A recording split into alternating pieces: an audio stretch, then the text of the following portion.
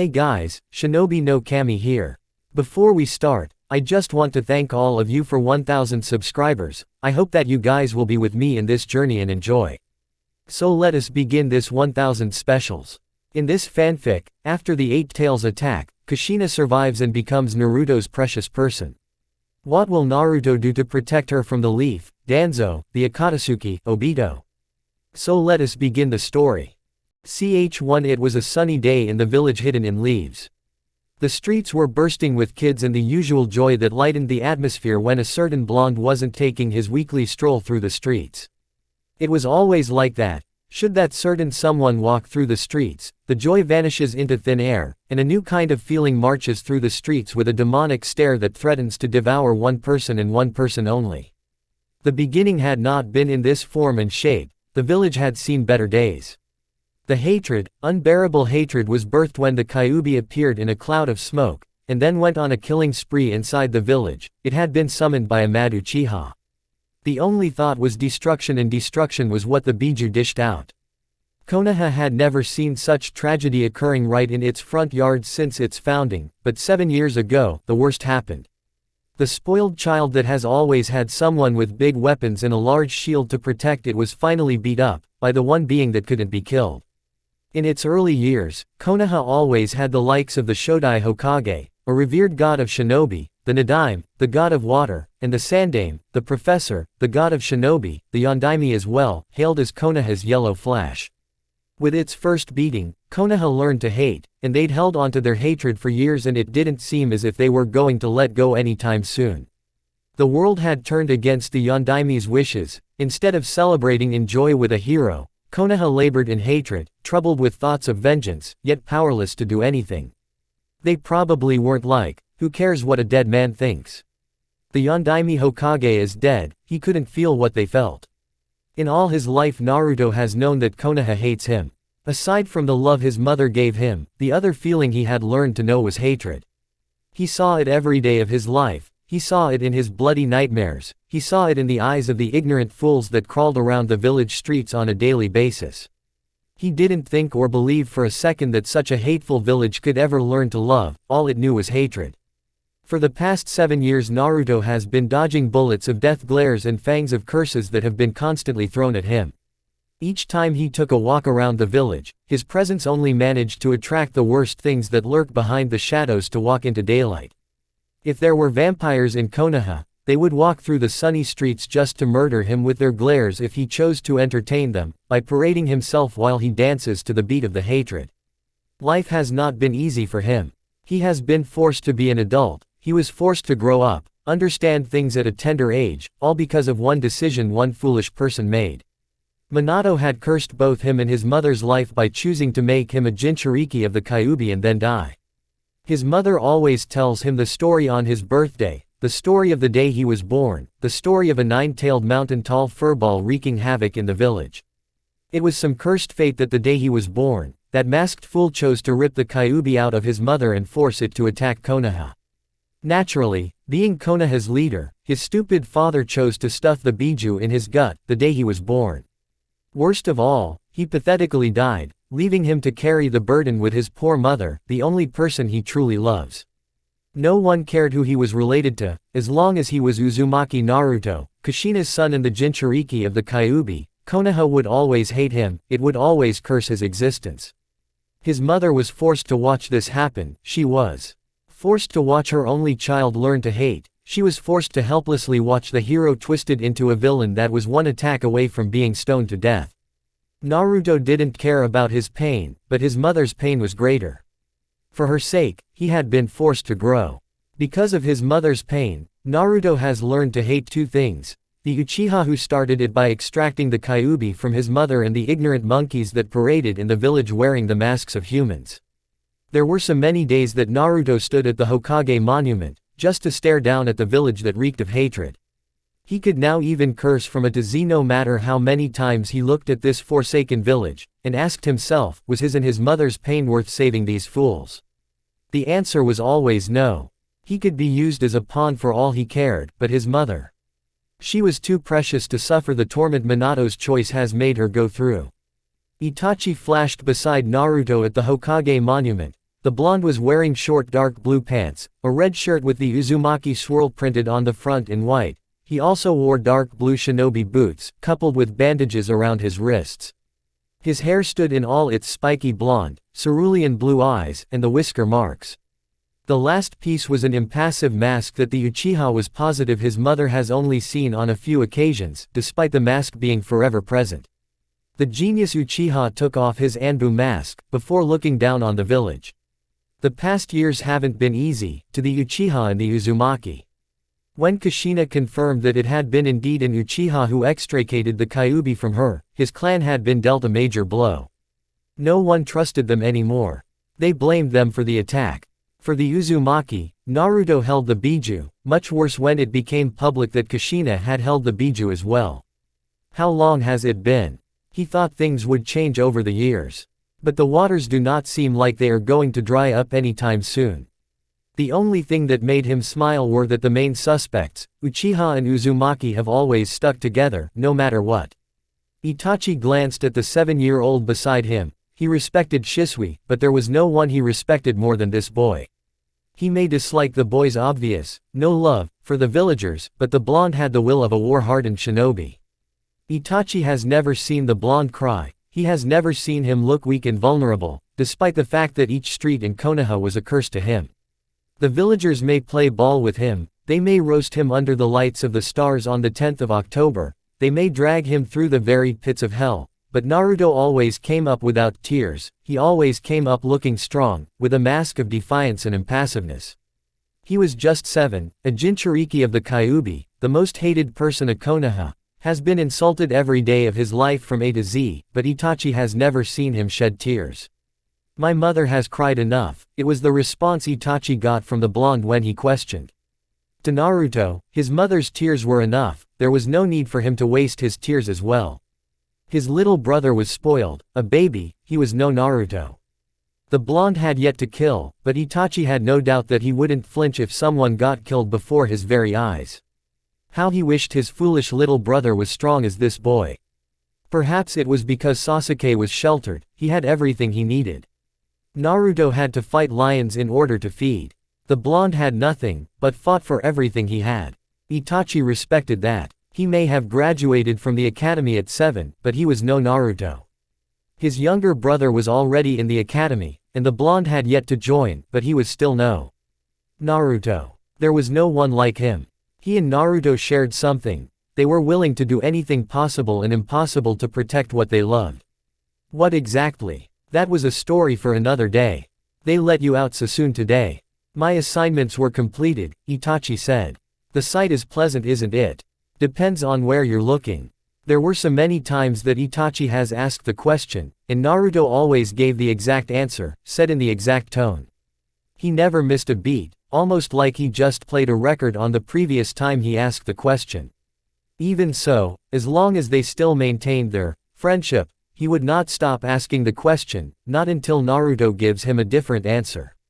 It remains to be seen if Naruto's answer will change, just as it remains to be seen if Konoha will ever change its attitude towards the blonde. Itachi could only hope. The hope may be thin as a needle, but it was something. Something Itachi could hold on to and press on with the march of life. You should come to Anbu HQ with me.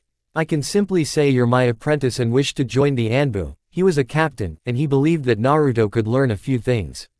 A little appealing, but no thanks. I have no interest in becoming an Anbu. Naruto knew exactly what being Anbu meant, and he had no interest in following along those lines. He had no desire to protect this village, not even in his worst nightmare. You don't have to join the Anbu. In the past months, I've not had time to honor our meetings because of the overload of work I have to do for both the Sandaime and Danzo, Itachi said. I also have my responsibilities as a member of the Uchiha clan. Naruto turned to face Itachi. He gave the Uchiha a look, offered no sympathy whatsoever. He then looked down at the village once more before opening his mouth. Your love for Konoha truly knows no bounds, the blonde said. No wonder your family is envious. I'm a shinobi of this village, my loyalty was sworn to this village, it's only natural that I love it. Yes, but there should be limits. Konoha didn't bring you to this world, the Uchiha did. Naruto said. He didn't go further on the matter. You can spend 2 weeks away from the village. I can't be away from mother for that long, she needs me. My mother will be with her when we're away. The Uchiha clan will always protect her. Besides, like my mother, your mother was a jonin. She doesn't need a brat to protect her. Naruto still shook his head.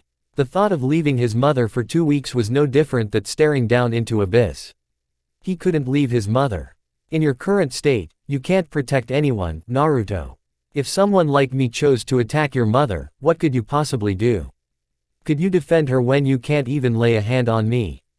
Naruto frowned, clenched his fists, and remained quiet for a few moments. I will talk to mother about it, he finally said. Itachi nodded before standing up.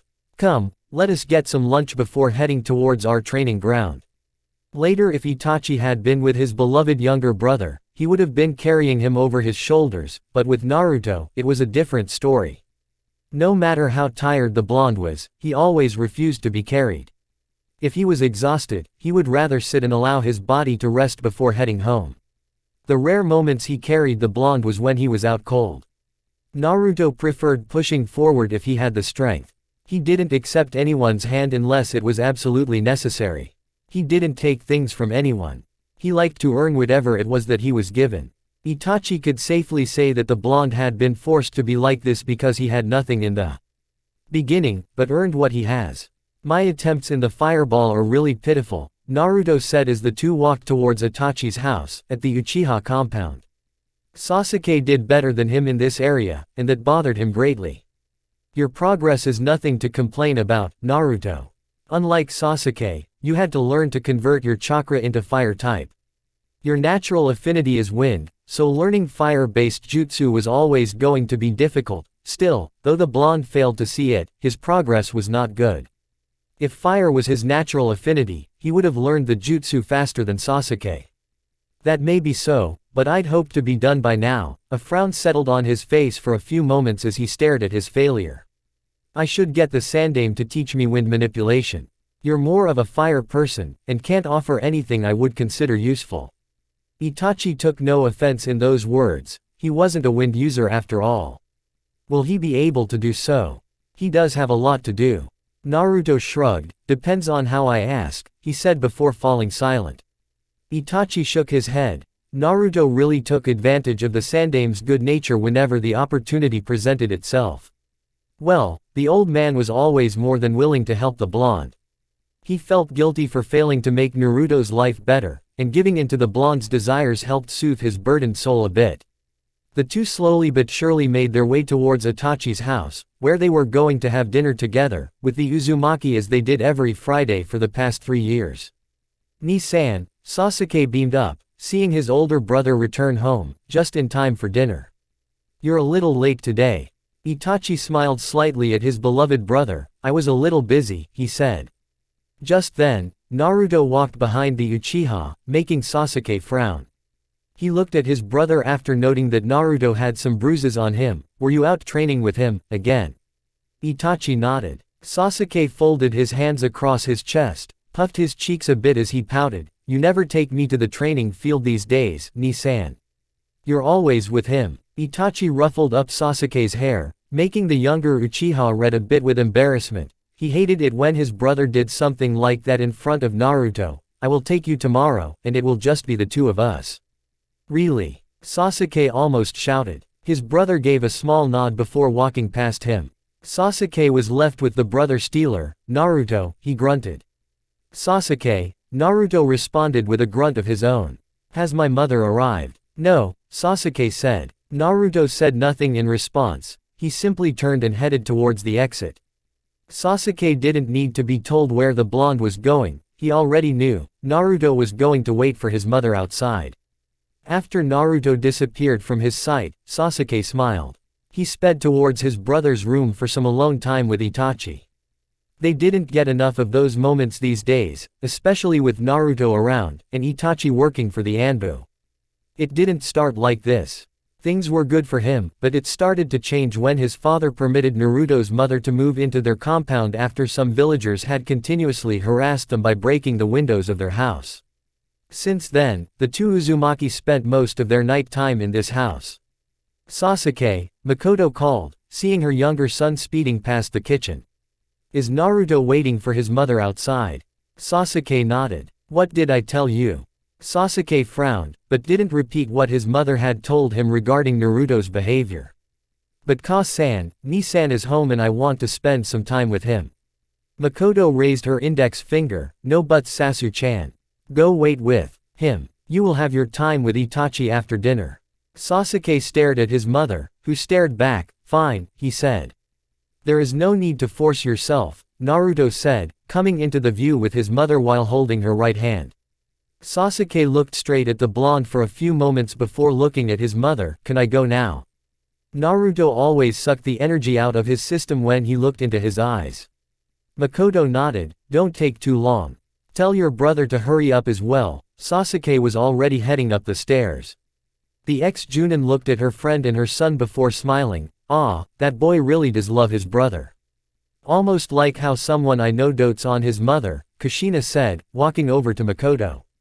At least you don't have your son following you wherever you go whenever he gets the chance.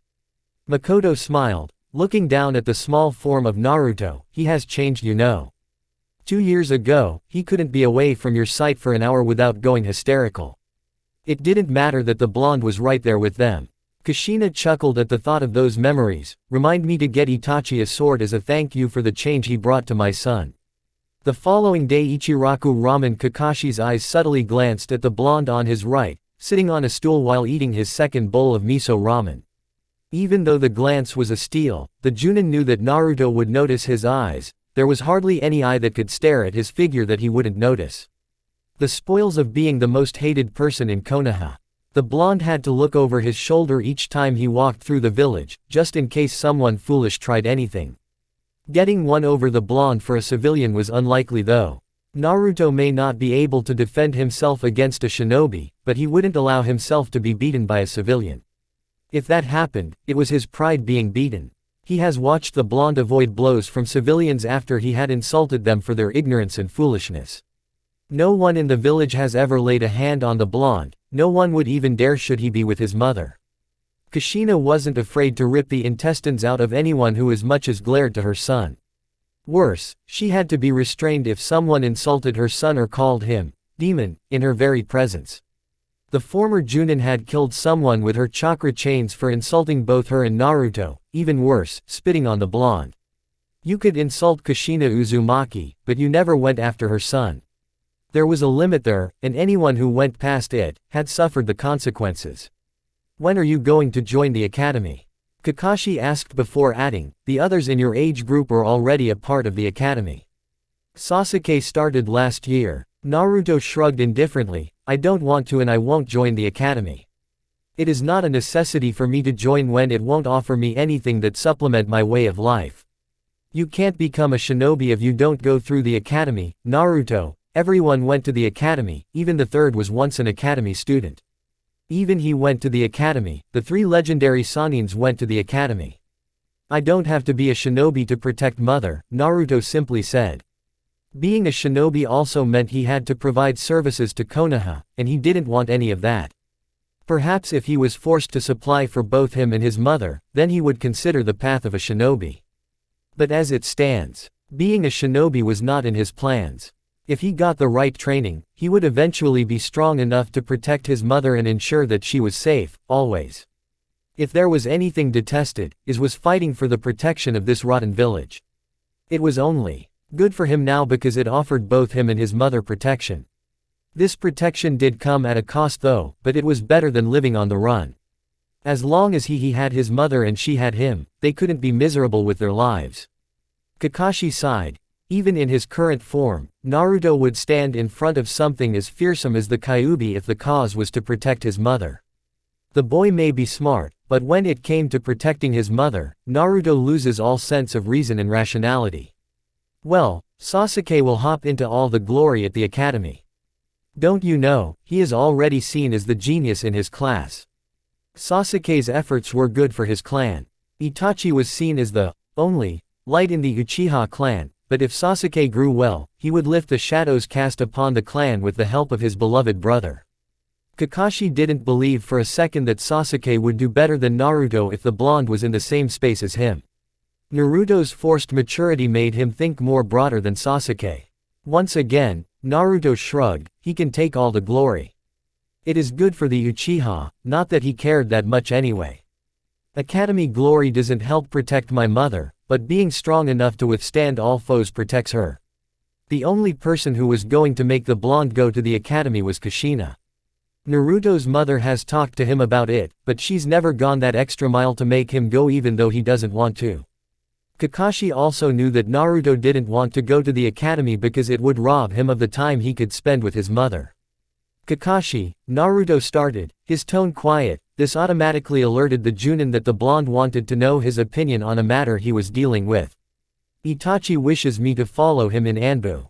Kakashi frowned. The life of an Anbu was full of secrets and it wasn't one he would wish for anyone. However, Naruto was a different matter. Granted that he has been through hell already, the world of Anbu would suit him better than being in the academy. It would also give him the strength he needed to protect that which was precious to him. To be honest, the academy offered nothing in building a strong shinobi. Still, what would Minato-sensei say about this? Minato would want his son to live his childhood to the fullest. Ah, who was he kidding? With the choice the Yondaime made, Naruto couldn't possibly enjoy a normal life under the circumstances that surrounded him. Besides, it wasn't like what his sensei thinks matters to Naruto anyway. What do you think? Kakashi asked, feeling it was better to hear the blonde's opinion before he gives his own answer. It will help me mentally. Let us be honest, my life will only become messier when I grow up, so I will need to have the physical and mental strength to deal with everything. Working behind the scenes with the Anbu will develop me in all ways. Kakashi nodded, but I don't want to be an Anbu. Itachi says I don't have to be one, but just do this with him to learn a few things. Secondly, it will rob me of my time with mother. I despair in the thought of leaving her in this hell for too long. I'm wounded that you don't trust me enough to protect your mother, Naruto, Kakashi said, both jokingly and seriously. Naruto knew that he had been the one protecting his mother during the time she carried him, so he should have a little trust in him. Naruto gave a simple response, "Mother is all I have." Kakashi understood perfectly. If something happened to his mother, Naruto wouldn't mind releasing the Kyuubi and watch this village burn to the ground. Kushina was the only family Naruto had, and the only person Naruto was emotionally attached, for real. Once more again, Kakashi sighed, things have changed a bit, but before Itachi, Naruto was always beside his mother, and he wasn't below giving anyone a threatening stare for coming between him and his beloved mother. Naruto's world was made of Kushina Uzumaki and Kushina only. Naruto himself now no longer lived in that world. The blonde was willing to dive into anything as long as it meant protecting his beloved mother. It was a concern for Konoha that Naruto had no love the village. Somewhere in the offices of Anbu HQ, Naruto was marked as an S-rank flight risk. It was a fact that no one could deny, not even the Sandaime. No matter how much he loves the blonde. The only reason the blonde was even in Konoha was because his mother didn't want to abandon the village her husband died protecting. Even if he leaves, Naruto was smart enough to realize that it would only risk his mother's life as they would be marked as missing nins. There was something that Naruto was not willing to do. Risk his mother's life. They were secure in Konoha, regardless of the treatment they received. If anyone so much as risked her life, then they would see the demon lying under that mask of indifference. There was a line around Kushina, and no one was supposed to cross it, not even Naruto. Have you talked to her about it?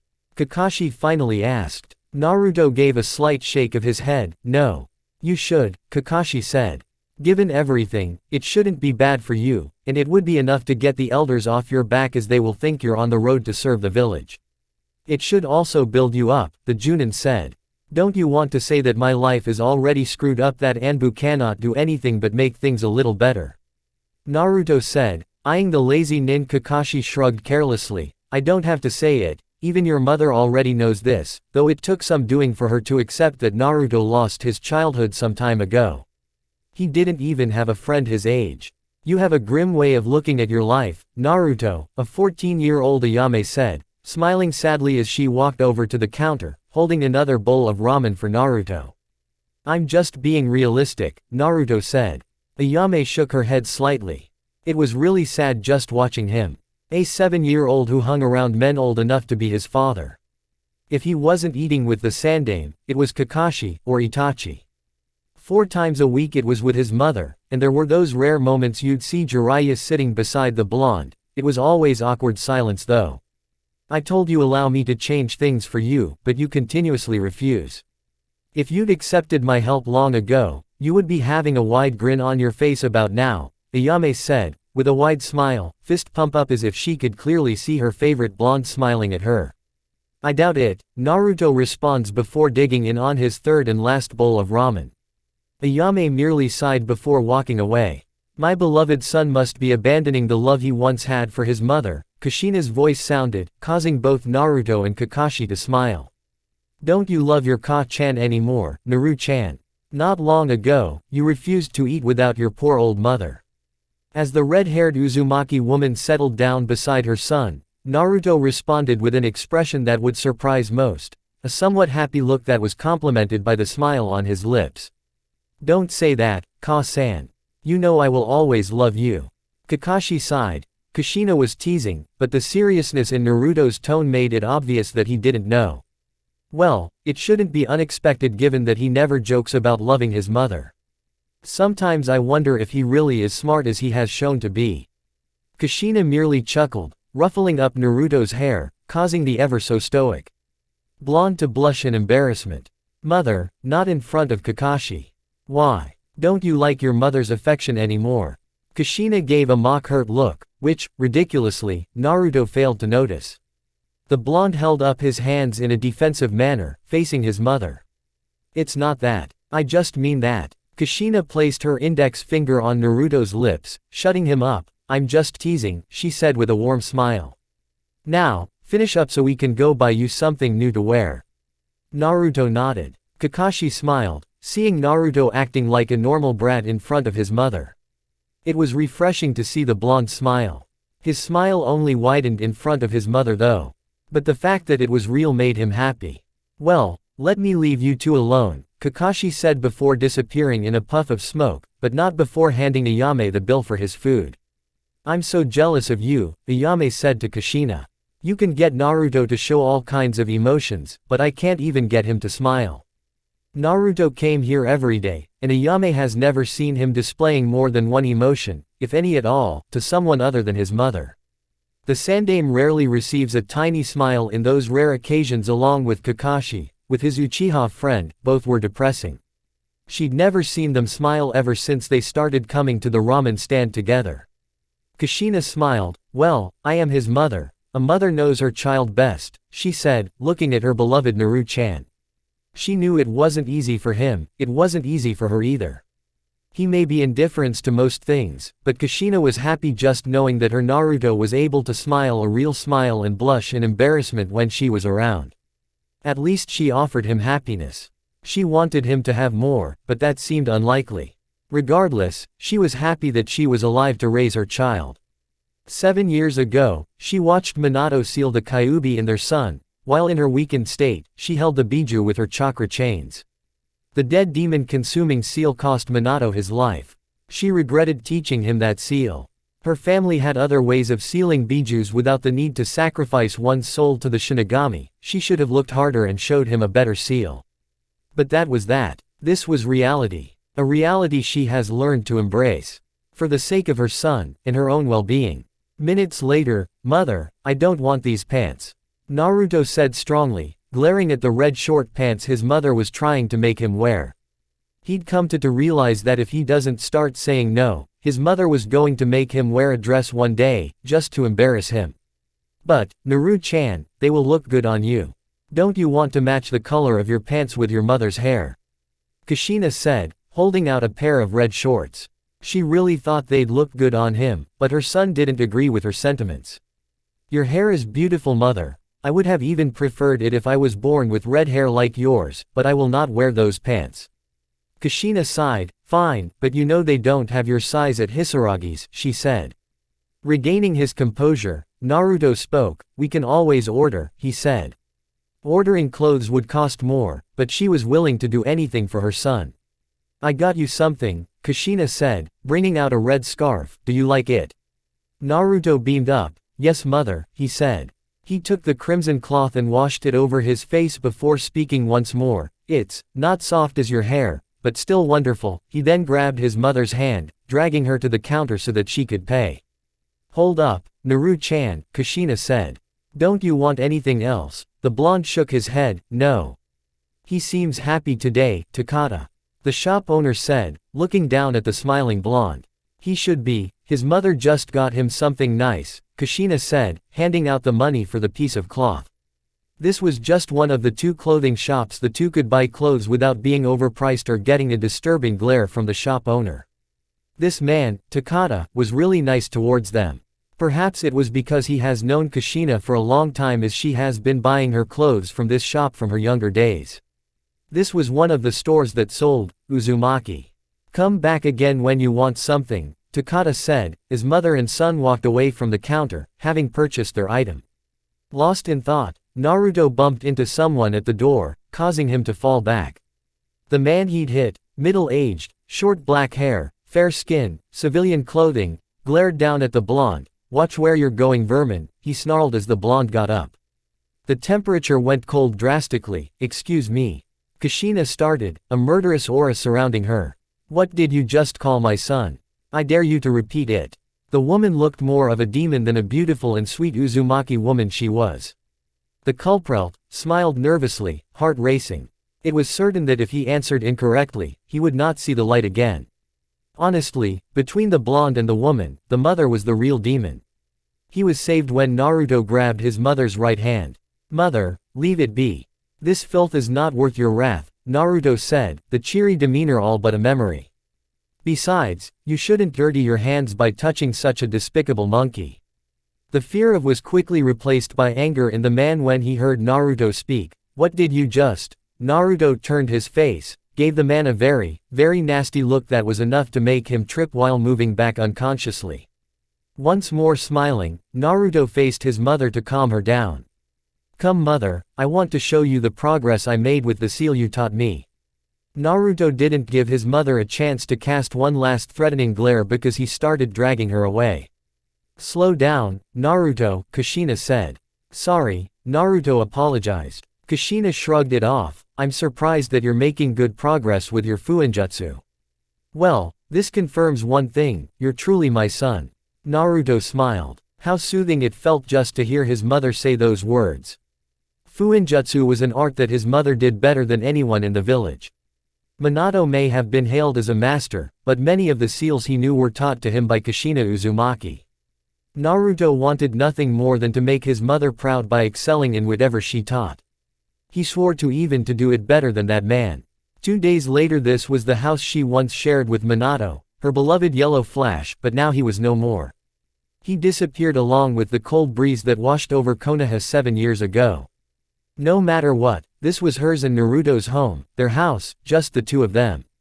The Uchiha compound offered them some security and comfort, and it was fun hanging out with the main family, Fugaku's family. Well, it was fun for her at least. She always had Makoto to cheer her up. Both were retired Junin who now took care of their families. It was a different matter for Naruto though. Her son got along with Itachi and Makoto, but when it came to Sasuke, it was another matter, and she hasn't figured out his relationship with the Uchiha clan leader. Kushina smiled looking at her son. They were sitting beside the dining table, having their family dinner. This was their home. This was everything that Minato had left them. The burden was outside, sometimes unbearable, sometimes she got bloody urges to kill people, but this right here made up for all for it. A quiet family time with her son, seeing much more of his beautiful smile. Something wrong, mother? Naruto asked, seeing the look his mother was giving him instead of stuffing down her meal. Kushina shook her head before going back to her meal.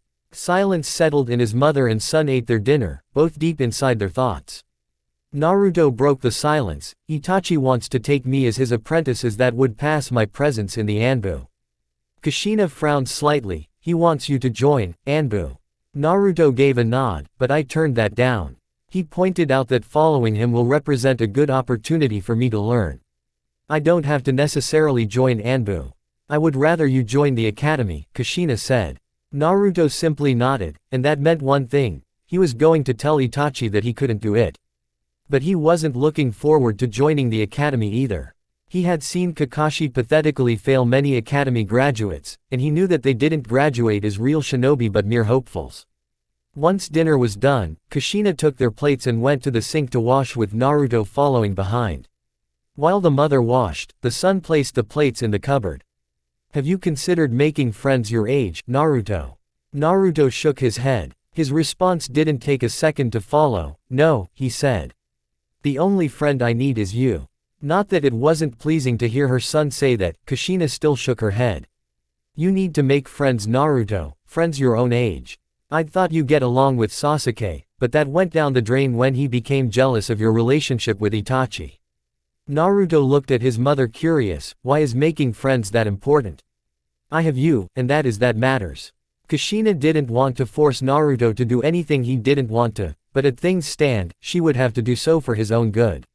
Even I had friends, Naruto, and I do have a friend now. A friend is someone you laugh with, someone to can depend on, someone like Sasuke's mother. But I do with you, Naruto pointed out, making Kushina sigh. This would have to do another day. It has been a long day and she needed to rest. Once they finished doing the dishes, they went towards the living room, but didn't stay there for too long. Do you want me to read you a bedtime story? I'm too old for that, Naruto said. You're just my baby boy, Naru-chan, Kushina said, knowing that it would only make Naruto frown. While he enjoyed being showered with affection by his mother, he also liked for her to see him as a grown-up, despite being just 7-year-old. Kids these days. Let's get you bed, shall we? Naruto nodded with a small smile, allowing his mother to take him towards his room. It was a neat room that had a small bed pressed against the wall opposite to the door, a drawer on the left side of the bed. Kushina watched quietly as Naruto got into bed. Once he settled, she sat down on the edge, held her hands together between her thighs. She didn't like showing Naruto a sad smile, but this place always brought it out. I'd imagined that your father would be here, with me when tucking you to bed, Kushina said quietly. While I was still carrying you, I thought we were going to have the perfect family, just you, me and Minato Baka. All the more reasons to hate that cursed Uchiha who pulled out the Kyuubi from his mother, forcing it to attack Konoha. If it hadn't been for that masked man, none of this would have happened. His mother would have been smiling, Konoha wouldn't be tormenting them. Perhaps he would have been given the chance to see that idiotic grin Kushina had said Minato would carry in some cases. But one man had changed fate, he had changed things. For him. No, more like screwed it up. And for that reason, Naruto would be more than happy to mutilate the evil bastard who has caused his mother pain. I told Minato that you also needed a father, that I couldn't do it alone, but he said I could. I'd offered to reseal the Kyuubi within me again, but he was thinking about the future. Two things Minato did and thought right: sealing the Kyuubi in him instead of his mother, and saying she could raise him well. He didn't care if he could be used as a sacrifice or turned into a guinea pig, as long as his mother wasn't put in any of that. Naruto Uzumaki would always know how to smile. His mother had also raised him well, so much better that he didn't have any complaints but to be thankful every day for being birthed by her. You have not failed as a mother, you have raised me well, and have taken good care of me. If they gave awards for best mothers, I would give you a crown of gold every sunrise for being the best mom, Naruto said with a smile. You're the best, and I couldn't have asked for a better mother than you. You are all I need. Kushina turned towards her son, offered him a warm smile, and I couldn't have asked for a better child than you. A sad smile replaced the warmth in her. I'm sorry you were forced to grow up so fast, Naru-chan. I wish you had lots of friends, played with other kids in the park. Naruto closed his eyes. He may have grown so fast, but his mind still needed all the rest it deserved. You make up for everything, mother. Your smile is worth a lot of friends. Smiling once more, Kushina rose up. Thank you, Naruto, she said, leaning down before placing a soft kiss on Naruto's forehead. Good night, Sochi. Sleep well, Okawa-san. Midnight is always in situations like this, more precisely, when his gut felt the spiritual waves sending him a message that something was wrong with his mother. Naruto has always woken up without a second pause to confirm whether the gut feeling was right or not. When it concerned his mother, Naruto didn't need to confirm anything. All that was needed for him was to be a good son to his mother and nothing else. The night sounds didn't bother Naruto for a moment as he walked through the lightless passages of the home he shares with his mother. The world could turn into a lake of lava, but he wouldn't even spare it a glance while his gut grumbles something about his mother. Naruto reached his mother's room and gently opened the door. The room was dark, but his eyes could make the image of his mother quite perfectly. The soft yet sad sound of her melodious voice crying reached his ears, and Naruto only knew one thing. Comfort mother. Situations like this have occurred in the past and it happened on about 2 or 3 nights in a year. He knew of it from age 4, and that was when he had stopped crying. His mother was crying, he didn't need to add more to it. Her tears were more than enough for 2 of them. Ever since he made a promise to never cry again, Naruto has never shed a single tear.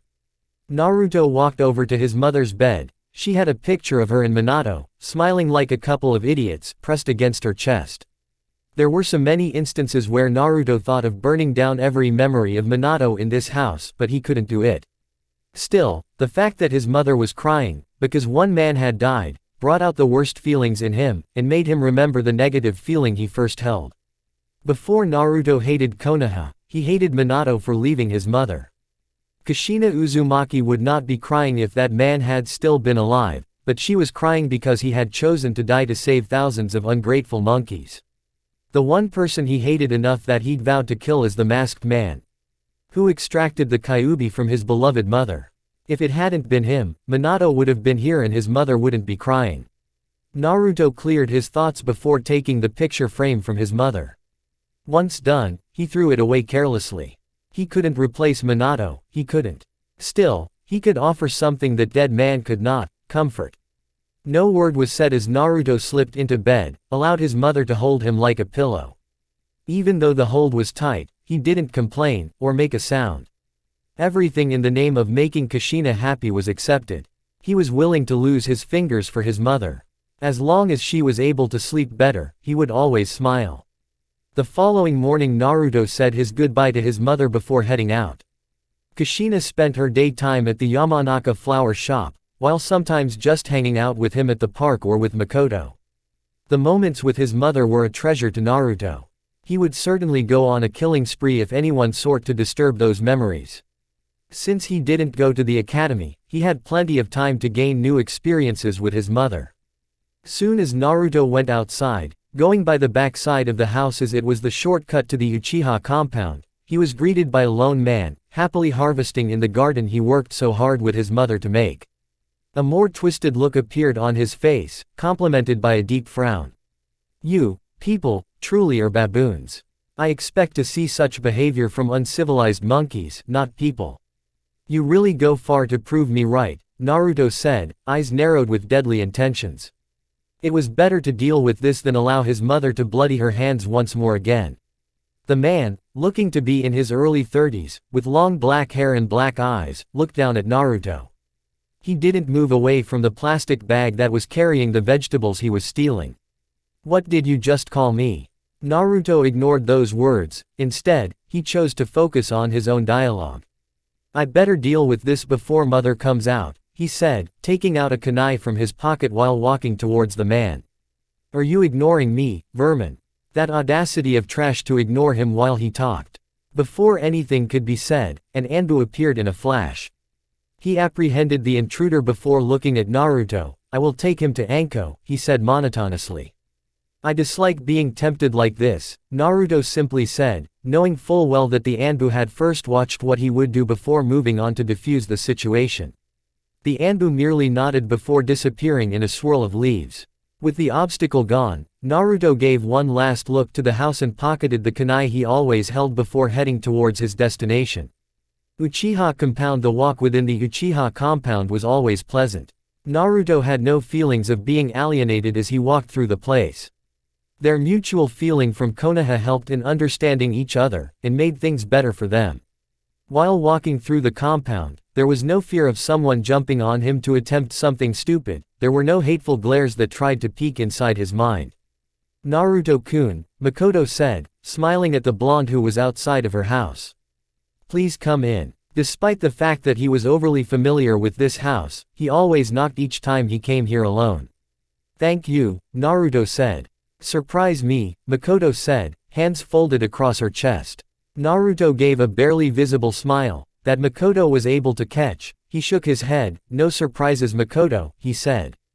"Perhaps one of these days I will surprise you, but not today." "That better come soon. I'm losing money to Itachi," Makoto said. "Is your mother still at home?" "She should be," Naruto said. Makoto smiled. "Itachi will be down in a few moments. He's still getting Sasuke-kun for the academy." That said, the former Junin disappeared to another room. Not a second after she disappeared, she peeked through the door from the living room. "Go up to Itachi's room if you don't want to wait." Minutes later, the moment Sasuke saw Naruto, he had requested that Itachi accompany him to the academy. Judging by how Makoto looked, it was obvious that she had said she would walk him. Along the way, the younger Uchiha had walked in all of Itachi's sides, just to ensure that Naruto wasn't close. Obviously, he wanted to monopolize his brother's affection. A pity Naruto didn't seem interested in joining on with the competition. After Sasuke had walked into the academy grounds, Itachi and Naruto disappeared off to the Hokage monument. "I cannot bear it anymore, Itachi. I can't continue to watch her like this. I know it only happens on a few occasions, but it doesn't make me happy. The worst feeling is that I don't know how to stop it. My mother doesn't know about it, does she?" Naruto shook his head. "No. Tell her. Only she can help in this situation." "I'll speak to her first," Naruto said. "In the meantime, let us step up with my training. I don't care if I have to return home unconscious every day." How far was one willing to go to protect the things they loved? For Naruto, there seemed to be no limit to what he could do or sacrifice to protect his mother. Itachi also has something he wants to protect, but was he willing to carry the burden? Naruto would without doubt. As it stood, he would be forced to test his limits. Just how far are you willing to protect your mother, Naruto? He already knew the answer, but he wanted Naruto to say, one more time, for his own conviction. "There is no limit, no place that is far, no abyss I will not dive into. I will grow wings if it means protecting mother." A couple of days later, Kushina's house. It was just after noon. Kushina had returned from the flower shop, where she usually gathered herself to kill some time. Naruto was no longer the little brat that needed her eyes to be looming over his figure in all corners. He was no longer the jumpy boy he was when he had yet to utter a single meaningful word. While she was letting the cool breeze wash over her crimson hair, under the daylight of a Tuesday, she was relaxing behind her house. At her garden, the wind changed directions, going north. Her eyes traveled at the speed of light, heading straight at the back entrance of her house, Jiraiya. No word left her lips as she stared straight at the perverted white-haired Sannin. "Hello, Kushina," Jiraiya greeted, his tone low, mixed emotions all over his face. "Jiraiya." The tense silence settled in after Kushina's response. She wasn't by any means being hostile towards him, nor she was friendly, just neutral. Jiraiya coughed up a wry smile. "You're never going to make this easy for me, are you?" "I'm not trying to make things difficult for you, Jiraiya. I'm quiet because I'm giving you the chance to make your story." Jiraiya suppressed a strong urge to frown. He didn't have any story to tell. He'd already told all his stories in the past couple of years. He was close to begging now, weeping while on his knees just so the woman could accept him in Naruto's life.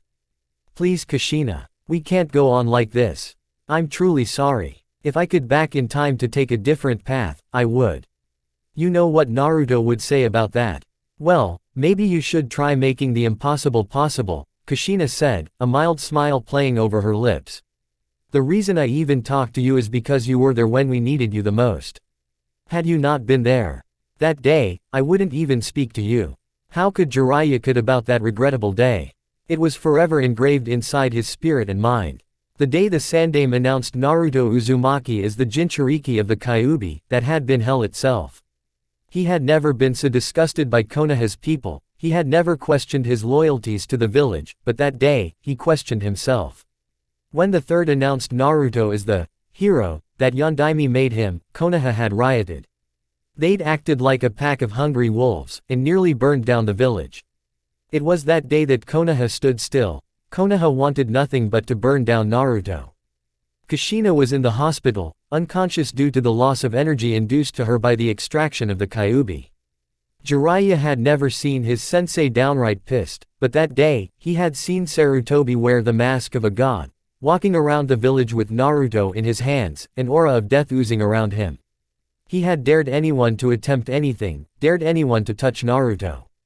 Of course he didn't allow his old sensei to outshine him. He had worn the gown of a Sannin and walked beside his sensei.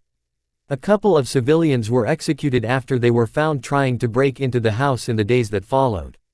After trouble ceased, Kushina released, Jiraiya had disappeared once more. Kushina stood up, and offered Jiraiya a weak smile. I think you would be a good influence on my Naruto. This is why I didn't refuse when you had him sign the contract with the Toads. However, that will depend on Naruto. If he doesn't want you, I won't force him. Meanwhile back and forth it went. The cool wind kept blowing by his face as the swing took him forth and back. For Naruto, there was no enjoyment to take from the swing, no joy at all. The fact that he was swinging alone was just a symbol of how pathetic his life was when his mother wasn't around. If she had been here, she would have been behind him, pushing him.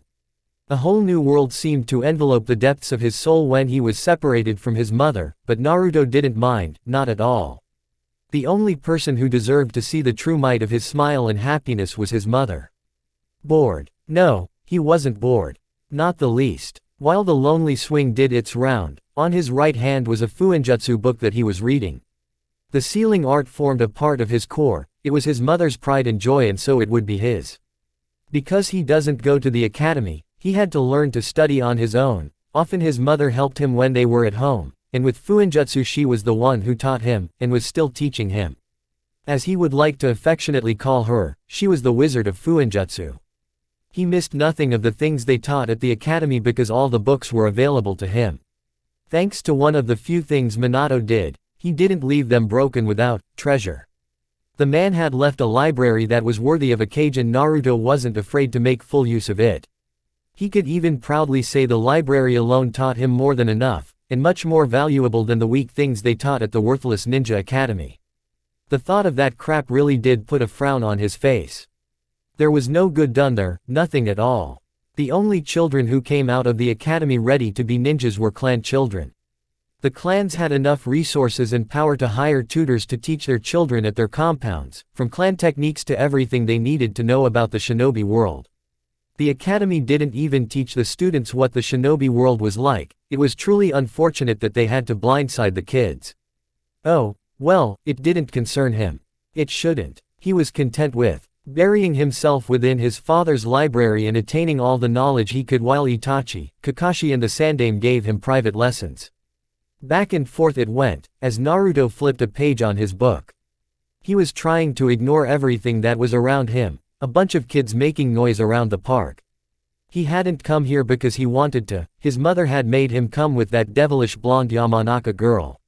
You can't let a girl go to that place alone, Naru-chan. Who's gonna protect her from bullies? His mother has so said with a wide smile. Definitely playing a trick on him. But it worked, not because he had the interest in protecting the girl, but because his mother had said so. Speaking of the blonde, there she was picking up troubling again. Hey, leave her alone and pick on someone your own size. Ino shouted, glaring at the three bullies who were busy bullying a pink-haired girl because of her rather large forehead. Who's our size, you? One of the boys said, grinning at the wonderful formed Yamanaka heir. Well, no, but leave her alone. Ino was firm, not wanting to see another girl being bullied by a worthless bunch of bullies who only picked on girls instead of fighting with other boys. Oh, will you look at that, she wants to join in the fun, another of the boys said, turning his attention towards the Yamanaka. Naruto sighed, always picking up trouble. He ignored the whole thing as though it wasn't happening. He looked firmly at his book. Fuinjutsu was really a complex art that needed time and energy. You also needed a mind that was able to think out of the box, a bit crazy to be able to think explosive stuff. But since his mother taught him to read and write, he had been looking at Fuinjutsu, he could understand it well, and he knew he would surpass his mother one day. The art was embedded inside his mind more than anything else. Naruto. Ino called, her voice high, a bit of fear audible. Her fellow blonde ignored it though. Naruto. A little help here. Once more again, Naruto ignored her. That loser can't help you. Look at him, he's frozen down and can't stand, one of the boys said with a chuckle, staring down at the cornered Yamanaka girl. Ino tried to ignore the boy breathing down her neck, and glared at the sight of Naruto. That bastard, she thought angrily. Naruto Uzumaki, if you don't come here and help, I will tell that you just watched a girl being bullied. That seemed to catch Naruto's attention. He closed his book, placed it inside his pocket, and looked at the direction of the girl, but still didn't get up. What? His tone was low, but it was enough for Ino to assume what he had said. Are you just going to watch two girls being bullied by these brutes? Ino shouted again. Hey, who are you calling a brute? Yes, Naruto simply said. He was dead serious and Ino knew it. If you don't come here, I will tell your mother, and you know how disappointed she will be when she finds out what you did. It didn't take a second for Naruto to be at Ino's side. He ignored the boys and stood beside the boys who had cornered her, while the other two were just behind him, along with the pink-haired girl. I thought we had an agreement. Yes, but I had asked nicely and you didn't help. What other choice did I have? He had asked for it by refusing to help when she had asked, nicely. If he wanted to do things the hard way, then she had no problems following his lead. The boy in front of Ino placed his right hand on Ino's mouth, stopping her from talking further. He then turned to Naruto, beat it trash, unless you want to join in the fun. Despite the position she found herself, Ino wasn't afraid, not when her Black Knight was standing before her. Naruto would make things okay, he would scare the boys away, he always did. For this reason, she had no reason to be afraid, no reason to struggle. Why was he called up into a situation like this? Normally, he would have preferred to just mind his own business. Ino could be bullied for all he cared, she was the one who was sticking her nose into things that didn't concern her. Who played hero when they didn't have the power? You certainly didn't enter a snake's burrow when you had no plans to counter its venom. He didn't like playing hero, not when his mother wasn't concerned. Another boy placed his right on Naruto's shoulder. You still alive? He asked, mockingly, seeing that Naruto had yet to say a word. Naturally, he assumed the blonde was frozen in fear. Naruto's neck nearly snapped when he twisted his head to face the boy. The look on his face was anything but nice and indifferent. Ruthlessly cold look on his eyes had its fangs on the boy's throat, its poisonous venom sending cold chills down his spine. He quickly took off his hand from Naruto and wanted to do nothing but run away to his mother and say, "Ka-san, you were right, he is a demon." But he didn't. He just took a step back. Come on guys, let us get out here. The boy didn't give a reason as to why, he just left, without even looking back. The other two quickly followed, not before giving their victims one last shove. Ino quickly recovered from the whole ordeal and went towards Sakura, who was still on the ground. Was that difficult? No, but I would rather you didn't do something like that again. Naruto said, already walking away. Thank you, Sakura wanted to say, but he had already made the distance. Ino gave the girl a smile. Don't worry about it, he's just like that. Ignore him for now. Come on, let us go play. Sakura's lips twisted into a weak smile, before nodding softly. Up she went and followed her new friend. Naruto walked towards a tree in the park, sat down while leaning against its trunk. Weak girls, he thought. Kushina Uzumaki had fought her bullies, either be boys a boy or shinobi, she had beat up anyone who attempted to bully her. His mother was strong, she didn't rely on anyone to fight for her. But these girls, they relied on someone else to protect them. With her big personality, why couldn't Ino fight off their bullies like his mother did? Yes, she could fight off some other girls, by mocking them at least, but when it came to stubborn fools, she always relied on him. The first time he had been forced to play hero was about 2 years ago. A certain Hyuga was close to having her eyes peeled out simply because they looked weird. Naruto would have just ignored it, and mind his own business. Why was he to help when the girl had no relations to him? But the girl's cry for help had been so pathetic that had even he pitied her, a rare thing. He hasn't shown anyone pity since then, that was a one-time thing. Still, his mother had been proud of him. She was so happy. Clearing over those thoughts, Naruto chose lay back, his fuinjutsu book over his face. No one would dare come here to disturb him. And he would murder anyone who would take the book his beloved mother gave him. That in mind, Naruto decided to nap while Ino wore herself out with her new friend. Boo, Kushina said, shaking her son furiously. Unfortunately for her, Naruto didn't freak out. Mother, he said, removing the book on his face. He could never mistake his mother's presence or her touch. There was no one who touched him like her. Even if his sense of touch was to leave him, he would still recognize his mother. Ah, you're no fun anymore, Kushina said. Well, will you look at that, Mama's boy is smiling in the sight of his beloved mother, Ino said. A grin that spoke volumes about the thoughts going inside her head. Naruto looked at the girl with a frown, then looked at his mother. Why mother? Kushina merely smiled. I don't know, Naru-chan, she said. But I know that your mother loves you. For Ino, this was just gold, Naruto's nickname, the blush that was threatening to paint his cheeks.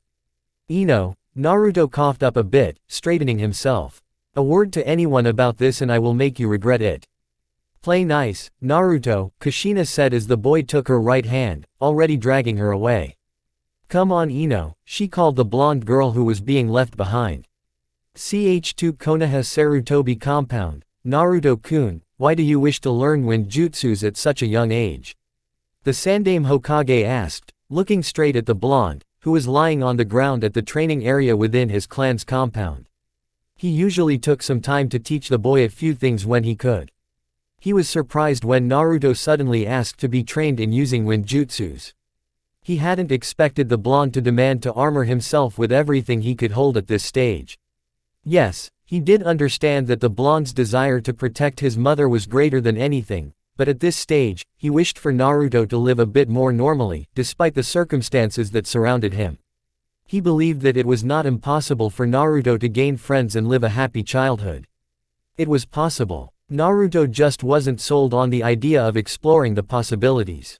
Perhaps he should have barred young Itachi from showing Naruto his chakra nature. He'd allowed it to happen because he believed it would quiet the blonde a bit, but that turned out to have the opposite effect. The blonde's chakra coils had developed far earlier than most children. It perhaps had to do with his Jinchuriki status, and as the blonde was willing to train, it wasn't wrong to teach him about chakra. I want to be strong, Gigi, Naruto said, staring at the clear sky. He had to be strong, for his mother. Hiruzen sighed, looking at Naruto. Sometimes the blonde did wear him out. Yes, I know that. Wind manipulation isn't the easiest thing you can do at your age, Naruto. Learning to control wind chakra takes years of training and hard work. He could remember his own days, staring at a waterfall while trying to cut it. It didn't actually take years to learn the manipulation of wind chakra, it depended on the capacity of the executor's mind to learn. Controlling pure wind was the most difficult. Then isn't it only right that I start now if it takes so many years to learn? If I start now, by the time I reach a more mature age, I will be able to manipulate the element, Naruto reasoned with the third. He shouldn't have said that, but he did know how to handle this child. Yes, that would be the most reasonable option, he said, not wanting to deny a straight-up fact. However, that is the kind of thing that Root Anbu learn at your age, and I don't want to treat you in the same manner. I don't want you to have the same mentality as Root Anbu and endure the same harsh training Danzo gives them. I really appreciate that, Gigi, Naruto said quietly. You have really treated me well over the years. I don't think I can even imagine you teaching me how to become an emotionless robot like Danzo does with his root. A rare small smile appeared on his face when those words left his mouth. He could always count on the Sandaime to treat him well aside from his mother. This is what it meant being the son of a former Hokage, privileged to know more about the inner workings of the village. Minato had lots of things inside his office, secrets and everything. All of which were not hidden from him by his mother. She didn't seem to mind him making himself comfortable in his father's study, even when she knew he was reading some things he shouldn't. She just didn't allow him anywhere near those kind of S-rank secrets. What Danzo was and did wasn't something that could be classified as S-rank. The third chuckled lightly, well, I wouldn't be living with the will of fire in me if I went to the extreme. Besides, Kushina-chan would kill me. Naruto smiled, yes, she would, he said. Mother can be overprotective sometimes, not that he was complaining about it. He wouldn't have it any other way. Aren't you like her in that regard, Naruto-kun? The Hokage asked, slightly amused by the thought of how both mother and son were overprotective of each other. Even so, the fact that Naruto never seemed to notice that he was overprotective of his mother. Well, he was still just a 7-year-old, regardless of how smart he was. Maybe, Naruto said with a shrug. He was never going to openly admit it, nor was his mother. To him, it was only right that he think of his mother's safety all the time. Back onto the matter at hand. I think it is necessary for me to learn all that I can when looking at the environment that surrounds me. I do not disagree with your assessment, but you should mind your age as well. Other children your age aren't concerned about their mothers in the way you do. That doesn't mean they don't care, it only means they know their role is to be children and allow their parents to protect them. Naruto got up from the ground. He had recovered enough energy from the taijutsu training the Sandaime was teaching him. He couldn't learn taijutsu from Itachi because the Anbu captain's style went along with his Sharingan. He didn't have those eyes, so the style wouldn't suit him. The blonde sat carefully, legs crossed and looked at the third, who was sitting just away from him. I feel you are saying that I'm acting like an adult, instead of being a child. But you forget that the father is always the head. I don't have that. The third shook his head slightly. I can never forget that you don't have that, Naruto-kun, but your mother isn't a civilian. She is a retired jonin. Don't you always brag about her superior knowledge with seals whenever you get the chance? Even the saying of those words by someone was enough to make him smile. Still, I do what I must for mother, he could only say. If father was here, then the story would be different. Admittedly, the Sandaime Hokage acknowledged with a sad frown. It is unfortunate that Minato passed away at such a young age. He could have been doing a better job than I am. Maybe, or maybe not, Naruto said. Possibilities are always there. You have your experience to count on. Your physical prowess may be deteriorating, but your mind hasn't. So, it is still arguable. Nevertheless, it is indeed cruel that he pathetically died. He didn't pathetically die, Naruto, the Sandaime said firmly. No matter how many times he had to repeat it for Naruto to get it through his head, the Sandaime would always have the strength to say it. Minato-kun died a noble death. Like I always say, in yours and the villagers' perspective, that recorded answer once more, but the Sandaime wasn't worried. He knew Naruto's weakness and he would eventually expose it. Have you ever questioned yourself about what you would do in his position? I know if someone threatened your mother you would do anything possible to save her. Minato did what he believed was best to save his family and the village he had sworn to protect no matter the cost, no matter the pain. There are ways he could have gone about that, and still be alive.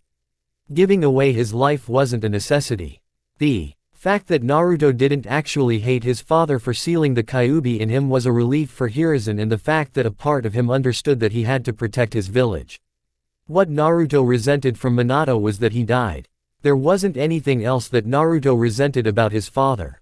The fact that he died instead of living hurt the blonde more than he was willing to admit.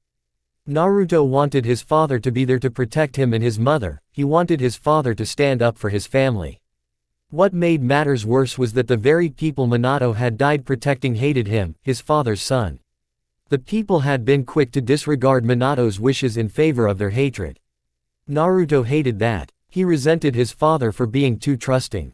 If the people had accepted him as a hero and didn't make him and his mother's life a misery, there wouldn't be any resentment on Naruto's side.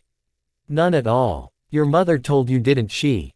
The seal Minato-kun used allows for you to use the Kyuubi's chakra. The seals that held the Biju in your mother and Mito-sama were meant to hold it back. What if your father believed that the Uchiha would return once again to Konoha? The fact that the Uchiha is still alive means that your father failed to kill him. What if he thought the best way to protect his family in Konoha was to give you the Kyuubi's power? Wouldn't that explain why he chose you and that seal specifically, despite your mother's arguments? Naruto clenched his fists. I have thought of that possibility, he said. Obviously the answer didn't please him given the clenched fists. But nothing can take away from what I have been forced to experience because of his decision. The third smiled sadly. Minato's only fault was that he trusted the villagers to see you as a hero. A part of me thought they would.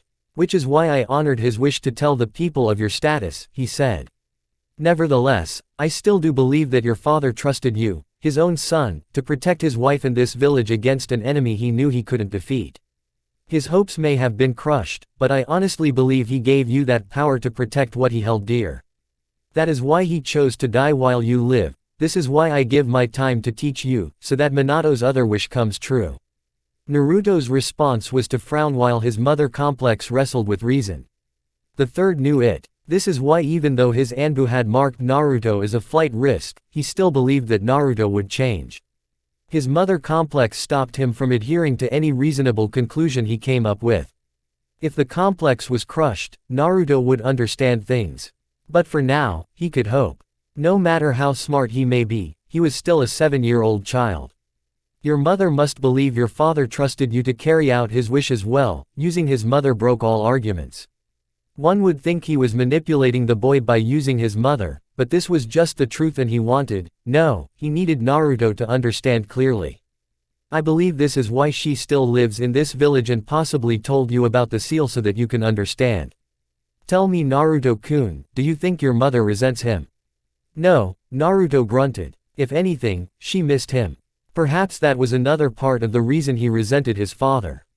I will still train you regardless, the Sandaime said. However, if you're going to learn wind manipulation, you're going to have to allow your chakra coils to mature, and learn to control your chakra. My reserves are nothing compared to when I was in my prime, but I make up for it by using the minimum chakra required for a jutsu. This is all thanks to my excellent chakra control. Kakashi has said that despite my age, I do possess large amounts of chakra. At this age it can be controllable, however, if it continues to grow as it has been, it'll become hard for me to control it as you do with yours. He may be right, but should you learn extensive chakra control at this age, you should be able to control it well as it grows. The problem becomes when you attempt to control chakra that is out of control, the Sandaime Hokage said. Naruto nodded. I assumed it may be so, he said. One more thing you'll have to do to continue receiving training from me, the third said. Naruto had a feeling he knew what the third was going to say. He even dreaded the answer as he asked, what? Go to the academy. I will handle all your paperwork. Yup. This is what he definitely suspected. I don't want to, he whined like the 7-year he was. Has your mother spoken to you about the academy? Yes, she has. And what did she say? She said she wanted me to join the academy and make friends, Naruto said. The Sandaime smiled. Do you want to make your mother happy, Naruto-kun? Of course, do you even need to ask? The response came out of the blonde's mouth without even a moment of pause and some firmness. There was no doubt he wanted to make Uzumaki Kushina a happy mother. Join the academy and make friends, Naruto-kun. Naruto's response was to frown. You've seen it, haven't you? When Sasuke-kun comes back from the academy and tells his mother how well he did, she always smiles at him. Sometimes she even walks him there. If you think I'm pulling one over you, go ask your mother. The third added, I know you're not optimistic about making friends, but don't lose hope in the young ones as well. Naruto's frown just deepened. I'll speak to her, he said. Good, the third said. Well, today he did a lot of groundwork. This was worthy of a treat at the ramen stand. But first thing first, Naruto-kun, we'll have to go to Suna in 2 days.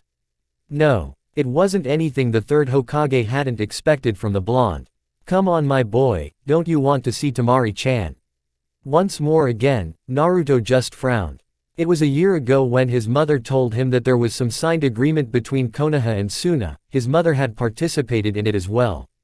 The agreement was that he was to marry the Yondaime Kasuke's daughter when he turned 18. The agreement had been struck when the Sandaime was contemplating allowing him and his mother to take refuge in Suna until things cooled down in the village. He had yet to even reach 1 year of age when his mother and the Sandaime found him a fiancé. The Sandaime's reasons were to strengthen Suna's ties with Konoha.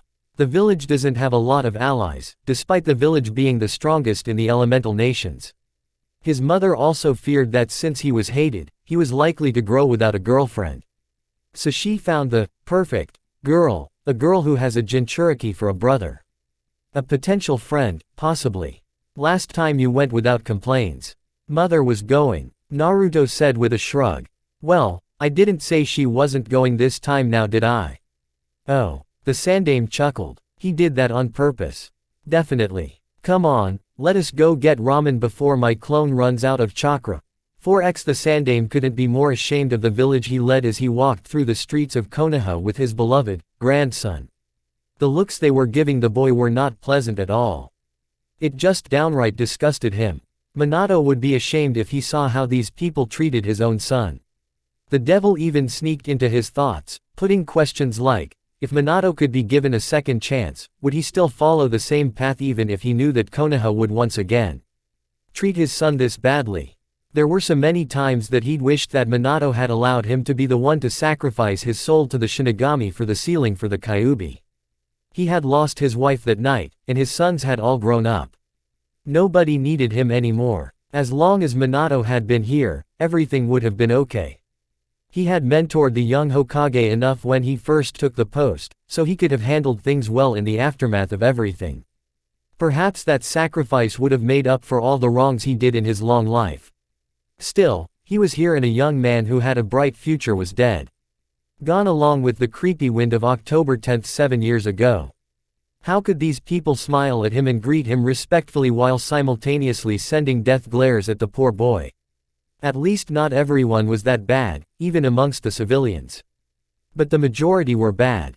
Regardless, his ways couldn't let him lose hope in this people ever changing. He believed they would eventually change. Naruto just had to do something good for them to see that they'd been wrong about him. The past wouldn't be erased even if they do change though.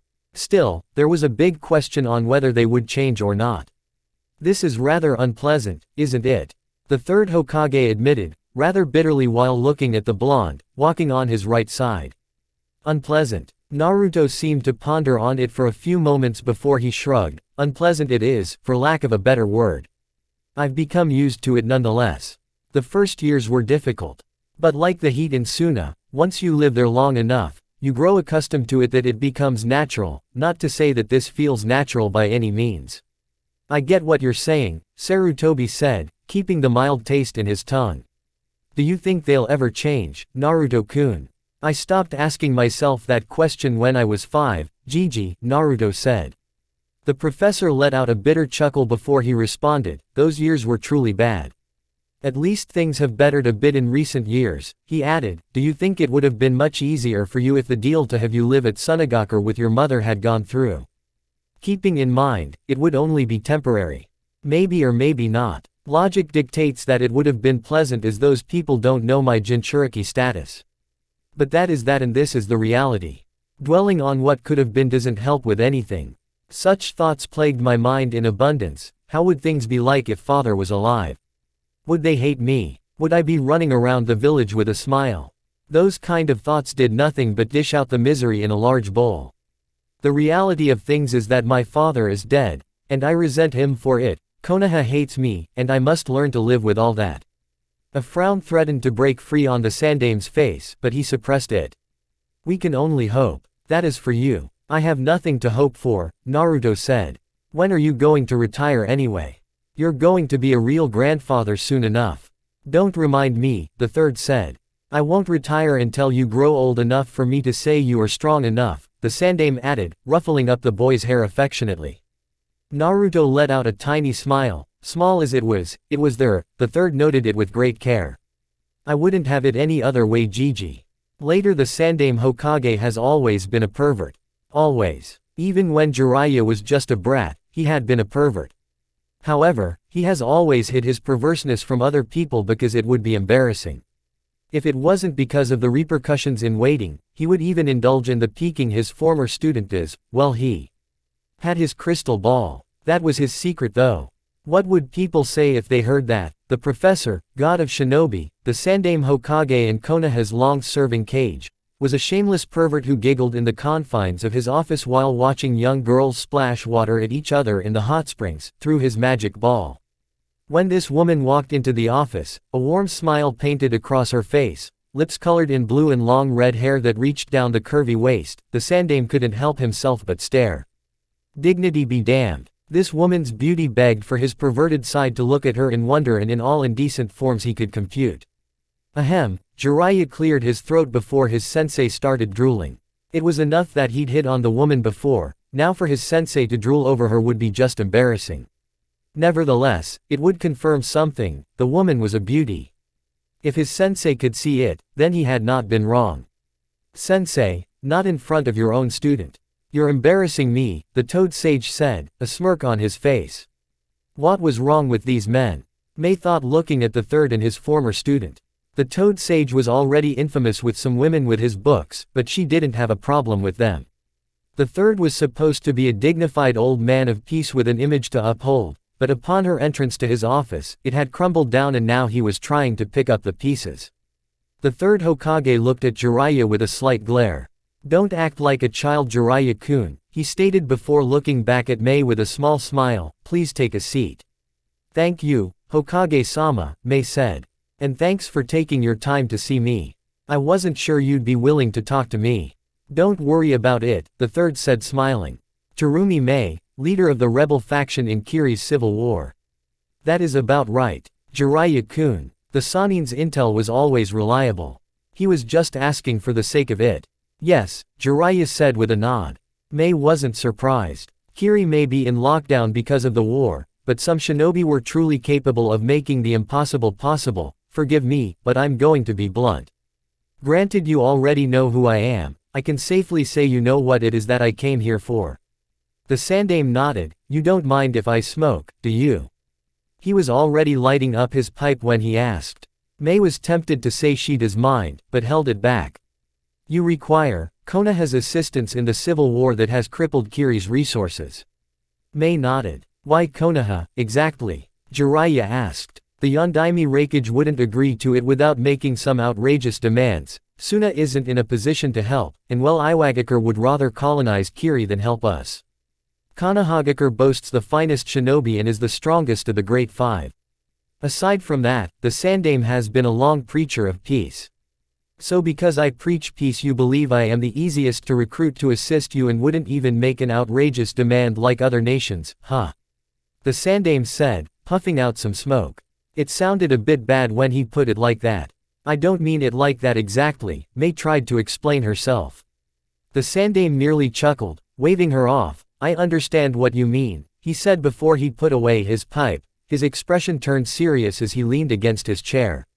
Speak, he said. Mei knew what the old man was saying, and this was the hardest part. Honestly, I have nothing to offer as it stands. We have been making progress against Yagura's forces, but our enemy remains the Mizukage. Meaning he controlled most things. However, I do believe that we will win the war. We just need some reinforcements for the final battle. When we win, we'll take over Kiri and start rebuilding it. Then, we can compensate you. You'll also gain an ally who'll never betray you. So basically you have nothing but promises without any evidence of it ever being fulfilled. This is the shinobi world. Signed treaties are nothing more than just pieces of papers. What value do mere words hold, if one can even deny ever saying them?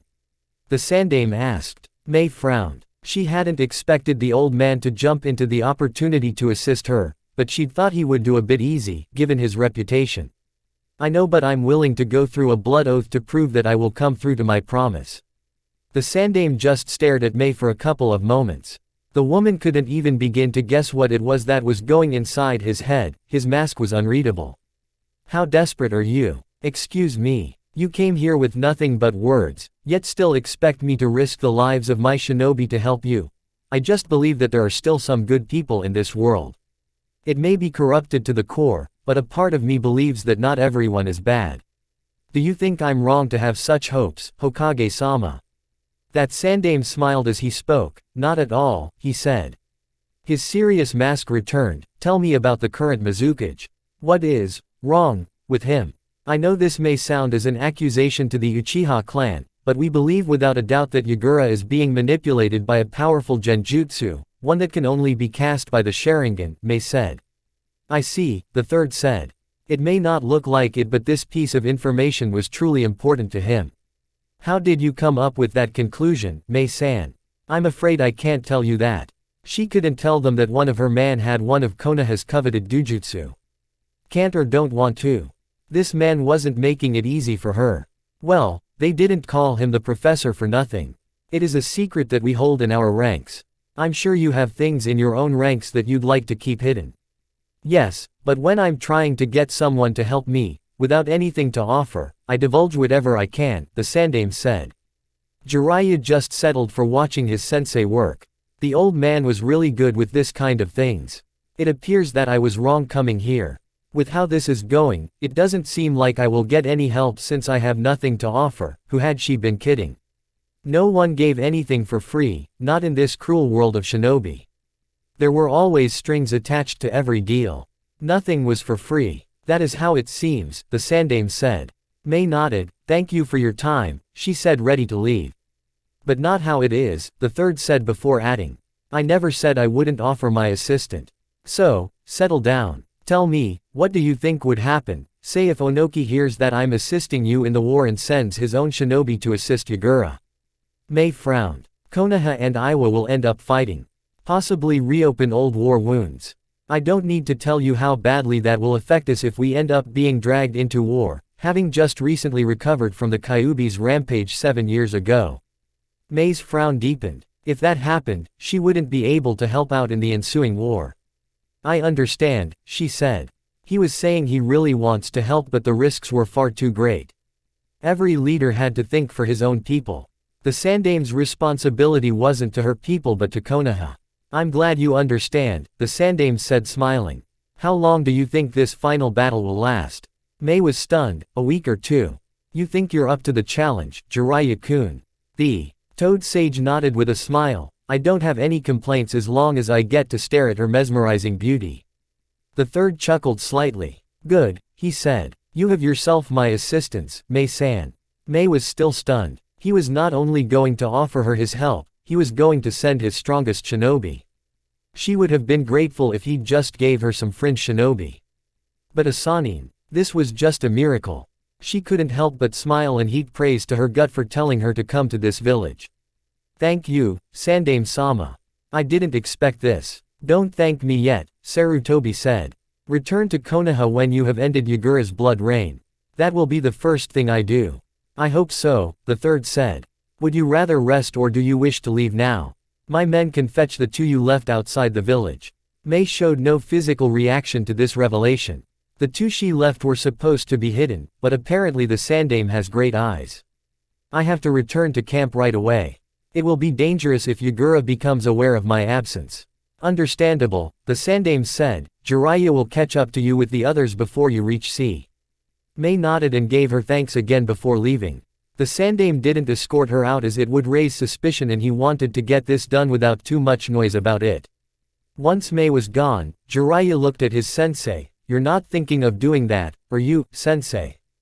The third merely smiled. Do you think this could be the same Uchiha as the one responsible for the Kyuubi's attack? We still don't know if it is really the Sharingan that is manipulating Yagura. Yes. It will be best if Itachi-kun tags along. His Mangekyo Sharingan should be enough to discern that. If he gets something good, then we may take another step into unmasking this Uchiha. Jiraiya nodded in agreement. A few moments of silence settled in before the Toad Sage spoke once more. Sensei, his tone was low, you get along with the Gaki, does he hate me? The third sighed. You're going to have to speak to him eventually. If you're not going to break the ice, Naruto won't bother. Now, I raised you when you were just a brat, Jiraiya-kun. You have grown up now. You raised Minato well. This is something that I cannot help you with. However, I can tell you this. While on this secret mission, speak to Itachi-kun, he understands Naruto-kun. 2 hours later Danzo walked into the Sandaime's office with a scowl on his face. He clearly didn't like being ordered by Hiruzen. Why did you call me, Hiruzen? Now, Danzo, there is no need for such animosity. I did allow you to live after you attempted to get me killed, the third said before getting into the business at hand. I have a mission for your route. What? Danzo asked, with narrowed eyes. Kiri's civil war. You're to send your route Anbu to fight with the rebels against Yagura's forces. Send them tomorrow morning. I believe you already know the way, you have been keeping tabs on the situation, no? The following day just beside his favorite tree at the park, Ino sat, legs pressed across her chest. When this image registered in his mind, Naruto did nothing but frown as he walked up to her. He didn't want to be here in the first place, he was only here because her mother had asked him to fetch the girl as it was getting late and she wanted to close up the flower shop and return home. He would have said no, but his mother had been there, giving him that look that clearly told him to do what was requested of him or there would be consequences. The girl looked sad, and that was something he didn't want to deal with. He had his own problems. Sighing, Naruto sat down beside his fellow blonde. Just so you know, I don't care, he said before adding. I'm just going to ask because if I ignore you, my mother is going to find out and she won't be happy, or you may just use it against me. Always treat a girl well, Naru-chan, his mother always tells him. He knew she wouldn't smile at him and say you did well if he just ignored a child of a friend in this kind of situation, especially a girl. He didn't understand it. But sometimes his mother would just say he doesn't have to understand but do as he was told and he would eventually understand when he does grow up. He was all grown up at this stage, what was there to understand when he was advanced in age? You're cold, Ino said softly. But then again, sometimes she did appreciate his honesty. He didn't lie to her, he was always truthful. Even though he was only forced because of his mother's compulsion, he was still doing it and she thanked him for that. Naruto merely shrugged indifferently, what is wrong? Sakura. That pink-haired girl you saved a few weeks ago. She registered with the academy and is now in my class. Her father seems to have pulled some strings to get her in. That is not the problem though, we both like Sasuke-kun and decided to terminate our friendship to pursue him. And this makes you, what was the right word, again? Sad. Ino nodded, yes. I liked our friendship but now we have become rivals, always throwing insults at each other. Sakura has also made new friends. Naruto sighed. His mother must truly hate him to make him go through such things. What are 7-year-olds doing chasing after Sasuke? What do you even mean you like him? You know how a boy likes a girl, Ino tried explaining. No, I don't know, Naruto said. Ino sighed, yeah, you wouldn't. The only person Naruto likes is his mother, she said. So, you really like Sasuke, and this Sakura does as well. Both of you are fighting for his affection, he would really kill someone if he had to compete with them over his mother's affection. This has something to do with what adults call love, but you're just 7. You shouldn't be too worried about such things. It could hardly be called love between 7-year-olds, but he wasn't going to point that out. Says the guy who already has a fiancé. You're not supposed to talk about such things, Ino. Naruto said. How the girl had even got hold of it was beyond him. He wouldn't tell her such things and his mother wouldn't either. Perhaps she had walked into their mothers while they were talking about it. Sorry. Does Sasuke share this crush of yours? Ino frowned slightly, but that was all the answer Naruto needed. My thoughts. Get over your stupid crush or destroy your friendship with that girl. What if by some great miracle, Itachi compels Sasuke to tell Sakura that he likes her better? Ino's frown deepened, it would take a miracle because Sasuke-kun likes me. Keeping telling yourself that, Naruto wanted to say, but the girl would probably tell his mother that he was mean to her. Come on, let's go, he stood and helped her up. Whether a solution was reached or not did not matter. Sunagakure as soon as the Sandaime, Kushina and Naruto made it to the gates of the village hidden in sand, they were greeted by a squad of Anbu. The third had his own Anbu as his guards, just hidden somewhere Naruto couldn't begin to sense. The way towards the village had been rather short as Hiruzen wanted to return to Konoha as quickly as he could. In his mind, he couldn't leave the village for too long when he had made enemies with that snake, Danzo. The Warhawk would probably choose to dethrone him in his absence. It was unlikely as he had made sure the route commander sent his route away to Kiri, but it was still a possibility. Hokage-sama, the leader of the Anbu squad said, walking over to the Sandaime, please allow us to take you straight to the Cage Tower.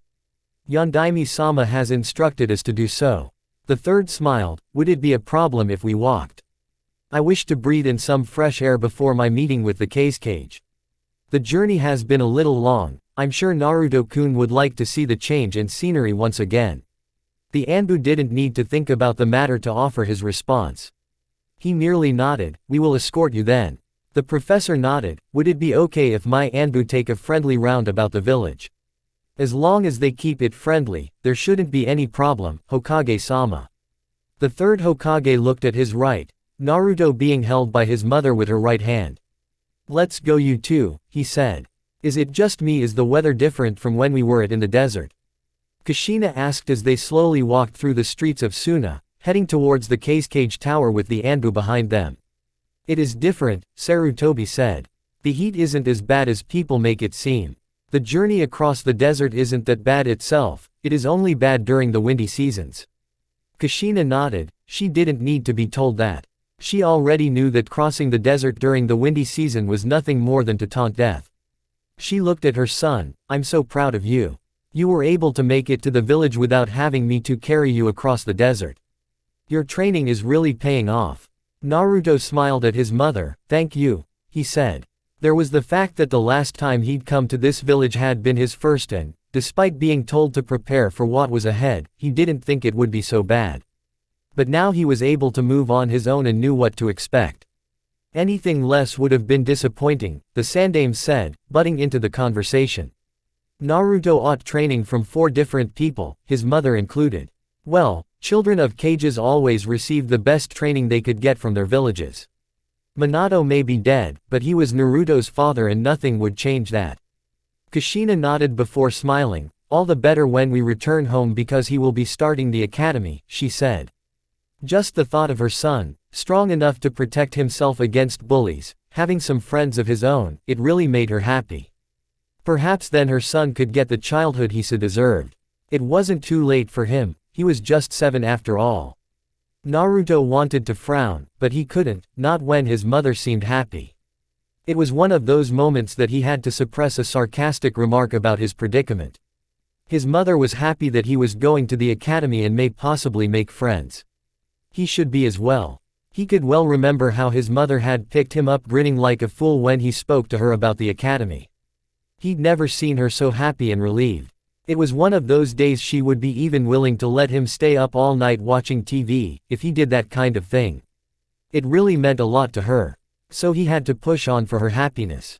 Don't worry too much about it, Naruto-kun, the Sandaime said. I'll arrange that you be put into a class with the clan heirs. They are smart, Ino-chan is an example. Who knows, you may even get along with Sasuke-kun while competing for academy honors. I doubt it, Naruto said. If I become a competition, Sasuke is likely to see me as a threat. Kushina patted Naruto on the back. Where is your optimism, Naru-chan? She asked a bit loudly. What did I tell you?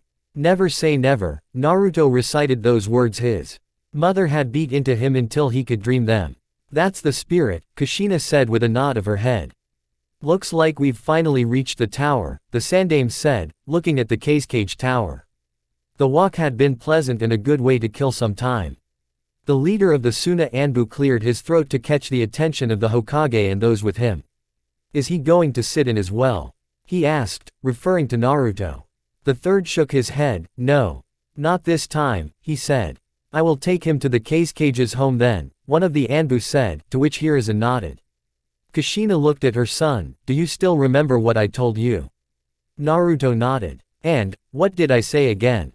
Smile, Naruto said giving his mother a warm smile. Good, now go be a good boy and don't do anything that will give your mother a heart attack, Kushina said. Mother, what would I do that would give you a heart attack? Kushina shrugged, well, you spend some time with him, she said, her left shoulder pointing towards the Sandaime.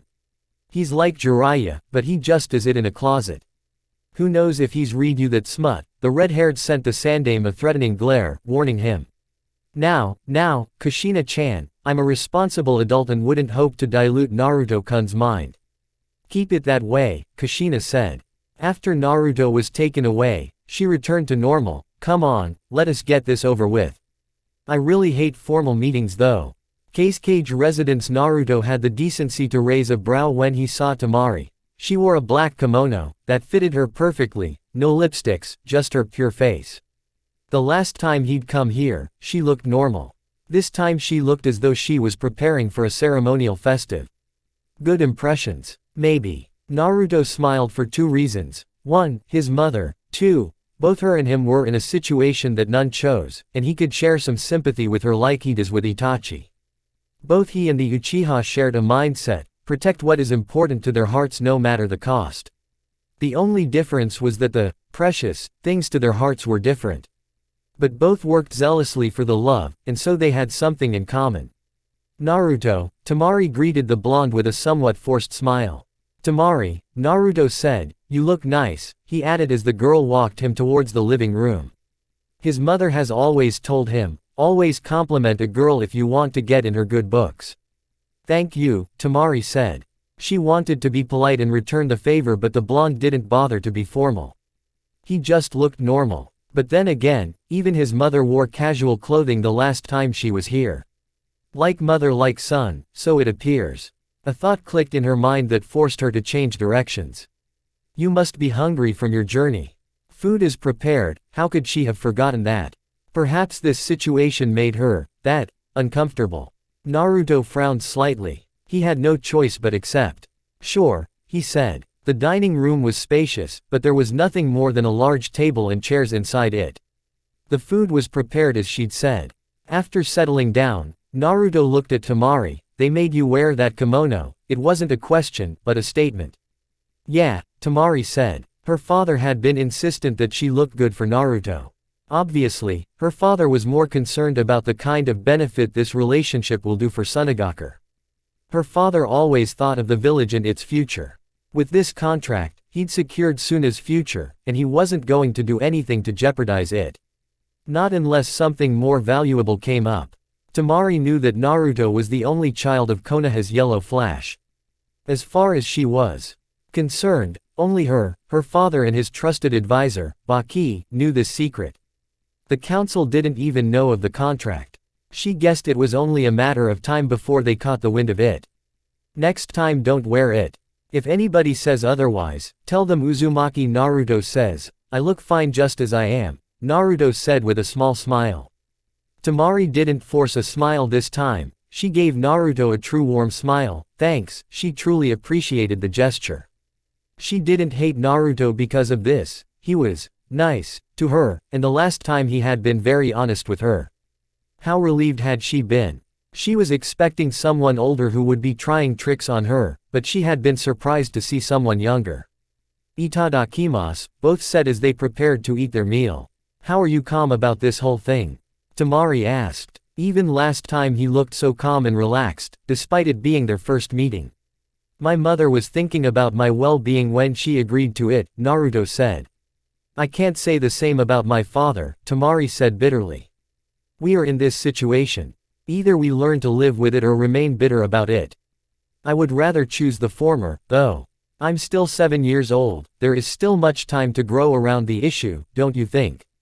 Temari didn't need to think about it to give a nod. Still, despite saying those words, Naruto had been told by Kakashi that there was a high chance that he may just end up not being with Temari. The agreement between Suna and Konoha was between the current cages. Should another cage take over before they are even married, the cage was within his right to declare it void. Since the agreement wasn't public, it was easy for either nation to pull out without fearing a backlash. Besides, the only reason the adults wanted them to know each other now was so that they could develop some bond, as his mother had forced another fine print that clearly said, should Uzumaki Naruto be unwilling or having not developed any feelings for Sabaku no Temari, he has the power to say no to the marriage. Still, he would have to pay a hefty fee and offer some sealing scrolls to be allowed to get out of the marriage. Temari wasn't told of this. And his mother had told him to give it his all. For his own sanity and crumbling hope in humans, he was trying. 2 days later, moments like these, he really dreaded. The Sandaime has tried by all means to make things comfortable for the Uchiha clan just as he has tried with Naruto. But it just seems like all his efforts have been without rewards. He has not been completely useless as Konoha's third Hokage. Not by any means, but there were things that were happening around Konoha that seemed to be beyond his reach and control. He really wished that Minato was present at this time. Between the two of them, they could figure things out. He was old. He no longer possessed the influence he once had when he was still sharp, physically. The Uchiha knew of this. From an undeciding Hokage, he learned to decide things for himself. He learned to take the decisions that he wouldn't normally take. This had been forced upon him by the death of Minato and the consequences that followed. Iwagakure had tried sending spies to check on the village's power to see if it could try something, but Danzo had stepped in and dealt with the threats. He was thankful for the War Hawk, a reason he still kept him despite the man having once tried to take his life by attempting to poison Kakashi against him. Naruto was another issue that forced him to step up. He couldn't allow things to get out of hand, lest he wished to live with regrets for the rest of his life. The blonde was a hero in his eyes and he treated him as such. He couldn't force the villagers to offer the same thoughts, but he had ensured that none took their frustrations off the boy. This is a case that he had constantly reminded the villagers that he wasn't called the god of shinobi for nothing. The Sandaime Hokage leaned back to his chair, tried by all means to appear strong in the front of Uchiha Fugaku, the head of the Uchiha clan and Konoha's military police force. There was trouble between Konoha as a whole and the Uchiha clan.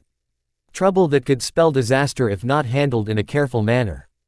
I hope you kept things tidy in the village while I was away, the Sandaime started calmly. Naturally, Uchiha Fugaku simply said. My son has been out of the village for a number of days. I usually don't question Anbu missions, but I feel that he was taken away hastily as he'd told me he had no upcoming missions, and his squad mates remain in the village. Itachi-kun has gone on a secret mission with Jiraiya, the third said calmly. You know that I don't believe for a second that your clan had nothing to do with the Kyuubi attack, right? He'd already told the man what he thought, but it didn't stop him from saying it whenever he got the chance. Fugaku gave a subtle nod. Unfortunately the same cannot be said for the villagers and the clan heads. His tone was cold, no hatred dripping from it, just silently cold. That is indeed unfortunate, the Sandaime said.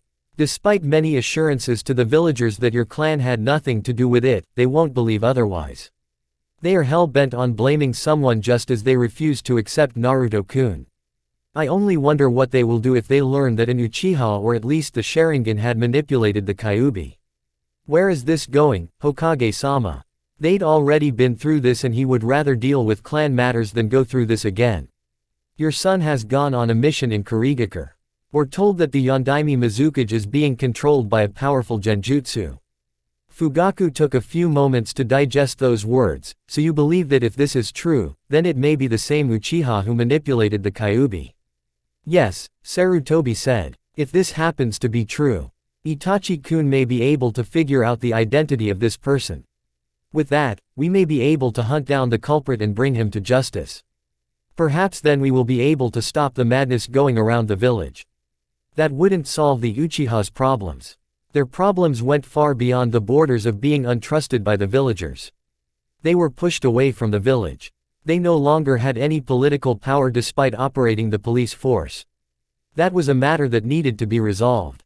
Fugaku doubted anything would be solved unless they took action though. Things with the villagers have already gone past the line of return. Is that all? The third nodded. Can you organize a meeting between your clan elders so we can sit once more again and think of a way to deal with the impending issue? I will see if they are willing. No guarantees given and the Uchiha clan leader disappeared from the office. This doesn't look good at all, the third said to himself. He could only hope Itachi will bring home some good news. He could only hope. Evening. Later that day Kakashi smiled fondly looking at the Kushina through the window from outside where he sat along with a studying Naruto. This reminds me of the time Minato-sensei had me watch over your mother when she was still carrying you. I used to watch her all day long. So mother tells me. Naruto responded, flipping a page on the book he was reading. Kakashi sighed. How was your visit in Sunagakure? Surprisingly pleasant, Naruto said. Kakashi gave the blonde a creepy eye smile. Oh, did you and Tamari get to know each other well enough? The tone the Jonin used was enough for Naruto to leave his book and look up to him. The Jonin was suggesting something he couldn't quite figure out. Before he could say anything, his mother's voice burst through the open kitchen window. Kakashi, what are you telling my son? She shouted. Kakashi smiled nervously. Well, he chuckled nervously. The woman could climb out of the window and give him a chase if he gave the wrong answer. How she had known what he was thinking was a mystery he could never puzzle together. I was just asking how things went in Sunagakure. Kushina gave the man a long stare. You better, she said. Because I swear Kakashi, if you fill my son with lewd things, I will tear off that mask, burn your book collection and make you wear guy's jumpsuit for a month. Do you understand me, Kakashi? Yes, ma'am. Kakashi gave a stiff salute. He was even barred from reading his precious chant in front of Naruto. Not even the Sandaime could take out his copy when Naruto was present. Kushina smiled pleasantly. Good. She closed the door and went back to her cooking. No wonder Minato-sensei always feared going home when he knew he'd done something she wouldn't like, Kakashi said to himself. He looked back at Naruto. Did you meet her siblings? No, Naruto said with a shake of his head. I met them last time. It was just me and Temari this time. Besides, we didn't stay for too long as Gigi said it wasn't safe to leave the village for too long. Kakashi nodded. When are you going to see her again? He wanted to be there so that he could spy on them. He was really interested on how Naruto was handling things. Yes, they were just kids. But, he trailed off when he realized that Kushina might just jump out of the window. I don't know, Naruto said, closing his book. He sighed, went silent for a few moments. Looks like I'll be joining the academy. That's wonderful, Naruto, Kakashi said with a smile. I wish I could walk you on your first day, but I'll be leaving early tomorrow morning for a mission. That is fine, Naruto said. Still, Itachi isn't here, you're going away, I'm going to be in the academy. I sense that my training will become hindered. Don't worry about it, Kakashi said. He took out a scroll from his vest and threw it at Naruto, who caught it. The Sandaime told me he told you that you had to do chakra control exercises. He'd given me that scroll on methods I should teach you, but I have this mission. So read through it and when I return, we'll pick up from there. Thanks, Naruto said. Don't worry about it, Kakashi said with another eye smile. The following day, notebook, check, lunch, check. Kushina did her checklist as she looked through Naruto's backpack. Do you need chips? Or should I just bring you ramen during lunchtime? Naruto sighed. His mother was way over the moon by this situation. He doubted she even slept at night because of the excitement that was rushing through her blood. It was as though she was the one going to the academy, not him. Everything is in there, Okawa-san. I don't want you to miss anything on your first day. You have to impress the other kids today, Kushina said. Did you ask Ino-chan if there was homework? Mother, it is my first day. I don't have to write homework. And Ino doesn't know I'm going to be joining her class today, Naruto said, taking his school bag from his mother's hands. The crimson scarf she'd bought for him the other day placed safely around his neck. Kushina-chan. Makoto shouted outside their house. Oh, Sasu-chan's mom is here. Come on dear, let's go, Kushina said, literally dragging her son out. Naruto didn't mind, it was his mother after all. Hello, Makoto-chan, Sasu-chan, the red-haired Uzumaki greeted the two Uchihas. You look bright as always, Sasu. She added, pinching the boy on the cheek. Sasuke reddened a bit, while smiling at Kushina. You look full of life as always, the boy said. Makoto looked at Naruto, offered him a smile. Well, this is my surprise, she said. I don't consider it as such, Naruto said. When the surprise come, you'll be shocked. Can't wait, the retired Jonin looked at Kushina. Let's go. We don't want to be late. Sasuke, Naruto grunted, taking the front with the Uchiha while the mothers walked behind, engaged in mother talks. Naruto, Sasuke responded with a grunt of his own. What changed? Oh, he was happy with the situation. With the blonde in the academy, he won't have to be worrying about him spending valuable time with Itachi, when that brother of his was not doing any missions. Nothing much, Naruto responded with a shrug. You look excited. I can finally get one over you. We're currently tied 1-1. You beat me with shuriken throwing while I did better with the fireball jutsu. He always did best, he was the best in the academy. Naruto couldn't unseat him, not when he could do something about it. You're keeping score. Naruto looked at the Uchiha from the corner of his eye. He wanted to remind the Uchiha that he humiliated him the last time they sparred in taijutsu. But if the Uchiha was suffering from selective memory loss, then he wasn't going to remind him. No, Sasuke said. He said nothing further as they silently made their way towards the academy. When they finally reached the academy gates, Kushina knelt down, placed her hands on Naruto's shoulders. Now go on and make your mother proud, okay? I want you to get good grades and don't sleep in class. If anyone tries anything, either student or teacher, call me and I will be there to straighten that person out, okay? Yes, mother. Good, Kushina said, placing a tender kiss on the blonde's forehead. She looked at Sasuke. Show him around, will you? Sasuke nodded. Let's go, the Uchiha said to Naruto, who looked at his mother for a full minute, unmoving before he finally relented and followed Sasuke. Watching the boys leave, Kushina spoke, I say my son is the best and he will graduate top of his class. Makoto shook her head, I do agree Naruto is smart, but my Sasuke-kun is a genius. He takes after his older brother. Are you willing to put a bet on it? Academy, oh no, Ino moaned, staring at the entrance of the class. Naruto had just walked in with Sasuke. This was not happening, not to her. How was she going to handle this mess? She definitely has to choose between the two of them. Naruto wouldn't be liked by the fangirls if he stayed close to Sasuke, and she wouldn't be able to do anything to stop them from insulting her Black Knight. Her mother would expect her to make hang around the blonde. He has bailed her out on a few occasions. It didn't matter that he did it with little care. The effort was what mattered.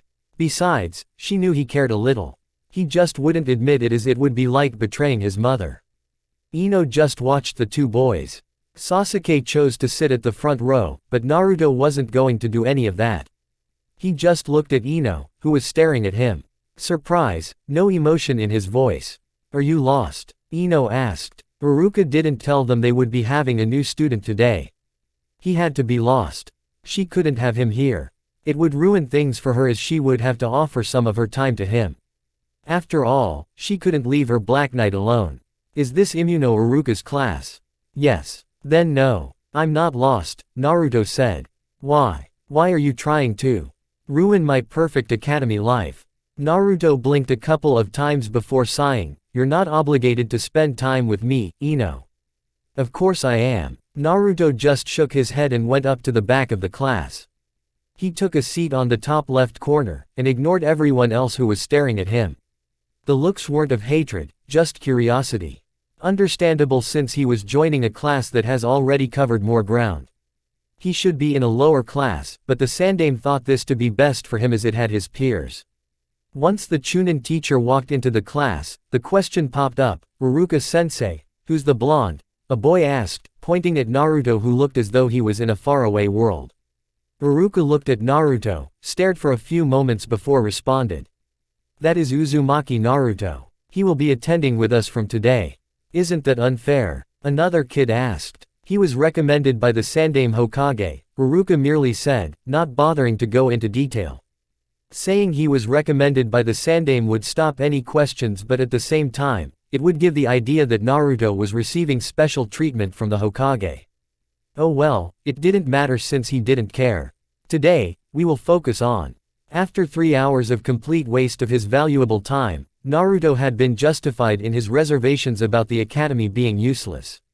Mother must truly hate me for forcing me to go through this, the blonde said to himself. I hear you, a somewhat tired voice said, just in front of Naruto. The boy who'd spoken, turned slightly to face Naruto. If I ditch, my mother will drag me here by force. Naruto nodded. His mother would do something like that. I can see that happening. A less troublesome way to get through this is to sleep during class, the boy said, turning away once more. Off to more sleep. Ch3 Iruka cut in an irritated figure with some frustrations leaking out of his ears in a cloud of smoke. His eyes were fixed to the menace that was in his class. A menace he was forced in his every day of life at the academy to teach. Not that the boy ever paid him any attention when he spoke. He'd thought he would be relieved if the boy wasn't taking any interest in his lectures, but it annoyed the crap out of him whenever the blonde spotted that look of pure indifference. There was even a day he had been tempted to run up to the boy and drag him out of his class, by his hair. The thought had been crushed instantly when he thought of who birthed the boy. The mother would certainly kill him. Literally. No doubt about that. Uzumaki Naruto. Iruka couldn't even begin to remember the day the blonde had so even paid attention to his class. From day 2, the blonde had always put on a look of indifference, never taking part in anything. As much as Iruka wanted to throw the blonde out of the class, he couldn't do that. Not without a noteworthy reason.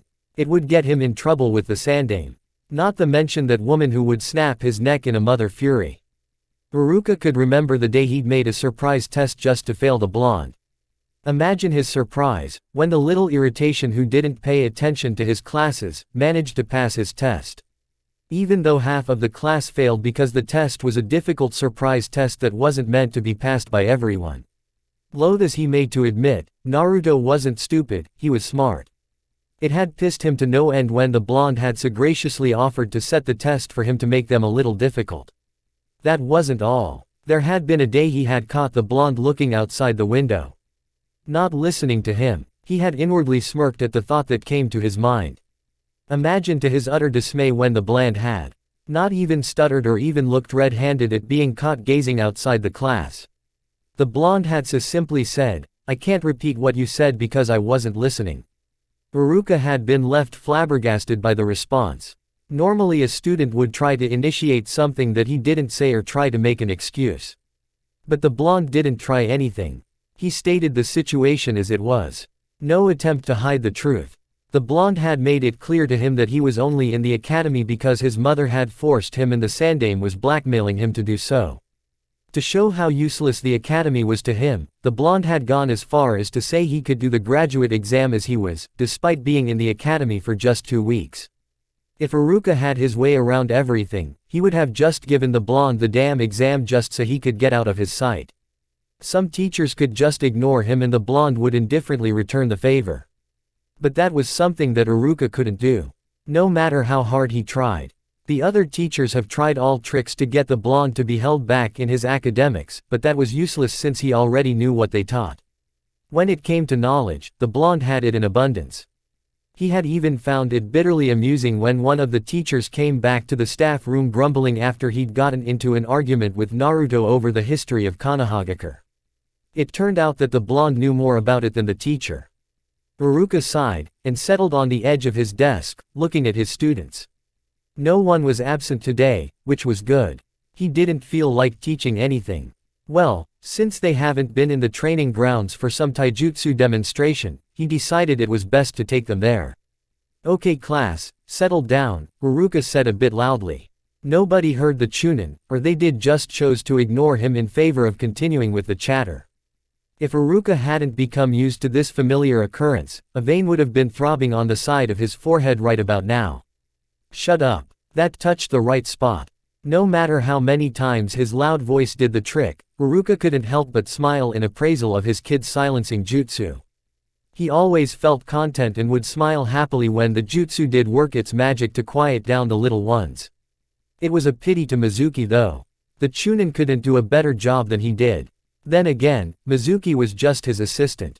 Naturally, he should be the one getting things done quickly. "We'll be going to the training ground today for an exhibition on the academy taijutsu Mizuki has taught you," the chunin said. His announcement was welcomed with smiles by the students who would have anything other than his so-called boring classes. Yeah right. Iruka knew they loved him despite calling his classes boring. They just liked going out there as it was a place they could talk however they wished and they could also watch their beloved Uchiha beat up someone. Iruka failed miserably to suppress the urge to frown when he met Naruto's eyes head-on after his announcement. The look was still indifferent, the eyes still blank of any emotion, as most of the time. It really frustrated the chunin that he could never read the blonde because he always hid everything behind that untouchable mask of indifference. "You're in trouble," Shikamaru muttered to Naruto, seeing the look their sensei was giving the blonde. While he didn't seem like he was interested, he knew full well that Naruto and their sensei had a rather rocky relationship, if their interactions could be considered a relationship. Iruka held something against the blonde. He was certain of this. But Naruto didn't seem to care. No, he just didn't care. Furthermore, he paid no mind to whatever Iruka had to say, and was willing to go as far as to brush off the chunin. Naturally, that made the chunin infuriated with the blonde. "It appears so," Naruto said. "I do wonder what sort of trick he has planned for me this time." "Probably going to get you matched with the best in taijutsu," Shikamaru said. If Naruto could get beat, it would embarrass him and force him to pay attention to class a bit. At least that is what he thought Iruka had in mind. It would also be some payback for the many times Naruto has had the class laughing at the chunin. Iruka had it better though. The other teachers. Shikamaru shook his head. How he pitied them. Naruto was just downright blunt in his assessment of the academy and its education. He made no attempt whatsoever to mask his disdain over the curriculum offered. The fact that they taught simple taijutsu and offered no real training on the expectations of the shinobi world did no better. Shikamaru could concur with the blonde on that note.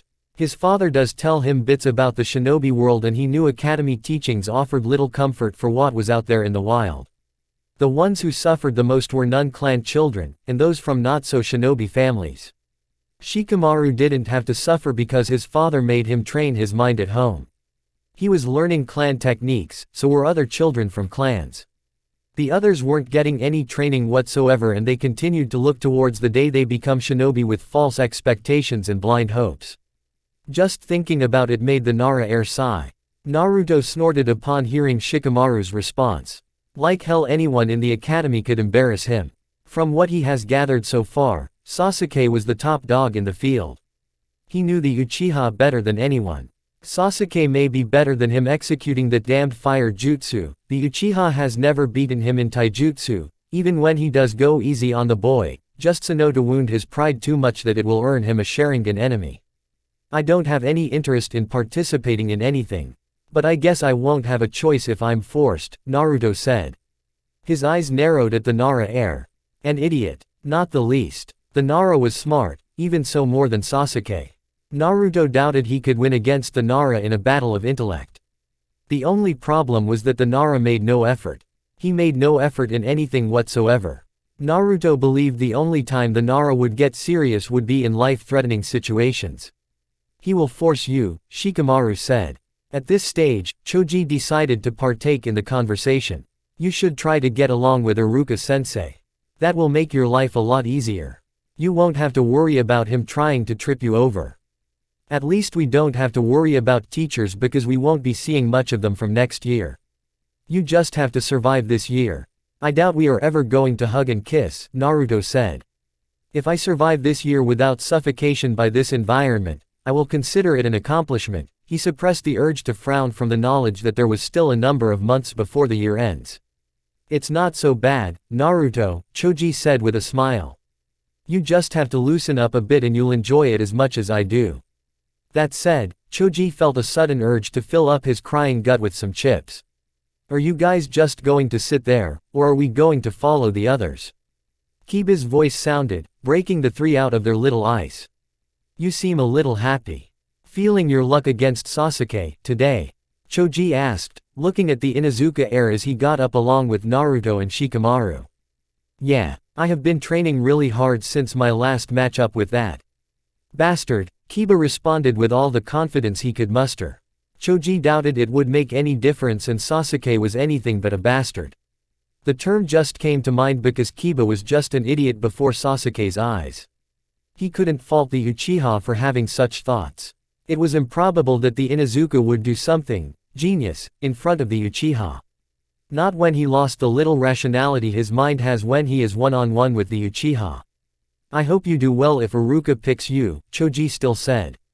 Kiba just grinned. He knew he was going to do well, and then all the girls would follow him instead of that arrogant idiot. He could almost see himself happily suffocating in the warm hugs and kisses the girls would be giving him.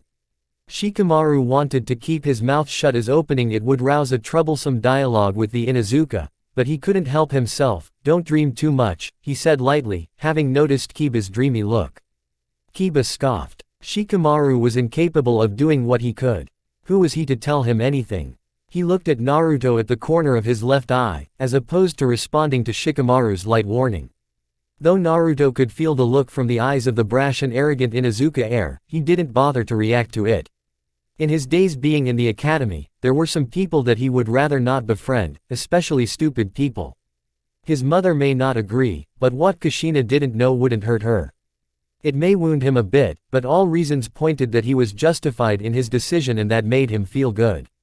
Shikamaru and Choji were alright. They didn't bother with stupid questions. In fact, he could relax with the former while reading his book and the Nara heir lost in the mystery of the clouds above him. That was the perfect friendship. The conversations did carry some weight, and much more worthwhile than discussing which girl was hottest in their class with Kiba and other idiots in the academy. Although Kiba has been tempted to call Naruto an idiot in a couple of occasions, he knew better. The blonde gave the genius of their class a run for his money. Still, that didn't make him like the blonde. He carried him above others, almost like he was their superior or something. Well, at least he had something to poke fun about with the blonde. He wasn't going to start it now. The four reached the training grounds at the academy, with the others already in waiting. No need to be at the front to hear whatever that Iruka had to say. The four chose to stay at the back, wonder about their own business as Iruka started with his prepared short speech. Okay guys, today we are going to do some demonstration. I want to see if you have grasped the stances you have been taught. You are gonna have to execute the stances in a fight, Iruka said. First up, I want 2 girls to volunteer. The lively Ino Yamanaka was quick to take center stage. Another girl followed suit. This caused the class to form a circle around the 2 girls for everyone to see clearly. Remember, this is just a friendly spar. No need for anything harmful, Iruka said. He got them to do the friendship sign before getting them to engage. Begin. Naruto's look of indifference twisted into a look of disdain as his eyes were brutally forced to witness this shambolic chicken fight between the 2 girls. Really, his eyes were just screaming at his hands to pluck them out to save them from the horrors. How could academy kids fight so pathetic? It made watching turtles do a 80 meters sprint all fun. Even their teacher had the face to show his displeasure in the scuffle. It wasn't considered to be a fight. Not by any chance. 100-year-old grannies could fight better. Ino did win. Cheers to her fans. If it was a comedy show, Naruto wouldn't have been blamed if he had uncharacteristically thrown tomatoes at the 2 girls while shouting, "You suck." It was just horrible, and he felt relieved when they stopped doing whatever they were doing. It was even an embarrassment to think that Ino was associated with him and was a clan heir. What were these parents teaching their children? Ino walked towards Naruto as Iruka began talking once more, calling 2 more girls to demonstrate proper academy taijutsu. That was pathetic. If I was the one who taught you, I'd wish for an execution, Naruto said bluntly at the blonde-haired girl. Ino huffed. As if you could do better, she said. Seeing the look Naruto gave her, she huffed once more, pink tints on her cheeks. Naruto was a better fighter. She'd seen him beat bullies older than him. He took after his mother. I haven't been training that much, okay. I would be shocked if you said you trained at all. I think even a child who started walking a day ago can do better than that, Naruto said, once more bluntly. Ino glared at Naruto for his responses. She was used to it, but that didn't mean it made her smile when she hears of it. She was tempted to even curse him. But it wouldn't do any good. He was her Black Knight after all. If you think I suck that much, why don't you help me? Yeah, like you want to train instead of hanging out with your friends, Choji said, earning himself a glare from Ino. But it was the truth. Hence the boy only shrugged. Looking back at the ring, Iruka already had Sasuke at his corner, his eyes looming above Naruto. Naruto, why don't you come here and spar with Sasuke? Naruto shrugged. I'd rather not, the blonde said. I insist, Iruka said rather forcefully. Naruto stood still. Kiba took the chance to mock the blonde. What, can't fight without your mother cheering for you? Mama's boy. Naruto didn't look at Kiba, but he still responded, Kiba, regardless of what you eat and whatever possesses you, do not speak of my other. That said, Naruto went on to face Sasuke, who was smirking at him. How he wished he could just slap that smirk off his face in a second and go home to do something useful. I thought you were going to chicken out on me, Sasuke said with a smirk. Naruto wanted to frown. He took no joy in exchanging cheeky remarks with anyone. He could state his observations in the way they were without coloring anything, but an exchange of a talk like this wasn't what he came here for. No wonder he didn't like Kiba's company. Still, he resisted the urge to frown, and put on his indifferent mask, looked at the young Uchiha for a few moments before forwarding his eyes to the Chunin teacher on his right. Can we get this over with already? Naruto wasn't the only one who resisted the urge to frown, Iruka did. Ironically, it was because of the words Naruto had said to him. The Chunin teacher sighed before looking between the 2 boys. He knew that they were not hostile to each other, and mostly came to school together. Sometimes it was Sasuke's mother or Naruto's mother who came around after school, sometimes the 2 boys went home together. Still, they weren't exactly friends. Iruka knew that Sasuke wouldn't want to lose in this sparring session. There was no one who took his academy studies seriously than Sasuke. The Chunin thought perhaps it was because the boy was burdened with a lot of expectations. He was a brother to a prodigy, and cast in the shadow of his brother. Naturally, he has to put more effort in his work to step out of that shadow. It was a line of thought that made Iruka confident that Sasuke wouldn't play with Naruto, but would do exceedingly well to fulfill his expectations. The blonde had stolen the Uchiha's spot as the top dog in the last real test he had them right a few days ago. This was a chance to redeem himself. And Iruka had his fingers crossed, praying that Sasuke did so with flying colors. In his anticipation, Iruka decided to forego all proper traditions before a friendly spar. "Begin," he simply shouted. Sasuke lost his smirk. He matched Naruto's mask of indifference as he readied himself for assault. His brother has always told him to hide his emotions during a battle, for that will make him difficult to read. He could never read Naruto, unless he decides to give out that look of complete utter boredom when the situation calls for it. The young Uchiha darted towards Naruto straight on. It was an impressive speed for an academy student. As soon as Sasuke reached Naruto, he jumped up slightly before twisting in midair. His right foot was sent straight at Naruto's head. The blonde jumped back slightly to avoid the kick that would have sent him to the side. As soon as Sasuke landed down on the ground, he charged at Naruto once again, flashed a left hook which was blocked, then another, blocked as well. He attempted a right punch straight at Naruto's face. The blonde caught the punch, held Sasuke's fist firmly, before his right foot stomped on the Uchiha's left. He then yanked Sasuke towards him and grabbed the Uchiha by his shirt's neck. "I have been training longer than you have. Itachi may be teaching you taijutsu, but my teacher is better than him in that regard. I have beaten you before, while holding back. Do you think you can miraculously do better than me, Sasuke?" Naruto asked, in a low whisper, just so only the Uchiha could hear him. Sasuke gritted his teeth and tried to headbutt Naruto, but Naruto used his hold on the Uchiha to push him back while leaning back slightly. The fact that his foot was still on the Uchiha's made him off balance owed to his push. Naruto took his foot off Sasuke's, allowing the Uchiha to balance himself. The blonde looked up for a moment. "Shall we end it? We have dinner tonight at your house." Sasuke winced at the thought. Their mothers would certainly go at it if one of them won. It didn't matter who won. Both he and Naruto would suffer from their exchange.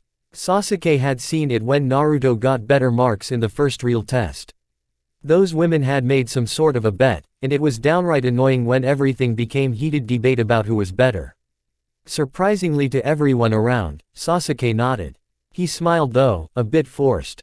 "You owe me the next time we train with Itachi," he said before looking at Iruka. "I guess you can call it a draw," he said before walking away. Iruka frowned, said nothing for a few moments, allowing the words Sasuke had said to him to play over and over again. He didn't get what he wanted. Frustrating. At this rate, Mizuki was going to have his way.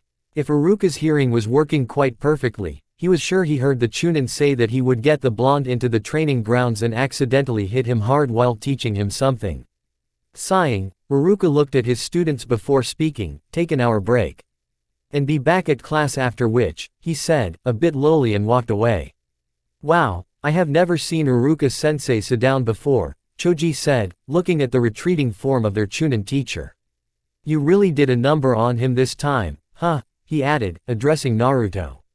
The blonde merely sighed, walking towards his favorite tree to do something useful. Shikamaru decided to return to class quickly to get some much-needed sleep while Choji followed because his school bag was in class. His possessions were there as well. As he settled down beside the tree, Naruto didn't take out his book as he would have liked. He was faced by a mob of girls. He looked up to them. "What?" His tone was sharp. "Stay away from Sasuke-kun, and stop trying to compete with him. You can never be like him or even better him. You're a nobody." How boring. To think that he had been made to come here to this place just to listen to this nonsense. Worst of all, to be creeped out by the fact that Ino hanged with such company. The girl was smart. How could she lower herself to bow before this crowd and follow the usual chants and parade? Naruto was certain that another reason Shikamaru didn't like eating with him at lunch was that he feared these fools. Apparently, everyone was afraid of the fangirls as they could do anything. He had even witnessed them give Iruka some death glares. Naruto wouldn't even be surprised if the girls plotted murder if someone made their prized Uchiha look bad. Naruto didn't fear them. They were just pathetic girls he could beat up with his eyes closed if they tuned on the violence volume. He has been in some sort of one-sided bad blood with them because of the perceived closeness to their Uchiha. His stating of the fact that they were going to have dinner at Sasuke's house must have been the breaking point. The blonde looked just behind the girls. Ino was standing there, looking conflicted. Naruto just sighed. He has ignored the fangirls when they turned their attention towards him. He knew it bothered the girl that she couldn't do anything. Well, she could. The consequences were just not good for her. Naruto took out his book, flipped it, opening a page before responding. I heard you the last time you spoke, he said. Now will you be kind enough to leave me alone? I can't read in peace while you're standing there. Are you dismissing us like that? Someone shouted. Naruto suppressed a wince the loudness of the voice. His eyes fixed on the girls. It was a rather stern look that clearly told them to piss off or else. They may be idiots filled with images of Sasuke in their heads, but they knew danger when they saw it. Heads held high, the girls walked away. Ino took the time to crawl beside her Black Knight. Once more again, she curled up beside the tree, knees pressed against her chest. I'm sorry. If Naruto thought he had no emotions or did not care for the blonde, then he had to crush this thought right away. It wasn't the first time that the girl sat so pathetically sad like this when bad things happened to him. It bothered him greatly. He wanted to pull his hair because he failed to understand why it bothered him so much to see her so miserable. I'm sorry, Ino repeated again, eyes locked down with the ground. You've always been there for me. Always. Whenever I call for your help, you always help me out. But when you need me, I can't do anything. I just watch, she whispered sadly. That miserable tone. He hated it. She never used it before the academy. You shouldn't bother with it. I handled them. Naruto tried to be dismissive about it. I know you can handle them, Ino said. But you already take a lot outside the academy, Naruto frowned. And here, they still call you worthless, a nobody, a loser and other bad names. You're not worthless. Loath I may to admit it, you're just better than Sasuke. You're not trying to be like him or anything. You don't deserve it, most of all, he was her Black Knight. There are a lot of things that we deserve but never get them, Ino. I know, but I'm in a position to stop them from calling you unpleasant names they hear outside. I'm your friend. But I'm afraid to do anything because I might lose their friendship. I can stop it. But I'm afraid and I comfort myself by coming here. It even bothers me knowing that you can handle them, but can't stop them from saying whatever they want. Naruto frowned. He wasn't going to read his book. But that wasn't the problem. This kind of conversation he was having with Ino was the problem. Honestly, he hated being put in this kind of position. It bothered him. Ino worried because she cared for him, just like the Sandaime and Kakashi. Strengthening his mask, Naruto opened his mouth to speak. I cannot tell you what to do. But I don't need you to fight my battles. I can do that. On another note, what do you see them anyway? You're smart, they are not. You wouldn't understand, Ino said. I won't disagree there, Naruto sighed. Just don't worry about me. I can handle myself. What they say doesn't bother me. Compared to what he has taken from the villagers, a bunch of idiotic fangirls couldn't even as much as scratch him. He didn't spare them a thought. They were not worth it. It isn't a matter of whether it bothers you or not, Ino said. Why couldn't he get it? Your inability to do anything to stop the situation from occurring is the problem. Naruto said, eyeing the blonde briefly before looking into the empty space ahead. Finally, it bothered her because of it. Naruto has always helped her. She felt some guilt because she couldn't help him, especially when it was her friends bothering him. She should be stopping them. But she was caught between two things, and she didn't know what to do. If you don't want it to bother you so much, do something about it. Perhaps then you will feel better, and he won't be forced to go through another conversation like this. I'm not like you. Really. You've always been strong and head-on. Was it all just a mask?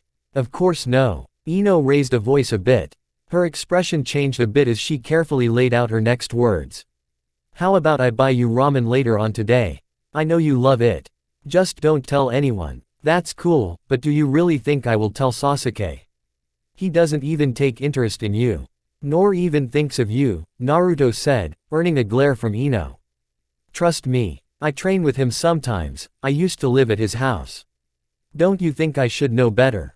Think of something better to do other than fawning at Sasuke because he sees you as annoying girls. He will not notice you. Ino glared at Naruto. He just killed her mood. But she knew he should know Sasuke better. Speak more like that and you'll have that ramen on your own. Naruto gave a nonchalant shrug. I wouldn't complain either way.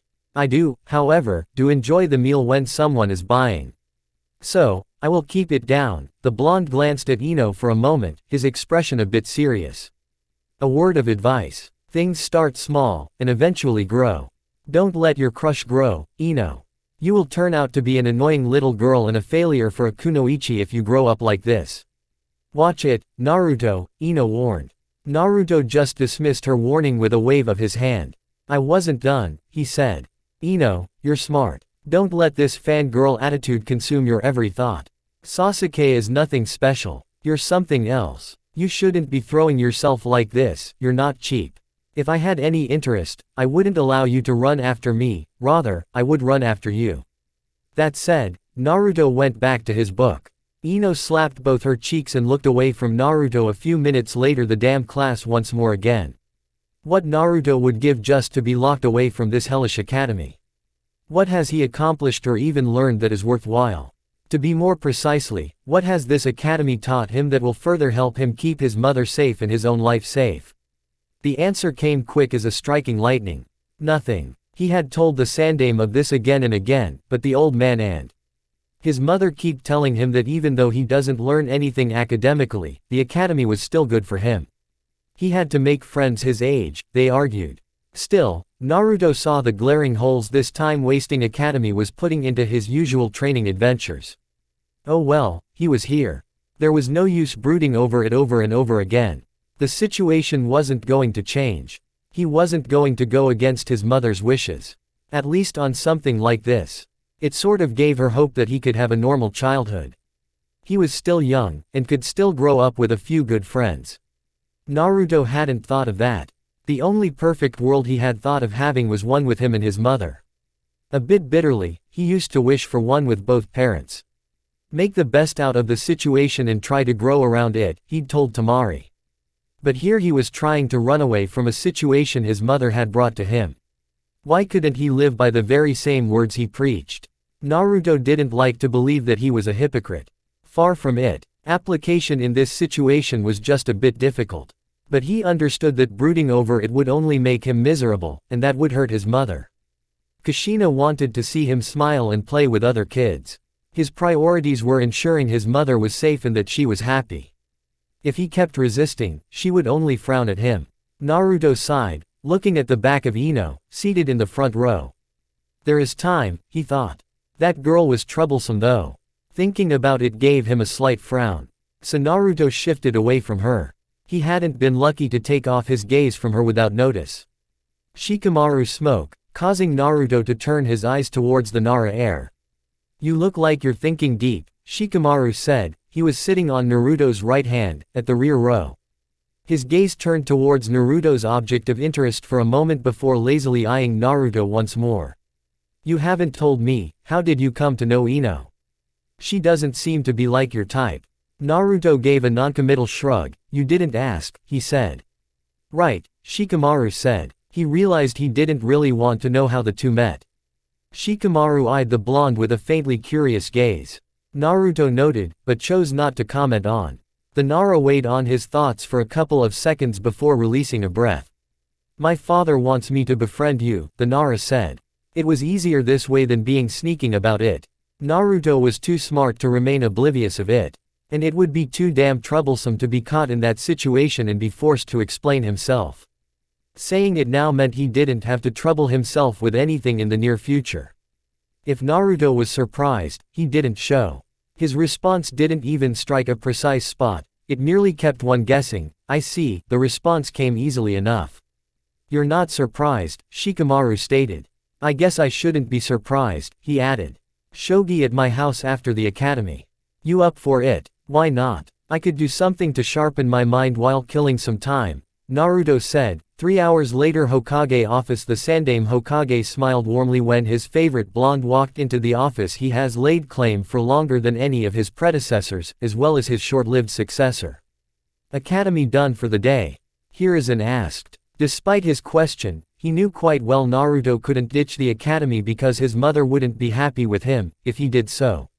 Naruto responded by giving the Sandaime a slight nod of his head as he made himself comfortable of the chair in front of the Sandaime's desk. He was rather pleased to see that Jiraiya wasn't present. The man was rather persistent in his hunt for some involvement in his life. Naruto reasoned it was better to let the Sannin suffer the cold winds for some time. He was smart enough to know that Jiraiya had his uses. If the man was willing to offer his help, who was he to deny it? The man was a powerful shinobi, one taught by the professor. Stupidity and ignorance would be the only substance that leads him to miss out on a chance to learn something from the man. Naruto looked at the Sandaime Hokage with a curious gaze.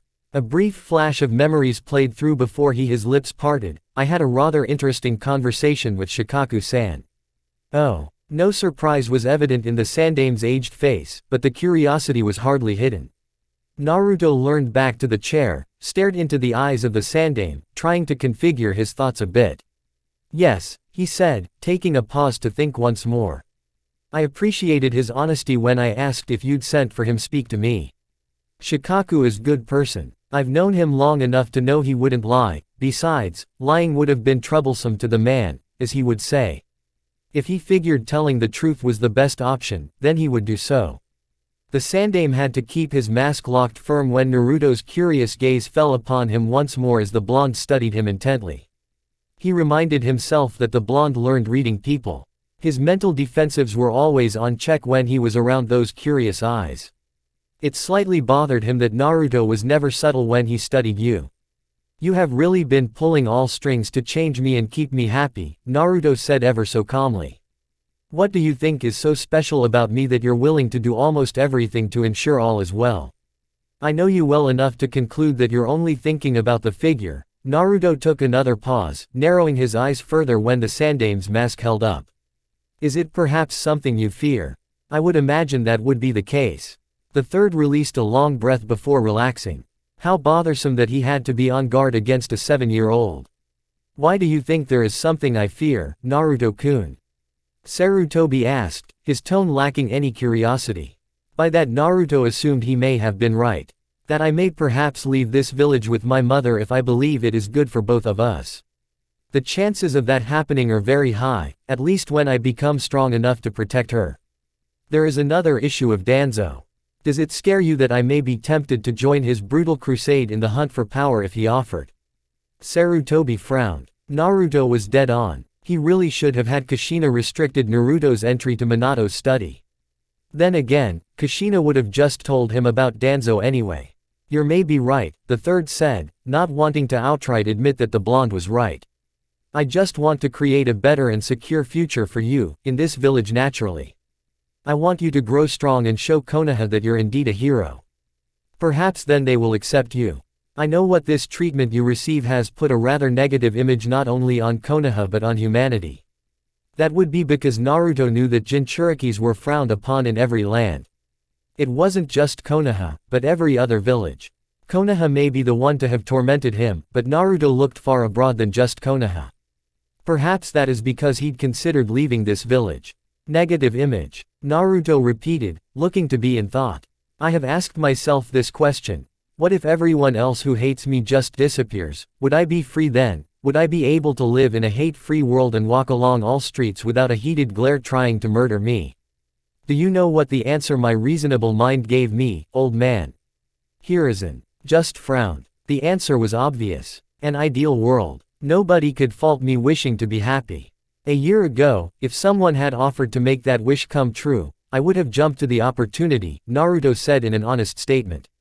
This was why the Sandaime did everything in his power to make Naruto happy, why his mother pushed for him to make friends. Perhaps he would grow up with his generation in peace, and they would accept him. He wanted the blonde to see that there were nice people out there and that not everyone was bad. Itachi opened up a lot, and my mother always tells me to be optimistic and never lose hope, because once you lose hope, Naruto let the words hang, the sandaime could figure out the rest. I have hope. Perhaps it is the only thing that makes me sane. Perhaps no, rather, the love for and of my mother. It is the fact that you still hope that I try to create a better future for you, the third smiled sadly. I fear I may not live long enough to see you laughing happily, but I still want to do something. I don't want to end my tenure without the assurance that I have done all I could. Silence settled in for a few moments. But it was broken when Jiraiya crashed into the office through the window. The Sannin seemed to notice that Naruto was in the office because he didn't say anything before he put on a nervous smile and spoke. Naruto, the Sannin wasn't sure himself if he was greeting the blonde or just calling his name. Naruto glanced at the Sannin for a moment. Jiraiya, his eyes went back to the sandaime as he stood up. I better be going. As Naruto turned to leave, Jiraiya mustered his courage and spoke, wait. Can I talk to you, Naruto? His tone was almost pleading. Some other time, Naruto said. The remaining time if the day is reserved for my mother before we go to the Uchihas. You can talk to me when I'm available. That is, if you don't suddenly disappear. Jiraiya would have flinched, but Naruto clearly had no malice or hatred in his tone. It was just light and he felt as though he was merely stating a fact. For this reason Jiraiya just frowned, but nodded nonetheless. I will be around, he proclaimed rather strongly. Naruto stopped for a moment, turned around to face the Sannin.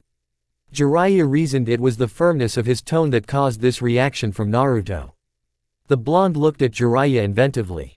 The Sannin noted it was possibly the first time that Naruto had really looked into his eyes. The blonde said nothing though. He turned around and soundlessly felt the office. Jiraiya looked at his sensei. That is a good sign, right? That depends, the sandaime responded. Are planning on disappearing or are you going to stay grounded and take your responsibility? Uchiha compound dinner with the Uchihas. For Kushina this was always a pleasant time for her and she knew well enough that Makoto enjoyed this as well. There was an unwritten pact between the Uchiha and the Uzumaki. The main family and the Uzumaki were family, not like family. They may not be related by blood, but they treated each other as family. It was for this reason that Kushina thoroughly enjoyed her time in these occasions. In one of those days, Fugaku had decided to join them. The Uchiha head didn't usually join them during their dinners, not because he just didn't want to. But the man was always busy with the police force and the council. In recent months, he hardly came back here.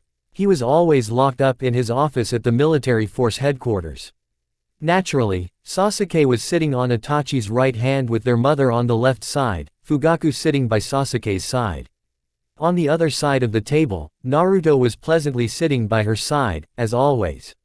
So Naruto, Fugaku, started, looking over to the blonde, taking a temporary pause from eating his meal.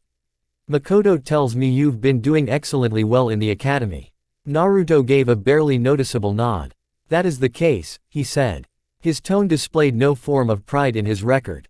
It was obvious he took no joy in knowing that he was doing excellently better than other students. Fugaku hadn't expected anything less from the blonde. He may be young, but he was an interesting child. He reasoned that losing a father the day you're born, getting a biju sealed inside of you, and then subsequently hated by the village could change a person. Naruto aimed higher and the Uchiha head believed that the blonde would reach what he sought. He had the determination and the will to push on. Fugaku didn't want to frown at the thought of comparing the child of the Minato to his youngest son. Sasuke and Naruto were two different people. On his own right, Sasuke was a genius. Fugaku didn't deny that. This despite the fact that he rarely gave the boy interest. He reasoned that appearing uncaring would force the boy to try harder to surpass his brother. So far it has seemed to work, or so he liked to tell himself. Despite knowing that he was only stating the obvious and what everyone else knew, Fugaku didn't hold himself from stating it. You're not thrilled by it. Well, almost everyone, of course he is thrilled. Kushina butt in, a bit loudly. Right, Naru-chan. Predictably, Naruto's response was to smile warmly to his mother. Of course mother, he said.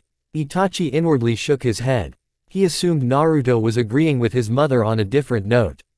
While the glaring truth was that he wasn't proud of his achievements from the academy, Itachi could assume the blonde was still happy that he was proving him, the Sandaemon Kakashi wrong, the academy couldn't teach him anything and he would do well even with his eyes closed. At least his presence at the academy gives someone Sasuke can compete with, Makoto added, a little bit down. Of course she wasn't happy that Naruto was doing better than Sasuke. Not for the wrong reasons, but because she was losing her bet to Kushina, and the woman took glee in it. Fugaku nodded in agreement. Competing with Itachi isn't really fair for him. As much as he may try to be like his brother, Sasuke can never quite pull out another Itachi. Fugaku's words seemed to do nothing but crush the raven-haired boy beside Itachi. Even though the Uchiha head saw the deflated look on his son's face, he didn't bother trying to explain the meaning of his words to the boy. Noting Sasuke's despair, Itachi nudged his little brother a little, offering him a small warm smile. What father meant is that you don't think like me, you don't have my determinations, experiences that drove me to become what I have become. Because of this, you can't be another me. However, his smile widened a bit, it doesn't mean you can't surpass me one day. I know you will. That lifted up Sasuke's spirits. Once more, the boy beamed up, casting away the gloomy clouds above him that had threatened to drench him in cold depression. Makoto smiled at her son as well. I also believe that you will surpass your brother, Sasu-chan, she said warmly. I will not disappoint you, Okawa-san, Sasuke said, enjoying the faith his mother and brother have in him. I know you won't, Makoto said. Sasuke looked at Naruto, gave the blonde a look that clearly said, hear that. My brother thinks I will surpass him one day, not you. So does my mother. Naruto merely shrugged in response, but that didn't deter Sasuke's spirits. The boy continued to be happy. Naruto could have pointed out as he was now, he could graduate from the academy by the end of the year. But he knew for certain that the Sandaime wouldn't permit it. Even his mother would snap if he thought of leaving the academy. Kushina, Fugaku said, his tone mildly curious. I hear your clan is going to be restored, or at least you're going to make an attempt to do so. All eyes turned towards the Uzumaki woman, who had a small smile on her face. It was kind of a smile Naruto had never seen on her. No, she just reserved it for when she thinks fondly of their clan. At least he reasoned. It was likely the case nevertheless. You belong to a clan? Sasuke asked, a raised brow, looking between Naruto and his mother. The only thing special about the two he knew was that they were the family of the late Yondaime Hokage. He wasn't aware Kushina was from a clan. Kushina nodded, her smile turning sad slightly. The Uzumaki clan, she simply said. Sasuke tilted his head, clearly not satisfied by the response. He has never heard of anything about that. He reasoned that it could have something to do with the fact that Naruto was a Jinchuriki and the fact that he was the son of the Yondaime Hokage. They were a prestigious clan who resided in their village called the village hidden in whirlpools. They were blood relatives of the Senju clan and had a healthy relationship with the clan. That relationship extended to Konoha. The Shodai Hokage's wife was from the whirlpools, an Uzumaki woman. Kushina here once lived there before coming here, Makoto explained. You say, were. Makoto nodded but didn't explain, Kushina did. My clan was peace-loving. We never took part in the shinobi wars despite being allies of Konoha, which was always in the center stage of the wars. Despite this, my clan was known throughout for possessing strong chakra, a strong life force, and most of all, we were masters of fuinjutsu. Minato is renowned for his use in fuinjutsu. I was in fact the one who taught him a couple of things. Unfortunately, my clan grew too powerful, and the fact that we never participated in wars meant that our shinobi kept growing. During the Second Shinobi World War, a combined army of Kiri and Kumo attacked us. The clan was wiped out. I only survived because by that time, I had already transferred here in Konoha. So, the blonde was not only smart, a Jinchuriki, but he was from a clan as well. If two villages had to combine their forces in order to fight them, then they had to be powerful. Naturally, Sasuke didn't dare think that the Uzumaki could be a match for the Uchiha. Still, to think that Naruto's clan was able to survive in a village of its own and grow so powerful that other villages felt threatened was something else. He may not know much about the clan, but at this moment, decided that the Uzumaki were worthy of respect. So you're not clanless, Sasuke remarked, with a small smirk, eyes firmly at the blonde. No, Naruto said, feeling threatened already. The blonde asked with a raised brow. Sasuke scoffed, by who? There are just the two of you. You're far away from threatening the Uchiha. Something clicked in Sasuke's mind. Is this why you wish for the clan to be restored? Yes, Kushina said with a nod. I still believe that there might be survivors out there. Hopefully, when Naru-chan grows up he will find them, right, Naru-chan? It was a conversation they once held, and he had promised to bring the family back together. Naruto knew that his mother has other reasons for wanting the clan to be restored. He could make a few guesses. But it didn't matter because he would do anything to make his mother was happy. Of course mother. The Uzumaki clan will be restored to its former glory, Naruto said, looking straight at his mother. Uncharacteristically, he wore a rather serious expression. It was a bit out of character because he always preferred a smile when addressing his mother. Kushina merely smiled at her son, before looking back at Fugaku who was continuing from where he had left off. You do know the political consequences for this, how it will affect young Naruto. Kushina nodded. The Sandaime explained everything to me. In fact, it was his idea. Fugaku noted that Naruto hadn't smiled when Kushina said those words. The Uchiha head smiled inwardly.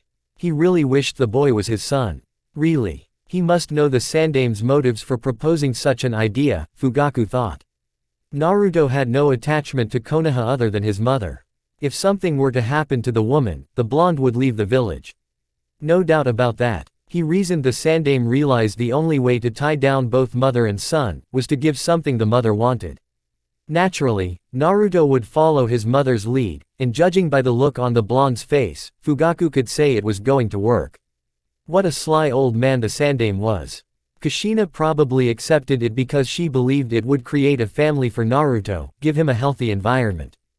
Fugaku didn't believe for a second that Kushina wasn't aware that the Sandaime had other motives. Still, Naruto read underneath quite well for his age. Fugaku suppressed the urge to laugh because he knew that even Naruto twisted the third's hand, by using his love for him to get what he wanted. The two obviously cared for each other, but were not above manipulating each other. It was a rather unique situation. I see, Fugaku said. If there is anything you need, talk to me. Mito was an Uzumaki. Since no one is here to claim the Senju compound, I figure you may be in Poe's position to inherit everything. Naturally, you will be faced with opposition. The Uchiha head rose from his head. Itachi, come to the police force HQ when you're done. That said, the man disappeared. Hi, father, the Uchiha prodigy said monotonously. Naruto gave the Uchiha a glance, but said nothing. The rest of the dinner went along silently well. A week later Kushina always enjoyed the sweet moments she spent with her son, especially when it was like this, enjoying a meal in their house. Soon to be ex-house. She liked the Uchihas, they were family, but this was real family. The only part of the family that was missing was Minato. He wasn't here with them. How she wished he could be here for them, give them one of his stupid smiles.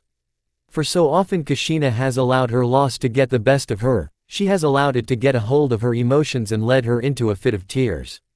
It shouldn't be like that. It was even more troubling when she had to rely on her Naruto for comfort. It bothered her that he had stopped crying just to be strong for her.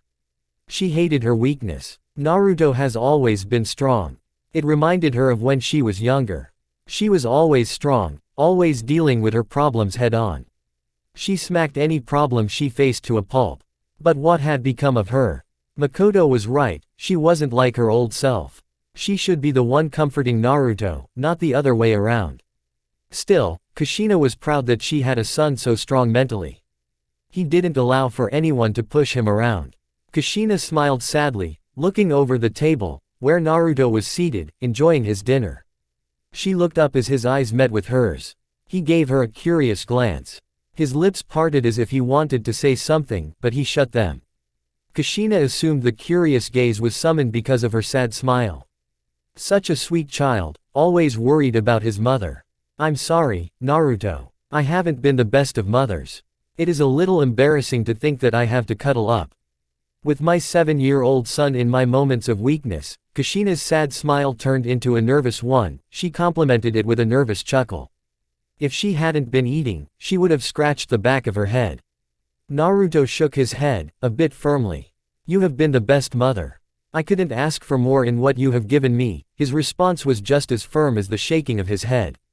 "You wouldn't ask even if there was something you needed, Naruto," Kushina said, her smile all sad again. Naruto didn't refute that. He knew she was right. "Thank you for speaking to Makoto, and thank you for being such a wonderful son." Naruto smiled at his mother, eyes brightened a bit, his tone laced with some of happiness. "I do what I can," he said before adding. "But it wasn't my idea to speak to Makoto. It was Itachi's." Kushina didn't find that surprising. "Not the least. I guess I will thank him as well. But it is your thought that counts the most. Honestly, you act like the adult sometimes. I should have been the one comforting you when you were crying. It is not a sign of weakness, mother. You have always protected me from the villagers who tried something on me. You have been a mother, my protector. The battle against the villagers is one I couldn't win, but you were strong for me when I couldn't do anything," Naruto said, with a small smile. "I don't know what it feels like, but you lost someone who became your friend when you were still at the academy. You lost a part of you. I can't replace that. Being there for you as you have been for me is what I can do. Our bond only grows stronger when we rely on each." How far her child has grown. Kushina wished Minato was here. But that was just a wish. This was the reality. It was just the two of them. "Regardless, the day you feel like crying, no matter how old you're, come to me. As your mother, I will comfort you," Kushina said in a motherly tone. Naruto nodded with a warm smile that was only reserved for his mother. "I will remember that," he said. "If you keep like this, you will make a girl happy one day," Kushina said, smiling as she did. "I wish you were like this with Ino-chan as well." Naruto suppressed the urge to frown. He didn't think about girls. Showing a bit of his warmer side to Ino was something he wasn't willing to do. He wasn't an emotionless zombie. He just felt only his mother deserved his kindness. Then again, Ino has been always there. Even now at the academy. That was the thought that wanted him to frown. If his reasoning was that only his mother deserved his warmer smile, then at least Ino deserved something as well. He may have been the one to be bailing her out on a regular basis, but then in her own way, she was always been supportive. Though he may never admit it to her, she was one of those people who helped him keep his faith and hope in humans being capable doing what was right, being able to change and do things without expecting something in return. "She forces me into talking more often than I like," Naruto said of Ino. Kushina actually smiled at this. "That is more like Ino," she said. "I might even encourage her to drag you out for something to eat like she did last time. You wouldn't do that, would you? Ino is a smart girl, but when it was just the two of us eating, I regretted agreeing to go with her in the first place. I don't want to go through that hell again." Kushina merely chuckled and waved off her son. "At least she can force you to do what you don't want. Regardless, it's good for you and I am really happy that you can hang out with someone your age and just talk about random stuff. I am really happy." Naruto had to contain himself from frowning. He just nodded with a smile, a small smile. To keep himself from being a two-faced hypocrite, he had to try. He'd told Tamari about working around their issue, try to get used to it, they were still young and would eventually grow familiar with each other. Damn his mouth. He had to once again apply those words. A few nights later to think that things would come to this. Itachi shook his head. It had to be done, he told himself. He had listened well to Naruto's thoughts, the blonde was willing to do anything to protect that which he loved the most, anything. He had told himself that there was nothing wrong with it. Naruto had spoken with conviction and Itachi had no doubt the blonde would follow up to that conviction. He also knew that Naruto would understand his situation. For this reason, Itachi stood atop of Naruto's house in the middle of the night with the blonde beside him. "So nothing has solved the matter," Naruto said, in a seated position, his legs folded, head cocked to the side, not looking at anything in particular, but at the empty space ahead of him. Itachi shook his head. "My mission to Kiri was to prove whether it was indeed true that the Yondaime Mizukage was being manipulated by the Sharingan. That proved to be true, and it was the masked man doing it." The Uchiha paused for a moment, studying the blonde, who was now looking at him with an expressionless mask. "I see," was all Naruto said. The revelation did no good with the elders. They believed that the Uchiha were behind it, and in turn my clan decided to push the coup d'état ahead of schedule. My father would have ultimately used you, technically the Kyuubi, to gain more power in his fight, Itachi said. Danzo ordered me to rid of the clan before they initiate their plan. If the coup d'état were to occur, with the Kyuubi likely to be released, it would further make me miserable and likely put my mother in danger, Naruto said. I assume the Sandaime isn't aware of this. Itachi shook his head. He still believes they can talk things out, he said. He then walked up to Naruto, kneeled before the blonde, his expression a number of emotions. I can't kill Sasuke. I can't do it. Please Naruto, watch over him for me. I know this will deal a major blow on his mind, I need you to take care of him. Itachi was pleading, almost begging. The request did nothing but cause Naruto to frown. I guess I owe you that much. But if he becomes a problem to my mother, I will deal with him painfully. If he does anything that will risk her safety, I will kill him with my own hands. Itachi just nodded. That was the best he could get out of Naruto. But just to be safe, he would speak to the Sandaime after the mission. Why kill everyone though? Danzo believes it is necessary, or else they will revolt at a later stage. Naruto frowned. Itachi, your objective is to stop a coup d'état from occurring. There are innocent families and children who know nothing about the coup, are you going to kill them too? If yes, better just warn me when the coup will occur so I can leave this village with my mother so we don't get caught up. Itachi didn't let his emotions show. If I don't do it, Danzo will. I would rather they die honorably by my blade. Naruto stood up. If you kill everyone, Sasuke will lose it. He will become something uncontrollable and I will kill him before the year ends. You know how gullible he is. My mother will be affected by Makoto's death as well. She can't afford to lose a true friend. He turned away from the Uchiha. My mother will be left broken. Should that happen, I will kill Sasuke, and hunt you for the rest of your life. I don't particularly care for them, but Itachi, think about what you're doing carefully. You care for Konoha, and Sasuke. Killing everything will lead to Sasuke's death. You know I will kill him if my mother is wounded.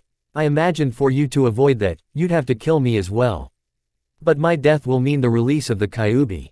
Ultimately that will see Konoha seeing another rampage. Itachi narrowed his eyes. What are you saying? I understand that you want to protect Konoha. Killing only those who can harm Konoha is the best choice for Konoha, Sasuke and me. Look at it, you avoid a coup d'état, and your mother gets to rebuild the clan anew, while being there for Sasuke to ensure that he doesn't fall into the wrong path. I'm sure you can save your people from Danzo. If you don't want that, we have a problem because I must also protect what I love. Your options are simple. Kill only those who are threatening Konoha, and we will get along. Kill everyone else, and leave Sasuke, which in turn will hurt my mother. In response, I will hurt you by killing Sasuke and hunt you down. To avoid that happening, you'd have to kill me as well. However, I will not stand for that to happen. I will even go as far as to let the Kyuubi out to protect myself. Your mother will still be in danger if you do that, Itachi pointed out. Naruto shook his head. My mother can restrain the Kyuubi. In its current form, it wouldn't be difficult. Mind you, she once was a former host, and she is a seal master. Her clan developed Biju sealing techniques. Itachi frowned knowing that Naruto was right. The choice is yours, Itachi. That said, Naruto started to walk away. Even with my mother alive, will you look after Sasuke? Take him as your brother. Itachi called out, considering his options. Not for a second did he doubt Naruto's words. The blonde was willing to do anything possible and impossible to protect what he loved the most. He was willing to do that as well. So he could understand. With your mother alive, my mother will not suffer. I can manage your foolish brother. I owe it to you at least for everything you've done for me. For the world was a funny place. Today you were revered as a hero and tomorrow the very same people spoke your name as if it were a curse. The same people who sang praises to you in their dreams now wished for the worst to happen to you. Naruto was almost amused by the situation in Konoha. The beloved Uchiha Itachi, a prodigy, the light of the famed clan, which had become an object of resentment from the hating minds of Konoha's villagers, had become one of the villagers' traitorous. Or so their ignorance led them to call him. Uchiha Itachi was now being spoken in the same sentence as that amoral Orochimaru. When they sent curses to the snake, they sent some to Itachi. He had betrayed them and turned into a diabolical power-hungry monster who would slaughter his own clansmen. At least that is what Konoha believed. It was ironic that the so-called light turned out to the dark side, as the villagers now believed. Itachi was supposed to be the savior of the Uchiha. Hell, some were even tipping him for the mantle of Hokage once he grew old enough. Those dreams were crushed in just one night of bloodshed. The ridiculous thing that had amused Naruto was a reaction from Konoha's people to the tragedy that had fallen to the Uchiha clan. They cried for the Uchiha as if they had been on laughing terms with them. Uchiha Itachi was hated. They despised him for killing members of the Uchiha clan. They spoke so many curses about his name, and it had yet to be 24 hours after the killings took place. It was only the afternoon, with the villagers having discovered the tragedy early in the morning. Naruto had heard many people saying so many things. It made him laugh. In the inside, of course. Stones would be thrown at him if he suddenly started to laugh at this situation. A number of the Uchiha clan members had been murdered in cold blood. There was nothing funny about that. Yes, there was indeed nothing funny about it. Naruto may not care, but it wasn't funny.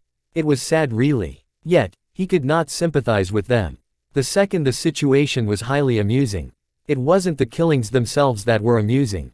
He had yet to lose himself, or pass the barrier of insanity to be laughing at the deaths of other people. Yes, he may not care, he may not have offered nay sympathies, but he was still a person.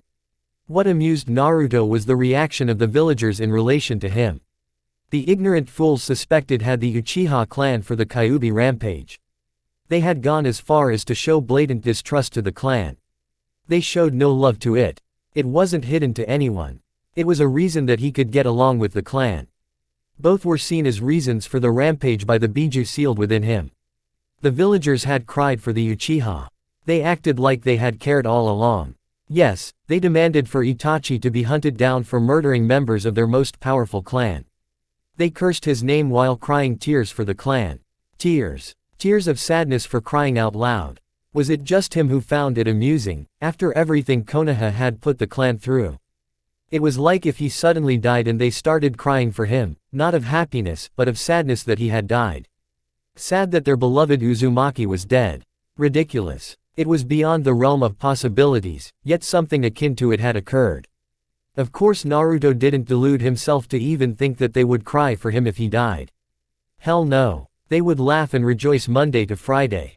Hell, they would even honor the day he dies as the day of freedom. Yup, Naruto could really see that happening. Naruto shook his head, sitting inside the Sandame's office. Perhaps he was losing it. He really needed to get in touch with his inner self and reevaluate his thoughts a bit more if he wanted to appear sane. He had appeared insane about an hour ago. It was the reason he was even here in this office with the Sandame staring at him with a concerned look. Worried old man he was. Jiraiya appeared worried as well. Naruto didn't get what they were so worried about.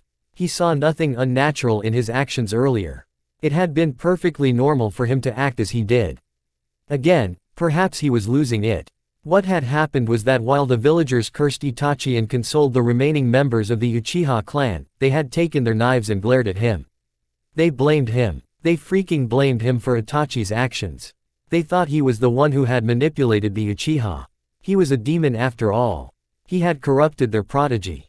Him. He had done it. Uzumaki Naruto, a 7-year-old, had manipulated a Mangekyo Sharingan wielder, an Anbu captain. And they were dead serious about it. Itachi had been friends with him. They knew. Since they couldn't understand it. Their logical conclusion was that the big old demon was manipulating the Uchiha. If not, his vile nature had driven him insane. Yes, that explained why he would suddenly do something so outrageous. Hell, there was even a rumor flying around that the vile demon had manipulated Itachi to do what he did as revenge to the clan for manipulating it 7 years ago.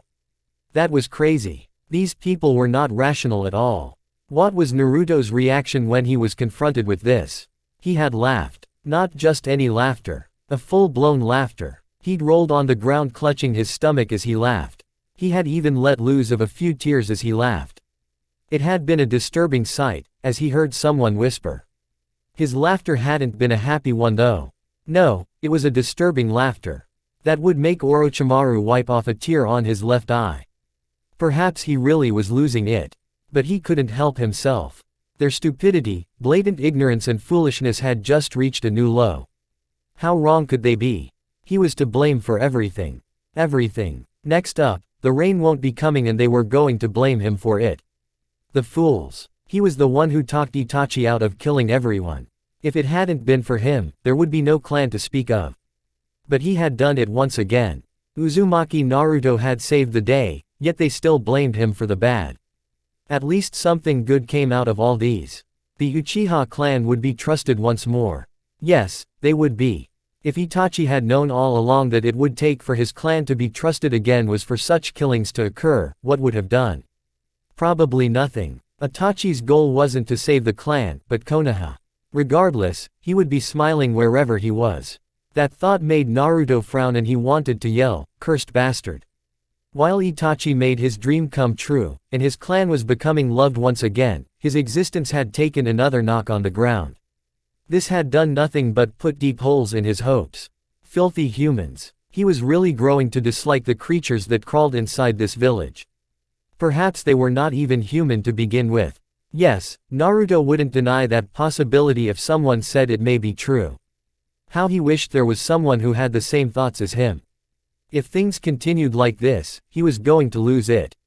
What of his mother? Just the thought of his beloved mother, Naruto beat down all his disturbing thoughts. He couldn't afford to have his mother worried for him. She had to worry about herself. So lost in his thoughts, Naruto hadn't even realized the Sandaime was talking to him. By now, the old man was waving his right hand in front of his face with a frown, matched by Jiraiya. Naruto blinked 4 times. "You said something," Naruto said to the Sandaime. The old man cringed at the lack of emotion on the blonde's tone. It was way sharper than usual. Not a good sign. Perhaps Naruto needed to be taken to Inoichi just to check his mental stability. That laughter hadn't been normal at all. If anything, the Sandaime had really thought Naruto had lost it. Well, he couldn't fault the boy. He had been bottling up things for too long. Still, that reaction wasn't going to make him sleep good at night. He doubted he would even sleep at all. He had to take measures or else Naruto was going to be insane soon enough. That laughter had just reminded him of Orochimaru. His traitorous beloved student. Naruto was his student as well. He was very smart, and learned fast. He just lacked the people to call him a genius. Sasuke was called a genius, yet he was nowhere close to the blonde when it came to intelligence. "Why did you laugh, Naruto?" Hiruzen asked, his tone calm, with some emotions in it. "Why indeed," Naruto said, tilting his head to the right. He rested it on his right palm. He knew the answer, just taking his sweet time. "I guess I found the situation to be hilarious." "It wasn't funny, Naruto," the Sandaime said, "it came a bit hard than he intended." Fortunately, Naruto didn't seem to have noticed it, or he just ignored it. The Sandaime couldn't really tell. "Really?" Naruto gave the old man a look before adding. "They blame me for Minato's death. They said I killed him. Mind you, I was just a couple of hours old or even less when he died. Then they continue to call me a demon. Me, the son of their beloved hero. Next up, they blame me for Itachi's actions. Full-grown men and women, glaring down at a 7-year-old, accusing him of manipulating a prodigy, an Anbu captain. How is that not funny?"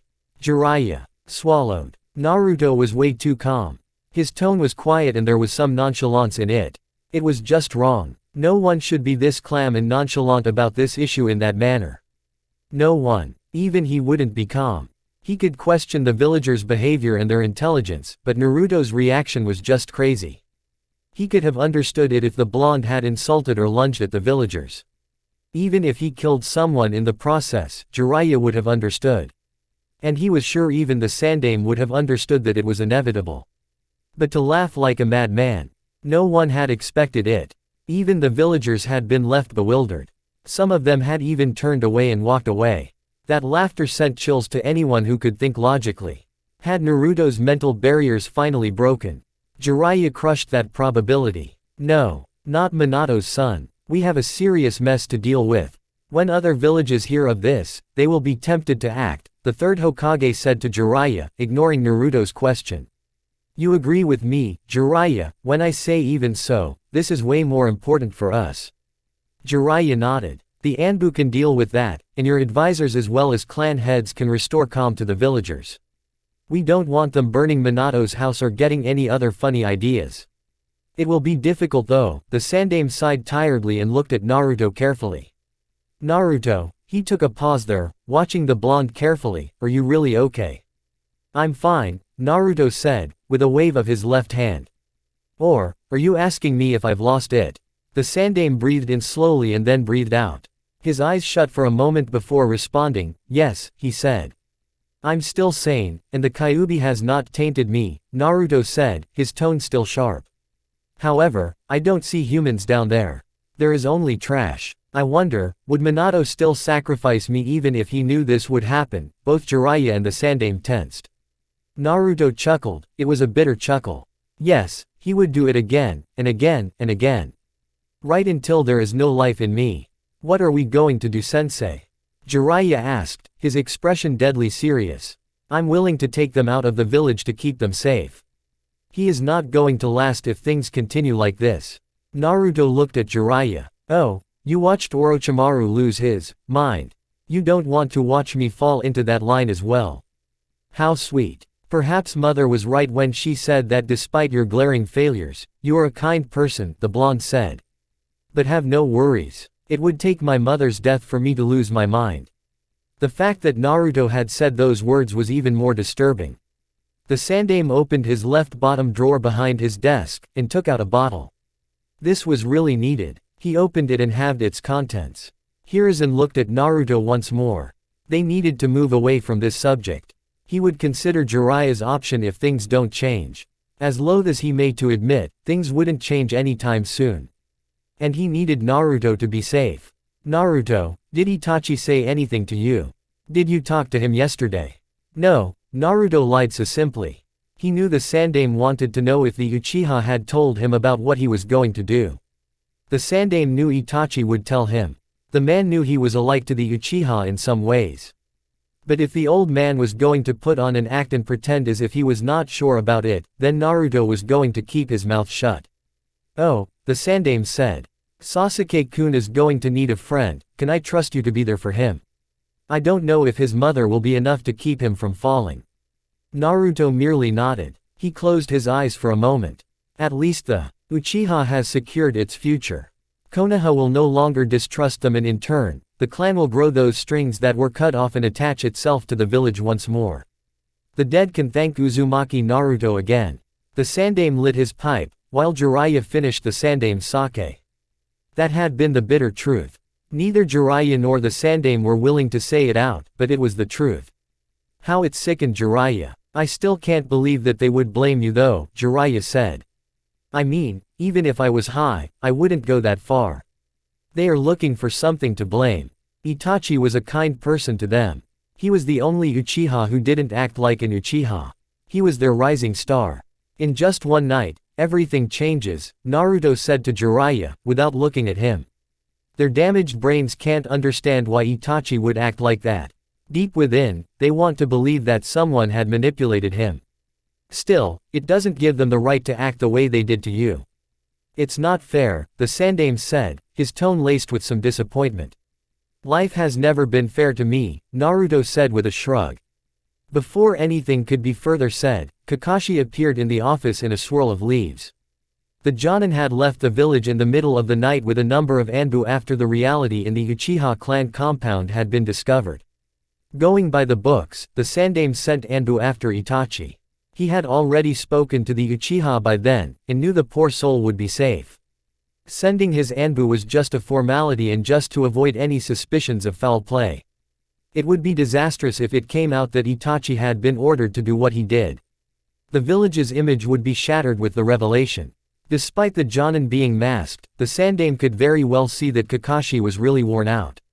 He must have been running for hours, he thought mildly. He felt bad for sending the man on a goose chase. He knew they wouldn't catch Itachi. But it had to be done. You really look worn out, Kakashi, the third said.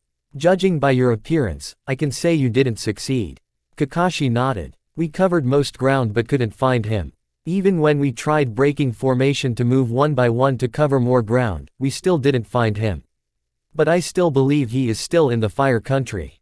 Right, he was. Itachi was still in the Fire Country.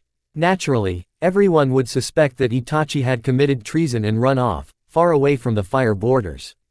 The Uchiha had anticipated that and didn't move far away. The plan was to stay in one safe place and move when it was safer. That was what the teenager had told him when he had offered to give him a head start. "I'm sure you tried your best," the Sandaime said. "Go rest. I will leave this to the hunter nins. By end today, Itachi will be in our bingo books as an S-ranked criminal." Kakashi nodded, but didn't leave. Even though he was a jutsu away from draining his last bit of chakra, he still had to know how Naruto was doing. He would even fall smiling if his body gave up while trying to ask the question. That is how much he cared for the blonde. "How are you taking this, Naruto? Itachi was your friend, teacher as well," Kakashi said in a tired voice. The Uchiha had even trained Naruto more than he did, despite the fact that the teenager was always busy with Anbu and military police force matters. "As I can," Naruto simply said. He was saved from explaining things further when his mother literally broke the Sandaime's door as he marched into the office. The woman rushed towards her son, and picked him from the chair like a baby. She'd put him down as she got to her knees. She had heard what had happened. And the moment she did, she'd rushed over. "Here." Kushina engulfed Naruto into a tight motherly hug. Naruto did what he could, hug his mother back. Kushina had tears on her cheeks. She was crying as she held him. Naruto could feel it. "I'm glad you're okay," she said softly. Naruto didn't say anything. He closed his eyes. It was okay to put on a sad smile. As long as it was on his mother's back. She wouldn't have to worry about anything because she couldn't see it. In a rare moment, Naruto's mask slipped in his mother's embrace. "I'm fine, mother," Naruto finally said, his tone quiet, yet lacking the usual emotion it carried when his mother was involved. Kakashi walked up to Jiraiya. "Did I miss something?" he whispered. Jiraiya nodded and explained what had happened. Kakashi was disturbed, angry even, livid if we're just throwing words. He was getting enough of the villagers' tendencies. Their actions sickened him. If they drive Naruto to insanity, Kami-sama could forgive him. He would end up following Itachi in the bingo book. Giving one last look to mother and son, Kakashi disappeared before his thoughts became a reality. Sleep would do it this time. After a couple of moments, Kushina let go off Naruto and stood up. She didn't let him away though. No, she still had her hands on his shoulders, keeping him in front of her. His heated glare fell on the third. "Hiruzen, what are we going to do about this? Formalities be damned. My son can no longer take this crap. I cannot watch this continue to happen, Hiruzen." Kushina's tone was way sharper. Unlike her usual loud threatening self, it was calm, yet so sharp. It made the third tense as he chose his words carefully. The woman was on a brink. Saying anything that wouldn't make her happy would probably make her attack him or the villagers. In this stage, the Sandaime thought Naruto would join as well. "I know, Kushina," the third said, his expression showing his old age. "Once Makoto-chan recovers from the hospital and make preparations for the memorial, you will go to Sunagaku for a week or two while I settle things here. If by then your return is not welcomed, you will leave the village with Jiraiya. I can cover you for 4 years at most. But by then, you will have to return." Kushina nodded. "Let's go home, Naruto." She didn't say a word to Jiraiya or anything to the Sandaime. Simply took her son and left. The Sandaime leaned back to his chair. "You get to make things right, Jiraiya. Do not waste this chance." "I won't, sensei," Jiraiya said with a firm nod. "This will be good for Naruto. Why did you say they will only leave with me if things haven't changed after they return from Sunagaku? You know there won't be any changes. While they are with you, they won't get the chance to visit Suna. They will have to stay hidden. Naruto is still Minato's son. Some people don't need proof to attack. A mere look and they will be convinced. This time I've set up, will allow Naruto and Kushina to further acquaint themselves with the Subaku family. I still believe there is a future there," the aged professor said. Jiraiya nodded. He didn't disagree with that. "I'm going to get something to drink. If I stay here any longer, Danzo may show up. Knowing him, he will say something about Naruto that will tempt me to kill him." That said, Jiraiya disappeared in a puff of smoke. "Ah, speak of the devil. Hiruzen, we have to talk," Danzo said as he entered the office with his 2 supporters, Kaharu and Homura. "There is nothing to talk about," Hiruzen said sternly. You have heard about Naruto-kun and have come here to demand that he be brought to your care. The answer is still no. Hiruzen, you and I know very well that the boy is unstable. That behavior earlier clearly shows that, Koharu said. He needs to be trained to control his emotions.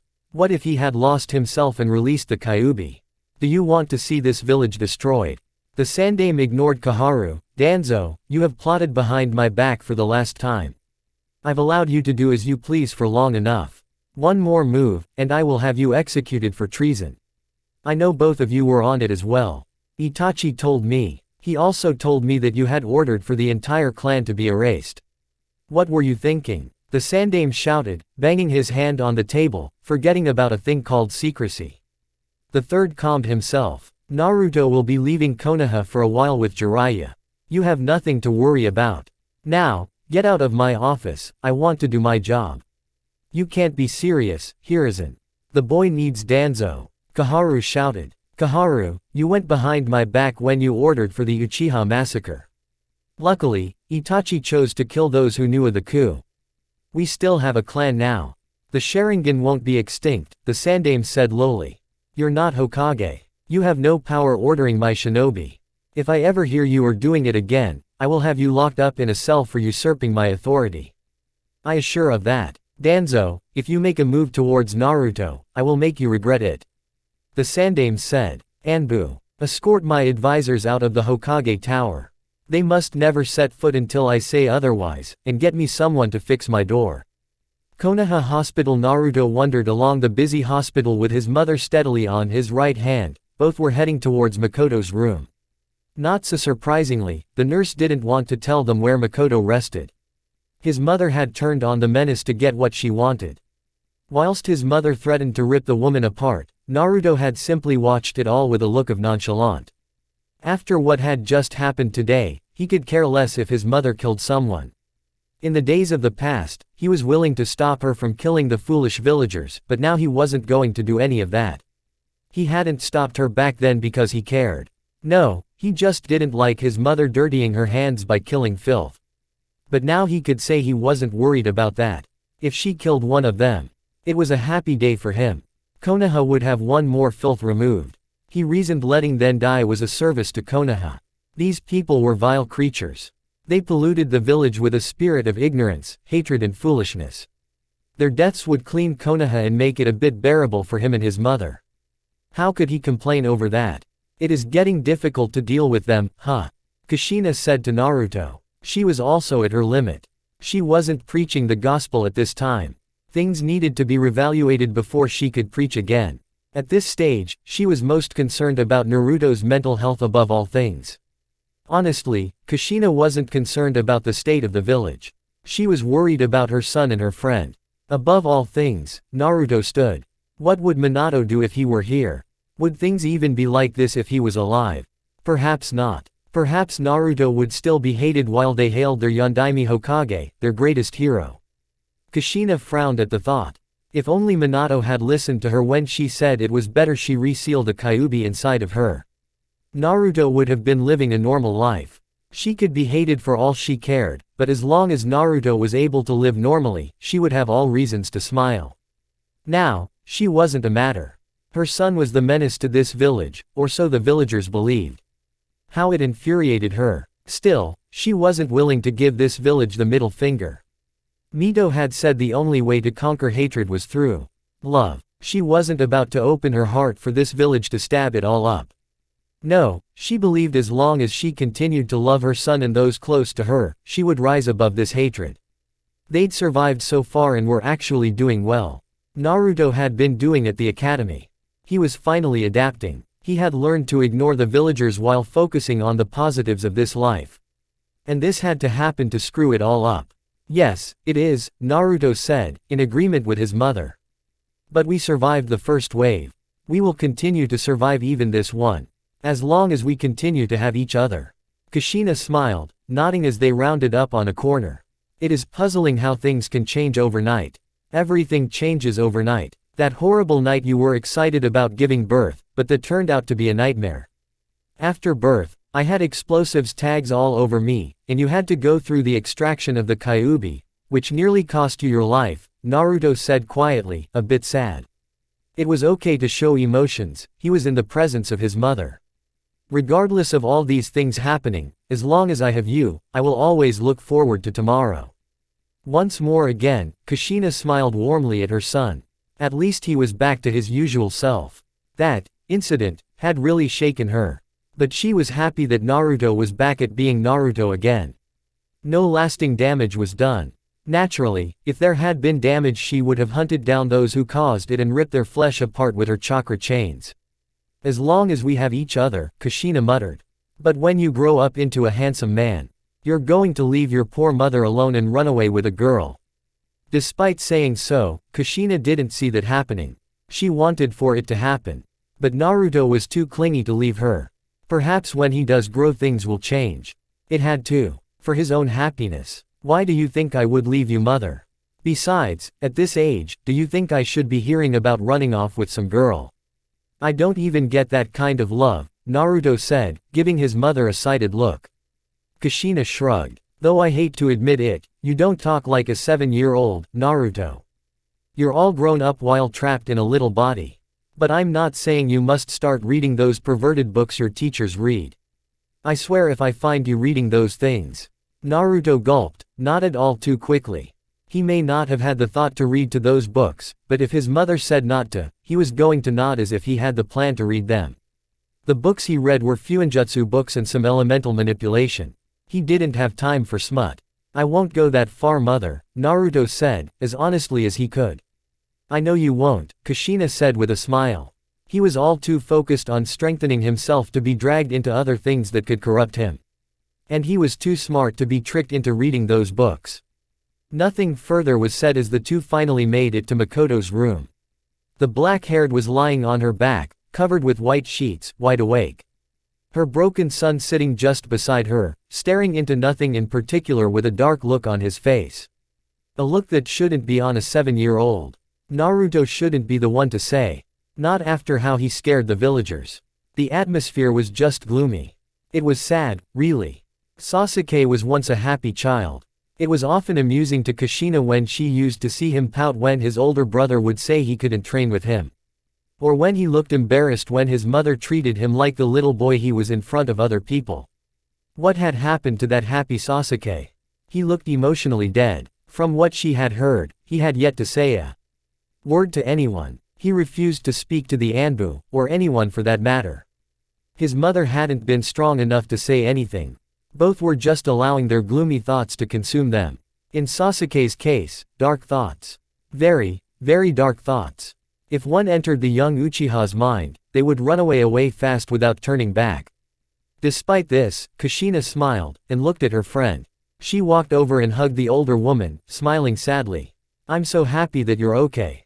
I don't know what I would have done if you'd died too, the Uzumaki woman said all too honestly. Upon hearing this, Naruto gave himself a pat on the back. Uzumaki Naruto had saved the day once more again. He had done right ensuring that other members of the Uchiha clan lived. His threat had been no means a bluff. He had been dead serious. And now it pleased him to know that his forcefulness had brought upon this result. Uzumaki Kushina wasn't lost. She still had a friend. The two women continued to talk while Naruto kept his silence. It was better to allow he adults do their talking. Besides, Makoto needed a friend right now. She needed someone to comfort her. Yes, he was that considerate, to Makoto at least. Can you take Sasuke with you? I was told he hasn't eaten anything all day, and he can't stay here all night. He needs to rest, Makoto said to Kushina after the Uzumaki had said her goodbyes. Sure, Kushina said. You once took care of my Naruto. Now it's my turn to look after your Sasuke, she added all too happily. Sasuke-kun, Kushina called warmly to the boy, but she was ignored. Sasuke-kun, Sasuke. The Uchiha didn't respond. It didn't seem like he had even registered any of her words. He merely stayed frozen, staring into the empty space with a dark look. Makoto frowned, but said nothing, allowing Kushina to handle it. She was too emotionally tired to be stressing out now. Kushina touched Sasuke's right shoulder, trying to get his attention. Sasuke-kun. She flinched when the boy gave her a sharp look. It was as if he'd just said, "What?" in cold words. You need to test. Come with me. Naruto frowned. Any more of this and he would snap the Uchiha's fingers to get him to behave properly when his mother was talking to him. Before his mother could flinch again, Naruto walked over to the boy. He did a quick chop at the back of his head and the Uchiha fell down. He didn't even attempt to catch the boy. He wasn't that considerate to a person who treated his mother in such fashion. Kushina merely shook her head at this, but she said nothing. She picked up the unconscious boy and placed him on her back before Naruto decided to drag him to their house by his feet. Oh, Kushina had no doubt Naruto would go that far. Kushina, Makoto started quietly. Can I talk to Naruto for a moment? The Uzumaki looked at Naruto before nodding. Just don't take too long, she said, leaving the room. Come closer, Naruto, Makoto said. Naruto did as told, and the woman held out her left hand. Naruto took it with his right. Thank you, Naruto. Naruto raised a curious brow at her thanks. He presumed Itachi told her the truth. But there was nothing to thank him for. He said what he said for his own selfish reason. What did I do to be thanked? Naruto still asked the question, despite his flow of thoughts. You saved my life and my clan. Sasuke will still grow up with a mother because of you. I will forever be grateful. If I had a daughter, I would give her to you. Makoto chuckled, knowing Naruto wouldn't accept that offer. But I don't. I can only say thank you. If there is anything you want, anything at all, come to me. I owe you my life, so that will be the least I can do. Naruto shook his head. You know you don't need to. Thank me, Makoto-san. He was cut off. My husband is dead. I'm widowed. Call me Makoto, she said, sadness in her tone. I know why you did it. And I know things have turned worse for you. Regardless of your reasons, I was saved because of you. Fugaku was really shocked when he heard it. He said if there had been a ritual to make you an Uchiha by blood, he would order me to do it. Makoto pulled Naruto closer, playing his right hand on her chest as she gave him a warm smile. No matter what people call you. Don't listen to them. You, Uzumaki Naruto, are my hero. Naruto simply nodded in a speechless manner. Those were the words he never thought he would hear in his life. He'd heard her correctly. She called him her hero. He was in her heart. He, Uzumaki Naruto, was her hero. He had been recognized. The words may be coming from the mouth of the familiar Uchiha Makoto, but those were the words that came from the heart. Those last two words reached a part of his heart that he didn't know existed. The feeling he felt was so confusing that he walked away without another word. Kushina's house, everything was back to normal again. Naruto was home, eating dinner with his beloved mother. Well, it wasn't that normal because there was someone else with them, someone who was quiet as a mute. Kushina looked up at Naruto. I never asked. Do you like the idea of traveling the elemental nations along with Jiraiya? You two don't get well. So if you don't want him, we can leave with Kakashi. Naruto shook his head. Jiraiya is just fine, he said. The Sannin would do. Between him and Kakashi, the Toad Sage had more experience and was a lot more powerful. Besides that, Kakashi was not that suited for this task. You mean to say Jiraiya is more useful?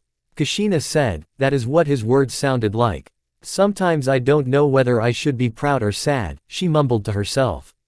I mean that in a nice way, Naruto said. Jiraiya is a Sannin. His reputation succeeds that of Kakashi. With him around, we won't have many people bothering us, and given that Jiraiya spends his time outside the village, he obviously knows the outside better than Kakashi. That was reasonable enough. But Kushina knew there was more, and Jiraiya is Konoha's main source of vital intel. This leads me to conclude that he has some sort of a spy network. While we are away, we can use his resources to find other Uzumaki who survived, Naruto explained. Kushina smiled. I like that idea, she said happily. All that happiness died when her eyes turned to Sasuke. He had yet to touch his food. He was just staring at it. She frowned. This was going to be difficult to deal with. Kushina moved closer to Sasuke. Sasuke-kun, eat up. If you don't eat up, you're just going to worry your mother. Please eat your food, Kushina said, in a warm, motherly tone. Sasuke ignored her. Sasuke-kun. He ignored her again. I know you're hurting, Sasuke. I understand, but you have to eat. Kushina tried to get his attention by placing her hand on his shoulder, but Sasuke batted it away, and snapped. You understand nothing. You don't get it. Don't pretend like you know what I'm feeling. He ushered a dark look at Kushina, his tone just chilling. And don't tell me what to do. You're not my mother. Naruto's look twisted and he got up from his chair. He grabbed Sasuke by the collar of his shirt, smiling at his mother warmly. Okage-san, he said sweetly. Please let me worry about him. Just finish up. Oh, and whatever you hear, don't come. That said, Naruto, literally, dragged Sasuke towards the kitchen. You ungrateful little, he threw Sasuke at the kitchen unit. The Uchiha grunted as he hit the unit with his back. Naruto's right hand grabbed a frying pan, and bam! The thing hit Sasuke on his forehead, causing blood to leak out. We have been through worse than you, Uchiha. Naruto slammed his right foot on the Uchiha's chest, pressing him against the unit.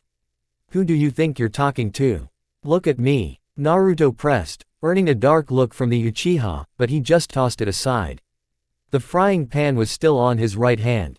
Talk to my mother like that again, and I will break your fingers, one by one. To demonstrate he was dead serious, he took Sasuke's left hand, bended one of the fingers with so much force that it nearly snapped. Grr. It was the third time Sasuke was letting out a pained sound. If you give her that look again, I will smack you with this thing again, Naruto said, glaring Uchiha. He let the boy go. Now, wipe that blood off your face and go apologize to my mother. I will be watching you. And eat your food or I will shove it down your throat. Naruto walked away, going back to the dining table. He settled down on his chair and continued as if nothing had happened. Do you think Tsunade will try to take the Senju possessions away from us if she does return to Konoha? Kushina gave Naruto a look, but before she could say anything, Sasuke crawled back to the dining table. I'm sorry, he merely said and sat down to eat his food, but not before sending Naruto a glare. Kushina just smiled. At least he was eating, she thought. She knew quite well Naruto hit the poor boy. Looking back at her son, Kushina responded to his question. Legally, once we claim it, Tsunade won't have any right. She has abandoned her village long ago. She has no say, Kushina said with a shrug. Naruto nodded. At least in the Senju compound we can have lots of space and I won't have to breathe the same air as the villagers, he said, a bit satisfied with that. Well, technically. I know, Naruto said. We will get lots of money as well. It is a pity we can't spend it as we like in this village, the blonde sighed. Well, I see what I can get in Sunagakuren and as we travel. Kushina nodded. She smiled. I'm really looking forward to it. I don't know when was the last time I walked away from this village walls freely. It will be good to get some fresh air. Yeah, Naruto frowned when he looked at Sasuke. Itachi had asked him to look after him. He should have said no. The spoiled brat was going to give him problems. We may have to take him with us, he added. Kushina actually nodded in agreement. He will need the time away as well. If it clear his mind, he will have to get some fresh air, she said and looked at Naruto, unblinking. Please be nice, Naruto-kun. Sasuke is not like you. Naruto shrugged internally. At this stage, words won't do. Physical pain has to be inflicted for him to respond. Besides, do you think this world will wait for him to grow up? Sasuke only lost his father. Yet, he's acting like everything was taken away from him. Yup, they were talking as if the said Uchiha wasn't even in the room with them. Itachi was everything to him, Naruto. Sasuke adored his brother. After this, he has to be hurt, Kushina said. But Naruto wouldn't understand, so she didn't explain further. Seeing that the two had finished eating, Kushina spoke, go wash your hands, you two. I will do the dishes. Naruto, you know what to do. The blonde nodded. Come on, he said to Sasuke. The raven-haired just followed him in a quiet mode. Once everything was done, Naruto said good night to his mother and had Sasuke follow him to his room. Everything was already prepared. Both took off what needed to be taken off and went under the red sheets. This night is going to be long, Naruto thought, seeing that Sasuke was staring at the ceiling with that dark look of his. Sleep, Sasuke. You still have tomorrow to think. At this rate, you're going to cripple your mind, and you'll be prone to more outbursts. Mind you, if those outbursts happen in front of my mother, I will break you. Naruto turned to the other side. And you know I can do it, right? It took a few moments, but Sasuke shut his eyes. When it came to his mother, Naruto didn't joke around. Even in his state, Sasuke was able to understand that. His earlier beating had been proof of it. The following day, Senju compound with recent events, the academy had been closed. The Sandaime said it would be closed for at least 2 weeks. Naruto had no complaints. In fact, he couldn't have it any other way. If they suddenly decided that the academy wouldn't reopen until next year, he would gladly run around the village with a wide grin on his face, greeting everyone. Naturally, that was just wishful thinking. It would be a disaster for the academy to be closed for that long, and the Sandaime wouldn't make such a decision. The civilians and shinobi parents wouldn't like it either. Naruto could foresee a strike if such a decision was made. Everything was slow around the village. But within a week, things would calm a bit. The slowness didn't mean there wasn't a buzz of activity inside the walls of the village. The slowness was caused by the abundance of activities that needed to be fulfilled. Itachi had almost pleaded with him to look after Sasuke, and he was going to do that, in the best way he could. He didn't care if he had to break the Uchiha's legs in the process. Itachi didn't define how he should look after his little brother, and the older brother must know that between Sasuke and his mother, Naruto would always choose Uzumaki Kushina. Makoto was only released this morning, and as far as he knew, she was burdened with clan matters. Perhaps he should help her out. Surely there were going to be some paperwork needed to be filled, and the funeral arrangements for the slain clan members. The memorial service for everyone was to be held in 2 days. It was an event that will surely have Konoha in full attendance. Naruto looked at Sasuke, his expression displaying no emotion as the cold eyes of the Uchiha stared back at him. They were in the training ground within the compound. He decided that since Sasuke wanted to release some pent-up stress, it was best to hit the training ground. He wasn't that much interested in dealing with the emotional problems with the boy, he just wanted him to loosen up so that he wasn't a bother to both their mothers. Makoto told him something no one has ever told him. She told him he was her hero. Her savior. In Naruto's book, the woman deserved some sort of special treatment, and that meant looking out for her. Don't use ninjutsu, Naruto said, laying out the instructions. You can use kunai or shuriken, but no fireball. Do you understand those simple words, Sasuke? That was the response Naruto received from the young Uchiha. So tempting. Naruto was tempted to walk up to the Uchiha and smack him around. Wasn't a response. He wanted a clear answer, not a mere grunt. He held himself though. Physical punishment had its own limits. There would be a time a beating wouldn't suffice. So it was best to give the beatings in a situation that was dire. Naruto wasn't allowed to continue with his thoughts as Sasuke darted towards him in fury. The blonde frowned. Sasuke wasn't thinking straight. He was just charging head-on, and he didn't doubt the Uchiha would mistakenly kill someone if he fought someone weaker in this state of mind. As Sasuke threw punches at him, Naruto just dodged them, moving back slightly. When the Uchiha turned to kicks, he blocked them, keeping his gaze firmly into the eyes of the raven-haired. With each dodge and block, Sasuke was growing frustrated. This was evidenced by the look on his face, and his strikes were becoming ferocious, vicious by the second. Around this time, Ino made an appearance, but she didn't say anything. She just settled at the back of the house, watching the two fight, her eyes firmly on Sasuke, even though she'd come here for Naruto. Worried about him, Sasuke threw a high-footed kick with his left foot, aimed at Naruto's shoulder. The kick was caught by Naruto's right hand. Moving shiftily, Naruto grabbed Sasuke by the throat and slammed him down the ground. His hands wanted to beat up the Uchiha. His feet wanted to crush him. But it was not worth it. Not when it would only serve to antagonize the Uchiha further. He really didn't want to deal with an Uchiha who was out to get him, and he certainly didn't want to make Sasuke an enemy. Your movements are sluggish, and you are leaving gaps in your attacks. You can't hit anyone when charging without thinking, Naruto said before hitting the Uchiha on the forehead, lightly. Your mind is clouded. If you want to train with me, clear your mind and don't leave your intentions so clear that even a blind man can see. Now go home, your mother is waiting for you. Not a word left Sasuke's mouth as he shot up. Looked as if he was considering hitting Naruto from behind, but he shrugged his shoulders and walked away.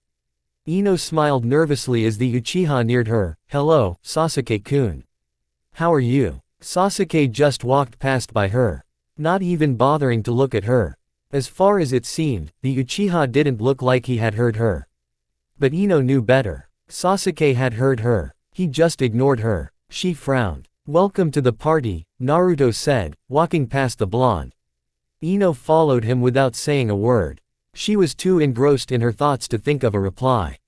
Her body just moved automatically. Ino became aware when Naruto closed the front door of his new house. He walked towards two trees that were in front of the house, and climbed up. Ino couldn't, so she sat down, her back pressed against the tree's trunk. "Sasuke's become cold," Ino said sadly. "I don't blame him though. He is going through a lot. It doesn't give him the right to ignore people though," Naruto said. His eyes looked down at the blonde. "His treatment of you hasn't changed. Whether happy or cold, he still ignores you. That must sting." Ino frowned. It did sting. Naruto didn't care, just stating what he thought.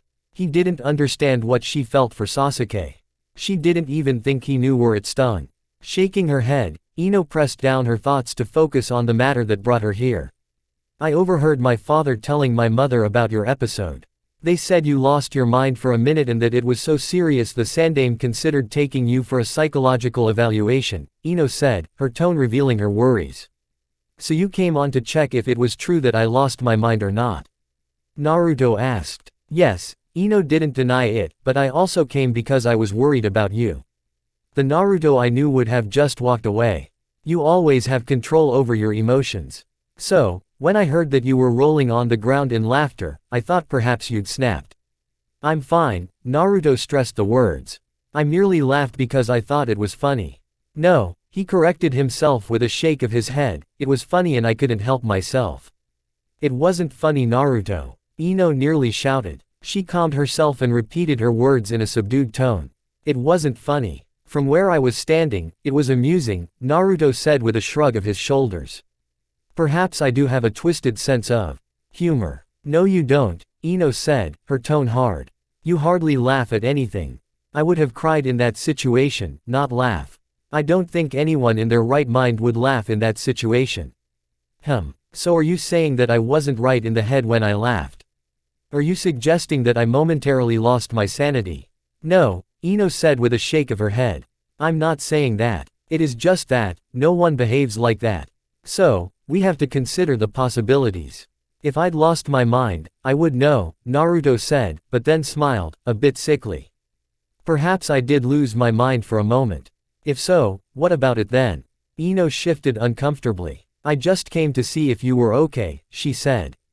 "Who will protect me if you lose your mind?"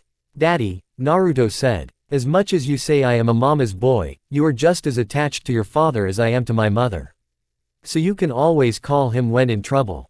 "Ha ha ha. Very funny, Naruto," Ino said. "Is it true that you might go away?" "Yes," Naruto said. "Just for a couple of years. We'll return before you even leave the academy." "Oh," that was all Ino said before she fell silent. Uchiha compound. A sad plastered across Makoto's face when Naruto walked into her house, that usual look of indifference on spread across his face. He was his usual self. At least nothing was bothering him. She'd thought the hostile situation within the village would get to him, but it was pleasing to know that he was okay. Still, that look of indifference could all be just a mask hiding the underlying problems that lay deep within the heart. Makoto believed that Naruto was well capable of handling his emotions. In so many ways, he was like Itachi. He didn't need his parents to handle his emotional problems. He handled them by himself. Naruto was still young, he was just a cute little boy, but he could handle himself. Perhaps that little incident was good for him. Just to release some pent-up feelings. "Hello Makoto," Naruto greeted, with a wave of his right hand and a small smile spread across his face. "Already at work?" "Ah," he remembered, Makoto thought with a smile. Looking at the paperwork on the coffee table, Makoto nodded. "I have to arrange everything myself. There isn't anyone available to help me out."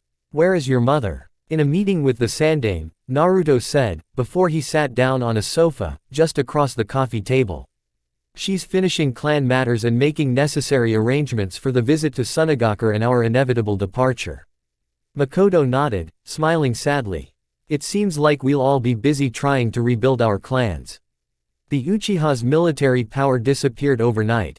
I have to shut down the military police force because of this, she sighed tiredly in the end. Itachi didn't spare any, huh? I guess it is to be expected, Naruto said. It is fascinating how the entire clan was able to rally behind the idea of a rebellion.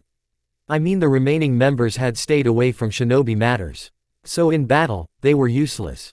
Most of them were in the military police force. They were almost disliked as you were. Nobody really liked them.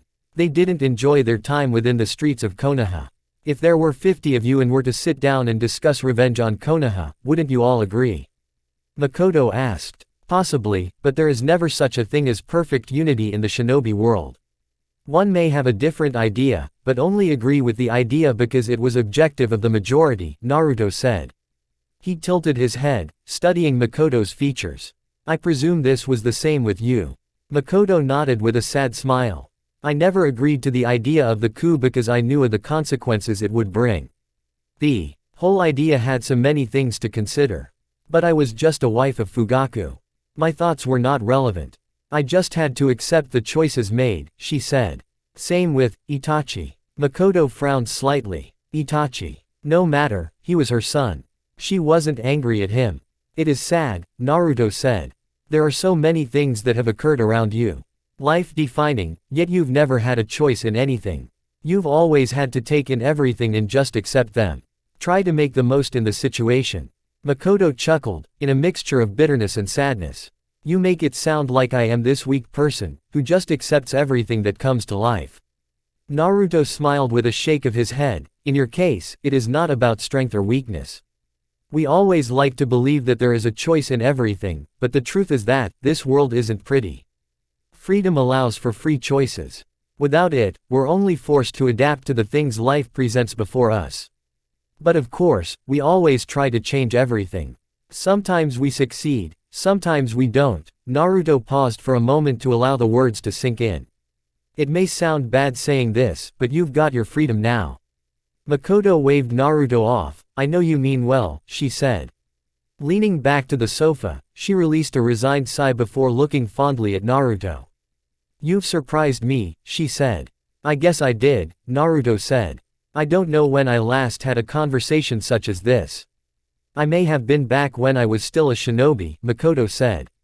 When I got married, had children, I was never afforded the opportunity. Naruto raised an eyebrow at Makoto's words. Not even with Itachi. Not even with Itachi. Itachi spent more time with his father when he was younger. After the academy, it was his duty to Konoha and then Anbu, Makoto said. I just tried to be a mother to my children. Now you have responsibilities not to Sasuke only, but to the clan as well. And you have me to talk to about these kind of things, Naruto said, managing a small smile. Ch5 standing just behind the back door of his house at the Senju compound, Naruto tilted his head to the side. He often did that when trying to figure out what was in front of him, or a puzzling thought that was playing a game of shogi with his mind. Before him stood Jiraiya. The appearance of the man wasn't surprising, it shouldn't be surprising, but Naruto tried to figure out what he wanted. He was not needed, or wanted, at this time.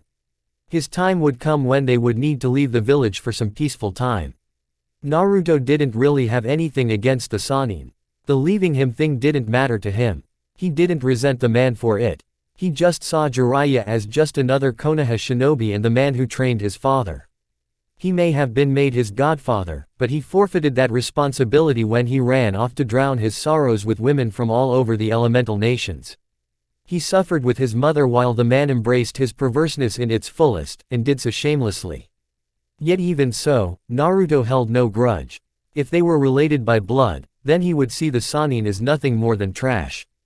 Just like the bloody villagers crawling around the streets, parading their sick chants of murder to the demon and violating the positive energy that Hashirama had breathed into this god-forsaken village. But Jiraiya was not related to him by blood. He failed his father. He never counted on the man for anything. Jiraiya owed him nothing and Naruto wasn't going to put on a smile just to make the man feel better. He wasn't going to comfort the man just to make things easy for him. The man did what he did, and Naruto wasn't interested in apologies. What do you want, Jiraiya? Naruto finally asked as polite as he could. Jiraiya shifted uncomfortably under the unblinking stare of the blonde. The stare was just piercing. It threatened to crack his mask. Jiraiya held it with both his heart and mind, biting his tongue just so he couldn't crumble down like a rookie. He was a grown man.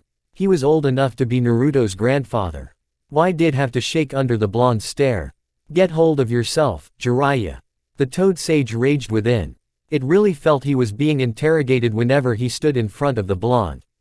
Those blue eyes always had questions, and the tilting of the head further strengthened the impression. At least there was no hatred in those eyes. No, Naruto didn't hate him. Jiraiya was certain of it. The thing was, Naruto just didn't give a damn about him. He only came into the mind of Naruto when he needed to be used. It sickened the Sannin that someone so young could have such a thought. Of course Jiraiya was just assuming this. It could all be just his imagination. Nevertheless, there was a high possibility that he might right. Jiraiya swallowed his thoughts. Naruto had blinked. The Sannin assumed it as a signal that the blonde was no longer interested in figuring him out. It could also mean he'd lost patience in waiting for him to respond to simple question, in Naruto's standing point at least. To Jiraiya, there was no easy question and answer when he was dealing with a kid. Jiraiya closed his eyes for a moment. He didn't take too long because he was afraid by the time he opened them, he would be staring at Naruto's back.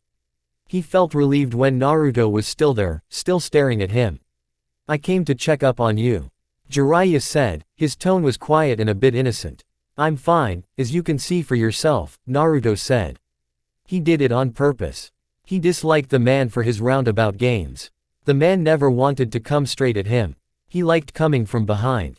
Naruto didn't want anyone coming in from behind. That was where backstabbers stab you.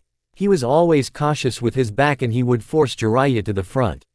Either by being rude or silent. He didn't care too much to mind about the man's emotions.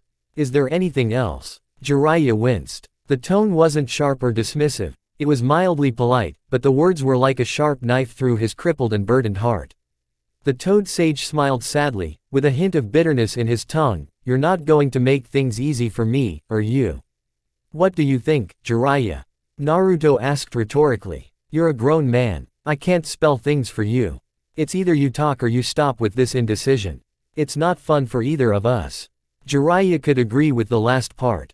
He steeled his resolve and opened his mouth as the words finally came out with some seriousness. What do you think of me, Naruto? Naruto tilted his head to the side once more, his stare grew intense. 21 questions. He shook his head. I think you know the answer to that question, Jiraiya. If you want me to spell it out for you, I see you in the same light as my mother does, with zero attachment. Once more, Jiraiya winced. He would need a bottle of sake from Mount Myoboku after this brutal conversation. I see, he said. I had a really good relationship with your father. He was like a son to me. Jiraiya smiled as a few memories surfaced within his clouded his mind. Naruto sighed. My mother would kill me if I turned away now, he mumbled before he sat down, legs folded in such a way that he was able to rest his elbow, with his hand holding the side of his face. I'm aware of how your relationship was like with my father. There is no need to retell the story.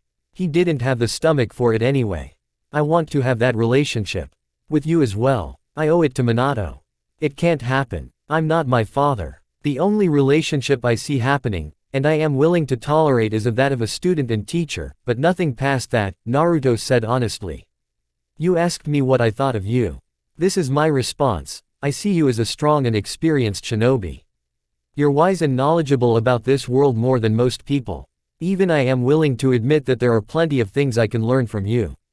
Naruto wasn't stupid to say Jiraiya had no uses. Hell, if he pushed the right buttons, the man could build upon everything he has been taught by the Sandaime up until now. The couple of years he would spend with the Sannin would do him some good. You're not giving it much of a thought. Jiraiya said, disappointed clearly evident, but he was still happy that Naruto needed him. If he could train the boy, then it would be something. He could smile, a little. There isn't much to think about, Naruto said with a shrug. Seeing that the Sannin was going to be a bother, and he no longer wished to continue with conversation, Naruto spoke once more. On the bright of things, there is a possibility that you can change my mind. I will be spending a couple of years with just you and my mother. Just think of the possibilities. It was unlikely, but Naruto was willing to say anything at this point, especially if it would motivate the Sannin to take him seriously in training. Jiraiya thought of the possibilities, and he liked them. So much that he was willing to grin. Naruto didn't share his happiness. His expression remained the same. But Jiraiya wasn't deterred by it. He was happy, and he wasn't going to allow anything to take his happiness away. This was the farthest he has ever gone with Naruto, and this was a good positive. "Thank you," Jiraiya said, but Naruto merely shrugged. "Naruto, do you think you will ever forgive the villagers for everything?" This was an important question, and it was Jiraiya's time to turn his gaze intense. He was a bit unnerved when Naruto matched his intensity. The blonde didn't back down from the staring contest. Jiraiya was even puzzled when the blonde smiled. "Already thinking about the future of Konoha, or we? You people annoy me at times. These people tried to kill me when I just a few hours old, and they have loathed my existence ever since. I can't smile because of them. And yet after everything I've been made to experience, you wish for me to sulk up to them because they will eventually change and realize that I am just a person like them. Why can't you just forget about them for a moment?" Jiraiya realized that smile hadn't been a happy smile. "It's not like that, Naruto. I care for you and your well-being. It is just that, I think I have given you enough time to express yourself, Jiraiya," Naruto said, standing up. "Just to be clear, these people you protect are trash, and I will never, ever give my breath away for their skins. I will become the Kyuubi's slave before I die for them like Minato." That said, Naruto turned away from the Sannin. As he turned, Ino was standing there, her expression just flat. She was hiding the fact that she had been eavesdropping. Jiraiya must have known. Probably did nothing because he knew she was connected to him. "What are you doing here, Ino?" His tone was a little harsh. It was possible that he was ticked off. A little. "Sorry for being a good friend," Ino said, a bit loudly. She ignored his sharp tone. She knew he was going through stuff. "You're leaving me today, so I thought I'd come and take you out before you leave." "Is that a problem? Leaving you?" Naruto asked with raised eyebrow. Ino's cheeks flustered a bit. "Well yeah," she all but shouted. "Come on," she pulled Naruto by his right hand, dragging him away.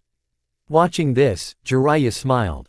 That was a positive. However, he had screwed up things with that last question. Why did have to go that far? Hell, ever since that day, the Sandaime Hokage hasn't even asked Naruto a question like that. He was more focused on Naruto himself. How could he be so stupid? Konoha was the last thing in Naruto's mind, that is if he thought of the village ever at all. Naruto's words did leave an impression. It wasn't something new. His sensei had said something of that sort. He'd found it hard to believe, but now there was no doubt. Sarutobi wasn't thinking about Konoha when he decided for Naruto to leave the village, he was thinking about Naruto's well-being and his mother's as well. Shouldn't he do the same? Even for a moment. Ramen stand. When Ino said she wanted to get out and eat something, she didn't really mean ramen. She wanted something from a restaurant, something delicious, something expensive. She wanted to eat something other than those noodles. The damn ramen was forced on her. It wasn't that she didn't like it.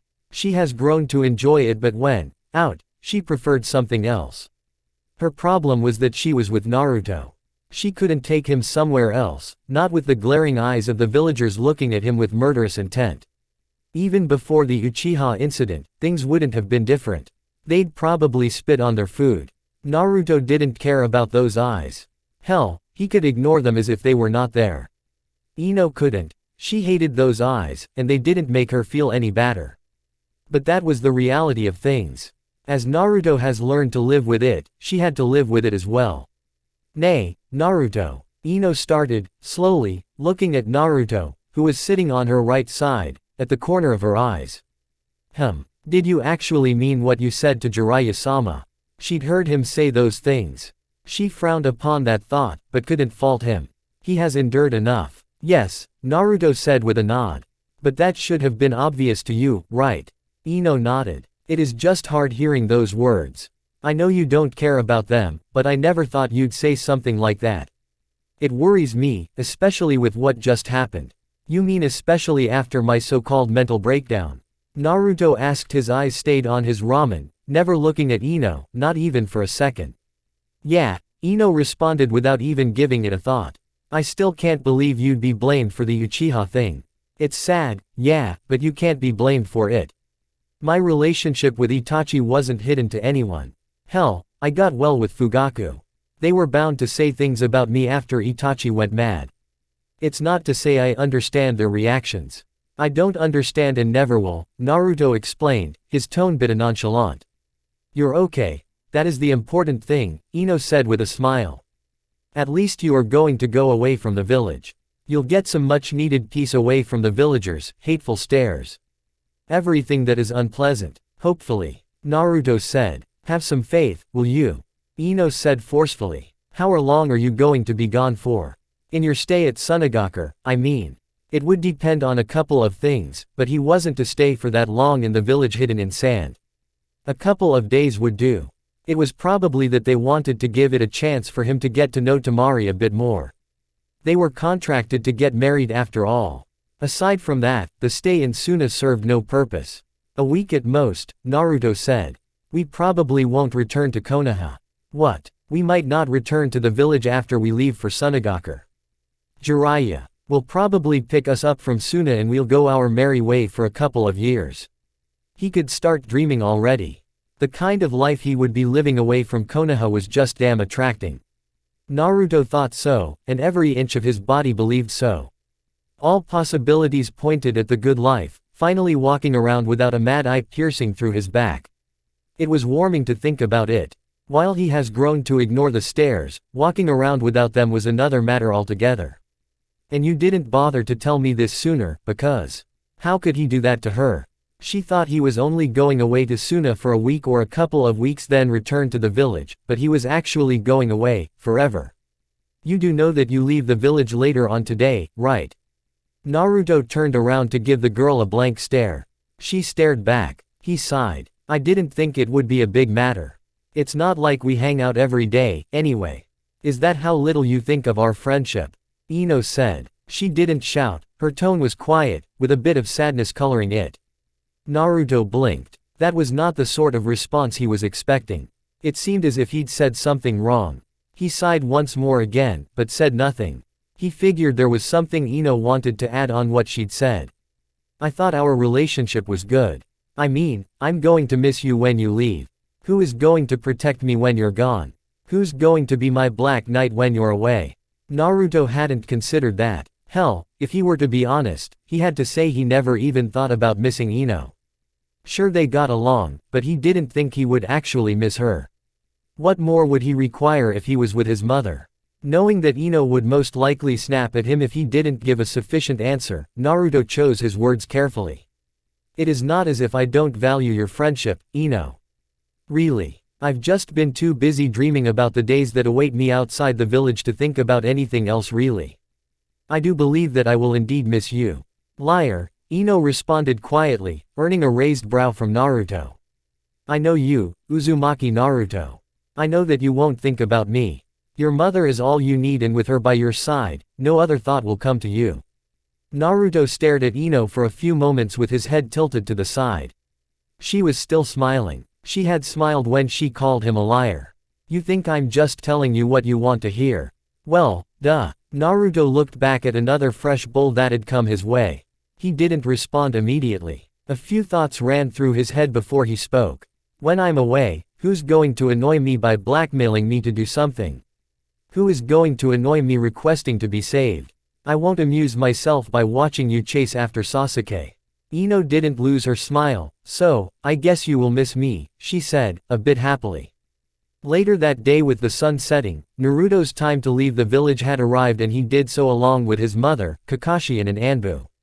It was supposed to be just the four of them heading towards Sunagaku. Naruto understood that the Anbu would be hiding in the shadows, looking for threats, amongst other things. The Sandaime Hokage decided to tag along, plus his company of Anbu. As they walked through the village in peace, both mother and son carrying sizable scrolls on their backs. The scrolls contained everything they would need. What was the use of carrying bags when you could carry a simple scroll? It was the advantage of knowing Fuinjutsu. At this stage, Naruto could utilize the art of sealing. He wasn't all good at it like as Minato was, but he understood it. The villagers watched him inventively. It was obvious, from the looks, that they felt happy, relieved even. It was such an amusing sight. With the way they looked, silent and making way for him, it was almost like they had rolled up a red carpet for them to walk through while they watched. They knew the truth. They knew they were leaving the village. It wasn't a secret that they were leaving. Even if it had been done in a secret, within an hour, those people would realize that Naruto and his mother were not within the walls of the village. "Mother, you don't have to get worked up by this," Naruto said. He knew she was thinking about the likely scenario that would play out once they have left the village. "We are leaving. They can enjoy it while it lasts. I hope that they treasure it, because unless a miracle happens, that is all they are going to get from us." "There is no need to be gloomy, Naruto," Kakashi said. The Sandaime shook his head. It pained him to think that Naruto was excited about leaving. If the blonde chose, he would rather not return to the village. The Sandaime Hokage knew this. Without a single shed of doubt. If granted the choice, Naruto wouldn't return to Konoha. He would live somewhere else. Perhaps in Sunagakure for protection. "I'm not gloomy. Just facing reality," Naruto said with a shrug. "Besides, can't you tell I'm actually happy?" Kakashi blinked. The blonde looked his usual self. There wasn't a sign on his expression that said he was happy. He looked just impassive, but the frown on the Sandaime's face said it all. He was indeed happy. The Jonin shook his head. How so like Naruto to be happy and yet look the opposite? "Is it necessary for you to tag along, old man?" Naruto asked, looking at the Sandaime at the corner of his eyes. "Why not? Are you that tired of me that you'd want to get rid of me quickly? I thought seeing you out was the least I can do. You're not going to return here, after Suna, are you?" Naruto nodded. "If I'm given the option, then I won't return. Not before a couple of years." "I thought as much," the Sandaime said with a sigh. As they reached the gates, the third Hokage smiled sadly at Naruto. "I will miss you, my boy. Keep in touch." He looked at Kushina. "Take care." Naruto looked back at the Sandaime, a small sad smile plastered across his face. "I'm going to miss you, Sandaime-sama," he said politely before turning around, leaving him standing still. The Sandaime watched the boy leave along with his mother. Naruto had showed him emotion. It wasn't much, but it was something that showed him that the boy was still inside there and that there was really a chance for him to be happy. The Sandaime wished for nothing more than Naruto's happiness. He wanted the boy to have a chance at a normal childhood, and this presented that chance. He allowed this to happen. Allowing Naruto be free was the least he could do. The clan heads may not agree with his plan, they may be against the idea, they may think that Naruto will forsake the village, but the Sandaime had made his decision. This was a good one. If he had allowed for Naruto stay in this hostile environment, he would have been left with only regrets. There was so much more than one could take, and he feared that Naruto was close to his limit.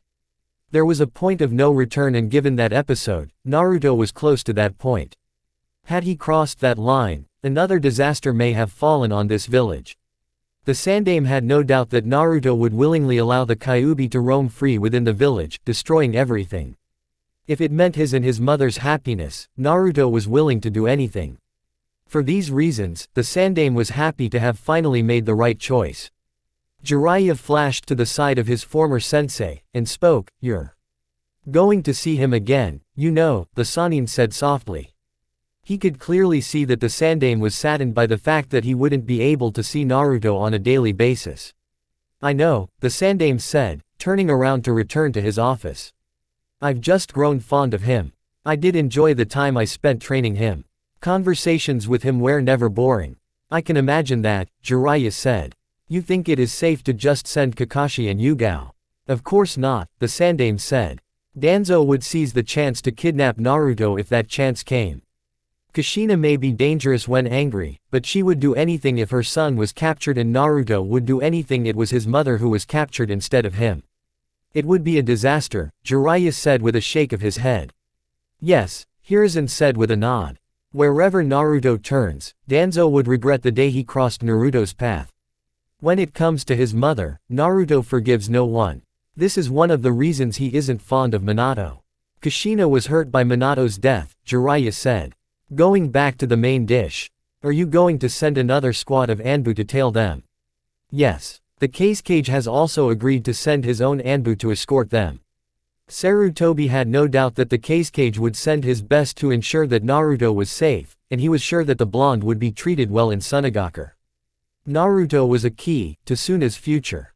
The man understood Naruto's importance in Konohagakure and the power he would wield. He was going to take advantage of this to safeguard Suna's future. Take care of Naruto, and when the blonde is all grown up and powerful, he will remember his goodness. He has been rather cooperative in all these, huh? Jiraiya said. I guess this benefits him best in the long run. If Naruto and Temari get along, we are looking at a strong bond between Suna and Konoha. It isn't that only, the Sandaime. If Naruto decides to leave Konoha, he will go to Sunagaku.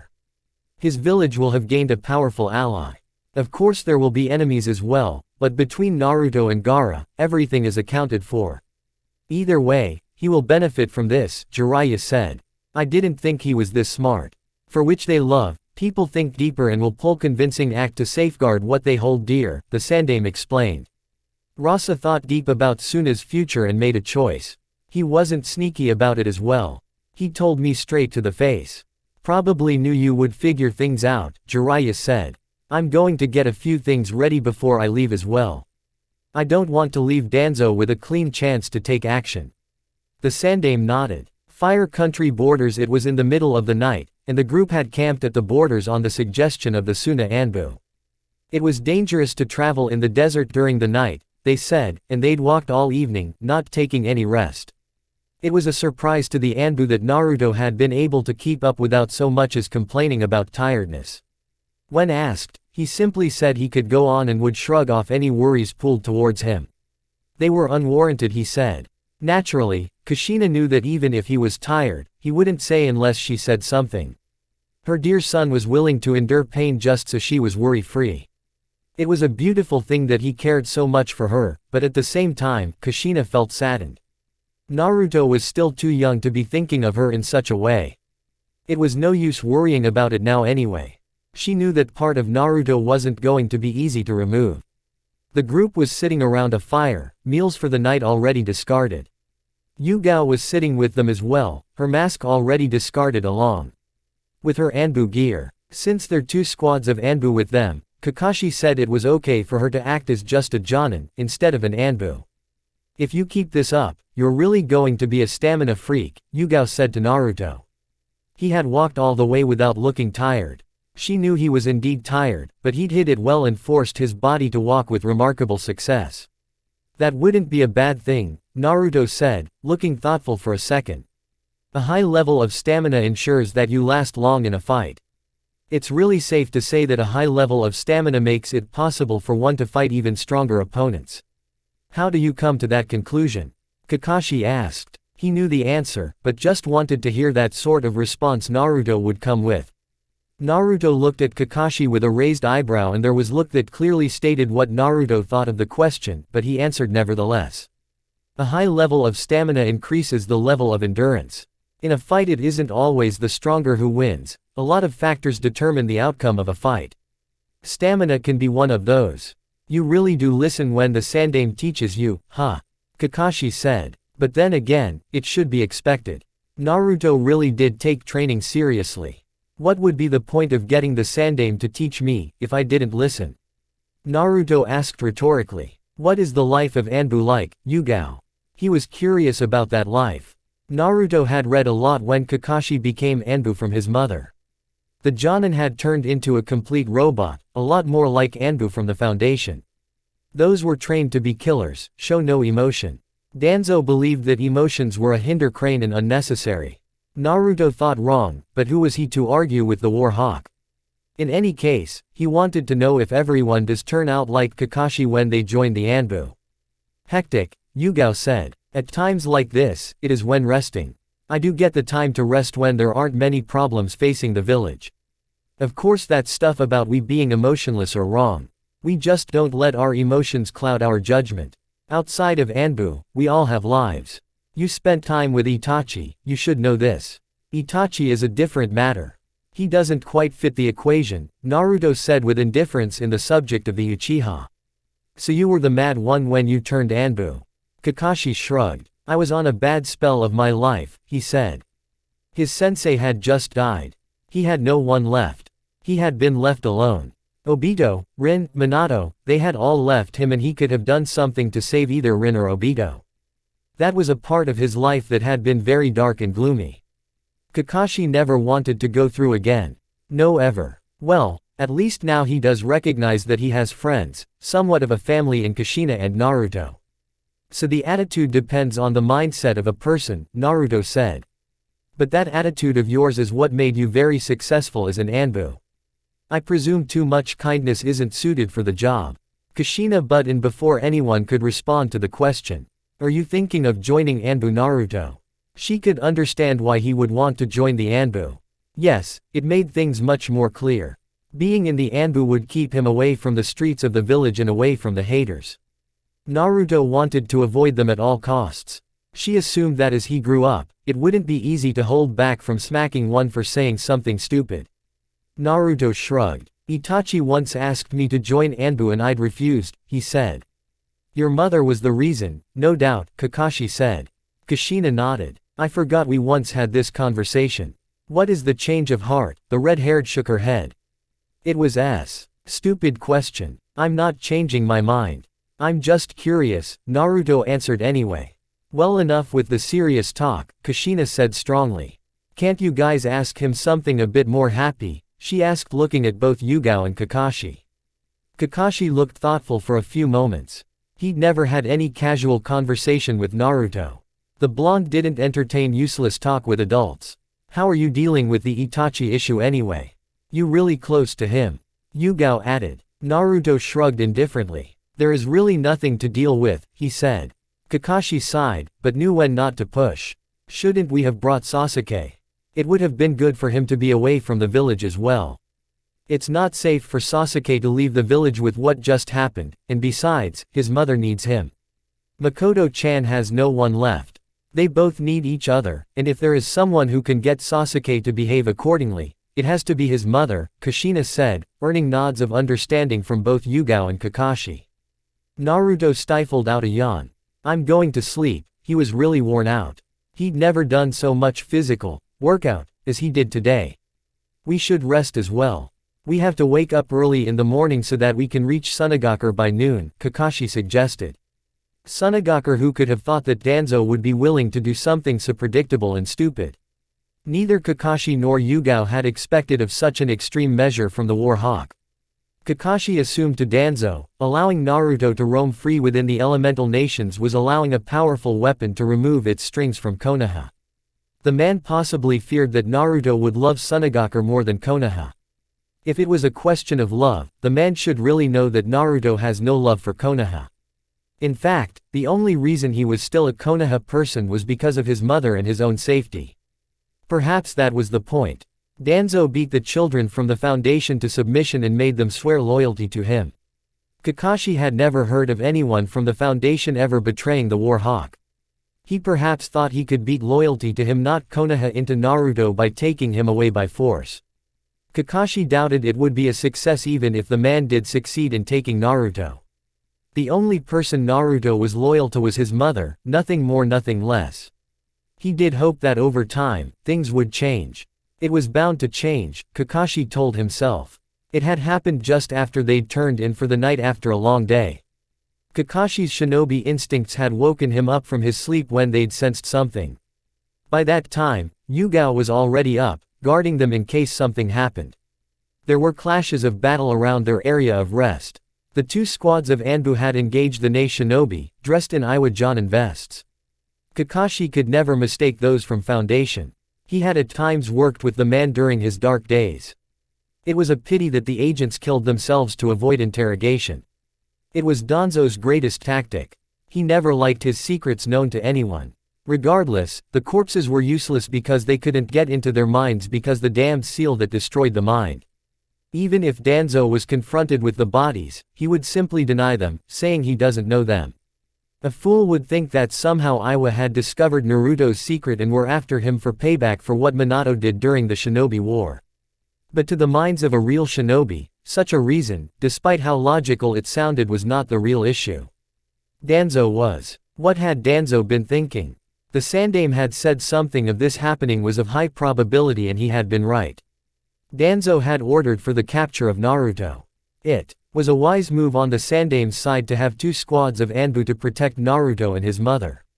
With him and Yugao on the line, one would think it was enough. But they'd been merely put as bait. No matter how powerful he was, Kakashi hadn't been brought along to fight. He was just here for show and for the company, nothing more. The fighting would be a last resolution if the Anbu failed. That in itself had a high probability of bot happening, considering that there were 2 squads of Anbu. Naturally, Kushina had been downright pissed at this little incident. Oh, Mother Superior was furious that someone would attempt to take away her son from her. Minato had been taken away by the Shinigami, and now Naruto. No way in hell. She had threatened to tear the bastard into pieces with her chains when she returns to Konoha. Kakashi knew. Kushina would ultimately do nothing about it. The dead corpses wouldn't formally be enough evidence to put Danzo on the scene. Knowing the Sandaime, he would just give the War Hawk a stern warning. That was what he has been doing over the past years when Danzo did something stupid. The Sandaime never had the guts to execute the War Hawk for treason. Kakashi would have done it long ago. There was compelling evidence to support the death chair. Kakashi had seen Naruto's twisted look when his mother had been pacing around in fury. He had seen the narrowed look when it became known to him that someone was trying to kidnap him. By that only, Kakashi knew Danzo had made an enemy in Naruto, and the blonde would do something. It may not be next week or next year, but the day would come, and Danzo would pay. Kakashi was certain. He knew how Naruto thought when it came to his mother. Some actions against his mother were seen as blasphemy and that couldn't be forgiven. Naruto could forgive someone for making him feel pain, but he would never forgive anyone for stabbing his mother in the back. Double trouble to both mother and son was only punishable by death. If the Sandaime doesn't get Danzo, Naruto would. Aside from calming down his mother, Naruto had been quiet along the way. His mind was possibly busy formulating plans to make Danzo pay. Kakashi shook his head. What would Minato do in this situation? He would try to get the blonde out those thoughts, or would he leave him to his devices? Minato wasn't here. The question was, what should he do? The Sandaime Hokage will be very angry when he reads the report, Yugao said, and then shook her head. No, by this time, he's already read it, and I bet Danzo was summoned to the office some time ago. Kushina nodded with a frown, but he is just going to slap him on the cheek, she said disappointedly. He's been letting Danzo off the hook for many times. It pissed her off that she could let him do as he pleases. The Sandaime had to stand up and show the old fool who the Hokage was. He couldn't allow him to keep this up. A line had been crossed and Kushina wasn't going to forget it. Not until Danzo accounted for his actions. Naruto was her dear son. Who tries to separate mother and son? What infuriated her more was that she knew exactly Danzo did to his puppets. It sickened her to think he would think of doing that to her son. He didn't see her beloved, he saw a weapon that needed to be trained to use its power for the good of Konoha. Yugao shook her head. I doubt that, she said. Kakashi raised an eyebrow, looking at Yugao with a question. You think he'll do something much more than that? He may not do something more than that. Possibly because he does understand Danzo's value. However, he may be willing to forgive Danzo for trying to have him killed by you, but I don't think he will forgive Danzo for this, Yugao said before explaining. I have seen him with Naruto in many occasions. I have seen how much he cares. I have never seen him shower anyone with as much affection as he does with Naruto. Trying to touch Naruto will not be forgiven. Yugao looked at Naruto for a moment. I think the feeling is mutual. He just won't show it, she said of Naruto. Yugao has seen how the two interacted outside of training. She's never seen the Sandaime act so concerned and kindly to any of his family members than he does with Naruto. The relationship between the pair was special. It couldn't be broken. On the amusing side of it, both knew how to manipulate the other into doing something. Yugao really found it amusing, especially so when they each knew what was going on, and yet permit it. If there was someone Naruto could cry for aside from his mother, it was the Sandaime. Kakashi nodded. It is, he said. I'm a little jealous of their relationship myself, he added. You wouldn't have to be if you tried harder, Kushina interjected. Kakashi gave his usual response, a nonchalant shrug of his shoulders. I doubt it would have made a difference, he said, eyeing Naruto briefly before looking at the gates ahead. You don't know about that, Kushina said. She herself eyed her son for a moment. She nodded in agreement with her words. Kakashi didn't about that. You never knew unless you tried. Naruto's relationship with Itachi was proof of it. Naruto had been willing to talk to Itachi about anything. They had been close as brothers.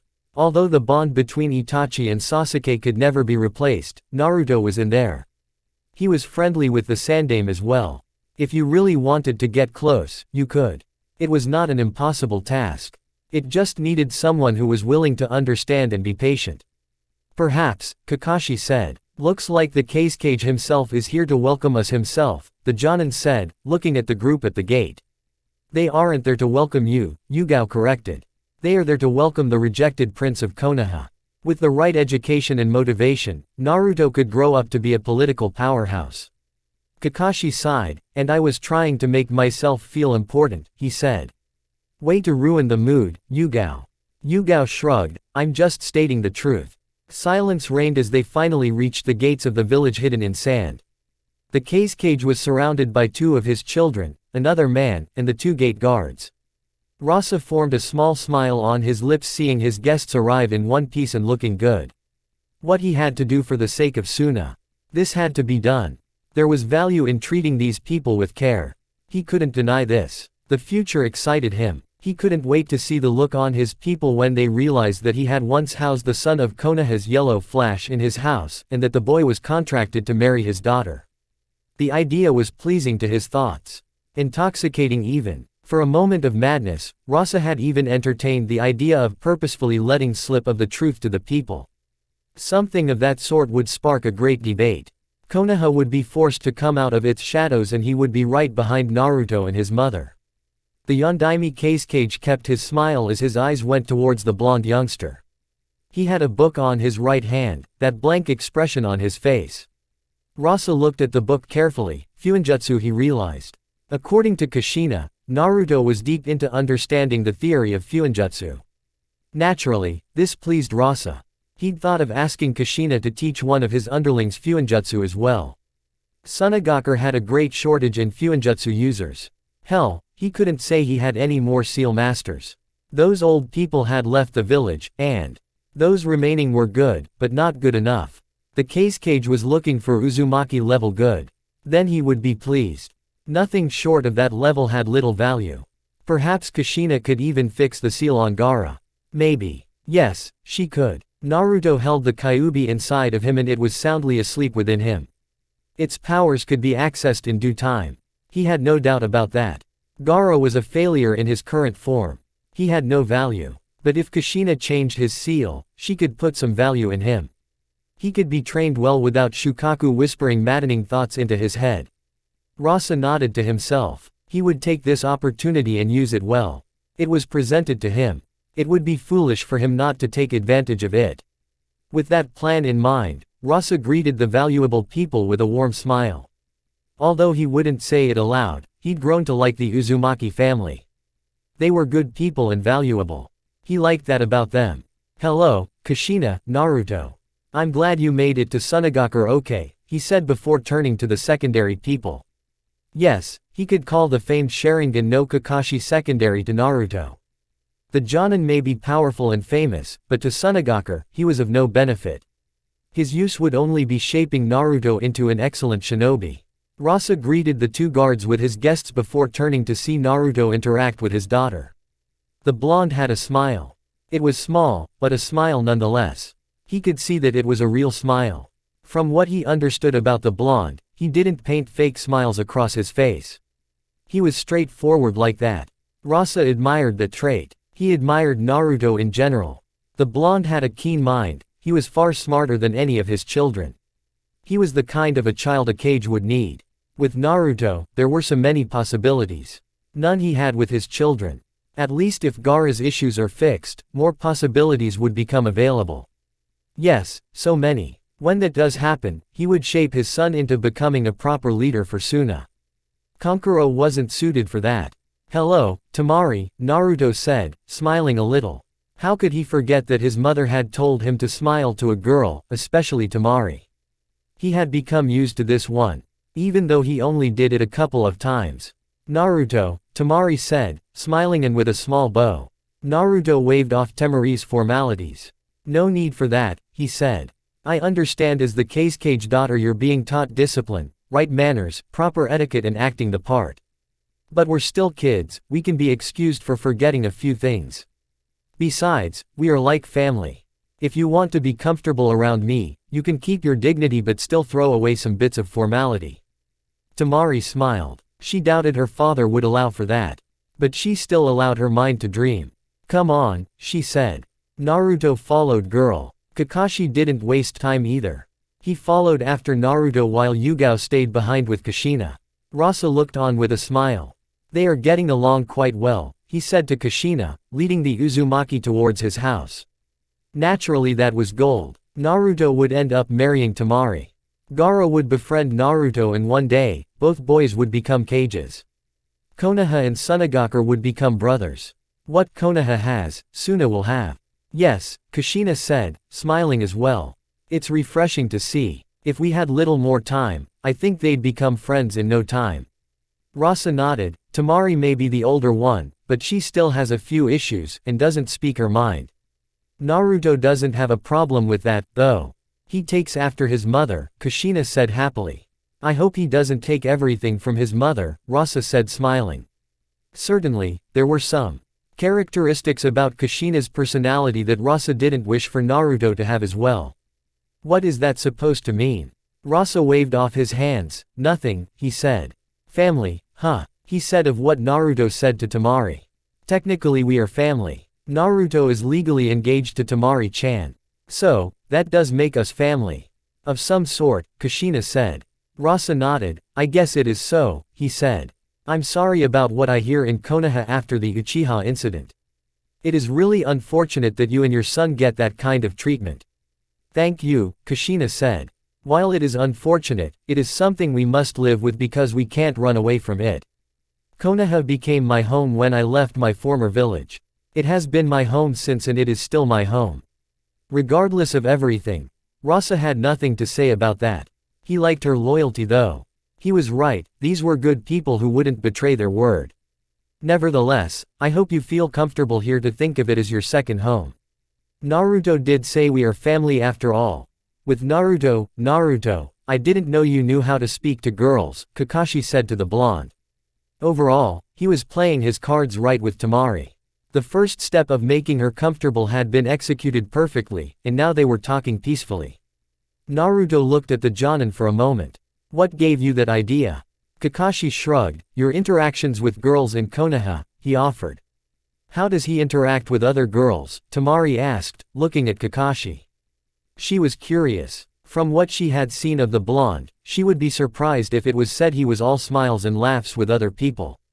If he isn't ignoring them, he's telling them they're annoying, Kakashi said. Temari smiled. That sounds exactly like him, she said.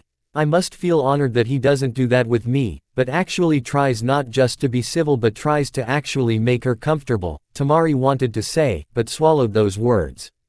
I think Ino-chan will be depressed if she finds out about this, Kakashi said, looking at Naruto. Really, he could be sometimes uncaring towards the Yamanaka girl.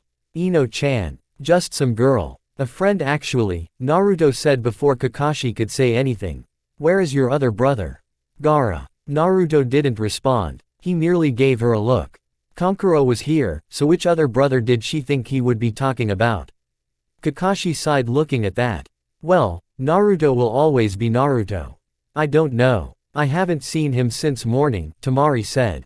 There was something in her tone that made Naruto look at her curiously. She felt as if she was worried about him. He didn't comment though. I see, Naruto said, looking at the sky. When do you leave? Naruto asked Kakashi. Tomorrow morning. I'm going to take the rest of the day as my time off and enjoy what Suna has to offer. You always have time off, Naruto said. Kakashi merely shrugged. Naruto said nothing of it. He turned to Temari. Did they plan anything for us for this day? He knew something would have been planned for them. Whenever he was here, his time was made exclusive to be consumed with Temari. Yes, a few things. Have all plans cancelled, Naruto said. We can do something later on. Perhaps dinner. I just want to take a nap right now. Temari nodded. I will do so, she said, relieved. She could understand why he would need a nap though. He did come all the way from Konoha, and he didn't seem like the type who'd accept being carried. The following day Kushina walked towards to the kitchen within the cage residence with a small smile on her face. She felt somewhat free, as if there was a load that had been just lifted off her shoulders.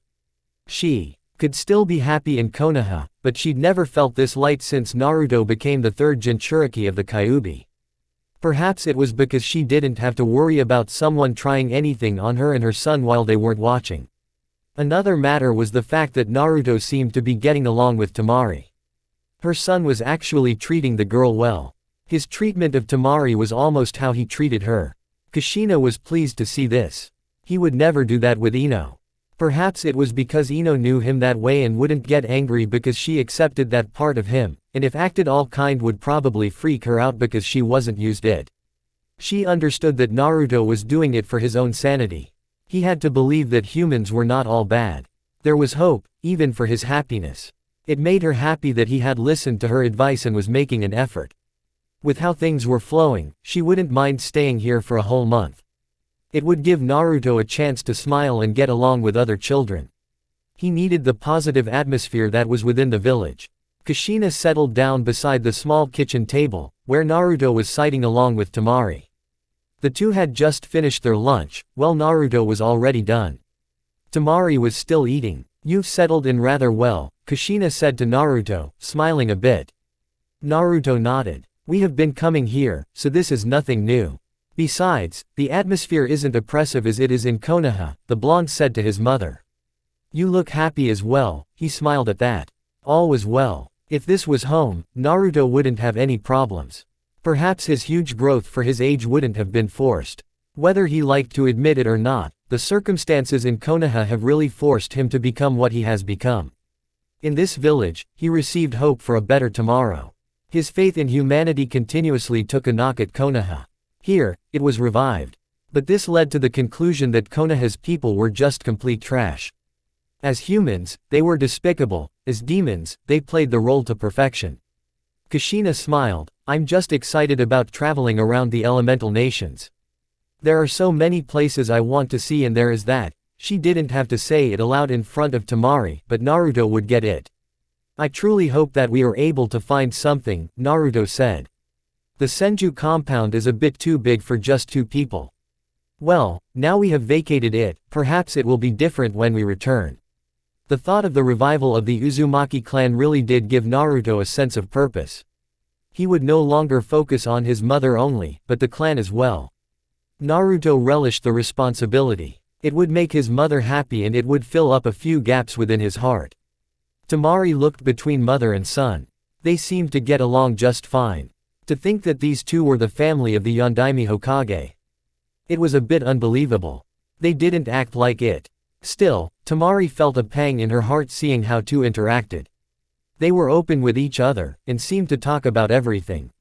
She missed her mother. She wondered, how would things be like if her mother had been still alive? Would she smile and chat about different ideas like Naruto does with his mother? When we return to Konoha, we should stop by here and take Temari-chan with us. She still does have to visit us at our home. Kushina offered, but Naruto just shrugged. Naruto, Kushina threatened. Naruto smiled. That is a lovely idea, mother. She hasn't seen our new home. I think the time will be the time for her to see it. Perhaps even enjoy her time calling you Oka-san, the blonde said. Did you just make a joke? Kushina asked with a raised brow. She'd never heard Naruto say something about sharing his mother. He didn't have a problem with that, so long as his time with his mother was not disturbed, but he never actually said something like that out loud. I believe he did, Temari said, finally speaking. What is this new home you're talking about? We are living in the Senju compound. Due to technicalities, it has become our new home. Naruto said. Does that mean you related to the Senju? Yes, it does, Naruto said, not making much of it. I thought you'd know this by now. Temari shook her head. I wasn't told, she said. Naruto looked at the girl for a moment. His eyes stared into hers so intensively and curiously that Temari looked away to hide some embarrassment. Kushina smiled. Naru-chan, you're making Temari-chan blush, don't stare at her like that, she said. Naruto looked at his mother for a moment before nodding. I have lots of information stored inside my head. After you finish eating, I can fill you up on what you need to know. Temari nodded. She was going to take that deal. No one was able to say anything further because at that moment, the cage appeared. Wonderful to see that everyone is getting along, he said smiling before looking at Kushina. This is him. Can you take a look at it and see if you can fix it or just put in a new one? All eyes turned to the small red-haired boy beside the cage, holding a stuffed animal. Temari's younger brother, Naruto realized. He was a Jinchuriki like him, but he was apparently unstable. He didn't look all too unstable to him. Naruto looked at the boy with intense curiosity. He was so curious that he stalked off his chair and walked over to his fellow Jinchuriki. This was the first time that he had actually come this close to the red-haired. Another Jinchuriki like him. He didn't know back then, but now he knew, and it was just fascinating looking at another human, housing a Biju. Some parts of his heart had a strange feeling. The feeling was so foreign that Naruto couldn't grasp it. He did understand that it wasn't a bad feeling. Was he simply excited to see another Jinchuriki? Was it because he thought he found someone who had something in common with him like it was with Itachi? So many questions, and the object in connection to the questions was standing in front of him. Yet, Naruto didn't say anything. Inwardly, he smiled. While Naruto didn't notice it, others did note that his intense stare was making Gaara uncomfortable. Kushina intervened quickly. Naruto, she called, walking over to the two. Don't stare at him like he is some sort of a puzzle. Naruto blinked as his mother kneeled beside him. Kushina smiled warmly at Gaara. Hello Gaara-chan. We haven't been introduced, but I am Kushina, Naruto's mother, she said holding out her hand. Gaara stared at the hand for a full minute. He hesitantly brought out his own and took Kushina's hand. Surprisingly, it was soft and warm. She meant no harm, he realized. He wanted to smile, but he couldn't. He just nodded. Kushina stood up, still holding Gaara's hand. She picked him up. Gaara was all too shocked to act or say anything. She held him up like she did with her son.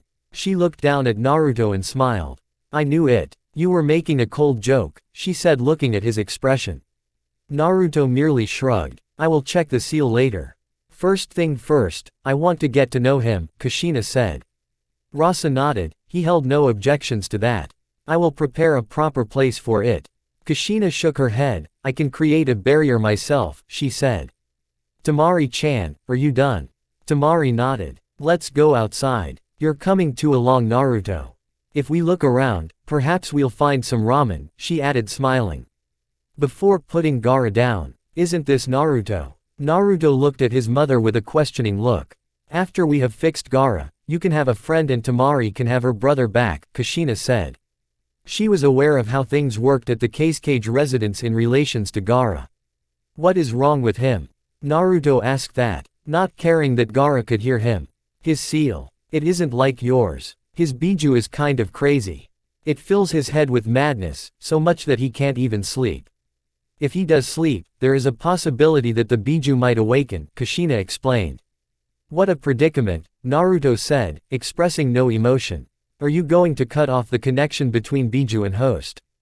That will depend on the seal. I have to look at it first. But yes, the connection has to be cut and the seal has to be made in such a way that Gaara will be able to sleep peacefully.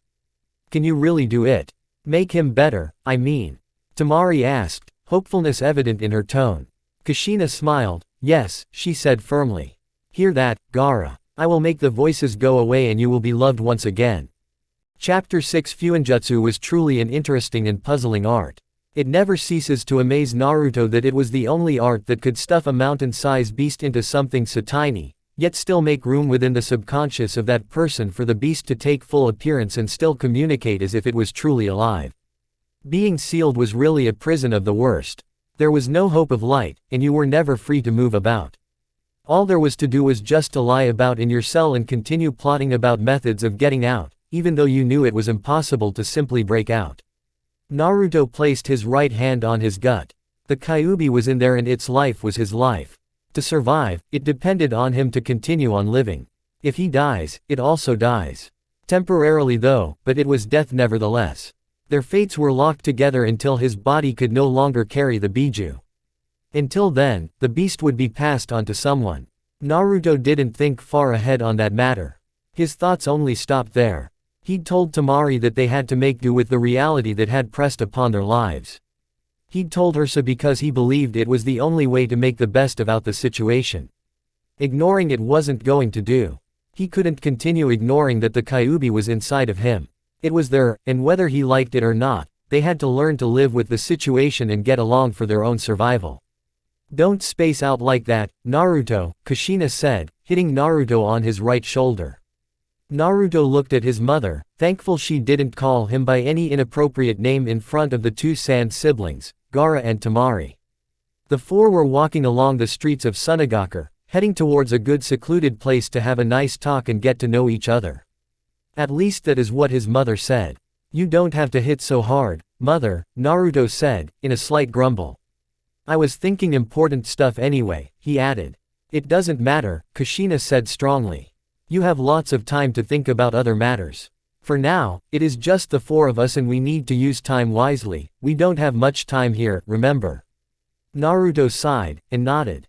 Yes mother, he said. They certainly didn't have much time here in this village.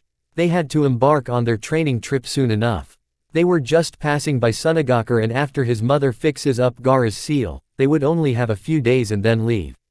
The third Hokage probably anticipated that the Yondaime Kazekage would ask something like this of his mother, probably why he had them come here in the first place.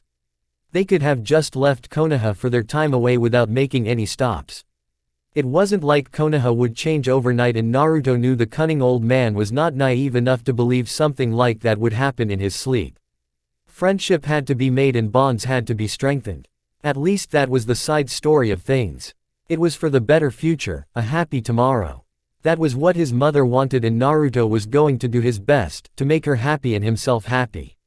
A part of him did hope for a better tomorrow after all. So, he wasn't just doing this for his mother, but for his own sanity as well. Everyone held some hope about the future. People hoped for the best, regardless of hopeless their situations were. His was not hopeless. There were ways to make the best of the situation. Uzumaki Naruto just didn't put much effort into it, yet he understood that if he doesn't, nothing would change. If he grows up being a bitter child, who wears the Anbu mask in his sleep, would that make his mother happy? She would worry, perhaps even go back to those miserable nights. Naruto would never forgive himself if he makes his mother experience such pain. He would curse his very existence until the day his body decides it can no longer contain his soul. With that in mind, Naruto looked at his precious mother with a smile. What were you thinking about? Kushina asked, having seen the blonde hold his stomach, where the seal that held the Kyuubi was located. It was unlike her son to think deep about his prisoner. He didn't talk much about the Biju. Bijus and how incredible Fuinjutsu is, Naruto said quietly. He is like that because of his Biju and the things that have happened to him, right? Naruto asked, looking at the redhead walking by his mother's right side, held by her hand. That sight made him twitch, but he tried not to show it. Still, the recurring theme was there. He didn't like sharing his mother. Kushina nodded. Shikaku has always been known for madness, she said. Given the kind of seal that was used, it is given that he will go mad. He hasn't lost it yet, but if nothing can be done about the seal he will go bad. Can you help him? Temari asked, a hopeful look on her face. Once again, Kushina nodded, but with a smile. Of course I can, she said strongly. We Uzumaki see this as no problem. As executing the great fireball jutsu is only natural for the Uchiha, it is also natural for us to seal bijus and know more about seals. Ah, the Uzumaki pride. Naruto loved his mother when she spoke so proudly of their clan. Why hadn't she even go as far as to praise herself a bit more? She was amazing with the things she could do with Fuinjutsu, and people praised his damn father as a Fuinjutsu genius. All glory for the precious Yondaime Hokage and nothing for his mother. Naruto didn't understand what the fuss was all about when it came to that man. Yes, sure she was smart. The fact that he understood the work of Uzumaki was proof of that. But was there anything original he did? The Hiraishin was the work of the Nadaime Hokage. As far as Naruto could tell, the man was only able to invent the Rasengan. Naruto shook his head, realizing he was going too far with his thoughts and would miss the conversation at hand. Temari smiled, before speaking. Our father hasn't been really kind to him since he failed to meet his expectations, she said with a sad smile. I feel bad being unable to do anything. Kushina smiled warmly. Ah, sibling bonds, she thought happily. She didn't say a word, but looked at Naruto, telling him to say something because it wasn't her place but his. Temari was his fiancé after all. Naruto wondered if his mother had a manipulative streak behind that warm smile of hers. If he was the one to say something comforting, it would only improve his relationship with the blonde-haired girl. Inwardly he was amused. People thought she was stupid. It was them who were stupid. Kushina wasn't stupid, but her attitude could fool anyone. Naruto looked at Temari, flipping the pages within his mind, wondering how he would go about this one. There has been nothing you can do really, Naruto said quietly. There are times we really want to change something with all our hearts but can't do anything. That is the reality of life. Perhaps to say the cruelty of life suits it better. So because you're not powerful enough you have to watch and let things go wrong. Naruto shook his head slightly. When you can't do anything yourself, you have to look up to those who can do something, he said. I have learned that there are things I can't change and it isn't power alone that changes all things. When you can't do anything, you have to trust someone and depend on them to change things for you. What happens when there is no one you can't trust, someone you can depend on? Then call it the end of life, Naruto said. But, as long as it isn't the end, there will always be someone. You may find it difficult to find that person, but you'll eventually find someone to lean on. My mother is here now, I am here as well. We will always be there for you. Now and in the future. She will help your brother, you can depend on her. And perhaps someday in the future, you can depend on me as well. Yes, he was striving for the mind and power to protect what he held dear. Right now, he couldn't do much without dying, but in the near future, he would grow strong enough to handle things for his mother, for those he cared for. He would not fail at it. Seeing the smile on Temari's face, Kushina flashed Naruto a grin. Giving him an invisible thumbs up. Smile a bit will you? To maximize the effects of your words. The moment has passed, Naruto said with a shrug. What did I say, Naruto? Do you want me to repeat myself? No, mother, Naruto said before smiling. Gaara looked at the pair. He found them curious, and he envied them. Having a mother, walking like this, talking like that. He had certainly wished to walk with a mother being held like this. He had seen other children being held as well, and he had longed for it. He was held now, and it felt warm. It made him happy even though his expression wouldn't show it. This is what it felt like to have a mother. Earlier, it had felt weird when she picked him up, but it was a good weird. It had brought a fuzzy feeling in his heart and he had liked it. Yet, his mouth couldn't open up to say anything. He was content with just walking like this, listening to the three talk. It was a new experience, and Subaku no Gaara liked this experience. So when Kushina let him go, he felt disappointed. He just stood there, staring into the empty space ahead, wondering if she'd just been playing with him, giving him a taste of this good feeling and then stripping it away from him before he could enjoy it. Now that would be cruel. Come on, Gaara, Kushina called the dazed redhead. They'd reached their destination, a quiet playing ground. Hugging his teddy bear with his other hand, Gaara slowly made his way towards the Uzumaki. What's wrong? She asked as she sat down beside Naruto and Temari. Gaara slowly shook his head, but offered no words in response. Perhaps he wasn't used to this kind of attention. Normally people ran away from him, and others looked at him with murderous eyes, but this was a warm feeling. Something a part of him told him that he really needed to have in his life. He doesn't talk much, huh? Naruto asked, looking straight at the redhead. Had he been Sasuke, he would have smacked the boy already. But Gaara was a different kind of person, there was no harm. Temari shook her head in response. It can't be helped, she said. No one speaks to him. Our father doesn't even look at him on a good day, and though we care, he hardly responds to our attempts to start conversation. After breakfast, he just gets up and leave the house. Not that you have any good conversation starter, Naruto said, earning a look from his mother. It's obvious that things are awkward between them. They are siblings yet so far apart. They live in the same house, yet in different worlds. Do you have anything you can say to him when it is just the two of you? Tamari nodded. I just find it difficult, and in end, I don't say anything, she said quietly. But I do care and wish to change things. Well, he is right here and can hear you perfectly. Speak to him, Naruto offered, taking out his Fuinjutsu book to get some reading done. He certainly had a lot of ground to cover up. There were a lot of things he didn't know about the art, and as an Uzumaki, he had to be an expert in it. Tamari blinked twice. All this time she'd been talking so comfortably and she hadn't actually registered the fact that Gaara was with them. She'd felt so free to speak as if he wasn't here, but now that she'd been brought back to reality, she didn't know what to say. She just smiled nervously, and looked at Gaara, who gave her a blank stare as if to dare her to say something. The first step is always the most difficult, but once you take it, everything becomes easy. You must muster up the courage to speak and things will fall to line, Naruto said as Kushina watched on. He knows you're his older sister, given everything, you can understand the expression. Do know that Ga-chan can hear you? Kushina asked, ruffling up Gaara's hair as he was sitting closer to her. Naru-chan is a mean person, isn't he, Ga-chan? For the first time since the four set out of the Cage residence, Gaara spoke his first words. Ga-chan, he said, looking at Kushina with a strange expression on his face.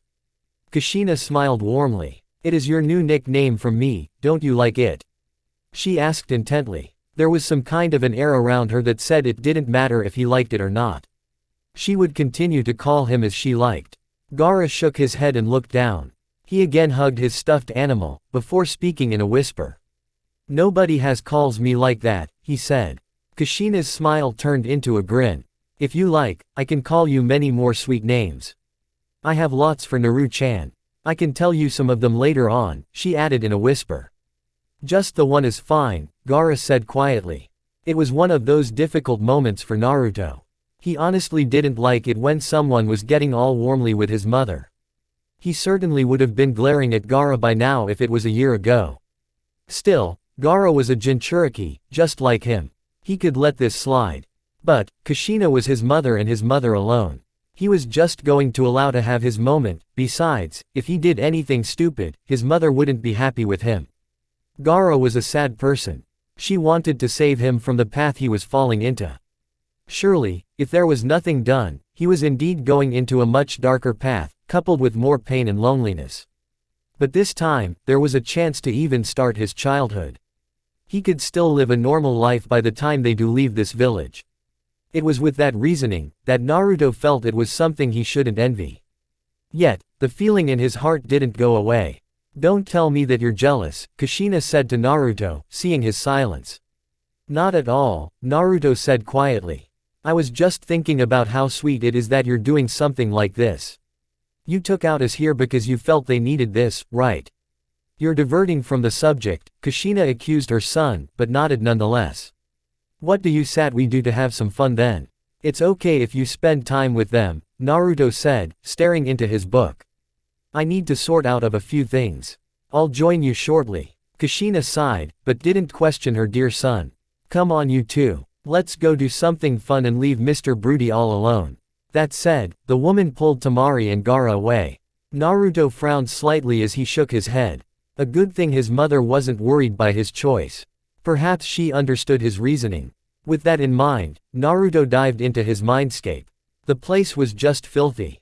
It wasn't that it smelled. No, the condition was just ridiculous. This was a damn sewer for Kami's sake, and you stuff a biju down here. Naruto didn't have any personal hatred towards the Kyuubi.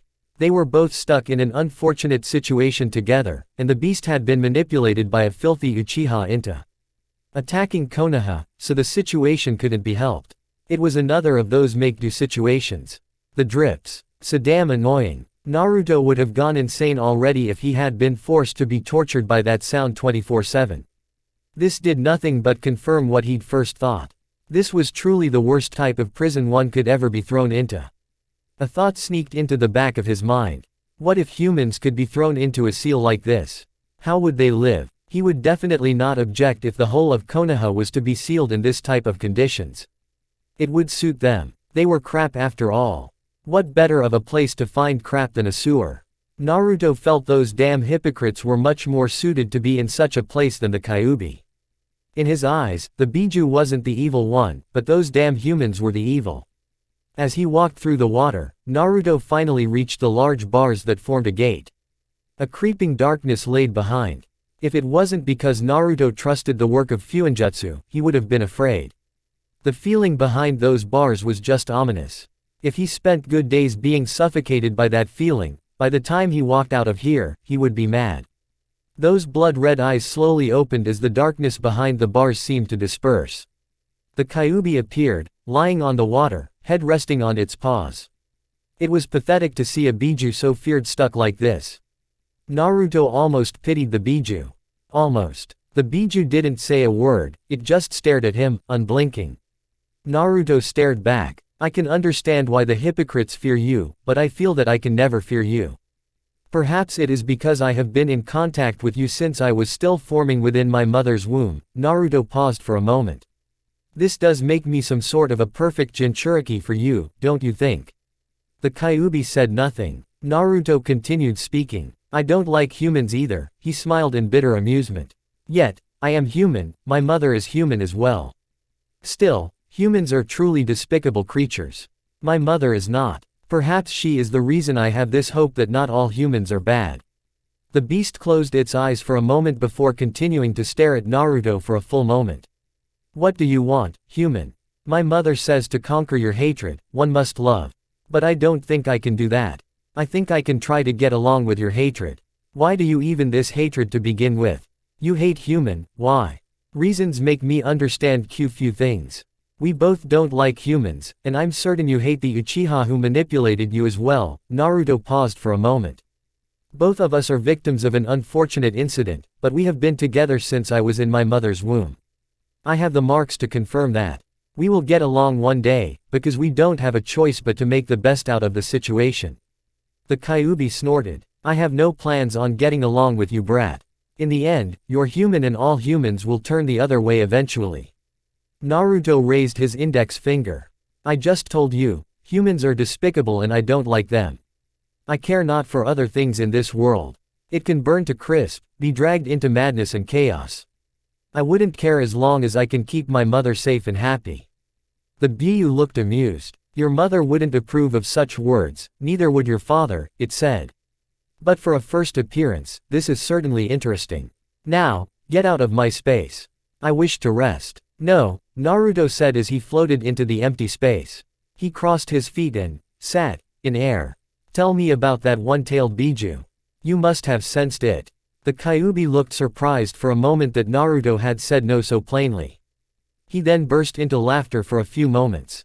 I don't like that crazy Tanuki anyway. What do you want to know? A few minutes later, Naruto was pulled out of the mindscape when he felt a tug on his right shoulder. He opened his eyes and looked at the source, Gaara. Your mother said to call you, the redhead said. Naruto blinked before shaking his head. He held out his right hand. Gaara stared at it and then stared at his own. A few moments of deliberation, and he finally took Naruto's hand and helped the blonde get up. So, Gaara, how does it feel like to meet someone who has a stuffed animal inside of them? Some like you. Someone like me. Gaara looked at Naruto curiously as if he didn't know the blonde was a Jinchuriki. He then shook his head. I don't know, he answered. It sounded like an honest response. You're like me, so I don't dislike you. I think I will like all Jinchurikis. We're more than humans after all, Naruto said with a small smile. Later that day, what are you doing at a place like this on your own, Naruto? Kushina asked as she walked towards her son, who was sitting atop of the cage residence on his own. I was worried when you suddenly disappeared. Sorry for worrying you, mother, Naruto said in a quiet tone. I've just been having a lot in my mind, he added, settling on to stare at the empty space ahead of him. Things had changed in ways he couldn't have imagined or even dreadfully hoped. For as long as he had known to live, he had been dealt with so many painful memories. But of course, there were those good times that he cherished. Certainly the moments with the Uchihas and his other people were memories worth holding onto. The times with his mother couldn't be put into an argument. It came natural that they were memories he held dearest. As continuously as life kept changing, new things aroused. It depended on the situation you were to determine whether the changes would be good or bad. For Naruto, the circle of life was no sweet ride. It was a painful ride. For as much as he told himself he didn't care for anything other than his mother, more troubles just seemed to pile up on his young life. Children were playing in the parks, playing games of catch, showering smiles to others while parents watched with content. This was the same in outward appearance in Konoha, yet Naruto had never gave it much of a thought. He'd always looked at the other way or just with indifference. Perhaps it was because he knew those people were damn hypocrites. Children they may be, but they were no different from their parents. They did everything their hateful vermin told them anyway. Naruto stopped his train of thoughts as his mother sat comfortably on his right-hand side. She offered him a smile before speaking. "The atmosphere here is really lovely, isn't it?" Naruto nodded. "It is," he said. "It's very different from Konoha. The people here are truly happy and have no lurking darkness as they have in Konoha. Perhaps we just don't see it because we are hopeful for something different." "It's nice to hear you say you're hopeful about something," Kushina said with a warm smile. "Hope keeps you running towards the light at the end of the tunnel, and without it, you just give up on everything. That is what I have come to realize," Naruto said in quiet tone. "This village has a different impact on me. It makes me reaffirm my hope on a better tomorrow. You always say that we have to hope for a happy future. I've always wondered why. I mean, I had you, what more did I want? There are so many times we feel that we only need one person in our lives, but the truth is we can't function in society without other people. You need friends, companions, comrades, all the like to be able to fully live your life. Without those, you'll always lack something. It's unusual for you to speak so calmly, mother," Naruto noted with a smile. "Anything for you, Naruto," Kushina said, putting on her left hand on Naruto's head before ruffling his hair a bit. "Anything for you," she repeated. "Ino calls me her friend, her knight, I'm not sure actually understand it all. Perhaps I just don't want to because I want my world to revolve around you only. I told Tamari to hope or to try to take actions that will lead to a better tomorrow. A life full of joy, a life that she desires for her siblings. I say stuff like that to other people. You say stuff like that to me. Do you know something that struck me, mother? Saying things like that makes me a hypocrite. I don't follow that rule. I don't like humans, yet I like you. I have little hope in them, and I don't really give it my all to try to make my life better. Isn't that you wish for me to smile as other kids? As I was watching others today, I saw how happy it made the parents. I want to make you happy like that, mother. And I don't want to be a hypocrite. I want to try harder to change like you want me to. I know that will make you happier, and as much as I try to deny it, it will make me happy as well." Smiling warmly, Kushina thought through everything Naruto said before asking, "So what is the problem, dear?" "I don't know how. Gaara is like me. We are the same. He is special as I am, so he is someone I can eventually call a friend. But I don't know how to make friends, I don't know how to handle it." Kushina put on her right hand on Naruto's left shoulder and pulled him closer to her. "Just do what you did with Shikamaru. I know you're not exactly friends, but that is how friendship starts, Naruto. Be yourself, and don't pretend to be something you're not. I know we won't have those moments as other families do, but we can make the most of our bond by trying to improve." Naruto nodded slightly. "It's warm when you hold me close." Kushina laughed slightly. "Well, I'm your mother," she said. "I'm supposed to be warm. We have missed moments, like this, huh? Yes. There has just been too much recently. But when we do leave this village, we should have more time," Naruto said. "Neither of us are too interested in what happens around the elemental nations, so it will just be freedom and ignorance. We'll enjoy it. Perhaps we'll truly enjoy our lives without the weight and eyes of Konoha looking over our shoulders," Kushina said in thought. "Are you really going to be okay with Jiraiya being with us?" Naruto nodded. "I hold no ill feelings towards him," Naruto said. "It makes me wonder, why?" Naruto appeared to think about it for a few moments before responding. "My reasoning has been that I can't fault him because he is not really my family. If he was someone attached to me by blood, then I would have been mad. But Jiraiya's greatest attachment was father. Perhaps another reason is my view of humans. We are bad people. Our nature sickens me, and when a human does something outrageous, I do not find it to be a surprise. It is what you expect from humans, Naruto said. Perhaps it isn't humans that I dislike, but their actions. He added in thought. That is a very unhealthy way of viewing things, Kushina said in a strong tone. Have a more positive outlook of things, will you? Being cynical won't make you happy. It will only make you miserable. Perhaps, Naruto said, pausing to gather his words. I spoke with Kyuubi today. Kushina did not tense, she just held Naruto a bit firm, smiling sadly. How did it go? As you can imagine, but I think we got along pretty, Naruto said.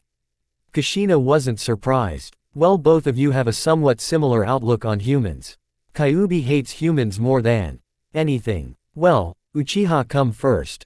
Despite being one, and your mother being one, you're not a fan of humans either. They've done nothing but tormented you, the majority anyway. It is the same with the Biju. Humans have done nothing but hunt down its kind and see them as nothing more than weapons. For a being that has hundreds of years and is actually intelligent, I'd harbor the same feelings if I was in its position, Naruto said. How was your relationship? We didn't have any. I just felt that he needed to be sealed because he was too dangerous, Kushina said. Ultimately, that wasn't my decision or idea. It was the Shodai Hokage who said those words before Mito sealed it within herself, and they were passed down to me. Too dangerous to be left alone.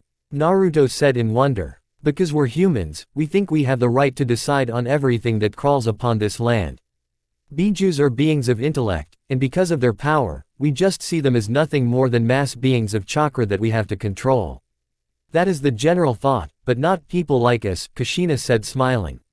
The Kyuubi has been denied its freedom, and although I do not see it as a weapon, I cannot free it, unless something I value perishes. I'm selfish as well. The first thought is my own well-being, Naruto said smiling sadly. Why does it not surprise you?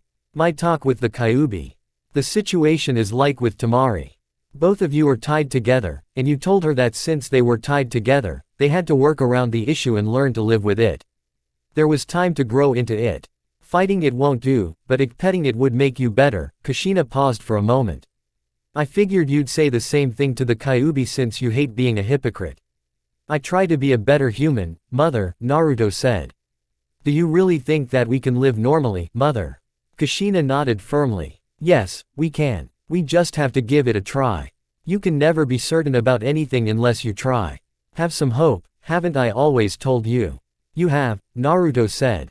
The Sand family reminds me of the Uchiha.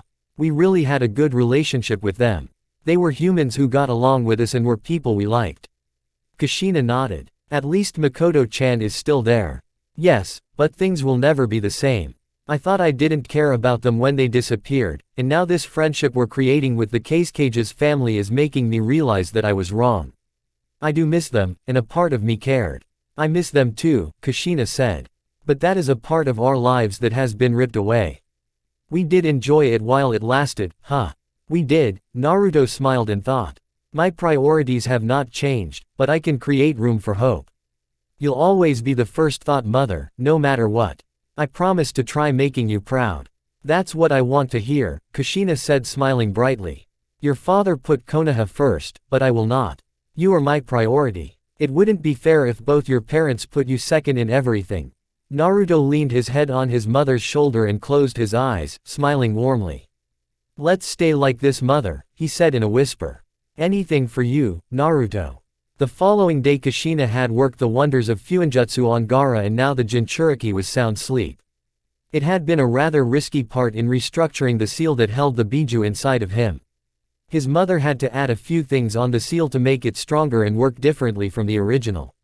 It was the seal that was the failure, not Gaara.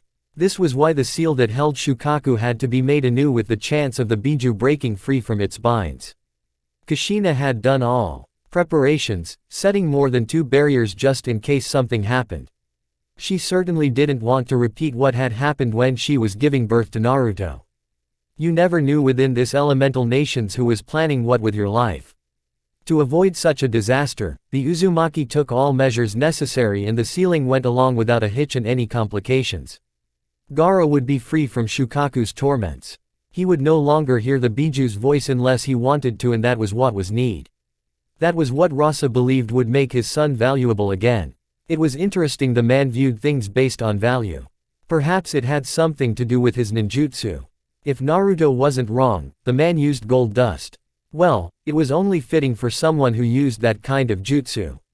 Yet, it was disappointing that the man put that same price on his family. Family was family and nothing could change it. It didn't matter how pathetic and useless that person was, what was important was the blood flowing within that person and the bond shared. Perhaps Naruto hated the kind of thought that made a man sacrifice his life for his other love because it was the same sacrifice that made him what he was. Still, what Rasa did was just wrong. Naruto could never go that low. Well, his only true family was his mother, and she came above all things. Naruto had been a little disappointed that even though his mother wanted him to see the ceiling, she didn't allow him to witness the ritual.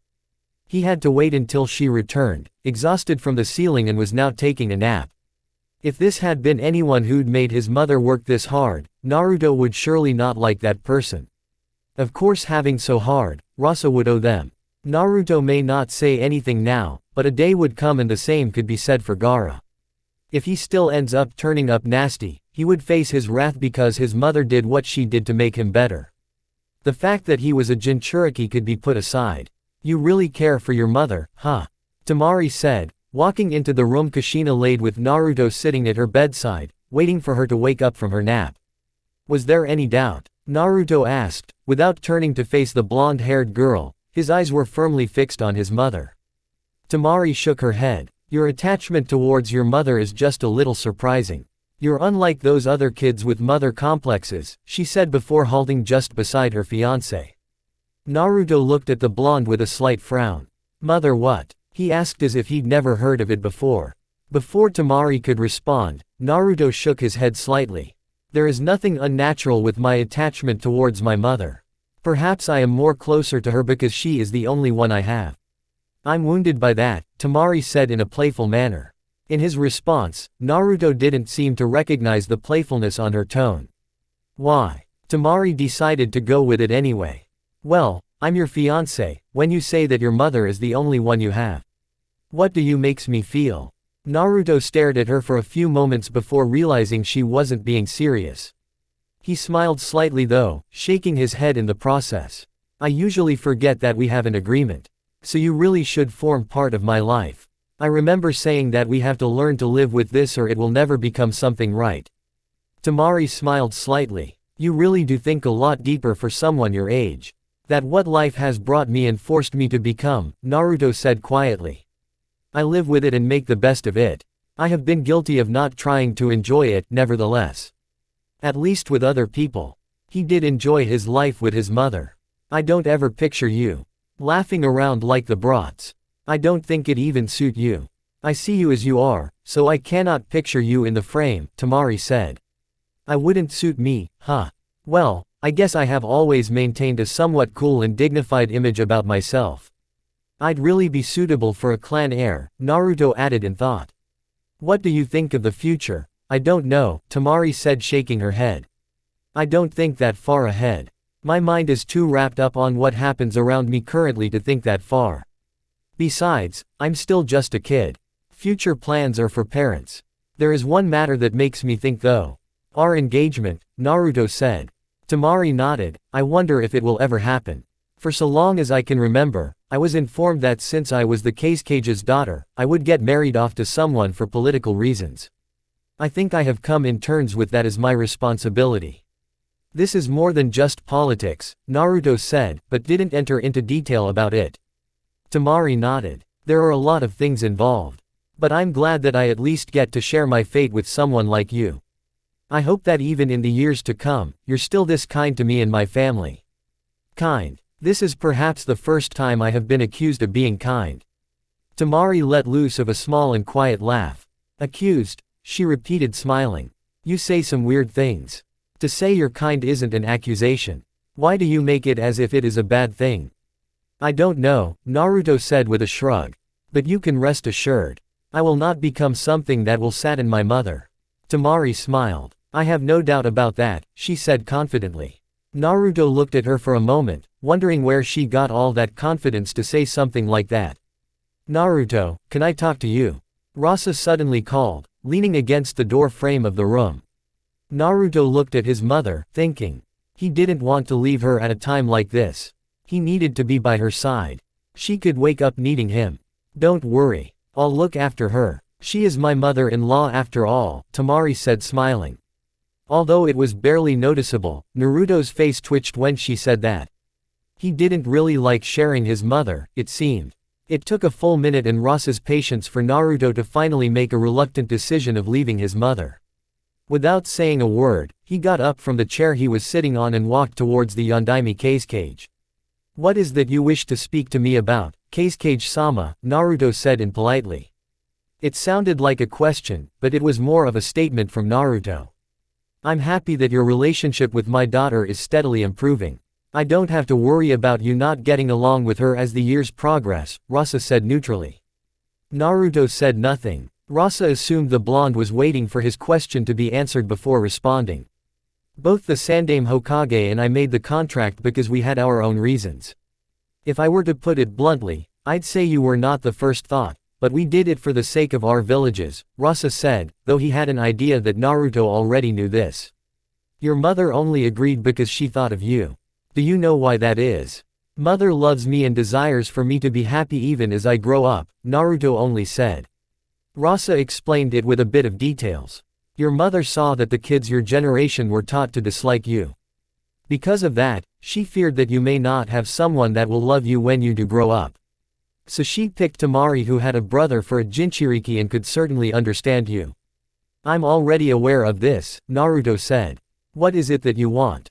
I don't want to sound impolite, but I get itchy when someone tries to go around the bush with me. Rasa merely smiled and waved the blonde off. The decision was made before you got acquainted with the Yamanaka girl. Naruto frowned slightly. He wasn't surprised that a man such as Rasa would know about his relationship with Ino. The man was a cage after all, and he was contracted to marry the man's daughter. It was given that he would keep an eye on him. But that wasn't what was making him frown. Are you threatened that I'll like Ino and end up leaving your daughter?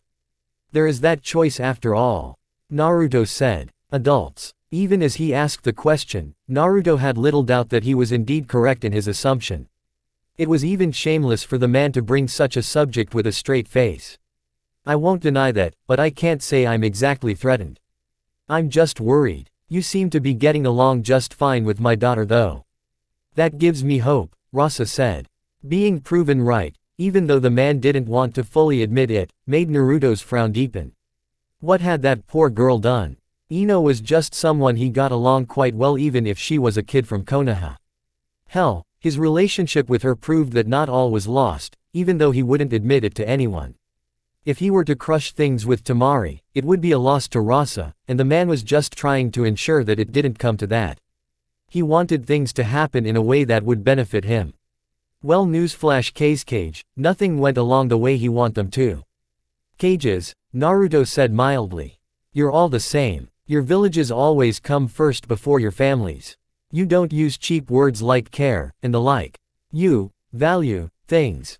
Right now, I'm valuable, and that makes me important to you. Then, if there is ever anything you'll ever require, feel free to ask me. Perhaps I may become connected to you as my children have connected with your mother, Rasa said. Bottom line is that you can always come to me if there is ever anything you need. I see. I guess I can enjoy the benefits of being deemed valuable by you, Naruto said quietly. My natural element is wind. I will require scrolls that will help me get better at it. Rasa raised an eyebrow. The blonde surely didn't waste time to ask something.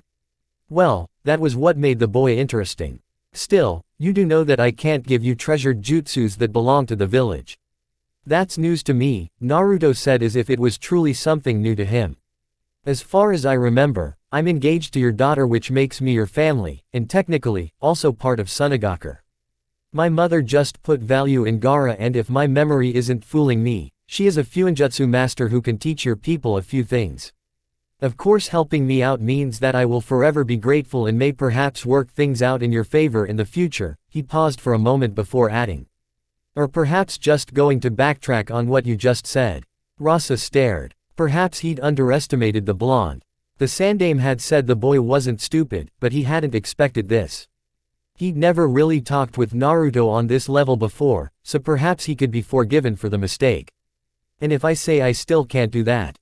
Rasa asked out of curiosity more than anything.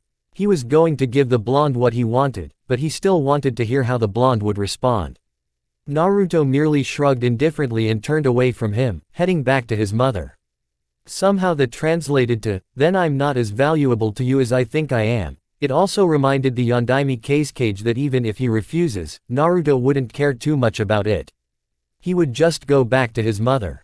Just to be sure, Rasa called out, "You really wouldn't care if I don't give you the scrolls?" Naruto nodded. "But I also wouldn't care about what you want. If I work things with Ino, my mother will still be happy." Rasa stared as the blonde disappeared. What had that old man brought into his house? It was dangerous that someone so young could play this kind of game with him. The blonde understood his position quite well, and wasn't afraid to use it for his own benefit. Then again, should he really complain? He was using the boy as well.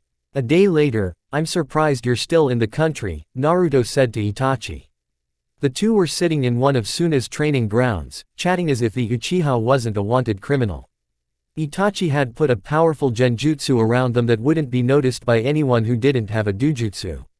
Thankfully, Sunagakure had no dojutsu users, so the two were safe and could talk as much as they wanted. All in the outside, it would appear as if Naruto was alone, reading his beloved Fuinjutsu book, as he normally did at this time of the day.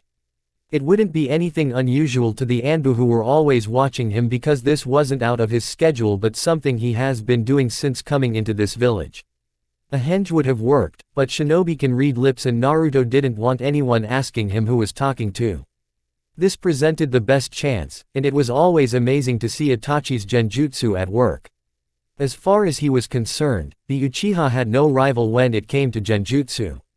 Naruto envied those blessed with these kind of eyes. But it didn't mean that he didn't believe he could reach new heights because he didn't have a dojutsu. He could still make it. He had the Uzumaki blood after all. "Konoha shinobi can't look everywhere for me," Itachi said quietly. And they stopped after a day or two. "The work will be left for Hunter Nins. Not that will do any good." Being a member of the Akatsuki meant that he wasn't going to be running around the elemental nations fearing for Hunter Nins. He would be safe within the Akatsuki, and most of all, Uchiha Itachi wasn't someone who could be taken easily. He wasn't just an S-rank shinobi for show. "I'd assume so," Naruto responded in the same tone as Itachi. "You're not the one to be hunted by Hunter Nins. The Sandaime Hokage is probably keeping the farce just for appearances. He knows you can't be brought down by those. Then again, I'm not particularly sure how strong Hunter Nins are. They are more or less like Anbu, but they know the human body much better. They don't specialize in flashy jutsu like we do. They mostly use senbons to render their target immobile. So a jutsu battle will only be forced if they can't put out the target. It's possible that they just appear out of nowhere. They are masters of silent killing, by the looks of it." Naruto frowned slightly. "I surely wouldn't want to end up being hunted by them. But that sums up your situation, huh?" Itachi shook his head. "I certainly have to run from Konoha shinobi, but I don't have to worry much. I'll be keeping most of my times away from the site," the Uchiha said calmly. "Your situation is very unfortunate. I didn't know my actions would result in such consequences. No one foresaw it. Perhaps some god who just amuses himself in human suffering saw it, but we didn't. I'd wish for nothing more than your brutal death if my mother had been the Jinchuriki," Naruto said. He'd said so with a straight face, and so calmly. Itachi wasn't surprised. This was how Naruto was. Even if the blonde does change, his mother would always have the first thought. She would be above everything else. He'd put Konoha above the Uchiha, and had been willing to rid of the whole clan, but Naruto had stopped that. So he could understand. They could understand each other. He knew it better than anyone that Naruto loved his mother, and the blonde understood his love for Konoha best. "That is just how unpredictable the shinobi world is," Itachi said. "I came here to tell you that I've actually joined an organization that is made up of S-ranked criminals. Even Orochimaru is a member. There are members that are even stronger than I am." "I see," that was all Naruto said, despite the news. Itachi contemplated about telling Naruto about Madara, but he decided against it. He would only do it until he was sure it was safe to do so. Surely, the blonde would be more than happy to spend all his energy to training to become strong enough to kill this Madara. But Itachi didn't want to influence Naruto in that manner. Besides, he wasn't sure if that man would know about him telling Naruto about him. For now, it was safe to just tell him about the Akatsuki. I fear that they will become a major threat in the near future. I don't know what their goal is, but just know that you might end up facing S-ranked enemies in the near future. I see. Yet again, Naruto gave that same response to Itachi and it bothered the Uchiha. Naruto's lack of care about the world around him was truly a problem, yet amazing. In this way, he couldn't care less if there was a war outside of his comfort zone. As long as he could be safe with his mother, the blonde was more than willing to act oblivious to the things around him. It had to do with his dislike of humans, but Itachi knew that had to change at some point. Even if he doesn't stop disliking humans, he had to start acting with more care around the world around him. Whether you like it or not, Naruto, the situation outside your comfort zone does affect you. Where do you think you can hide if this world is forced into another war? You're a Jinchuriki. In times of war, you will be hunted down if you choose to run away. And do you think they will live your mother out of it? They will use her against you. You don't deny it to anyone that your mother is your world. People notice. Once again, Naruto frowned. It would be despicable humans setting things off, the blonde merely said. I know, Itachi said with a slight nod. But shinobi matters affect even civilians, especially when things are happening at your own yard. You will understand what I'm talking about when you walk into a village that is being attacked, or when Konoha is attacked.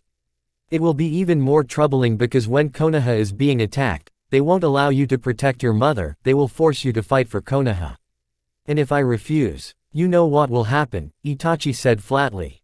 They will brand you a traitor, and you will be accused of insubordination of the highest level. Refusing to fight when the village is being attacked is no different from treason. You won't just have civilians on your case, shinobi will turn on you, and whether the Sandaime likes it or not. He will be forced to act. What do you think will happen to your mother after then? Will she walk everywhere safely? Itachi paused for a moment. You have to stop acting oblivious to the things around you. Itachi, do you know what will happen if someone like me got all powerful and tried to change the world? You hate humans, so changing it would be reduce the population or just rid of the entire shinobi population, Itachi said calmly. But I'm not asking you to try to change it. I'm telling to stop acting oblivious. When Naruto said nothing in response, Itachi sighed wearily. You will understand one day, he said to Naruto. How is my little brother? A broken little sad thing. It's quite laughable that someone so gullible and weak-minded is your brother, Naruto said, but he didn't appear amused. I guess the tragedy is still weighing up on him. With his mother and the rest of the Uchiha, he should be okay. What about you? Naruto was sure Itachi wasn't asking his health but why he didn't include himself in his last statement. I'm going to be away from Konoha for at least 3 years. We'll talk when I get back from there. But yes, I will take care of him. Itachi smiled slightly. Don't be too rough on him, he said. I'll keep an eye on you so that I can visit you every now and then. I'm going to be with Jiraiya, that won't be easy. Itachi nodded. We'll use the crows as means of communication. And just like that, the Uchiha disappeared into nothingness along with his genjutsu and Naruto stood up. It was about time to return to the Kazekage residence. Naruto only walked for about a couple of minutes before he came across Subaku no Gaara. As usual, the redhead was holding tight onto his stuffed animal. Naruto didn't question Gaara's attachments to his toy. He had his own attachments and he preferred if people left it alone. And so Uzumaki Naruto wouldn't question someone about it when he wouldn't like it if someone questioned him about it. He disliked hypocrisy after all. You look like you're coming straight to me, Naruto said, as he stopped in front of his fellow Jinchuriki. Gaara nodded in response, causing Naruto to sigh. I was just returning to the house. Was there something or did someone send you? The blonde asked quietly. It really was an annoyance sometimes. He disliked people who couldn't stand to talk to him straight on. You needed to have the courage to say what you wanted to say or you would just keep holding on to things. Still, he wasn't going to say it to Gaara. The redhead was a likable special being, a Jinchuriki. In his eyes, a Jinchuriki had more rights than a normal human. Hell, he could even go as far as to say screw despicable humans and love to the good people. Your mother sent me, Gaara said in a quiet tone, his eyes down for a moment. He then looked at Naruto carefully, his expression remained blank. But the look of his eyes told Naruto that he was struggling to say something. Naruto waited patiently for the Jinchuriki to say what he wanted to say. Even though he was pretty mild after his conversation with Itachi, he could still take this. Do you want to go to play with me? It was almost amusing how Gaara had quickly looked away after saying those words. From his tone, he hoped Naruto would say yes, and was looking away because he was afraid he'd been turned down. That would surely put a sting on his already closed heart. Naruto frowned. Other children had no problems with asking such questions. He'd observed this so many times when in the park with Ino. Of course he was never there to play but to nap, read and watch over Ino in case she did something to piss off someone. No one had asked him such a question, not that he wanted to be asked. Because of humans, Jinchurikis had to be like this. Contact with other people was a scary thing, making friends was just foreign. Did all Jinchurikis go through all this crap? Humans. Despicable. I'm not much of that type of a kid, Naruto said neutrally before managing to smile slightly. I don't play. Perhaps I don't even know how to play, he added shaking his head. Gaara looked curious more than anything. He tilted his head to the side and asked, why? I've not played with other kids, Naruto said calmly. Come on, let us go hang out. I'm sure there is something we can talk about. I'm much more curious about your current state of mind with all the changes around you. That said, the Jinchurikis turned towards another direction. A week later the farewells were all said and everything went well. Naruto had been rather surprised when Temari hugged him. Ino didn't do that, and the only people who hugged him were his mother and Makoto. No one else had hugged him before. The feeling of being hugged by his fiancé felt weird. Naruto had just stood there, frozen for a few moments before returning the hug. Kushina had shed tears in the sight. Naruto was certain the tears had been fake, but she'd been absolutely happy that things had gone that far. Things with Gaara had been formal. Nothing more than a handshake had been exchanged and Naruto turned his way, leaving for the gates where Jiraiya was waiting for them. It was that time for their adventure to begin, and of everything that happened in his time within the village, this made him much more excited. He could even go as far as to say that the thought of it gave him a rush of blood. You've made some friends, Jiraiya commented as the two prepared to make way into the journey across the desert. So it appears, Naruto said with indifference. Jiraiya frowned. That attitude was only reserved for him. Or so he thought. Naruto didn't speak to other people in that manner. He may say he doesn't hate him, but he surely didn't seem to care. Well, the blonde had said he didn't care, so he shouldn't be surprised with the indifference. But they were going to be together for some time, the blonde could afford to show some teeth for once. Don't be like that, Naruto, Kushina said warningly. You'll ruin all our memories we had in Suna. Don't be hostile. Naruto looked at Jiraiya for a moment before looking at the endless road ahead. Yes, I made some friends. It was a nice change, the blonde amended. There wasn't a change in his tone, but this was a start. Besides, they were going to be together for some time. He was going to be persistent and Naruto would talk to him in a more friendly manner by the end of their journey together. Jiraiya had no doubt about it. That is a good and welcome change of things, Jiraiya said smiling a bit. I'm happy that you were able to connect with other people. I hope the same could be as this in Konoha, but you can't force things. Kakashi chose to appear in that moment, making Jiraiya frown, but the Jonin didn't seem to notice it. Yo, what are you doing here, Kakashi? Naruto asked, his tone light. What? Can't I just come to see out my little friend? Naruto just stared, making Kakashi sigh. I brought you a letter from the Sandaime. He said if he was fast as your father, he would have come himself, but because he is old, he couldn't make it. Nevertheless, he gave me this, Kakashi said handing Naruto a small scroll. Naruto took the scroll and pocketed it without a word to anyone. Aren't you going to open it? Kushina asked with a raised brow. I will open it in a good time, Naruto said. I'm guessing you're going to join us. Where are we going first? Naruto asked Jiraiya. We'll discuss that once we return to the Fire Country, the Sannin said. Figured as much, Naruto said. How long? A week at most, but I will be visiting you every now and then, the Jonin said with a smile. Can't afford to spend too much time away from you, he added jokingly. I'm sure Naruto would miss you too, Kushina said with a smile. He just won't admit it. You two have grown closer. Kakashi gave Kushina his iconic eye smile before looking at Temari. How did things go with Temari-chan? Kushina glared at Kakashi. I don't like your tone, Kakashi, and I hope you're asking if he was able to form a bond with her. Kakashi nodded with a nervous smile. That is what I meant, he said. Just fine, Naruto answered. As expected. As a reward, I will carry you all the way to the fire border, Kakashi said. Naruto took a step away from Kakashi. I can walk on my own, he said. Kakashi shrugged. I wasn't giving you a choice. As Kakashi wrestled with Naruto, Jiraiya frowned. This could have been me, he thought. Well, I can still change things, he nodded firmly.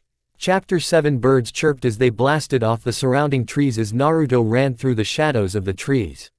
He was traveling through a great speed, in a terrain that was for training purposes. At the end of the line, he had his mother waiting for him.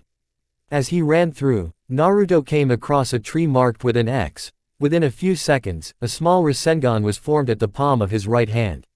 He slammed the jutsu into the X mark. As the jutsu collided with trunk of the tree, it burst through the tree, breaking it in half. Naruto didn't stand around to witness his handiwork. He merely danced around the falling tree, and kept running. As soon as he was behind the falling tree, Naruto was welcomed by hurling kunais. The blonde kept running towards them. He wasn't to stop, or the train behind him would catch up. He clasped his hands, and kept on running as he needed his chakra, keeping it controlled. Futon.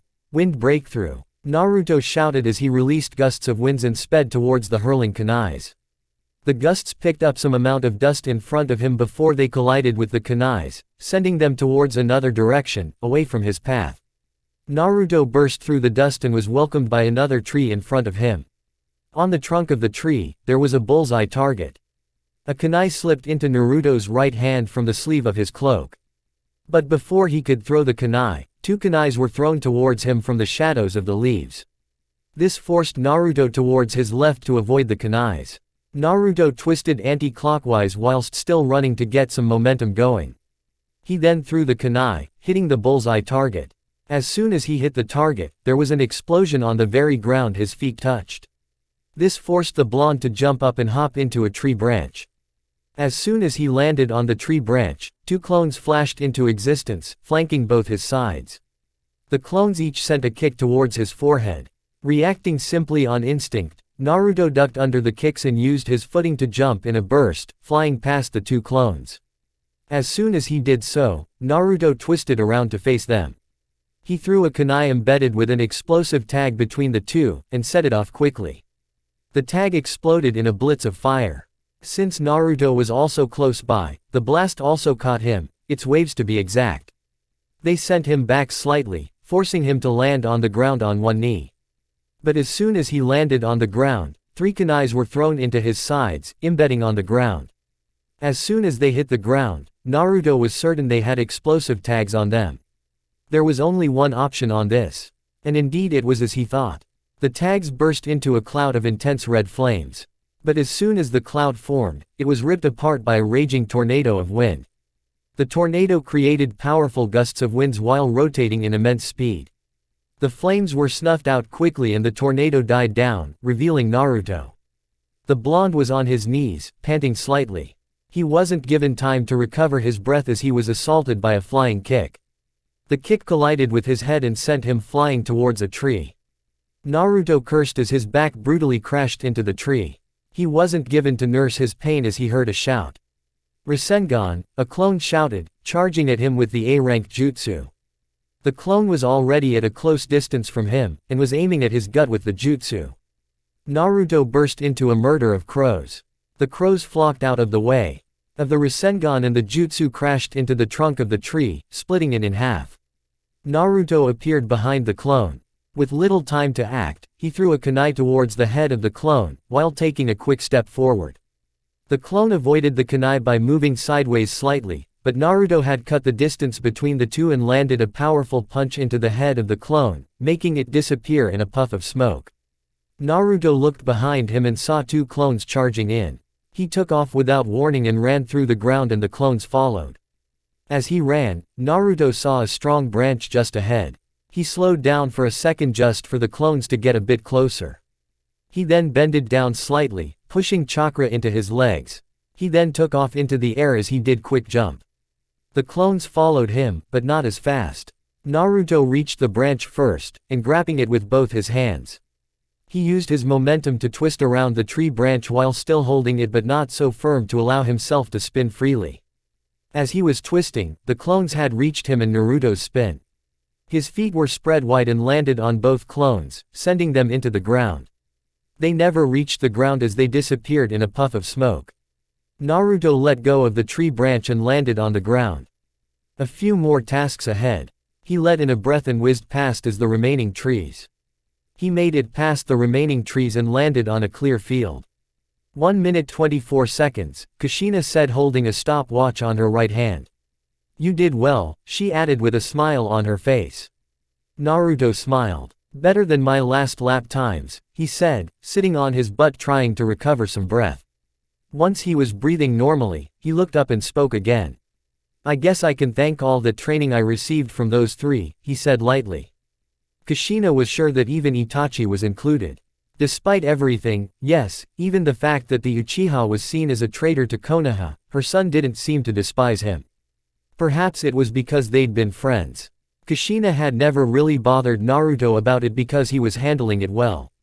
You have been working hard, Kushina said with a proud grin. You have been working hard these past 4 years. A lot did happen during these past years.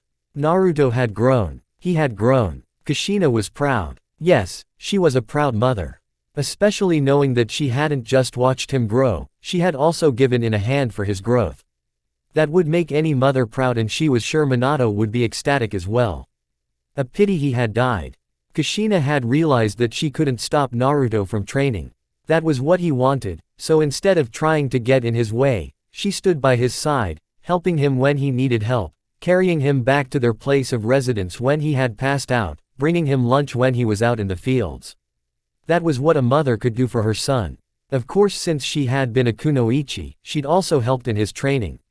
Kushina walked over to Naruto and gave him his hand, tired. I can carry you back to the village, the Uzumaki said with a wide smile. I can walk, Naruto said. Aw come on, Naru-chan. I never carry you anymore unless you're unconscious. Don't you want to be in your mother's back anymore? Kushina said, pouting. I'm not a child, Naruto said in a low tone. Kushina folded her hands across her bust and looked the other way. I think you don't love your mother anymore.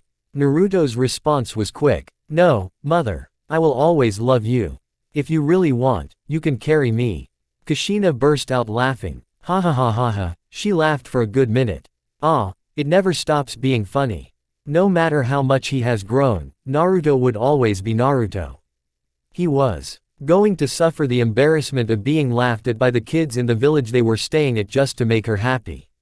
I'm just teasing you, silly, Kushina said. No matter how many times she did it, Naruto always fell for it. No matter how obvious it was. Well, it was no problem, as long as his mother was laughing happily with him.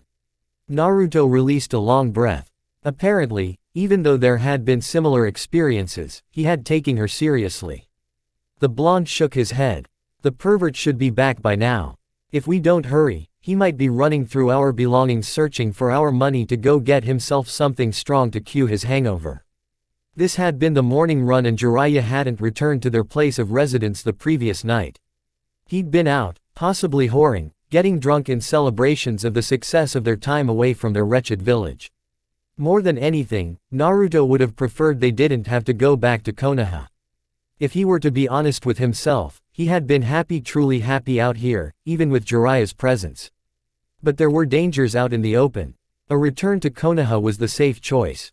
If he is drunk suffering from the results of his fun, I will knock out the hangover in him, Kushina said, fist held firm. No doubt she intended to do exactly as she said. It used to scare Naruto, but it no longer did. He loved it. He would be more than willing to join his mother. The blonde smiled delightfully at his mother and spoke.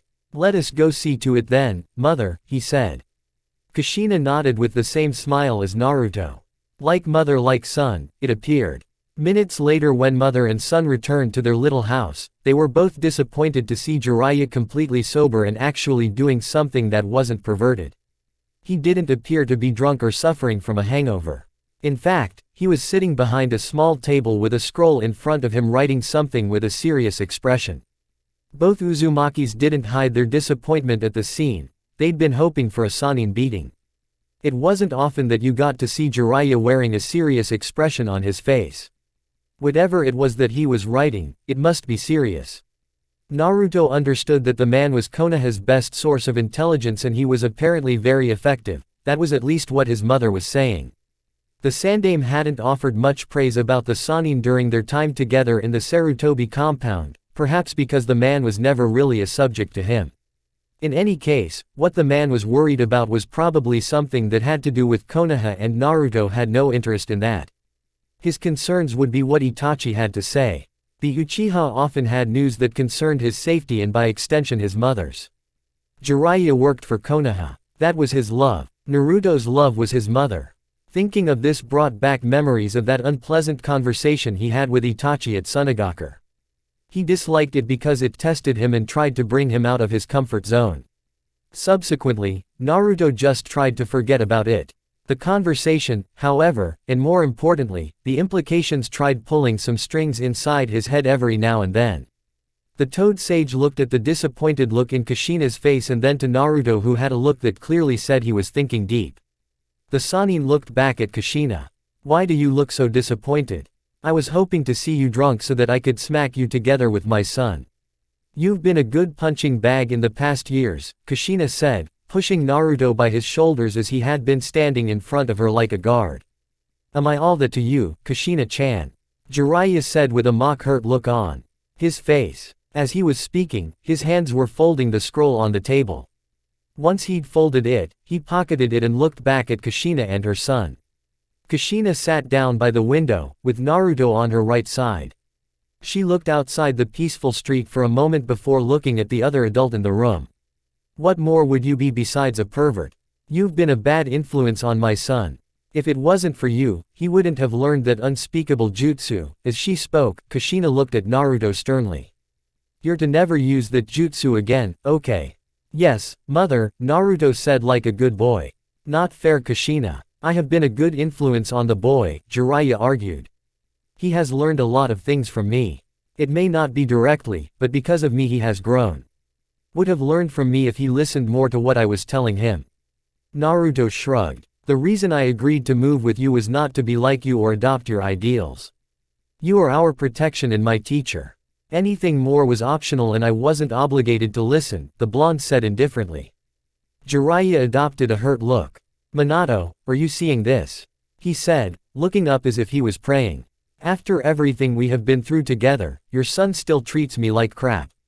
While you're at it, tell him I said hi and waiting patiently for the day we meet." Naruto couldn't help but say that. "Did you hear that?" Jiraiya said, still in his prayer mode. Jokes aside, things had improved between him and Naruto. The blonde may not consider him as family, but at least he was edging closer. Naruto wasn't always indifferent towards him. There were moments and the blonde was willing to have a conversation with him like a friend. That was an improvement. One would have expected more in 4 years, but Jiraiya wasn't pushing his luck. He wasn't forcing things. If he'd forced things, the blonde would have told him that he should return to Konoha and Kakashi would do. Naruto didn't have problem training by himself. Most of the training routines he did had been designed by the blonde himself. Jiraiya hadn't objected as they were highly effective and since he wanted to be on the good side of the blonde, he had to be accommodating. He didn't have much to do though. Naruto had already received a lot of training back in Konoha. The Sandaime had truly drilled his wisdom into the boy and the boy used it effectively when training. "You returned far quicker today. Only had one session?" the Toad Sage asked, getting back to other serious matters. Naruto shook his head. "I had a few. I've just become used to that routine. I will have to change it once I return to Konoha," the blonde said. "Though, I doubt I will be able to draw one that will be healthy for my body." Perhaps I will continue with it until I get to complete it within seconds. Jiraiya just shook his head. With over 4 years of training, the blonde had improved greatly. He didn't have a lot in the ninjutsu arsenal, but that was because he insisted on knowing things would be usable. He said there was no use in knowing 100 jutsu and being able to use just 5 during battle. It was just best to perfect the few you had. But when it came to taijutsu, fuinjutsu, genjutsu and kenjutsu, the blonde excelled. What made him effective was the fact that he learned to perfect his control over his jutsus. Hell, the blonde could create a Rasengan in the blink of an eye. That was something Jiraiya wasn't able to do even with all his experience and years of using the jutsu. Your speed has improved greatly. Naruto was fast. What made Jiraiya frown was the fact that even though the blonde did learn the Hiraishin, he never used it during a fight or training. I will only use it for my mother's safety, the blonde had said. To strengthen this, he didn't carry a Hiraishin kunai with him. There was only one mark he could teleport to, and that was a mark on his mother. Konoha will be shocked when she sees how great you've become, Jiraiya said. He paused and adopted a serious look. Speaking of Konoha, there is something you must know as we are going back. What is it? Kushina asked, sensing some seriousness in Jiraiya's tone. Things might be different when you return to Konoha. I don't know how it got out, but the truth is out. The village knows that the Yondaime Hokage didn't just choose a random child to bear the Kyuubi. He chose his newborn son to save the village while sacrificing his life. So, how did the villagers take it? Kushina asked while Naruto remained silent, but unconsciously, Kushina's hand was already around him, pulling him closer to her, as if she was trying to protect him from something. They demanded the truth from the Sandaime, and admitted to it. Jiraiya winced about a thought running through his head. The reason I had to stop here was because I didn't want us to leave a trail of our movements anywhere. This village is hidden away from shinobi matters. It made it possible to just hide without anyone knowing anything. The people here don't even know who I am. No matter how much you try to tell them in your drunken state that you're the great legendary Toad Sage, Kushina added, a bit sarcastically. All the seriousness evaporated as Jiraiya smiled sheepishly. I tend to say a lot when drunk, the Sannin said a bit sheepishly. He then looked at Naruto. What do you think of this? Don't care much. That was Naruto's response, and predictable as it may have been, it made both Jiraiya and Kushina frown hearing. You will have to care eventually, Jiraiya said firmly. Kushina frowned, seeing where it was going. As much as I don't want to stand with Jiraiya on this matter, I don't think you'll have a choice, Naruto, she said to her son. Naruto just looked at her questionably. Jiraiya explained. Some villagers will still look at you with contempt. Some will just try to ignore you, and those few who were rational will like you. It is how things will be for a while. But Naruto, you're not invisible. You will grow into a fine shinobi and the villagers will notice, even if they don't want to. You may not care for Konoha, but when you continue doing great things as Konoha's shinobi, they will be forced to acknowledge you. Naruto frowned. It will be unfortunate. I have no care for fame or their affection. Their opinions have been pretty clear to me. People eventually change, Naruto, Kushina said. I have always told you this. Unless you're God, nobody remains the same forever. When circumstances change, opinions will change, people will change. You don't have to worry about anything, Jiraiya said. On the bright side of things, if the villagers change, they won't have problems protecting your mother. Predictably, Naruto accepted it with a smile. Jiraiya shook his head. Smart as the blonde was, he could be a simpleton at times. But that didn't make him stupid. Jiraiya was sure Naruto knew when his mother was being used to manipulate him. The blonde didn't disagree to it, nor did he show displeasure. In fact, he acted as if he was oblivious to it. As long as the mother was okay, and she got to smile, the blonde would do anything. What time are we leaving? Midnight. There will be a full moon tonight. By morning we should be crossing the Fire Country border and reach Konoha at around evening.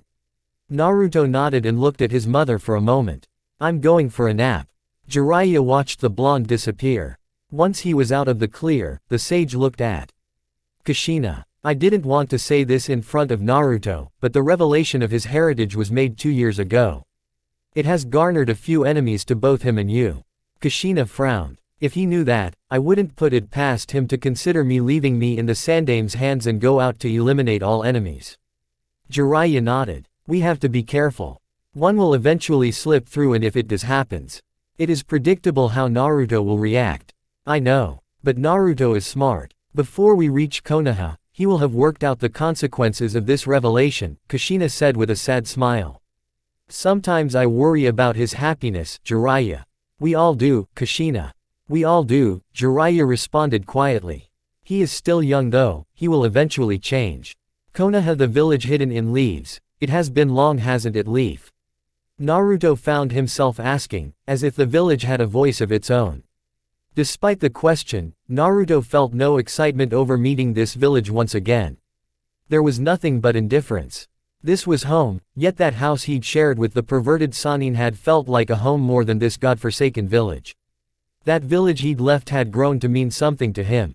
So much that if he ever heard that someone had disturbed its peace, he would hunt them down and slaughter them with his bare hands. Naruto shook his head. His mind was becoming more of a slaughterhouse. When the thought of things he didn't like ran rampant through his head, there had been thoughts of slaughtering whatever it was that was causing the disturbance.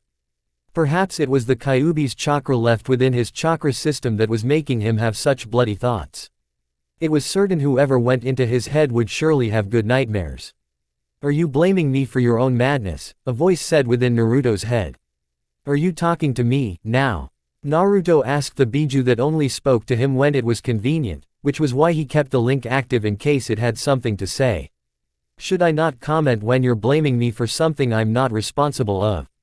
The Biju questioned. If you were blaming me for your sad story, then I wouldn't say anything. You could attempt to be a little sorry about that, you know, Naruto said to the Kyuubi, knowing that the Biju felt no pity for him, nor did it think twice about what happened. It was just indifferent, and Naruto wouldn't be wrong to say the Biju wouldn't mind going on a rampage again, this time on its own will.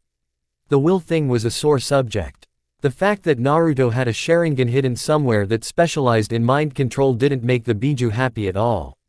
It wasn't afraid to show him its distaste.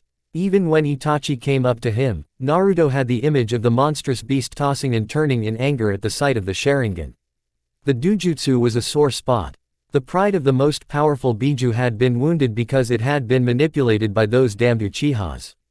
Kurama snorted. What for? He questioned rhetorically. Just don't blame for your twisted thoughts. Your thoughts don't make you a nice person. I wonder how your mother would feel if she saw what really happens inside that head of yours. My former host thought of love, and there is no love in your thoughts. I wonder what would happen if I stared at you with pity and the promise of nursing your wounded pride. Kurama ignored the comment. You should become evil. With your kind of thoughts, it wouldn't be difficult for you. I'd be more than willing to help you out. What are you trying, now? Are you trying to prove that you're as evil as people say you're? From what I know so far, you've been a victim being passed out to Jinchurikis like a ball. The blonde paused for a moment. Are you perhaps trying to get me mad so to weaken the seal so you can be free? Worth a try. Wouldn't be worth it. You'd just be sealed again, and this time by an 11-year-old. Shukaku would certainly enjoy himself in your expense, Naruto said and cut the link. As he focused on the outside, he found his mother looking at him curiously. More troubles with my former prisoner. Naruto nodded. He released a long breath as he focused on the village hidden in leaves. He certainly had to watch out with his thoughts though. Or else he would certainly become something that would make his mother sad. Laughter roared at the back of his head. Yay, like something like that would happen. I really don't want to face the villagers, the blonde said to his mother. Well, there is nothing we can do about it. At least the animosity will be lessened and it will be pleasant for us to walk about without you having to defend myself from some monkey. Language Naruto, Kushina said sternly. Sorry, Naruto was quick to say. But yes, Kushina said with a nod. It will be a good change for us. Let us just hope that things eventually smooth out. And become good in the next couple of years. Naruto looked up into the sky. It was just past noon. They'd made it earlier than planned and Naruto was complaining, inwardly, of course. Once again, he sighed. Well, it seems your word of hope will eventually bear fruit, mother. What did I tell you? When reality is staring at you with a glare, it is difficult to see past it. For my age, it is even more difficult. The concept of hope isn't something that I can grasp, especially given how narrow-minded I can be, Naruto said to his mother. Well, I guess this is why I have you as a mother. Things would certainly be different if mother wasn't with me. Yay. I'm glad I'm here to raise you, Kushina said with a smile. Her tone was quiet. She was thinking of Minato once again. Come on, son. We don't want to keep the Sandaime waiting. With his age, he might die waiting. Naruto smiled. It came short of laughter. But it was something nonetheless. He isn't that old, mother.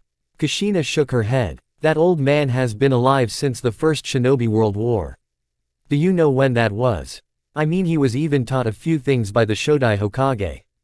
A man who lived along the times of Uchiha Madara, whose existence has become something of a myth today.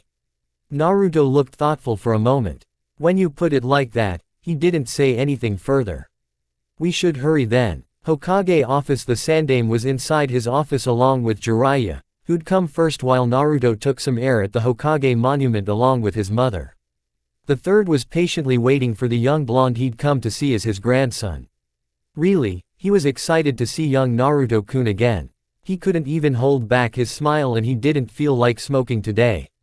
If he hadn't been held back by something, he would have even gone to welcome the blonde and his mother at the gates. Yes, that was how much the blonde meant to him and how much he'd missed him. Jiraiya's presence was something that he had to be reminded as he dived into his thoughts. I wonder when I last saw you like this, the Sannin said to his sensei. Hiruzen smiled. It has been long, he said, shaking off his thoughts. Perhaps it was time to act his age. Were you able to find any of the Uzumakis along the way? Jiraiya shook his head. That's a pity, the Sandaime said. Clearly disappointed. If there was something, it would have meant something to both Kushina and Naruto. I'm certain young Naruto would have had something else to cherish. Jiraiya nodded. I did find something though. A trace. There was a family of redheads that gave birth to a girl, but died suddenly. The village was raided by Orochimaru, who took the girl. There has been nothing aside from that. I haven't told Kushina as of yet. I don't want to give them false hope. A wise choice, the Sandaime said with a nod. Besides, if Naruto saw that the news made his mother happy, he would try to find Orochimaru to get more details. It has been 4 years, don't you think he might have changed? Jiraiya asked his former sensei. The third shook his head. Change is possible in some level, but when it comes to his mother. Naruto will always be Naruto, he said quietly. I like that he's grown though. The third paused, adopting a serious look. What was it that you said you had to tell me in person? How deep was Naruto's relationship with Itachi? The Sandaime narrowed his eyes slightly. Deep. They had an understanding. Itachi was more of a positive towards young Naruto. If that hadn't happened, Itachi would have succeeded in making the boy normal. Why do you ask? Naruto has a contract with Itachi's summons. It would have made sense to me if he'd annulled the contract when Itachi fled the village. But he didn't, and doesn't hide the fact that he doesn't care much about what Itachi did. The Sannin paused for a moment. He also has a Sharingan. That was a shock to the Sandaime. What? How? It's not like that, Jiraiya said, trying to calm his sensei. It is implanted in one of his crows. He uses it for genjutsu. No doubt it came from Itachi. But why would Itachi give the eye to Naruto? And where he did get it from? How did you find out? I saw it while he was training. And he sort of used it on me while I was pestering him about something, the Sannin said rather sheepishly. What did he say when you asked? Brat told me to mind things that concerned me, and that my job was to train him and protect him and his mother. The Sandaime chuckled, picturing Naruto saying those to Jiraiya with a straight face. Naruto isn't stupid, so he doesn't care if we know. It's something Itachi gave him, and knowing how close they were, even torture wouldn't get him to answer anything about it if he doesn't want to talk. In any case, there is a reason Itachi gave the eye to young Naruto, and if you want the answer, you'll have to ask Itachi himself, because Naruto won't tell you. That much I figured, Jiraiya said. Before the Sandaime could say anything, Naruto appeared in the office along with his mother via gusts of wind. The third blinked at the elemental Shunshin. He shook his head, smiling, and stood up. Naruto walked up to the old man and the two embraced.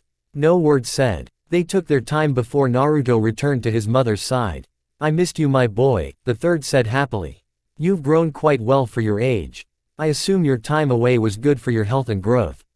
Yes, it was, Naruto said with a small smile. I thank you for it. We experienced so much good because of your consideration. Anything for you, the third said, turning to Kushina with a warm smile. Kushina-chan, you haven't aged. Uzumaki genes, I presume. The Uzumaki nodded. Naturally, she said. You on the other side. The Sandaime merely chuckled. Well, age hasn't been good to me. And this office doesn't make things easy for my body. But I'm still holding on. Kushina nodded. Good, she said. Naruto would cry for the first time in years if you suddenly kicked the bucket. I still have a few years in me, he said, looking at Naruto. I'm touched that you'd cry for me. Before Naruto could say anything to deny it, the doors burst open as Koharu entered the office. I heard you'd returned, she said, looking between mother and son. Good, you're in one piece and look healthy. Wouldn't want anything happening to the Yondaime's legacy. You say it now? Kushina questioned with narrowed eyes. Nobody knew back then. It has to be said now since everyone knows. There are political and economic consequences to this situation. Do you know what would happen if outsiders really knew that Minato's family was being treated like demons? This is the family of the man who died protecting this village. If it hadn't been for his sacrifice, this village would have suffered massive losses. The consequences would be massive for Konoha.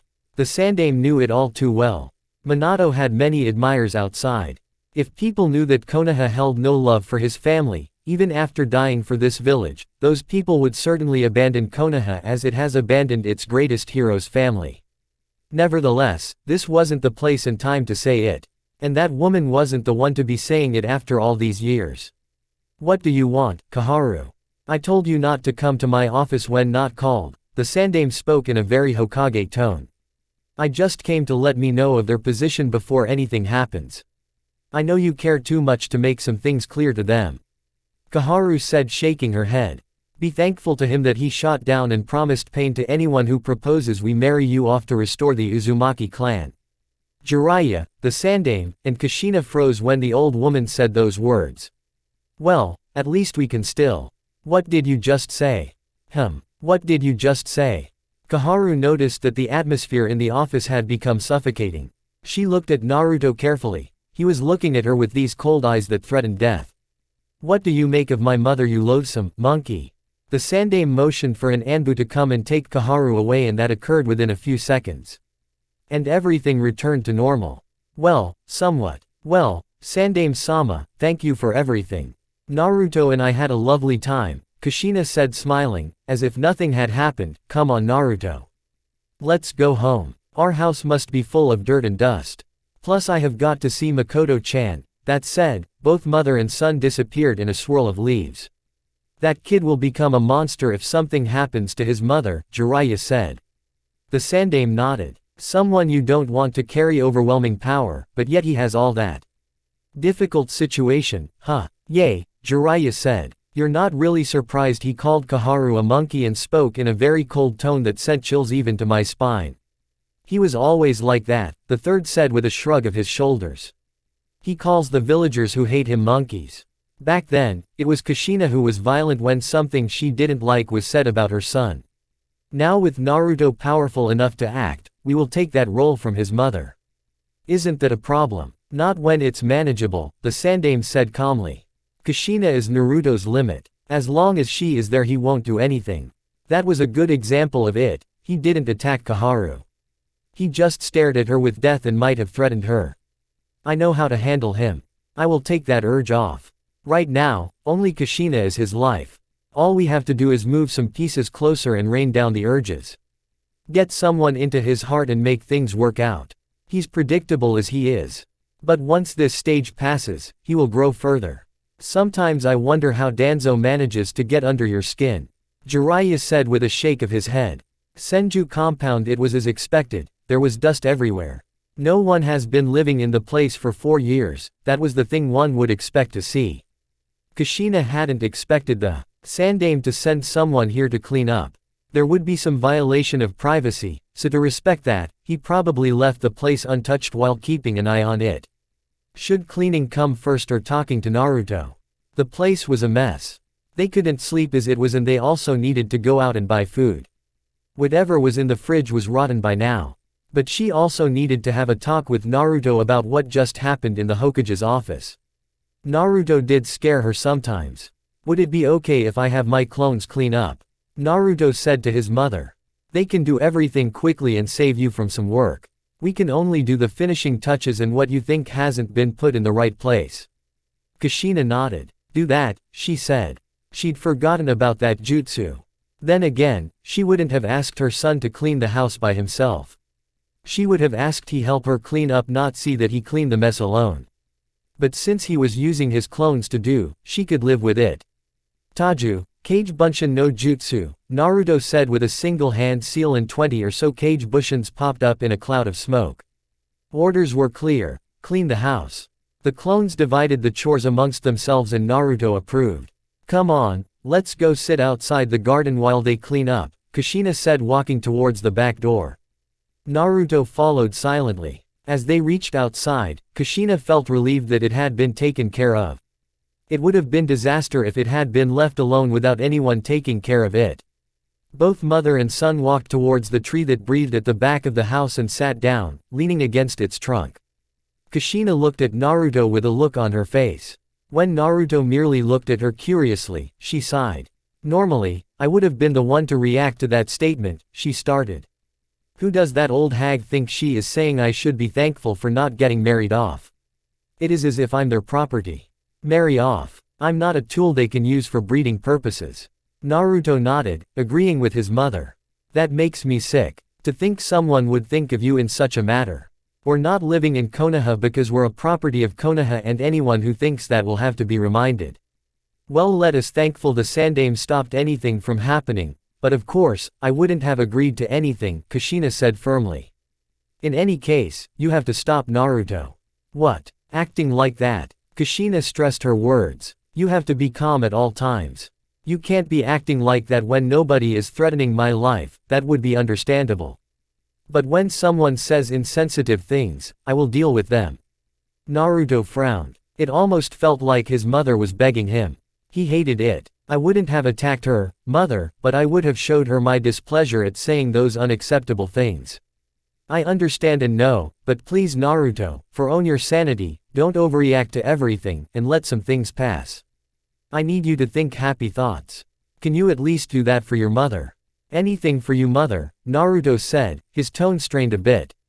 Kushina smiled sadly. It wasn't fair to do that, knowing he wouldn't refuse anything she asks of him. She had held off saying that for too long, so she had to say it even if it wasn't fair. It was for his own good. Let's go to the Uchihas. It's been long. We will buy food when we return, Kushina said, standing. Once she was on her feet, Naruto followed her shortly and both walked side by side, leaving the Senju compound. Wouldn't you like to visit our house first? It has some memories in it, Naruto said to his mother. The woman smiled. Yay, she said. The good and bad, she added. Uchiha compound. Well, that was interesting, Naruto said to his mother as they entered the Uchiha residence. They'd walked through the streets of the hidden leaf from their house. Along the way, the villagers' reaction had been really interesting. There was a definite change in the atmosphere around the streets. When Naruto left the leaf, he had been fed up with the villagers' attitude towards his existence. They'd been blaming him for what Itachi had done. It was sick, but they'd done it. He was the scapegoat for all troubles that occurred around the village. The time away had been because of it. What the Kyuubi had done had become a memory. But now those feelings should have returned. They should have come to understand that he couldn't have controlled the Uchiha. The damn Sharingan was supposed to the puppet master, but at that time, it had been the one being manipulated. Foolish and ignorant monkeys. If they'd changed about that, Naruto would have understood it perfectly. He wouldn't have found it interesting. He wouldn't have even bothered to comment on it. But now things were just different. Even when he'd thought he wouldn't care and wouldn't be able to tell, he could tell. There were a few glares, and a lot of people going their way to avoid them. Some had looks of embarrassment. Perhaps the Sandame had told them that they should be ashamed of themselves for taking out their hatred on Minato's son, the man who died to protect them, and if Naruto hadn't been made the sacrifice, their worthless lives wouldn't have been saved. Definitely, interesting, but a nice change, Kushina said with a nod of agreement. She looked at Naruto carefully. How does it make you feel? The blonde placed his right hand on his chest, trying to feel the beat of his heart. I shouldn't be able to feel anything, but I feel as if there was a weight that was lifted off my shoulders. If they can just ignore me like this, I can move freely, returning the favor." Kushina merely smiled. "You have a heart. I told you, didn't I? Humans will change because of circumstances. Even if you don't want to admit it, the change does have a good influence on you mentally." Kushina was happy. She wouldn't go as far as to preach the same message Jiraiya does about doing something to have the villagers change their attitude towards him. The Sannin wanted Naruto to prove that he was a hero and a good person. Not the demon they thought he was. But Kushina was certain that Naruto wouldn't go that far. He wasn't training for the sake of the village but for both their sakes. Perhaps. But this feeling is strange. I feel light and it is as if I can just run around the village being carried by the wind. Naruto said with a slightly curious look on his face. Should I be feeling like this? I never thought the feeling would arise in me. However, it doesn't mean that I see them as humans. Well, we can't change everything in one day, dear, Kushina said. I'm just happy that you feel free. Freedom is a step towards peace of mind. Peace of mind. Being at peace within your heart and mind. Having no worries. You're always troubled by the glares. The fact that you call those people monkeys means that you see them as less human. Being free means you will be able to relax, enjoy some quietness. As of now, you're always thinking about something troublesome. That's why you're always heavy, emotionally. Naruto tilted his head to the side. He shook his head. He could chew on that later on. Do you think the Sandaime was the one who leaked the information?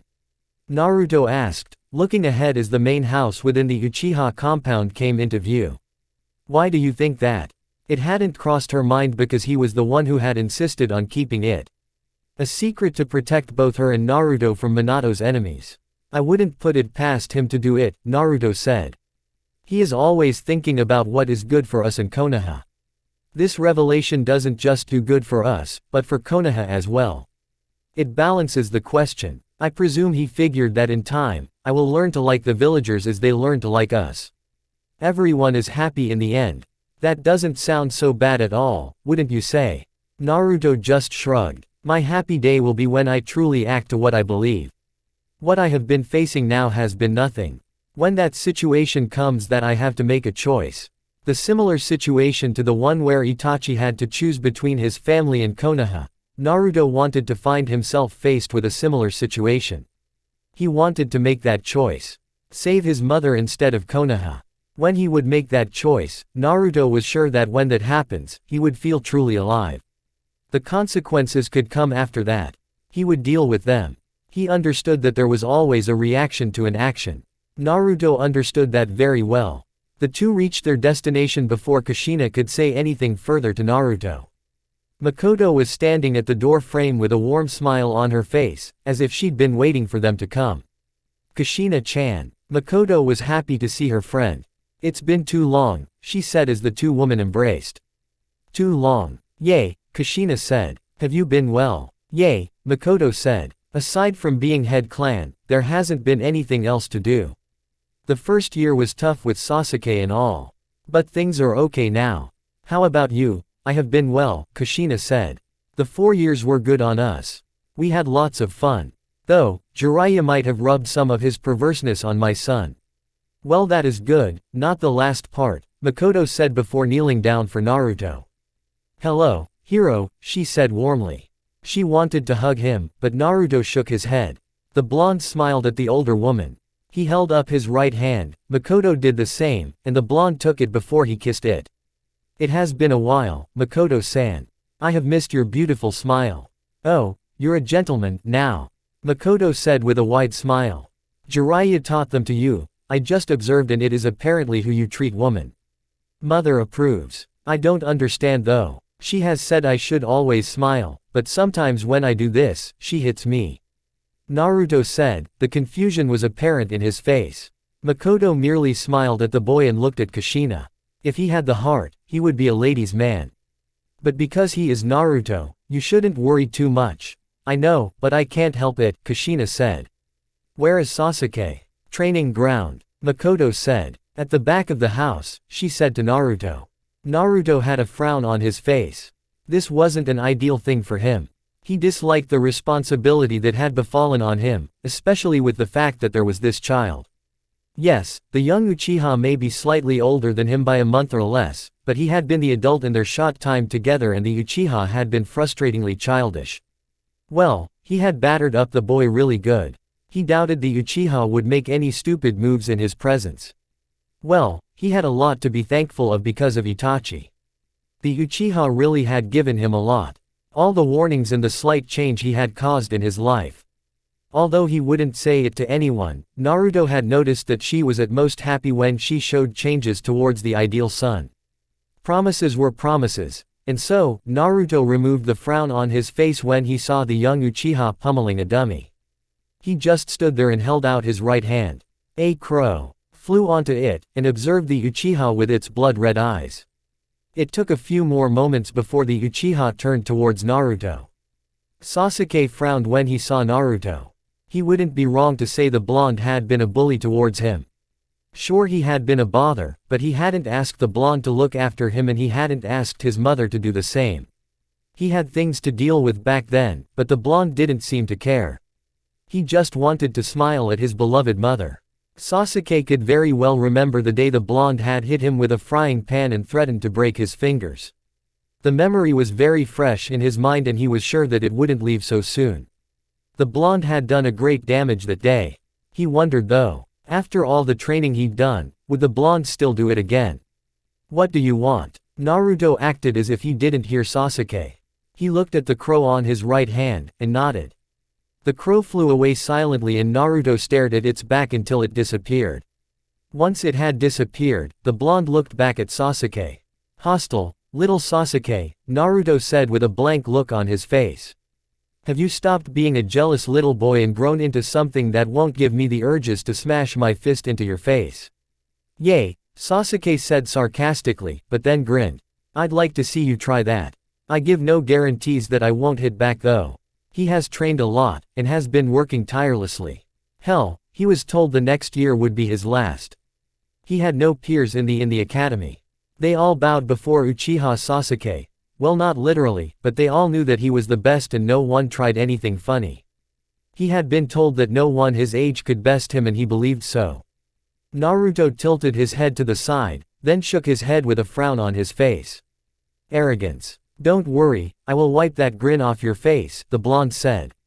Even I know that despite my wishes, I can't defeat everyone and know my limits. Despite the fact that I can be somewhat narrow-minded. Sasuke didn't lose his grin, despite those eyes looking down at him in that condescending tone.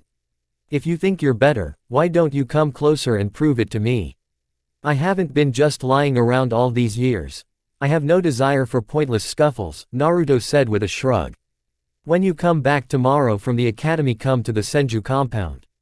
I will be waiting for you. You're in need of some wiring. He turned around to walk away. No, Sasuke said. I don't need your help. I wasn't asking you, I'm telling you. Be present or I will look for you and drag you all the way by your hair, Naruto said before adding.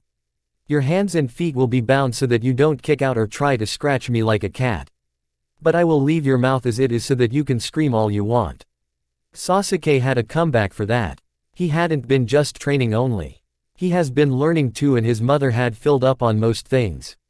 I doubt the villagers would allow you to do that. You may be the Yondaime's son, but as it stands, they don't like you and they see him as the Uchiha's prince. So you have learned to talk back. That's interesting. But I have one question. When did I start fearing the villagers and when did I start caring about what they think? Make it questions. Having said that, Naruto disappeared from the training ground. He went back to the house. His mother was still busy with Makoto. Looking at her, Naruto couldn't help but smile seeing how happy she seemed being with her friend once more. It was the happiness he saw in her that made saying what he was about to say a lot easier. Mother, Naruto called out his mother. You done already with Sasuke-kun? Kushina asked with a raised brow. Naruto nodded. We will bond from tomorrow, the blonde said. The way he said bond didn't make Kushina very happy, but she didn't comment on it. I will go ahead. I need to see Ino before returning to the house. I'm sure you'll do the shopping with Makoto. It's okay, she said smiling. So you really do miss that girl? Naruto nodded. As much as I never wished to admit it, yes I do, he said. Go ahead, Kushina said, but then looked curiously. When did you start calling her Makoto? It sounds too informal like your buddies. Yamanaka flower shop life was truly a mysterious thing. Being alive meant being able to experience so many things, both pleasant and unpleasant. There were a lot of emotions that went along the lines when one was living. Naruto never thought that he would ever feel some of the things he now felt. The only thing he'd told himself that he would feel was the love for his mother, and that had been it and nothing more, nothing less. Yet, here he was. The emotions confused him at times. Such that sometimes he chose not to think about them because at the end of the day, only one thing mattered, and that was the health of his mother. Other things came second best. Nevertheless, it didn't mean that he didn't feel any of those other things. Perhaps it was the reason he was truly looking forward to the day he would be forced to make a choice as Itachi was forced to make. Looking around the flower shop, Naruto couldn't help but form a tiny smile. He had missed the fresh air that filled up the beautiful shop. Perhaps it was because this breath was just full of nature other than the breath being intoxicated by the monkeys outside. Naruto, Ino said, looking at the blonde-haired with a questioning look on her face. Perhaps she wasn't really sure that it was him. She hadn't been told that he would be returning to the village. If she had known, she would have waited at the gates and even skipped classes to see him. She had missed her beloved Black Knight after all. Though, she wouldn't admit it to anyone but the blonde himself. Looking at him, he had grown tall. His hair had grown long as well, framing both sides of his face, and he was wearing a white cloak that just spelled nobility. Hello Ino, Naruto said in quiet tone, his lips twitched into a smile. Naruto. Ino dropped whatever that she was holding and ran up to the blonde. She pulled him into a tight hug. The fact that Naruto just stood there slipped her mind as she was too overjoyed to see her knight. I missed you. Do you know how many times I wished I could write to you or just even see that blank expression of yours? The blonde girl said, now staring at Naruto's eyes. So apparently, when you really miss someone, you miss even those things that annoy you. It couldn't be helped. I was a bit too far away, Naruto said with a shrug. You've grown well. I'm glad you noticed, Ino said with a grin. Can't you show some excitement? Don't tell me your mother forced you to come here, she frowned. Is it that you didn't miss you as well? Maybe, Naruto said just to get a reaction from Ino. Then smiled, slightly. Just kidding. Although I find your loud voice to be annoying at times and your attempts to blackmail me, I did think about you. Ino beamed. I'd have smacked you if it was otherwise, she said firmly, holding out his right fist, just to show that she was indeed serious about punching him if things hadn't gone her way. I'd just come to let you know I have returned. Naruto said. I'll see you around. Ino grabbed his hand to stop him from leaving. You just got here. You can't leave like that, she said. You have to fill me in on how your time was outside the village. 4 long years of experiences. I want to know. Naruto sighed. That can be done some other times. Ino ignored Naruto and turned around before calling. Mom, I'm going out. She didn't wait for a response before pulling Naruto out of the flower shop. You're going to tell me everything over a meal. You're buying, Naruto said. Yes, he was deadly serious about that. Not because he didn't want to pay, but because he didn't have any money with him. Well, it was good to see the girl was still the same, forward as always. That was good. Naruto disliked people who came in behind him after all. Anyone who came straight at him was welcomed. He would offer the same courtesy as well. Naruto allowed himself to be pulled away, thinking about other things, like what he was going to be doing from now on. He refused to go back to the academy. It would be a waste of his valuable time and effort.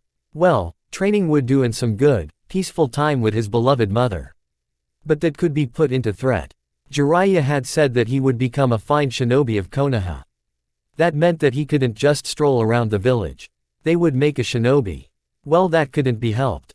Naruto reasoned that if they say he become one of Konoha, he would abide, not because he so loved Konoha, but because serving Konoha would make his mother's life much better. Later, the third Hokage, Hiruzen Sarutobi, was still inside his office, working through some things. There was always something that had to be done with being Hokage. But overall, over the past years, things have been going smoothly. Well, as smooth as they could, since this was the shinobi world. Nothing ever settled for too long. Someone was always thinking about doing something. You could never to be sure about anything. The day didn't have too many headaches. The Sandaime was just glad that Naruto had returned to this village that his father had given his life to protect. Looking at the report, he couldn't help but be pleased that the day had gone as he would have expected. Just a little longer and the villagers would be more than happy to smile at young Naruto. Reading something good, Jiraiya said as he popped up in the office in a cloud of smoke. The Sandaime Hokage nodded. You can say that, he said leaning against his chair. Things have started well, but nothing will ever change if Naruto remains as he is. He will refuse to go back to the academy, and Kushina won't force things out because of his blossoming relationship with Inoichi's daughter, and there is Sasuke-kun.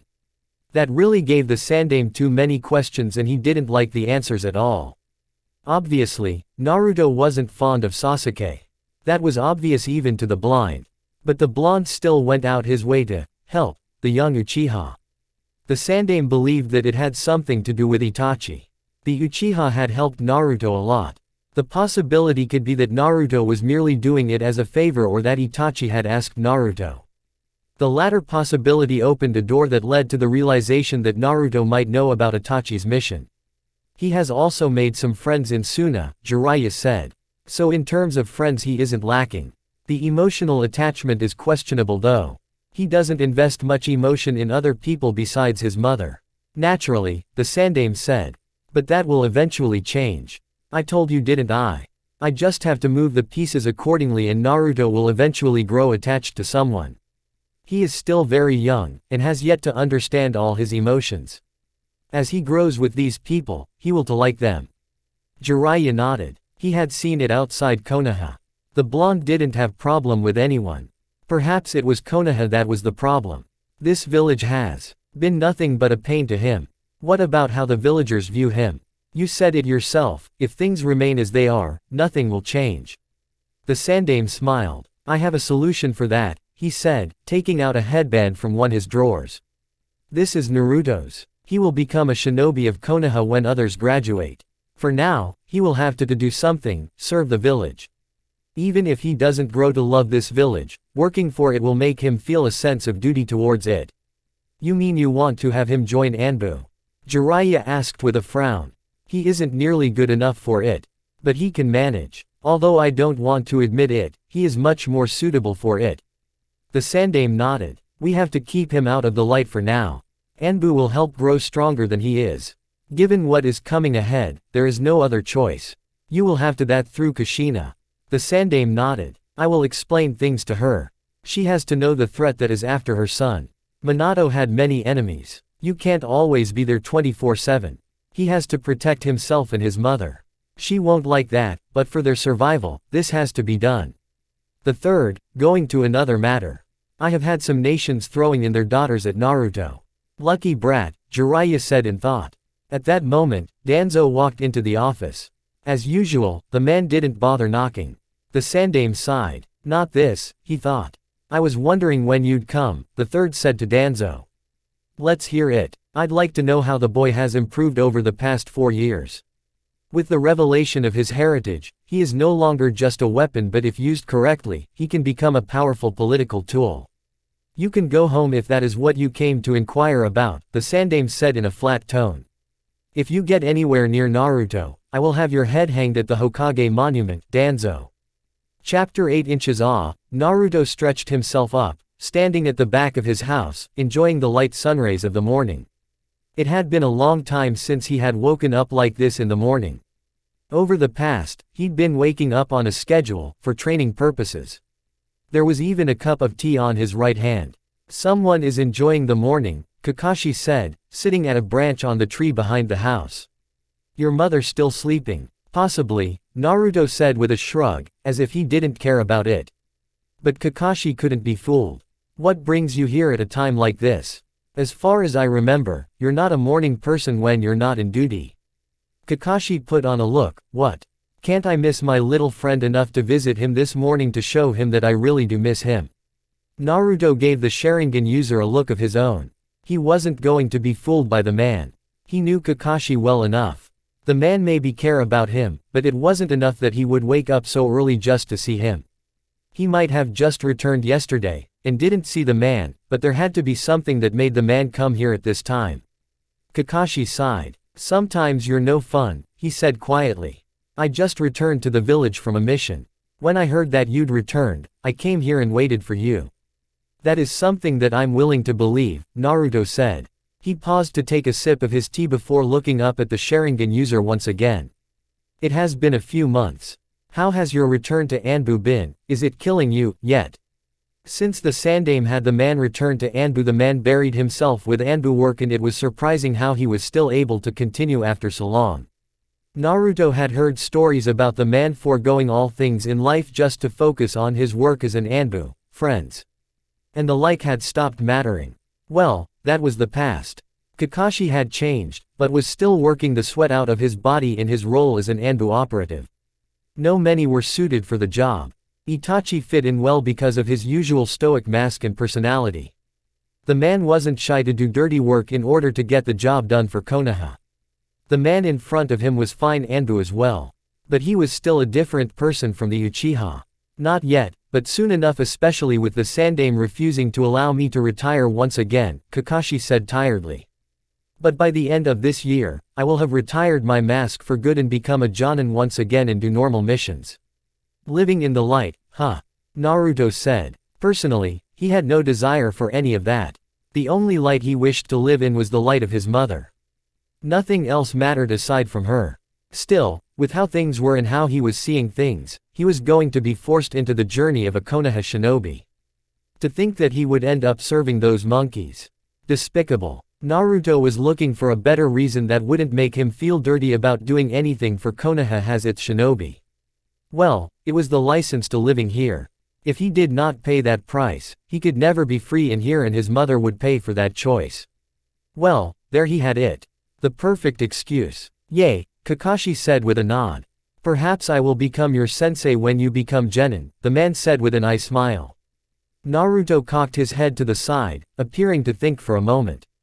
That may happen. Knowing the Sandaime, I wouldn't bet against it, he nodded to himself. Yes, that will happen. Well, I hope you become a good sensei, Kakashi. I would be disappointed if your tardiness got in the way of what is important.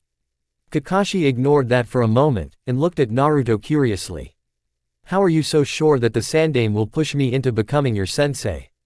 Naruto gave Kakashi a look that clearly questioned if the man was being rhetoric. The answer was clear as daylight. There was nothing hidden there. Even a dumb person could figure this out. When Kakashi just stared, Naruto sighed. The Sandaime is somewhat predictable. I can say that I know who my teammates will be when I'm forced to wear the headband. Of course you'd be the obvious choice to lead the team, to have that familiar face and strengthen the existing bonds. Kakashi shook his head. This is the first time that I hear someone say the Sandaime is predictable. He is nothing but that to me. He is called the professor. It's simple really. Jiraiya is like him, but wouldn't do anything extreme. The old man doesn't have such fears. People may think he is just an old man, but what the things he cooks up in his mind would surprise many. It doesn't surprise me because I expect him to come up with his plots, Naruto explained lightly. Once again, Kakashi shook his head. The relationship between Naruto and the Sandaime was really a complex one. He couldn't really understand how the two even got along. They obviously did care for one another, but what they did to each other was just something else. You might end up joining Anbu, Kakashi said to the blonde. I just heard it from the Anbu HQ. It seems that the Sandaime has been planning this for some time. Naruto sat down, looking thoughtful. It wasn't because he was shocked or surprised, he had seen this coming a mile away. Itachi had once thrown this to his face some time ago and he'd rejected it. But now it seemed that he was going to be forced to join. Well, that was what he had been thinking anyway. Anbu, huh? Naruto said, looking up for a moment. I'm about to become a secret. Everything I do from now on will be kept as an S-rank secret as well as my true abilities. Oh well, if this is the price I must pay for mother to be treated well in this village and for us to enjoy the safety of this village, I will offer my strength. There was nothing that showed he disliked the idea. Just the usual blank expression on his face. It was the same expression he showed when someone was using his mother against him. 'We might work together before I retire,' Kakashi said with an eye smile. Tell me, Naruto, why do you think of this as a price you must pay? Under normal circumstances, I wouldn't join the Anbu or even serve Konoha. But the Sandaime Hokage will not live forever, and I'm afraid if I don't bend now, things will be difficult if another succeeds him. Jiraiya has also used some emotional blackmail to get me to see that if I become an excellent shinobi of Konoha, Mother will be eventually treated well in the village, Naruto explained. Kakashi tilted his head to the side. Naruto didn't seem pissed off that Jiraiya had blackmailed him. Doesn't it bother you they use your mother against you to get you to do certain things? Naruto stared at Kakashi for a moment. Maybe it does, maybe it doesn't, the blonde said with a shrug. Mother always comes first. I will accept anything if it will make her happy and doesn't endanger her life. It would be unforgivable if she was being put in danger. So he was just tolerating it because in the end, it worked better for his mother, Kakashi thought. I will talk to you some other time. Need rest, the Anbu said. Something seemed to click on his mind. Oh, the Sandaime wishes to speak with you. At this time, Naruto asked. He had plenty of time. It wasn't like he was suddenly going to disappear from the village. Well, that couldn't be so much of a bad idea. If he disappeared from the elemental nations, they could start anew. There were other nations outside the elemental nations that did not know things that occurred around the blood shinobi world. They could be safe from all things concerning shinobi, and those who would wish to have the beast sealed in him wouldn't know where to find him. It was a thought Naruto put at the back of his head before focusing on Kakashi once again. Kakashi just shrugged. He didn't say, he said. Greet your mother for me. Having said that, the Anbu disappeared in a puff of smoke. Naruto looked up into the sky. He frowned. He didn't know what this day was going to bring. Things didn't always end up the way he wanted for them while he was inside this village hidden in monkeys. The blonde shook his head. He really had to stop looking at things like that. The villagers were vermin, but if he kept it like this, he would certainly stop valuing all life forms. It would be okay if it was just Konoha. The vermin meant nothing to him. He had to prepare for a meeting with the Sandaime though. It would clear up some things for him and he would see how he was about to go with his from now on. With that in mind, Naruto turned towards the house. As he went back into the house, he came across his sleepy mother, who was yawning tiredly. Good morning Naruto, Kushina said, now rubbing her eyes to look clearly at her son. Mother, Naruto smiled. Mornings are still not your favorites, huh? Yay, Kushina said. But I was also worried. Didn't get much sleep last night. Should we sit? Naruto asked, wanting to help his mother if he could. I'm feeling rather energetic and I have to meet up with the old man. It would be best we clear out all worries before we engage the day. Naruto led his mother towards the kitchen and helped her take a seat. He went on to prepare tea and once ready, he brought it back to her and then sat down across her beside the kitchen table. We're back in Konoha. This village that has been a pain to both of us. Your father sacrificed everything for this village. He isn't part of our lives because he chose to sacrifice himself. Some call it noble to die for something you cherish. Kushina paused for a moment, looking at Naruto sadly. You'd follow the same path, wouldn't you? Die for your mother. Naruto gave a firm nod. If it means protecting you, yes, Naruto said as firmly as his nod was. That saddens me, son, Kushina said in a low tone. Parents were supposed to be the ones to die for their children. They were supposed to be the ones to put their children's lives above all things, not the other way around. How could she correct this? Naruto was her precious son, her precious love. She wanted him to live his life as any child would. She realized some things he wouldn't do, but there were changes and he could be steered into the right and happy path. Naruto tilted his head to the side. He didn't say anything, just looked at his mother questionably. If you die, who will I be left with? Who will protect me? I have lost my family, Minato. You're the only one I have now. If you die, what will be left of me? The answer was an unpleasant beast that stared at Naruto with a cold breath. Naruto almost felt disgusted with himself that he would choose to die for his mother. It was the same for him. His mother was his only family. He couldn't lose her. He had been looking at this from one angle. The truth was that they couldn't afford to lose each other. Especially his beloved mother. What would become of her if she lost him too? A broken woman. Naruto felt tormented that his actions could lead to such a reality. He remembered the days he used to console her when she was crying. Who would console her if he died? Who would be there for her? Stupid him. It was unacceptable for his beloved mother to be forced to go through the pain of losing him. It was even worse when the good devil whispered into the back of his head that she would be even so tormented as she would blame herself for his death. She was the mother. Her job was to love and protect him. She had said that to him before. He remembered those words she'd said firmly. It was us against the world back in those days, Kushina continued, still in a low tone. I'm your mother, Naruto. I carried you in my belly for months. You cannot die before me. I want both of us to grow old, in this village. I want us to relive these moments in the future. I don't want you to sacrifice your life. I want you to value it as you value mine. Your life is precious to me, and I want to protect it with all my strength. Will you help me do that, Naruto? Could he? Yes, it was possible. He could do it. He could protect both his and his mother's life. He wasn't alone in protecting his life after all. He had the Kyuubi within him. If he died, the Biju would die as well. It was possible. Yes, mother. My life will have a meaning from now on. It will be precious as you're precious as well. He fell short of saying that her life would still be much more precious than his. Kushina smiled slightly. It was a small smile, but a smile nonetheless. Do you know what a relationship is, Naruto?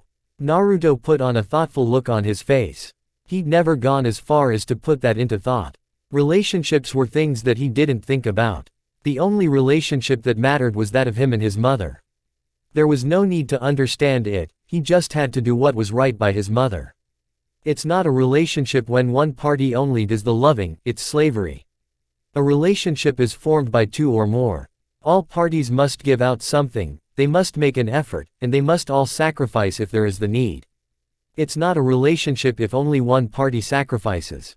I am your mother, and you are my son, we have that relationship. I must love you and you must love me as well for all that to work out. We must understand each other in order for us to live a long and happy life. We must all do our part in the relationship. Do you understand where I am going with this, Naruto?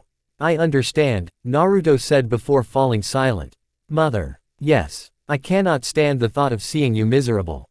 I can't. But it makes me truly happy when you smile. It pleases me when I see you laughing with Makoto. I want my mother to be happy. If you were to stop smiling, I would investigate the cause, and I would fix it. Is this the same for you?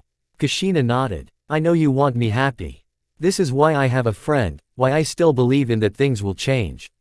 I have hope and it is the hope that you will enjoy your life eventually, but what is the point of me hoping, if you have lost hope and put no effort? It was just as she was saying. Both had their parts to play. If both hoped, things would change. It was conflicting. But Naruto wanted to do something that would bring joy not just to his mother, but to him. Naruto gave his mother a sad smile. I have not been sincere, mother, he said quietly. Hope is one thing you have taught me never to lose, but I don't know if I have been sincere in trying. The reasons have been that I have to try, for your sake. But that isn't what you wish for me, isn't it? Kushina was happy. Truly happy that Naruto was actually willing to admit that to her. Perhaps she should be surprised that he was able to keep that for too long. Nevertheless, this sharing was just a pleasant change. I want you to be happy for you, Kushina stressed those words.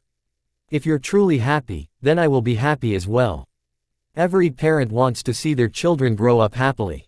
This kind of talk might be a little big for you, but I want you to enjoy a relationship I once enjoyed with Minato. You will know the meaning of love then. Forgive me, mother. Despite telling Tamari otherwise, my happiness hasn't been an agenda. I don't think I have actually tried by all means to be happy. I did just enough, just so you could see I was trying. Naruto clenched his fists. His sad smile deepened slightly. Forgive me, mother. I have been a hypocrite despite saying I hate it. It's all right, Naruto. You're still young. I don't expect you to get everything right, Kushina said softly. It is us against the world. But we must not allow these people and the situation we are in to dictate everything for us. We are strong, we are Uzumaki and we have each other. We can be happy even if the world hates us. Naruto smiled at his mother. He could feel the passion within her voice and in her eyes. How could he betray that? He had to give it his all. We can make it, mother. We can and we will. Kushina nodded with a large smile. You're not doing badly though. You have Ino, Tamari and Gaara. The latter two are a bit far away though. She paused for a moment to think. Weren't you friends with Shikaku's son? Ino isn't enough and she is a girl. One friend wasn't enough. To truly enjoy his life, he would have to have more than one friend. Kushina was still sure that it was possible for Naruto to make friends. It was still not too late for things to take a new turn. Kushina was given encouragement because of the changes in her son's life. I was just familiar with him. He was okay, Naruto said, and then looked at his mother confusedly. Mother, you pushed me towards Ino, and now she can't even leave my back. What do you mean she is a girl? I'm aware of that. Kushina shook her head. Although Naruto's treatment of women could make him good with them, he still failed in that kind of environment. Makoto was right, she really had nothing to worry about with her son becoming like Jiraiya. On another matter, that statement from her son clearly told her that Naruto saw boys and girls in the same line. He didn't see the latter as the opposite sex. That was something to worry about. It's nothing, Kushina said with a wave of her right hand. Naruto didn't seem satisfied, but he didn't question his mother. What I'm trying to say is that you're not lost. You have friends and you have changed a little. I just wish your treatment of Sasuke would improve though. Naruto's sigh wasn't the kind of response Kushina was looking forward to, but his words made up for it. Not now, but it will eventually. The past 4 years have taught me that nothing can remain the same. I'm changing in a way I never thought possible. But I will not ease up on him if continues to act like a spoiled brat. I can live with that, Kushina with a clap of her hands. But it would make both Makoto and I happy if you two got along. You're her hero, you don't want to disappoint her, do you? Naruto's raised eyebrow said it all. Kushina just laughed and put on an innocent look on her face. Hey, you let other people do it, why not your own beloved mother? I merely tolerate it because it works better for me, Naruto said with a shrug.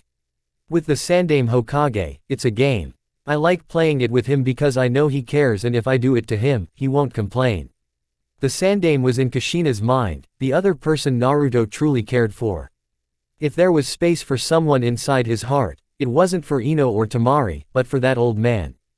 Kushina really hoped that nothing bad happens to him because she was certain that although Naruto would never admit it, he would be broken if that happens. What will you be doing from now on? It will depend on the old man, Naruto said quietly. I don't have much control here. The bitter tone was a clear indication that he didn't like that thought. But I'm sure with the Sandaime, it will be something acceptable. I refuse to go back to the academy though. Wouldn't expect you to return, Kushina said with a nod. Why don't you go shower while I fix us breakfast? I have things to do with Makoto before noon. While you play your bonding game with the old man, I will be with her. Naruto nodded. Lunch at Ikuruku.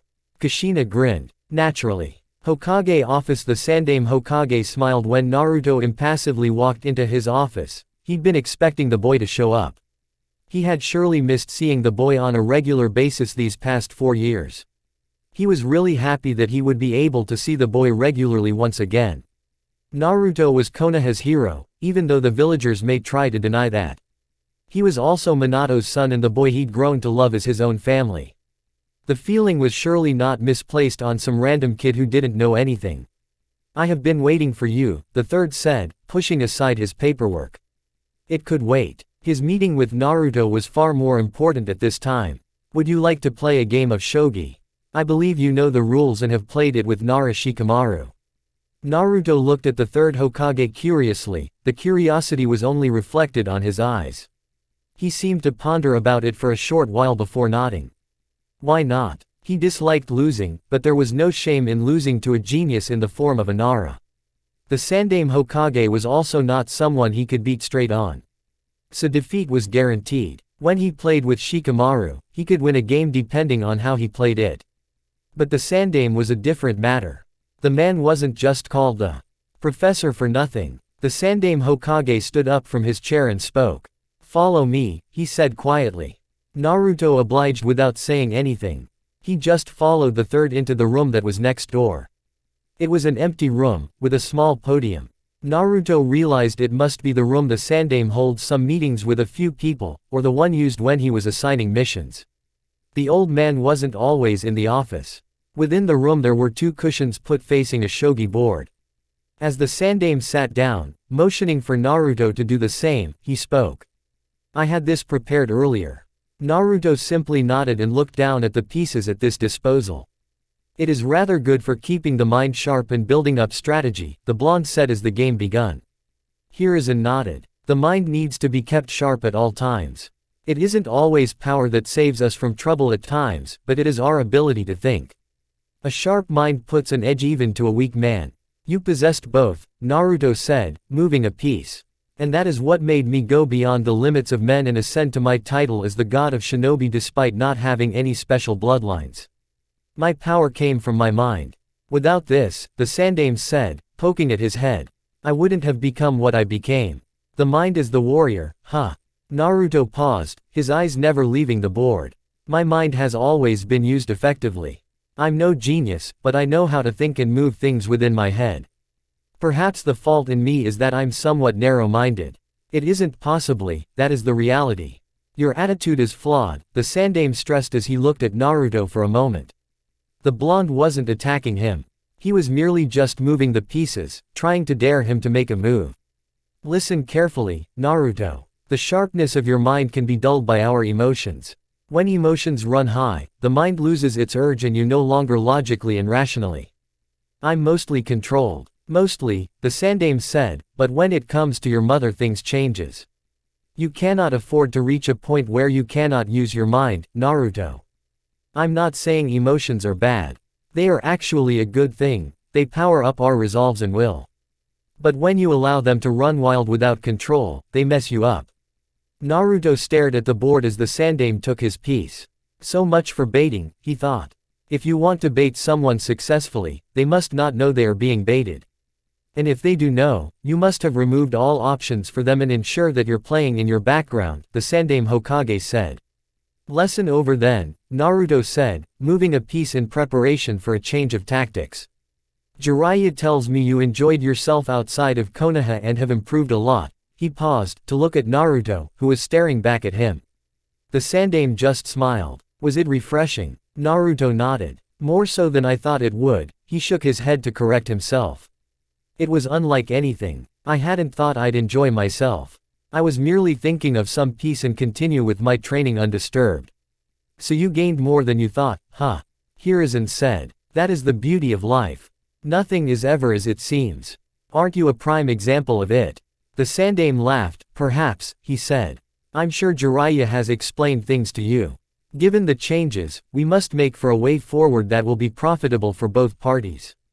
With the way things are at this moment, we cannot simply continue as we had been. As expected. But, I have a question, Hiruzen said.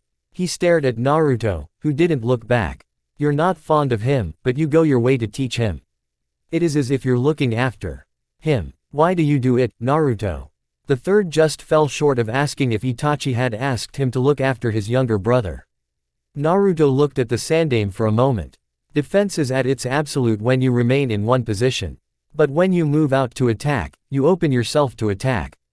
It's like giving your heart to someone else. You open up a door for pain. Having said that, Naruto took one of the Sandaime's piece. As he waited for the Sandaime to make his move, he spoke once again, on a different matter. I have often wondered why people do certain things, and that leads me to a concept of justice. Yet, I still question what justice truly is. What constitutes justice? Who has the power to carry out justice? What Konoha has been doing is injustice, yet I'm not concerned too deep to turn it into justice. There are so many questions. Why do people do what they do? Why do they kill? Is it wrong to kill? Is it wrong to kill following your ideals? Although Naruto hadn't outright said it, the Sandaime was sure this had to deal with Itachi's actions and how he should react to Konoha's injustice. At the same time, the Sandaime was led to believe that although Naruto saw the injustice, he wasn't an idealist who believed in justice, that he would try to correct things. The fact remained glaring though. Naruto hadn't answered his question. Justice is a very complex concept, the Sandaime said. He was willing to go that far, not any further, as it would deviate from his question. People kill for different reasons, both good and bad. Before we can even answer if it is wrong to kill for one's ideals, we must first understand if those ideals are good or bad. One thing is a fact though, death has become part of a shinobi life. My own hands have killed to protect what I love.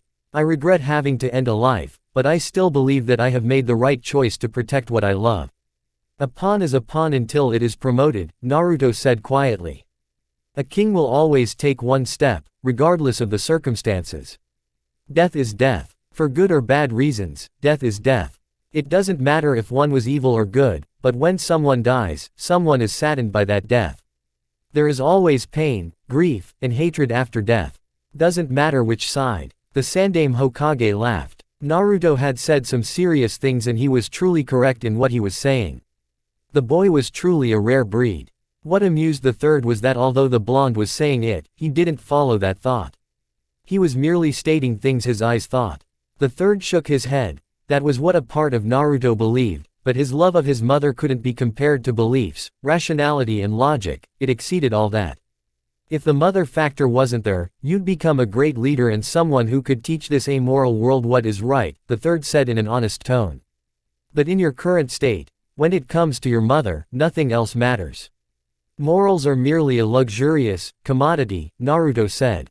I wonder what Kushina would say if her son became an amoral shinobi, the Sandaime said purposefully in thought. His eyes firmly at Naruto. If he was expecting a physical reaction from the blonde, he didn't get it.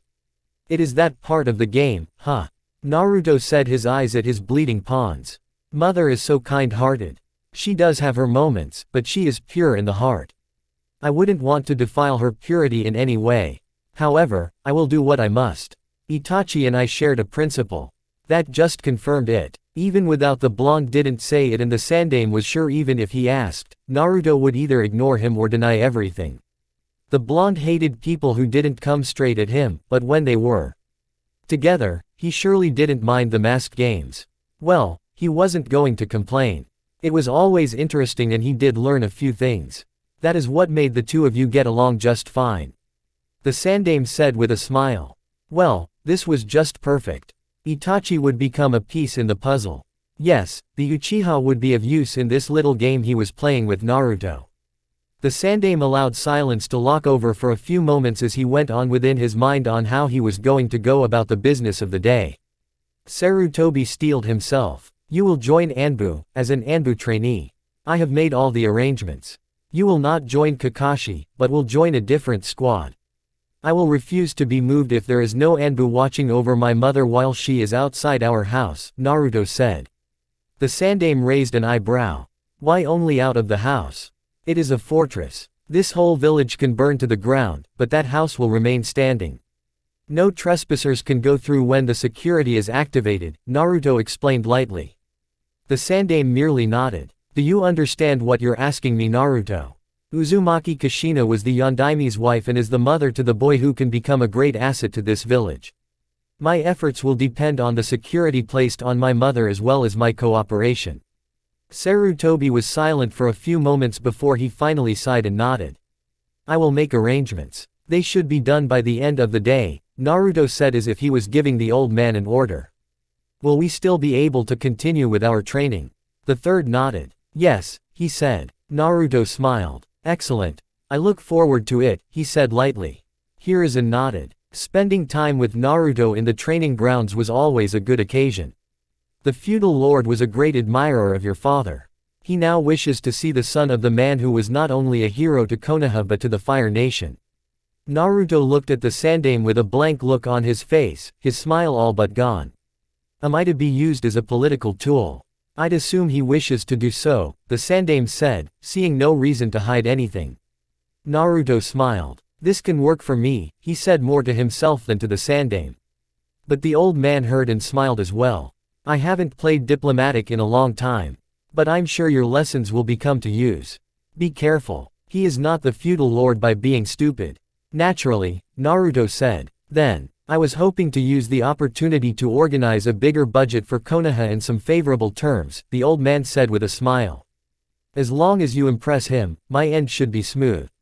It appears that I will become an important person, Naruto said in thought. I never thought of things this way, but I can make my life and my mother's much simpler. When do we go? I will inform you, Hiruzen said. Your engagement with Temari will be made public.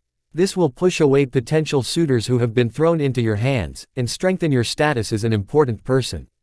You have the backing of both Konoha and Tsunagakure. Since the Sandaime spoke the good on his side, Naruto decided to say the good on the third side.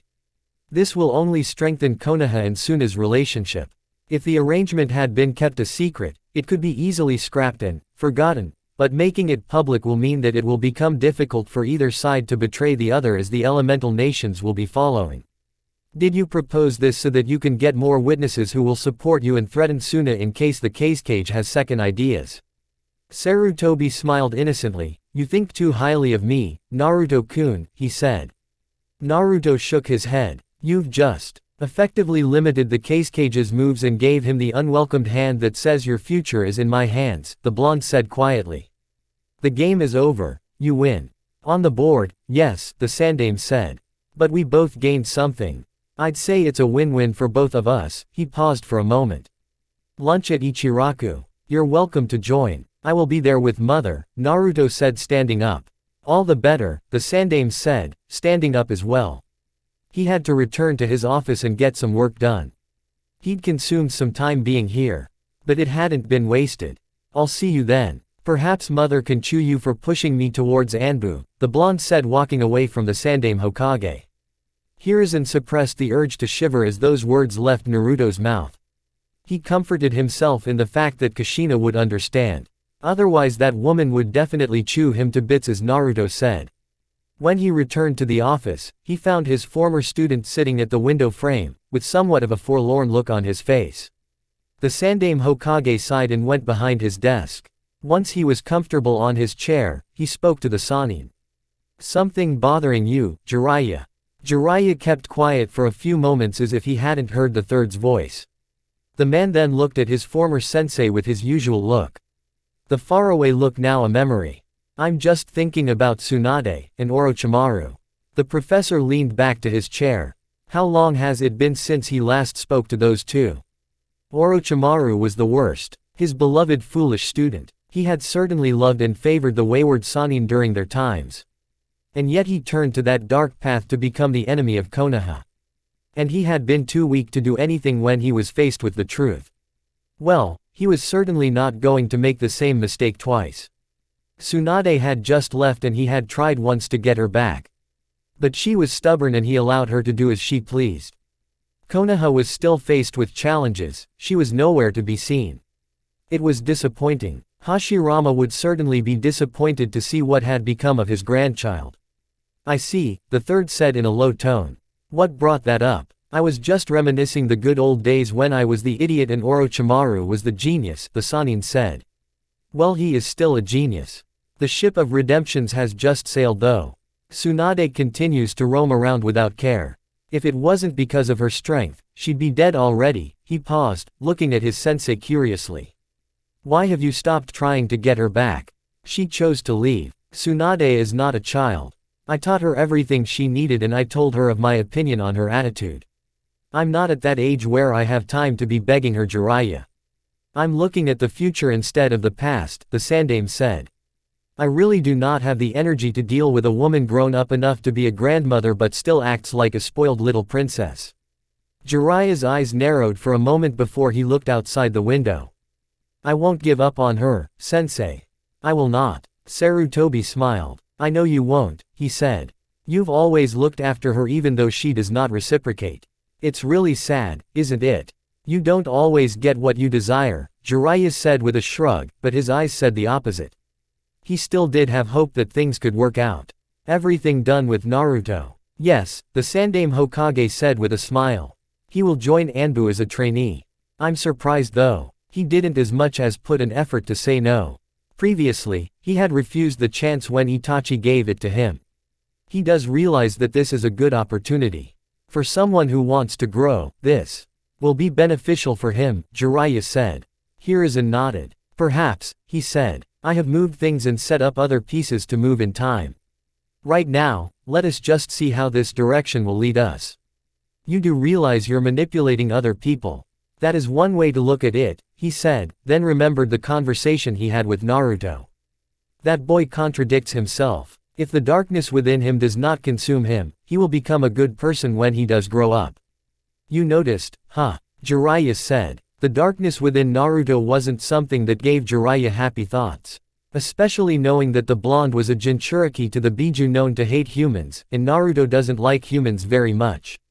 I've known for a long time, but this is why I do what I must. Being in Anbu will expose him to the harsh reality, and instead of bottling up his dark thoughts, he will release them.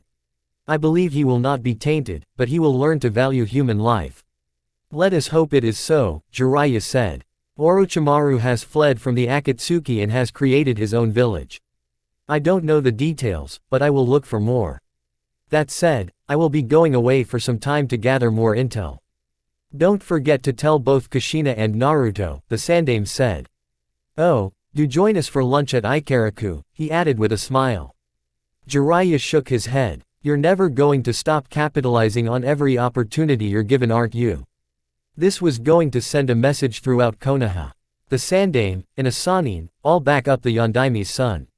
The third Hokage smiled innocently. I don't know what you're talking about, Jiraiya-kun, he said. I'll see you at lunch, Jiraiya said and disappeared in a puff of smoke. Once the Sannin was gone, the Sandaime Hokage stared at the work in front of him. Now then, it is just me and you, old friend.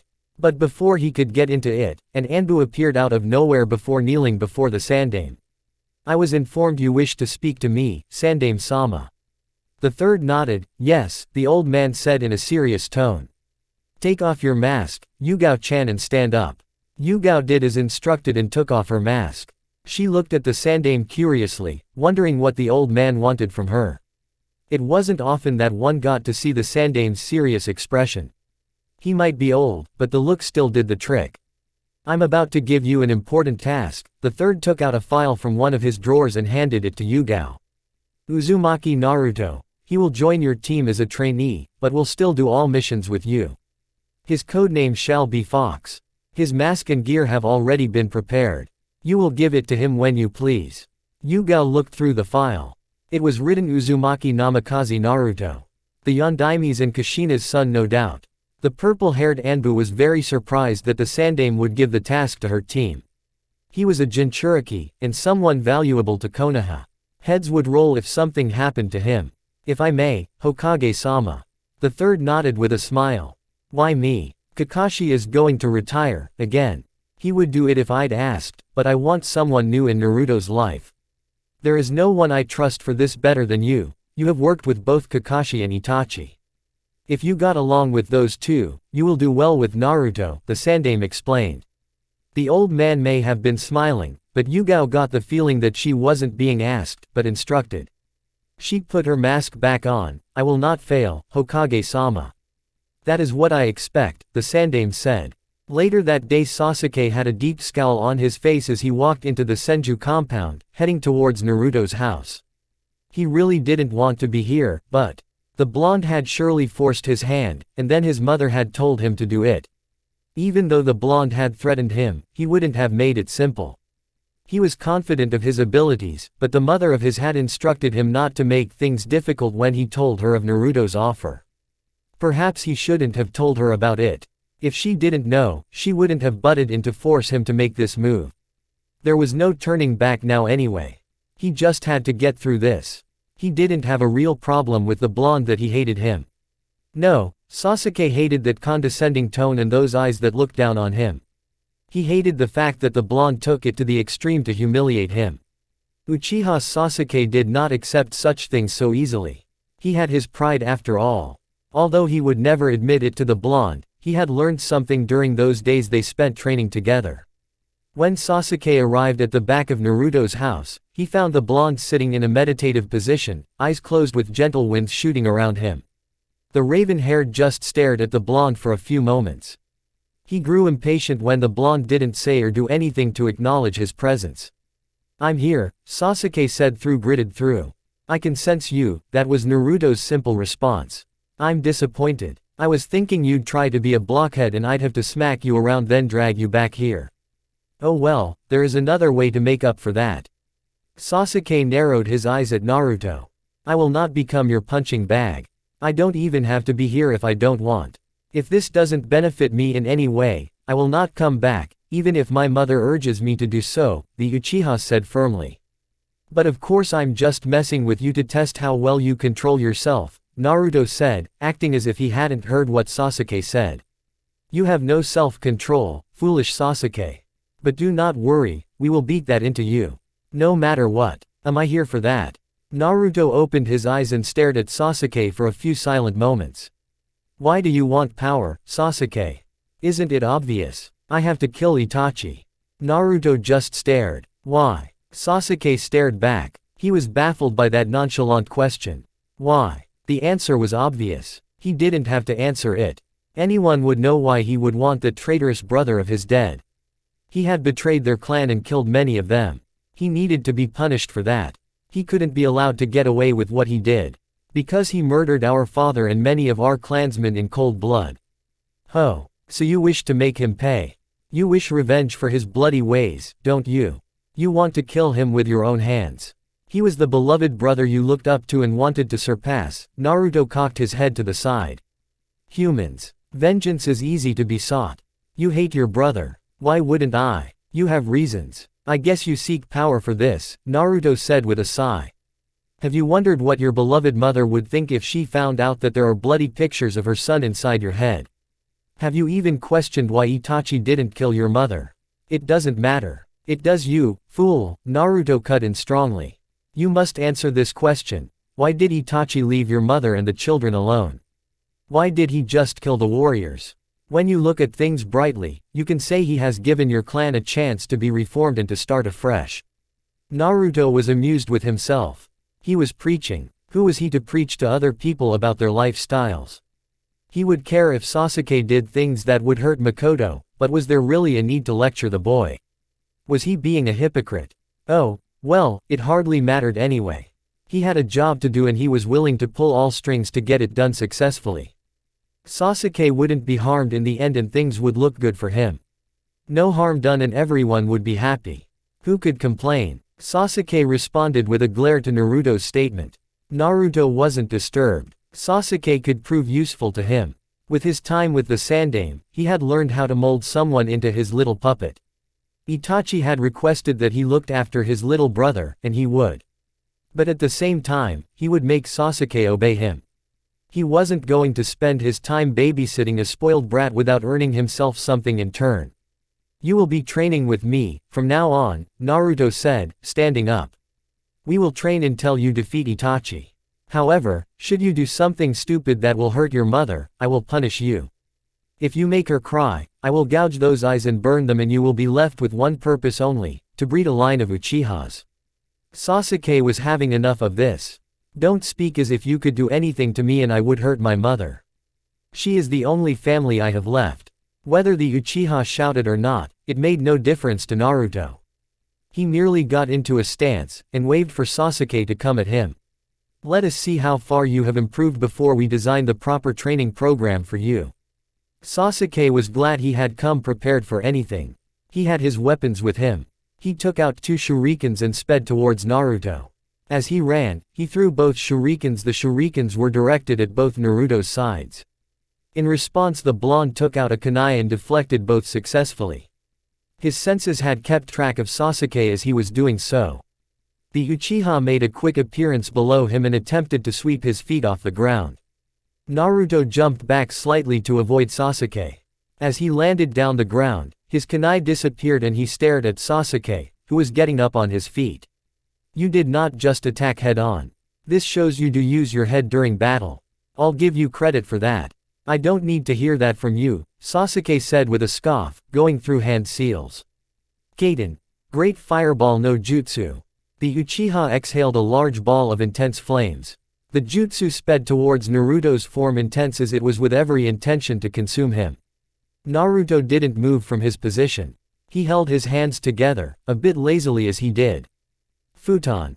Wind breakthrough. Naruto released powerful gusts of wind that tore through the ground as they sped towards Sasuke's fireball.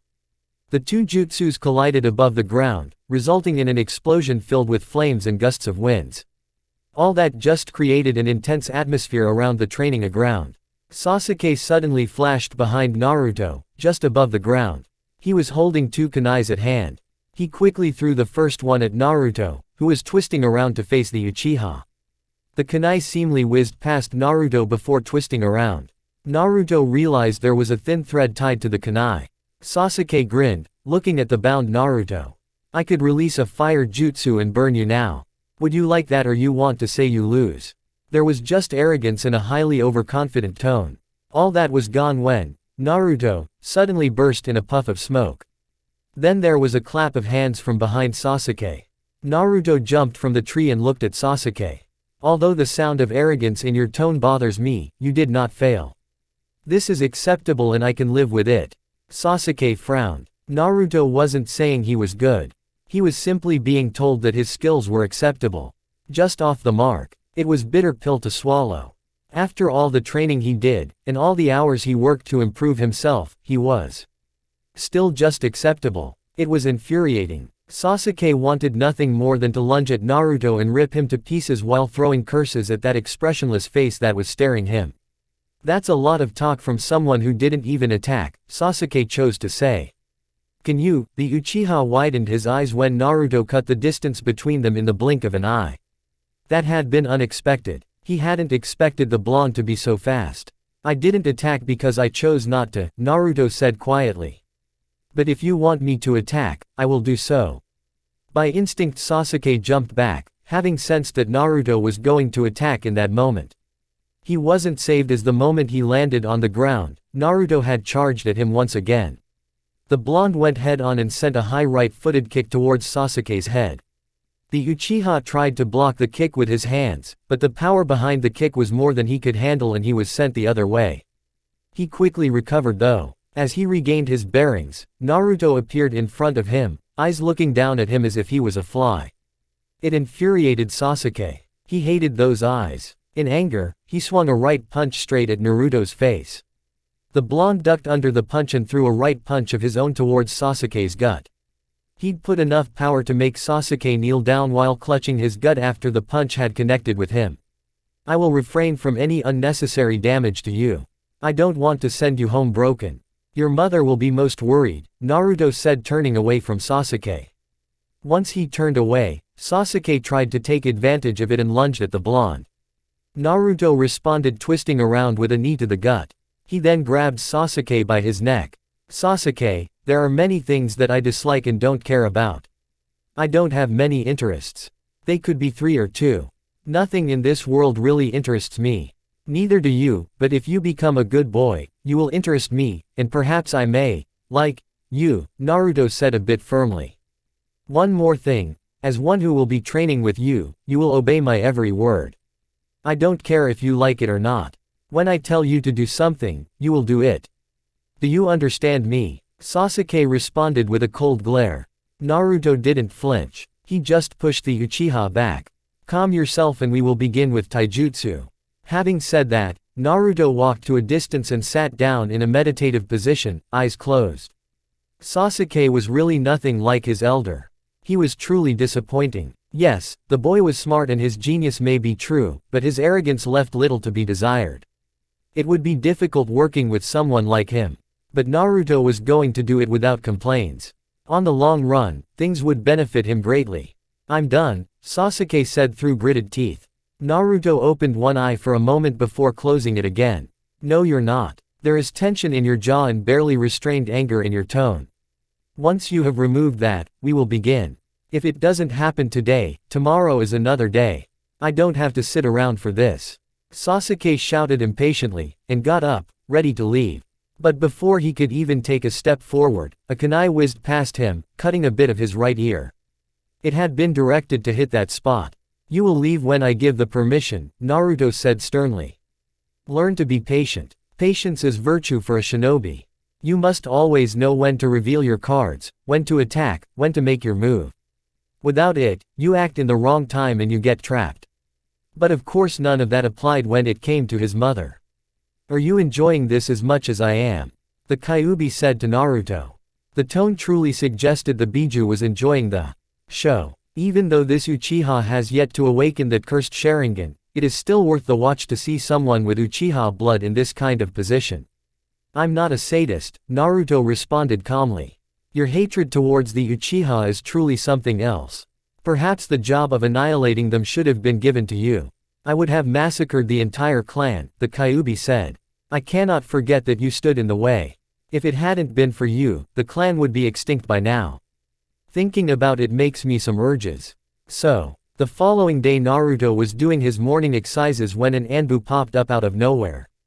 This forced the blonde to stop his movements and look at the obviously female Anbu before him. When the Anbu remained silent, Naruto looked up into the sky and a seal-less cage Bunshin appeared in a puff of smoke. It was for his mother to speak to her that he'd been taken away. Obviously, the woman was here for him, and since he'd been expecting this to happen, he wasn't surprised. I wonder what Itachi would say now, Naruto said to himself, but the cat-masked Anbu heard him. Before the Uchiha became a traitor, he had been the one to try to get him to join Anbu. But Naruto had refused. It hadn't been once that he refused. He hadn't wanted to leave his mother's side during that time. But now he understood that she was safe, even when he wasn't around. As long as she remained on this cursed village, Uzumaki Kushina would be safe. As long as an invasion doesn't happen, he could afford to do other things. Oh well, it can't be helped, Naruto said in a resigned tone. Uzumaki Naruto, come with me, Neko said in that automatic tone that Anbu used while wearing their masks. Naruto didn't resist. It was time, he merely thought as the Anbu took him away. They disappeared out of thin air and appeared somewhere. Naruto could only assume as the Anbu HQ.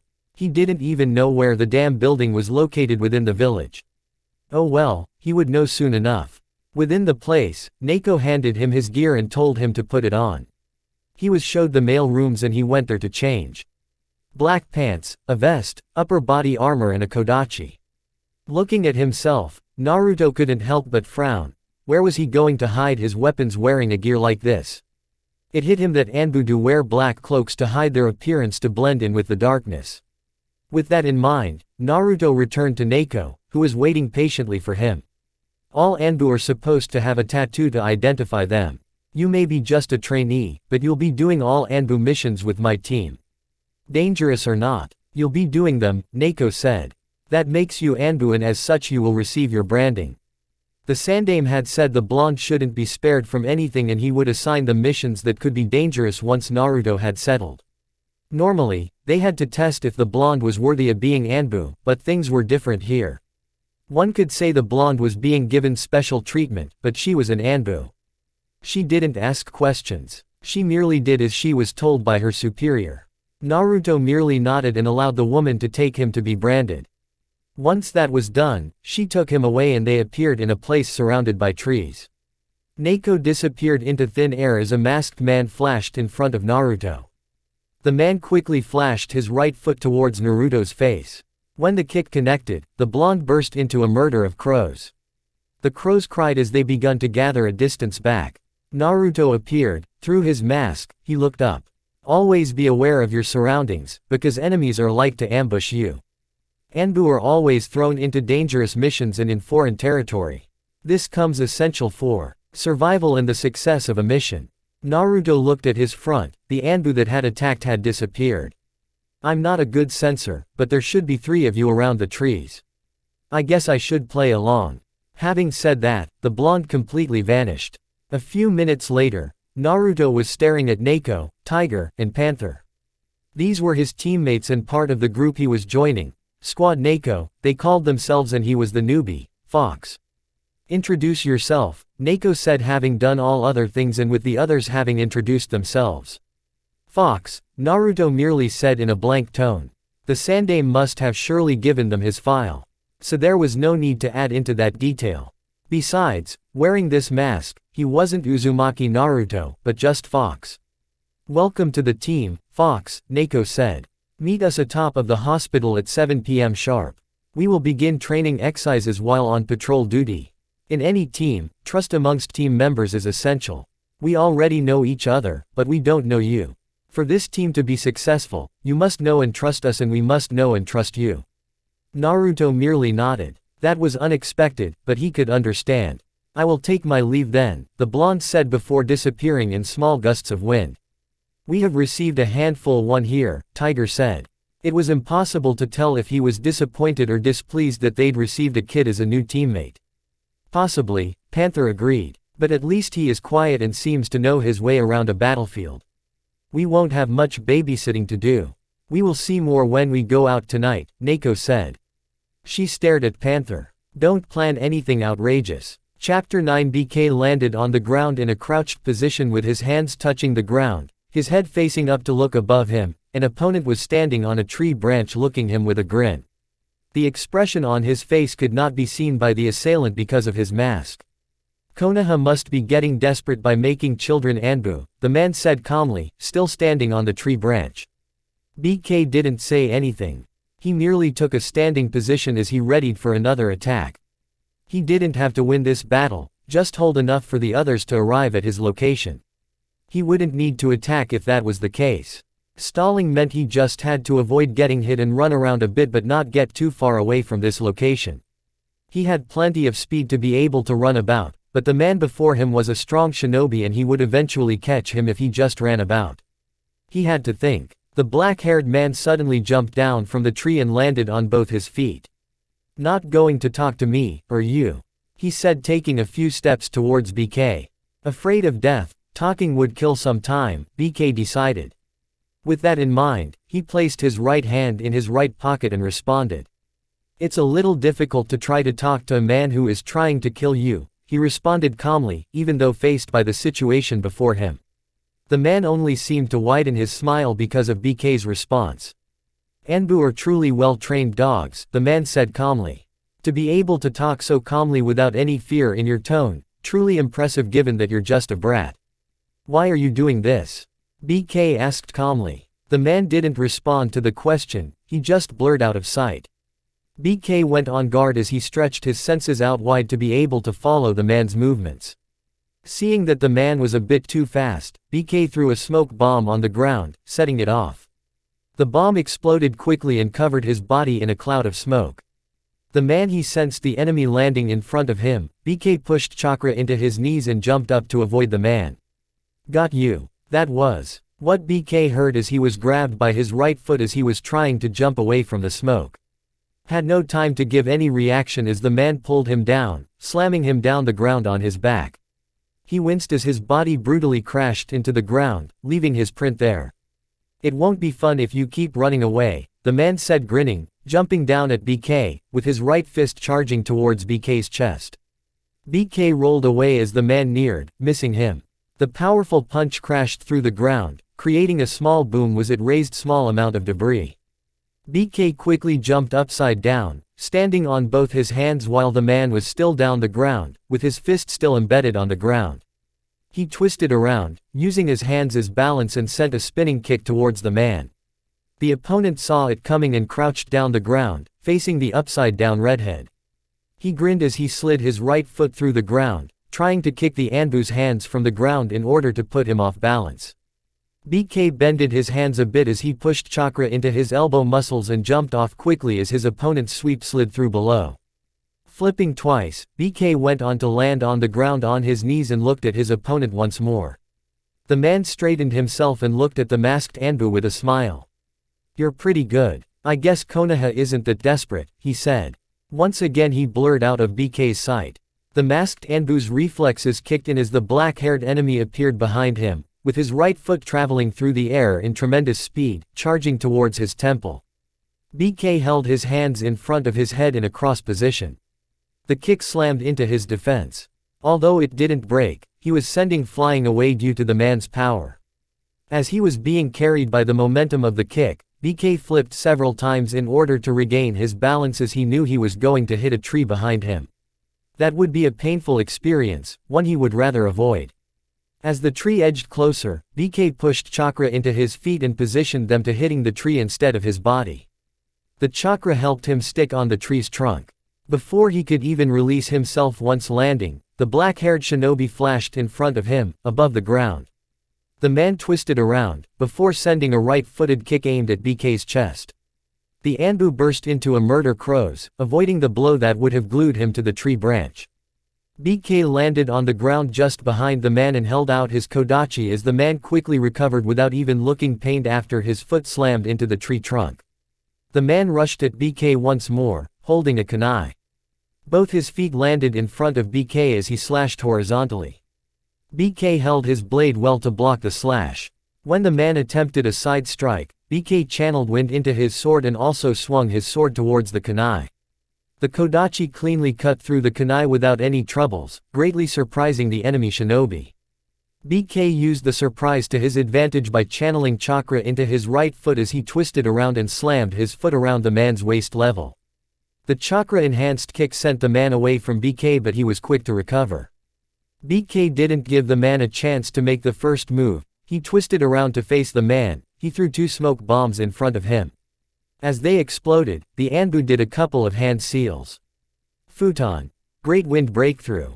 The redhead Anbu released gusts of winds that sped towards the man. The powerful gusts carried the smoke that BK had made when he ignited the smoke bombs. As the jutsu traveled in tremendous speed, peeling the ground as it caused debris to pick up, BK followed the attack by throwing 2 explosives tags, hidden in the smoke. Earth style. Mud wall. The black-haired man shouted as he raised a wall of earth from the ground to shield himself from the gusts of wind. The jutsus clashed, and the defensive jutsu held firm, until BK ignited the explosive tags, causing a loud explosion to rock through the trees as it shattered the mud wall. The man was blown back slightly. BK suddenly appeared in front of the man, holding his kodachi in a reverse grip. He swung the blade from his right side, charging it towards the man's chest, in a slight upward slash. The man leaned back slightly before ducking under the strike. He took 2 steps towards in a second and slammed a powerful punch towards the Anbu's chest, knocking the wind out of his lungs as he was picked up from the ground by the power of the punch. Before the Anbu could be sent backwards, the man grabbed him by his face and brutally slammed him to the ground. The man took out a kunai and tried to stab BK through his chest, but the Anbu stopped the blow by the side of his kodachi. BK breathed in some air and released a wind bullet that crashed into the man's body head-on, sending him flying backwards. The redhead Anbu quickly recovered. He wiped the blood leaking from his mouth and made a distance from the man.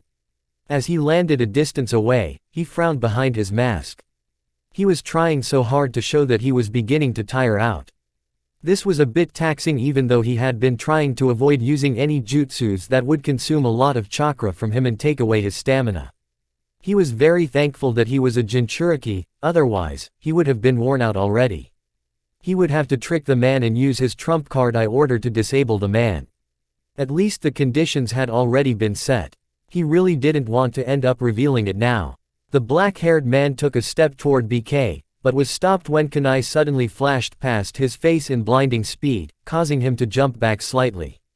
The moment he landed on the ground, 3 Anbu landed around him silently. They'd just appeared out of nowhere. BK allowed his body to fall down on his butt and winced as he did. He closed his eyes as he counted the seconds. The moment he opened them, the man was down on his knees, bound. He released a long breath and dispelled the clone that was hiding. Neiko walked up to him and offered him her hand.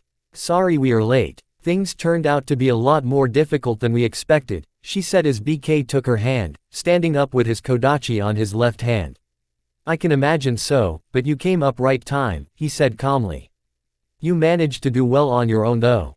We came here in a hurry when we realized that the man was stronger than we originally thought," Neiko said. "I'm glad you managed though. I was a little worried about taking you out on your first mission," Tiger said as he patted the small Anbu on the back in a friendly gesture. "But to be able to hold out against a Jonin-level shinobi is impressive." BK played his efforts down. "The man had underestimated me a little bit and he wasn't that smart. I just had to think a bit and after sparring with a Sanin you learn a few things." BK turned towards the man and asked, "What are we going to do about him? We have to first move out of here to a new location before we continue with our mission. A fight has occurred around here, we are not sure there is anyone else around this place. We need some rest after fighting." It was understandable, BK thought. Even he could not go on the mission with the way his body felt. He needed to nurse his body a bit and relax his muscle before they went on their true mission. This had just been an annoyance that stood in the way. It wasn't the only obstacle that had stood in the way. Their group had been ambushed by a number of shinobi and they had been forced to separate. Being the weakest, he was forced to take on only one opponent while the others took on multiple opponents. Things would not always go according to plan, that was what he had been taught during the training regimes. He may have perfected the Anbu look and learned to control his emotions, but there had been still too much that he didn't know about, and that was why he had to be taught by his lively teammates.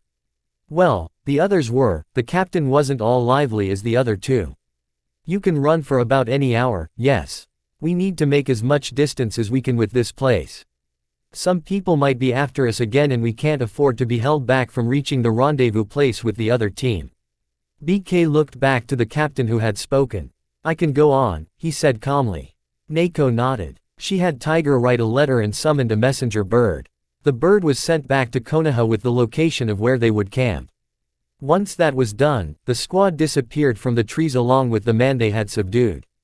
About an hour and a half later, the long way towards the borders of the fire country just away from the Valley of End had been a fast and silent one. The four had focused simply on running towards the borders instead of talking. Chatting about this and that would come after they'd reached their location. This will be good enough, Naoko said, causing the others to come to a halt as they landed on the ground, leaving the high ground of the trees. Their prisoner was bound to a tree with chains and Naoko focused on her team once more. Let's check the parameters. We don't want any surprises. Come back in 5 minutes tops so that we can rest. Hi, the three saluted before disappearing into thin air. Once they were gone, Naoko looked back at the man they had held with a frown. He was a missing nin from Kumogakure. She could recognize the face any time of the day. BK hadn't realized it because he was new and had probably not read other villages' bingo books. If the boy had been an overconfident idiot, he may have been killed and his mother would have killed her, at least that is what she feared. They had not recognized the man to be a missing nin when he sped off. But there was no other choice either way. BK couldn't handle a group of shinobis. Perhaps he could hold them back with his clones, but they were Anbu, they had to save up their energy because their world was dangerous and they had yet to complete their mission. It would be failure for them to run out of energy before they could reach their destination. The 5 minutes went by and the three returned. Both recorded clear sides and Naoko accepted their reports before she had them gather around. You must be wondering how those people must have known that we were coming. Panther was first to speak. The ambush was well planned. We didn't notice anything until we were forced into separation. They must have known that we were coming, but how did that leak out? Our mission is highly classified, and I doubt there is a spy in our ranks, Tiger added confidently. The leak may not have come from our side and it may not be a leak at all, BK gave his own sense after going through some of his thoughts. Just because they knew we were coming, doesn't mean someone from our side told them. Naoko nodded in agreement with BK. We are dealing with another group from the other side and our mission is the retrieval of the intel that has been gathered. It is possible that the person was forced to send a mission to Konoha or they allowed him to send and then captured him. We are dealing with a spy here. If he was caught with his message, they are likely to assume that he has sent the message. Not to mention we are dealing with Orochimaru here, Tiger added. This may be a trap, Naoko said, taking out a headband from one of the men she had dealt with. This is the headband I got from one of those men. It is from the sound. Knowing Orochimaru, he may have captured our spy and sent those to their deaths. Either way, we don't know anything, but have no choice but to still go through with this, Panther said in a firm tone. They were Anbu, this was a necessary step in order to complete their mission. They could be valuable intel that would lead them into stopping Orochimaru and understanding more about the Akatsuki. We have to make a plan though. Once we have rested enough, we will have to make way. Naoko said. Behind his mask, BK frowned at the thought of walking into a trap. He really didn't like the thought, but this was a mission and he was a newbie. He had to follow instructions of the captain. But what if they were going to walk into a dangerous trap? How would they escape that trap? BK wasn't about to risk everything with just plan A and B, there had to be plan C and even D for that matter. What was worse was not knowing what they would come across. It just made him remember that jutsu he assured himself he would only use for his mother's safety. He didn't even carry the damn kunai with him because he'd only made one of those. But he did know the seal, so he could apply it with his chakra. BK didn't want to end up using the jutsu, but if everything forced him to do so, he would have no choice. The mission wasn't so difficult. Really, they just had to go in the Sound Country and retrieve intel from one of their own. There was a squad that had gone to gather the intel, but all other members had been lost in the mission and the last one had said he was hiding in the sound but could not travel back because he was injured. The Sandaime had warned them that they might come across troubles since this was Orochimaru's territory, but BK had not thought things would reach this point. If they had gone smoothly, things may have been working well for them and the mission would have been less dangerous than it had become. Perhaps there was more to the mission than the Sandaime was saying. As far as BK was informed, Anbu didn't question the orders they were given. They simply did as they were told to do. It was possible that the mission could not be as they were told and there was more to things than the Sandaime was letting on. BK wouldn't put it past the old man to do something like that. He was always plotting after all, and people thought he was too peaceful and weak. BK snorted at the thought. After an hour of resting and when the group was ready to cross the borders, they were stopped by another squad of Anbu from the Hidden Leaf. Friendlies. No need to be on guard. It was too faster to say that the message had reached Konoha and they had deployed. The distance from here and Konoha couldn't be covered in just 3 hours without rest. The captain of the squad walked over to Neko as the others remained behind, not willing to start a conversation with their colleagues. It almost felt as if there was some hostility between the two groups. Judging by your appearance it seems that you have come across sound shinobi and battled them, the Anbu monotonously said to Neko. The purple-haired Anbu nodded. We battled them a few kms back, but managed to fend them off. This missing nin was among them, she said calmly. So it is true that Orochimaru is using missing nins to form his military power. They mostly have nowhere to run to and being hunted by hunter nins is not a joy for anyone unless you're an S-rank criminal. In any case, we will take care of matters, but since this was your catch, the price to his head will be handed to you, the bird. Masked Anbu stated. Neko nodded. She was happy she didn't have to start a fight over the pay. How did you know about the sound shinobi? After you left, we received new intelligence from Jiraiya-sama and that the mission that had been upgraded to S rank. The Sandaime Hokage sent us to back you up should have engaged enemies before our arrival or take over the mission if you have not crossed the borders, the Anbu said handing Neko a scroll. This is your new mission. We will handle this one. Behind her mask, Neko frowned, but she took the scroll. She didn't open it, so our message may have yet to reach the Sandaime or may have reached him. Well, it matters not anyway with things like this, she said calmly. She wasn't about to be accused of insubordination by refusing the Sandaime's orders.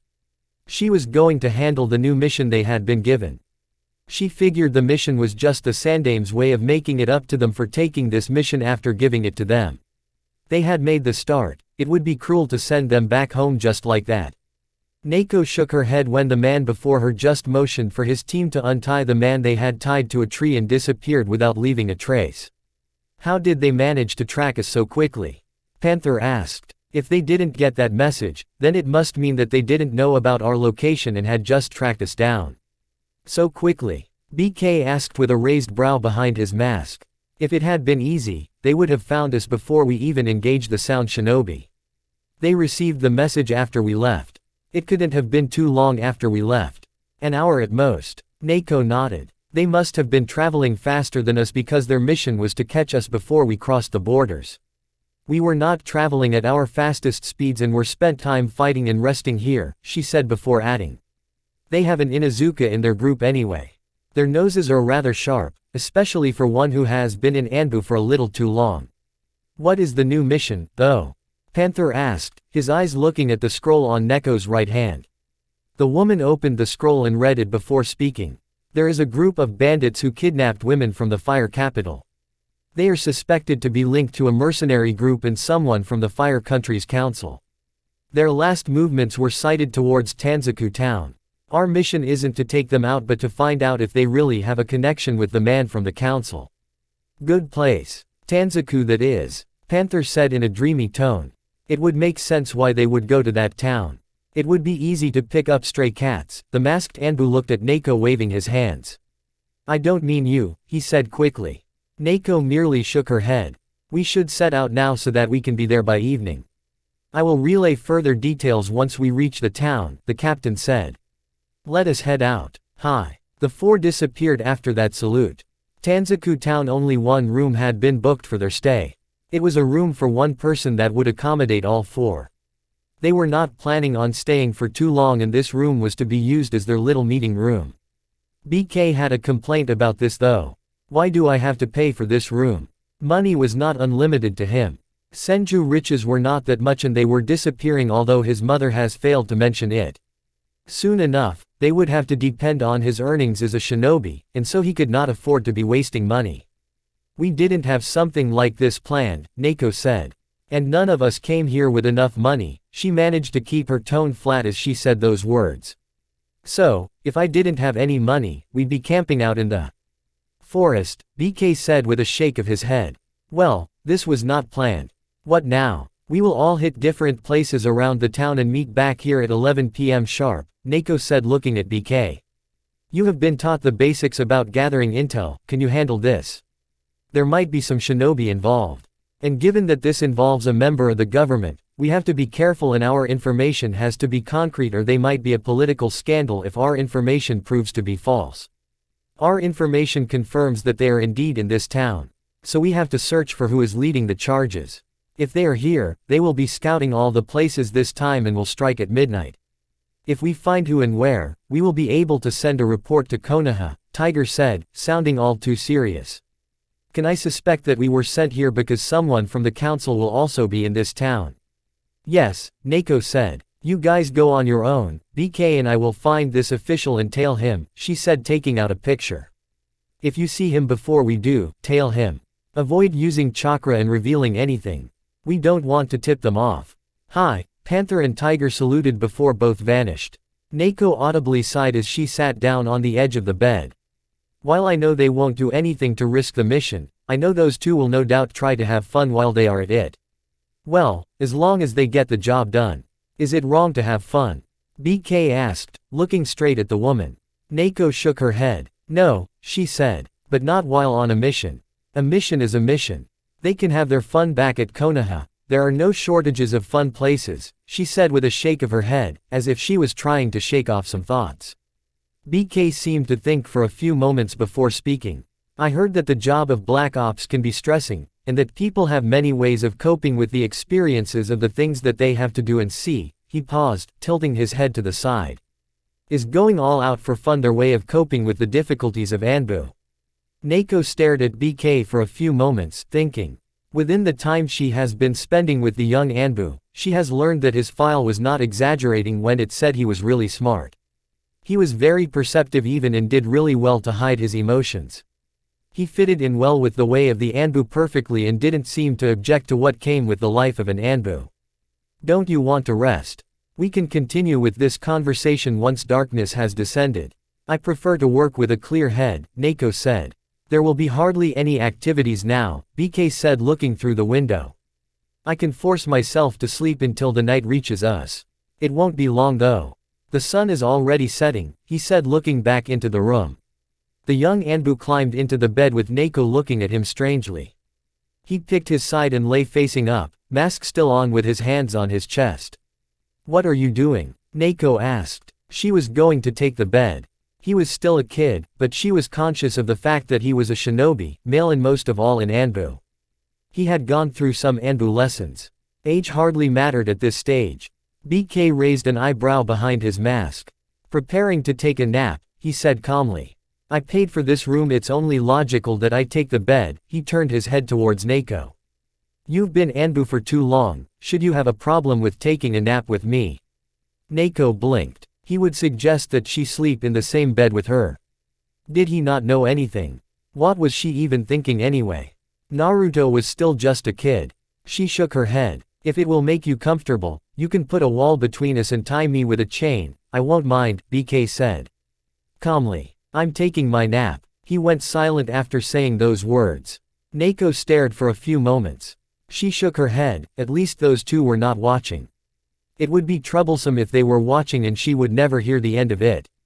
Later Neko looked at BK with a raised brow. He was transformed into a slender young man with black hair, wearing civilian clothes. Perhaps that is what she could call a perfect disguise. It wasn't genjutsu that one would see through it, but a transformation in the young Anbu had displayed to be able to keep it for a long time. She wouldn't have to worry about him allowing it to slip through while they were on their mission. The Anbu captain shook her head as her eyes strayed away from the, admittedly good-looking, young man and looked at the road ahead of them. Why am I acting as your girlfriend again? Because it makes much more sense than a careless parent walking into a bar with her son, BK said calmly. I have 10 clones searching around for our suspect and a few inconveniences that may be suspicious.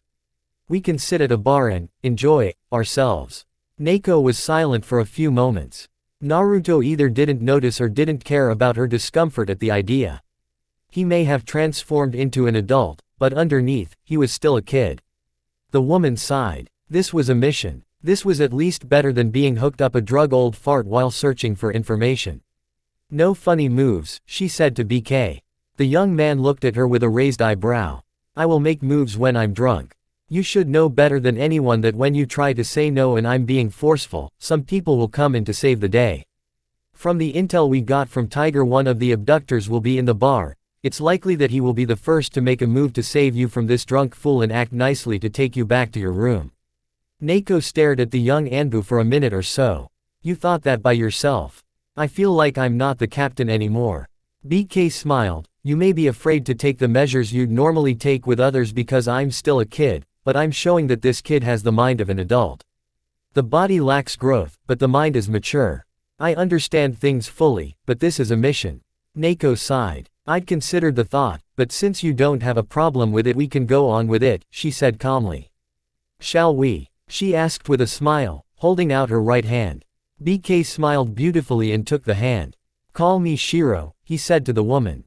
All still with Neko. It fits when being playful, as in my little Neko.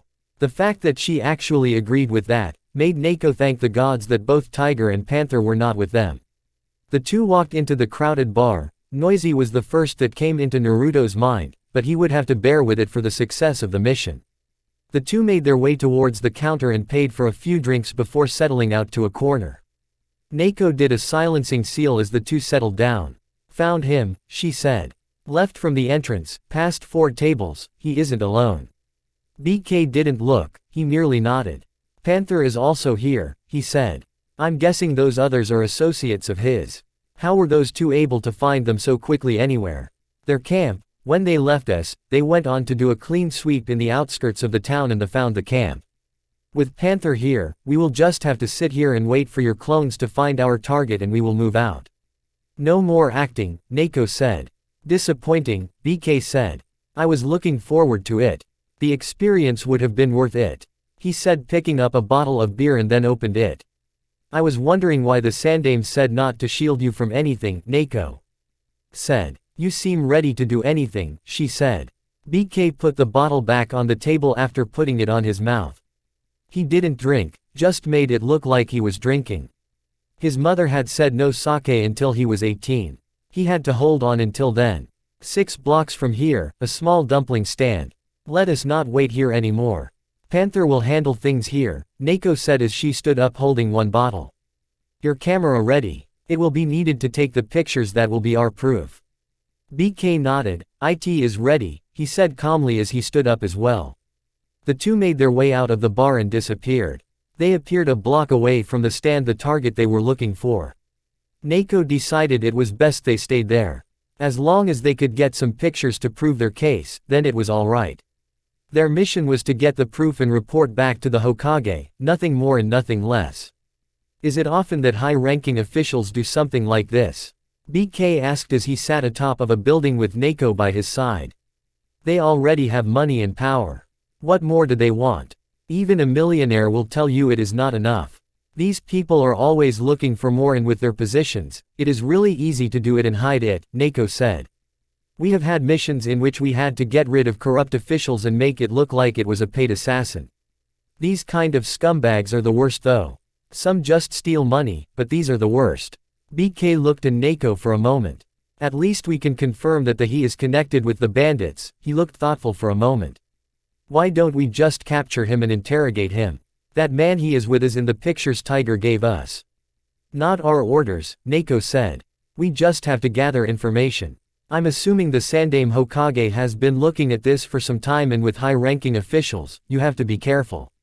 Sometimes even exposing them doesn't do it. In most cases, this is where we come in. BK was silent for a few moments before he responded in a calm tone. I'm guessing the Sandame wants to give the evidence as a gift to the daimyo when we go to see him. I'm sure when we return, I will only have time to rest and then we will depart to see the man. Scheming old man, Naruto thought.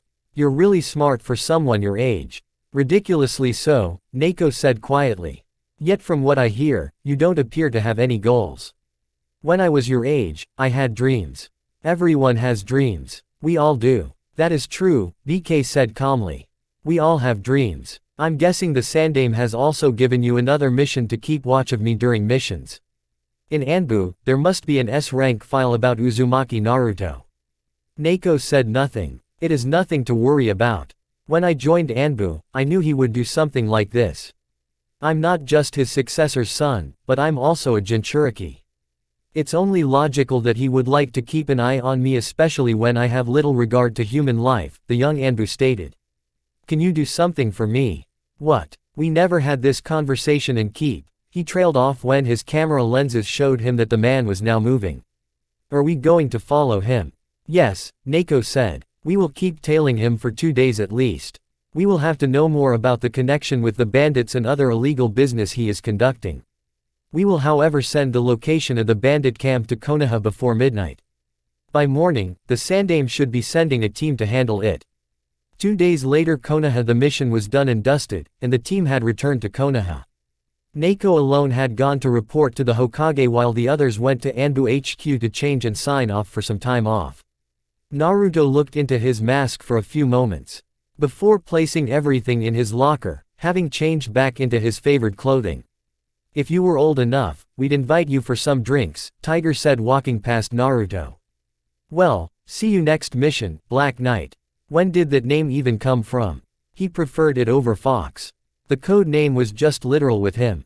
He did host a 9-tailed fox inside his body. Ino had called him her Black Knight and so he decided BK would be his preferred code name and the guys were more than happy to accommodate him. Perhaps they understood the situation that surrounded him. Well, they were Anbu and what he held was known to them and most of the population. Naruto nodded at his two comrades. Yay, he said. As the blonde was ready to leave, Neko appeared before him. The Sandame wishes to speak to you, she said. Naruto frowned. He was looking forward to seeing his mother. It hadn't been the longest that he was separated from her. Jiraiya had once done something cruel by taking him away from his mother, saying they would only be gone for 2 days, but that turned out to be a month. Naruto had been tempted to use Shisui's eye to compel the Sannin to take him back to his mother when all attempts to get the man to take him back had proved to be fruitless. Well, it was better to get this done and over with. Contemplating about it will only waste more time and he wanted to go home. The blonde looked back at Neko and nodded before responded. I'll go see him now. Having said that, the blonde disappeared from Neko's sight and appeared in the Sandame's office. The third smiled at Naruto. Happy to see the blonde once again. Inside he really did have so many questions though. The most troubling was what was Naruto playing at. The Anbu protecting his mother had been taken through some extensive questioning. Even so, Naruto has never trusted his mother's safety with anyone. What was different this time? Was it simply because he trusted his word enough to believe that the Anbu he assigned for the protection of his mother would give his life for her if necessary? The Sandame didn't think that it was enough, yet Naruto was willing to permit it. He was willing to leave the village and leave the side of a woman he had once looked at anyone who tried to break them apart with contempt. He had issued the orders, but the blonde hadn't fought him over it. There had to be something that the old man was missing. It is every child's dream to protect their parents, and while Naruto took it to the extreme, it couldn't be that all his dreams ended there. There had to be something that the blonde desired. It gave the third a headache since he could not figure out. It worried him even knowing that there was some darkness within Naruto. Hiruzen shook his head and strengthened his smile as he focused on Naruto. How was your first mission outside the village? The Sandame asked nicely. Fine, Naruto said. The ambush we encountered made it interesting, though the part in Tanzaku town was a bit interesting as well. It was nothing thrilling. Missions weren't supposed to be for fun. Naruto understood that the Sandame was asking him about the difficulty of the mission. The response he gave would cover that as well. It wasn't that difficult, and if it wasn't because he had been curious about what Anbu actually did when trying to gather intel, he would have probably found it dull. Naruto was sure both Tiger and Panther would agree with him. Gathering intelligence can be challenging depending on time and place. Say you're doing it in another hidden village, there are risks of being caught while doing it, and once caught, you will be taken through interrogation or even killed. Naruto merely nodded. That is what the captain was saying, he said, tilting his head to the side. What is it that you wanted to speak to me about? He tried to be polite when asking. Your second mission, the Sandaime said. I'm sure you've already figured that I want to give this intelligence to the feudal lord as a present. I just suspected it to be the case knowing that we are going to visit him, the blonde said calmly. The third nodded with a smile. He wasn't surprised the least. He had expected the blonde to work things out. We will visit the daimyo in 3 days. I do hope my present will be enough to work some magic with him, and provided you play your part, we will both return happy. There was really no need to remind him. Naruto didn't even bother to respond to the Sandaime after he had spoken. Was there anything else, Sandaime-sama? Sarutobi shook his head. You can go, I'm sure your mother is waiting for you, he said smiling. Naruto nodded and flashed away. A few minutes after Naruto left, Danzo walked into the office. For the first time he didn't have to shake his head because he had called the War Hawk. I was beginning to think that you were not going to come, he said idly. I had some other matters to handle, Danzo responded calmly. What is it? The Sandaime Hokage opened one of his drawers and took out a file. A squad of Anbu was assigned to a mission to fetch one of our agents who was stranded in the Sound. He was carrying valuable intel about Iwagakure, and the Akatsuki, as well as about Orochimaru's activities. It has been a few days and I have not heard anything from them. Gather your men them on a retrieval mission. Danzo accepted the file the Sandaime was giving him with a blank look on his face. I'll get it done, the man said. I hope you do. Is there anything else I should know? Danzo asked as he prepared to take his leave. It was a surprise that his former teammate was giving him the mission. Then again, nobody has ever argued that his men were not effective in doing their job. It could also be that the Sandaime didn't want to lose any more of his men. If they were dealing with Orochimaru, they could be dead already or being held captive to be used for his experiments. Danzo had worked with the Sannin before and he knew how Orochimaru operated. Even though much of the intel had nothing to do with him, he would still keep things tight just to mess with his sensei and to hold all the cards. He really should have been eliminated when he fled the village. Danzo had stated that Orochimaru was too dangerous to be left alone, but who listened to him? And now they were making moves because the former Konoha shinobi had formed a village. Everything you need to know is the file, the Sandaime Hokage said quietly. Naruto's house. When Naruto got back home after making a stop at Ikaraku to get some takeaway ramen, he found his mother in conversation with Makoto. It was something that had become a daily occurrence. It was understandable. The woman was the only one who was her really good friend. He was beginning to understand and see the value of friendship. Without anyone to hang out with, his mother would be spending all her days by herself. Naruto had come to realize that even though his mother didn't have a problem with spending time with him, and enjoyed it every much more than anything, she also needed to be with people her age to talk about things she cannot talk with him. Understanding that had come with conflicted feelings, but it brought him a much brighter understanding of how things worked in this world. Everything explained why she had been insisting back then that he make friends. She knew that she could not be by his side all times.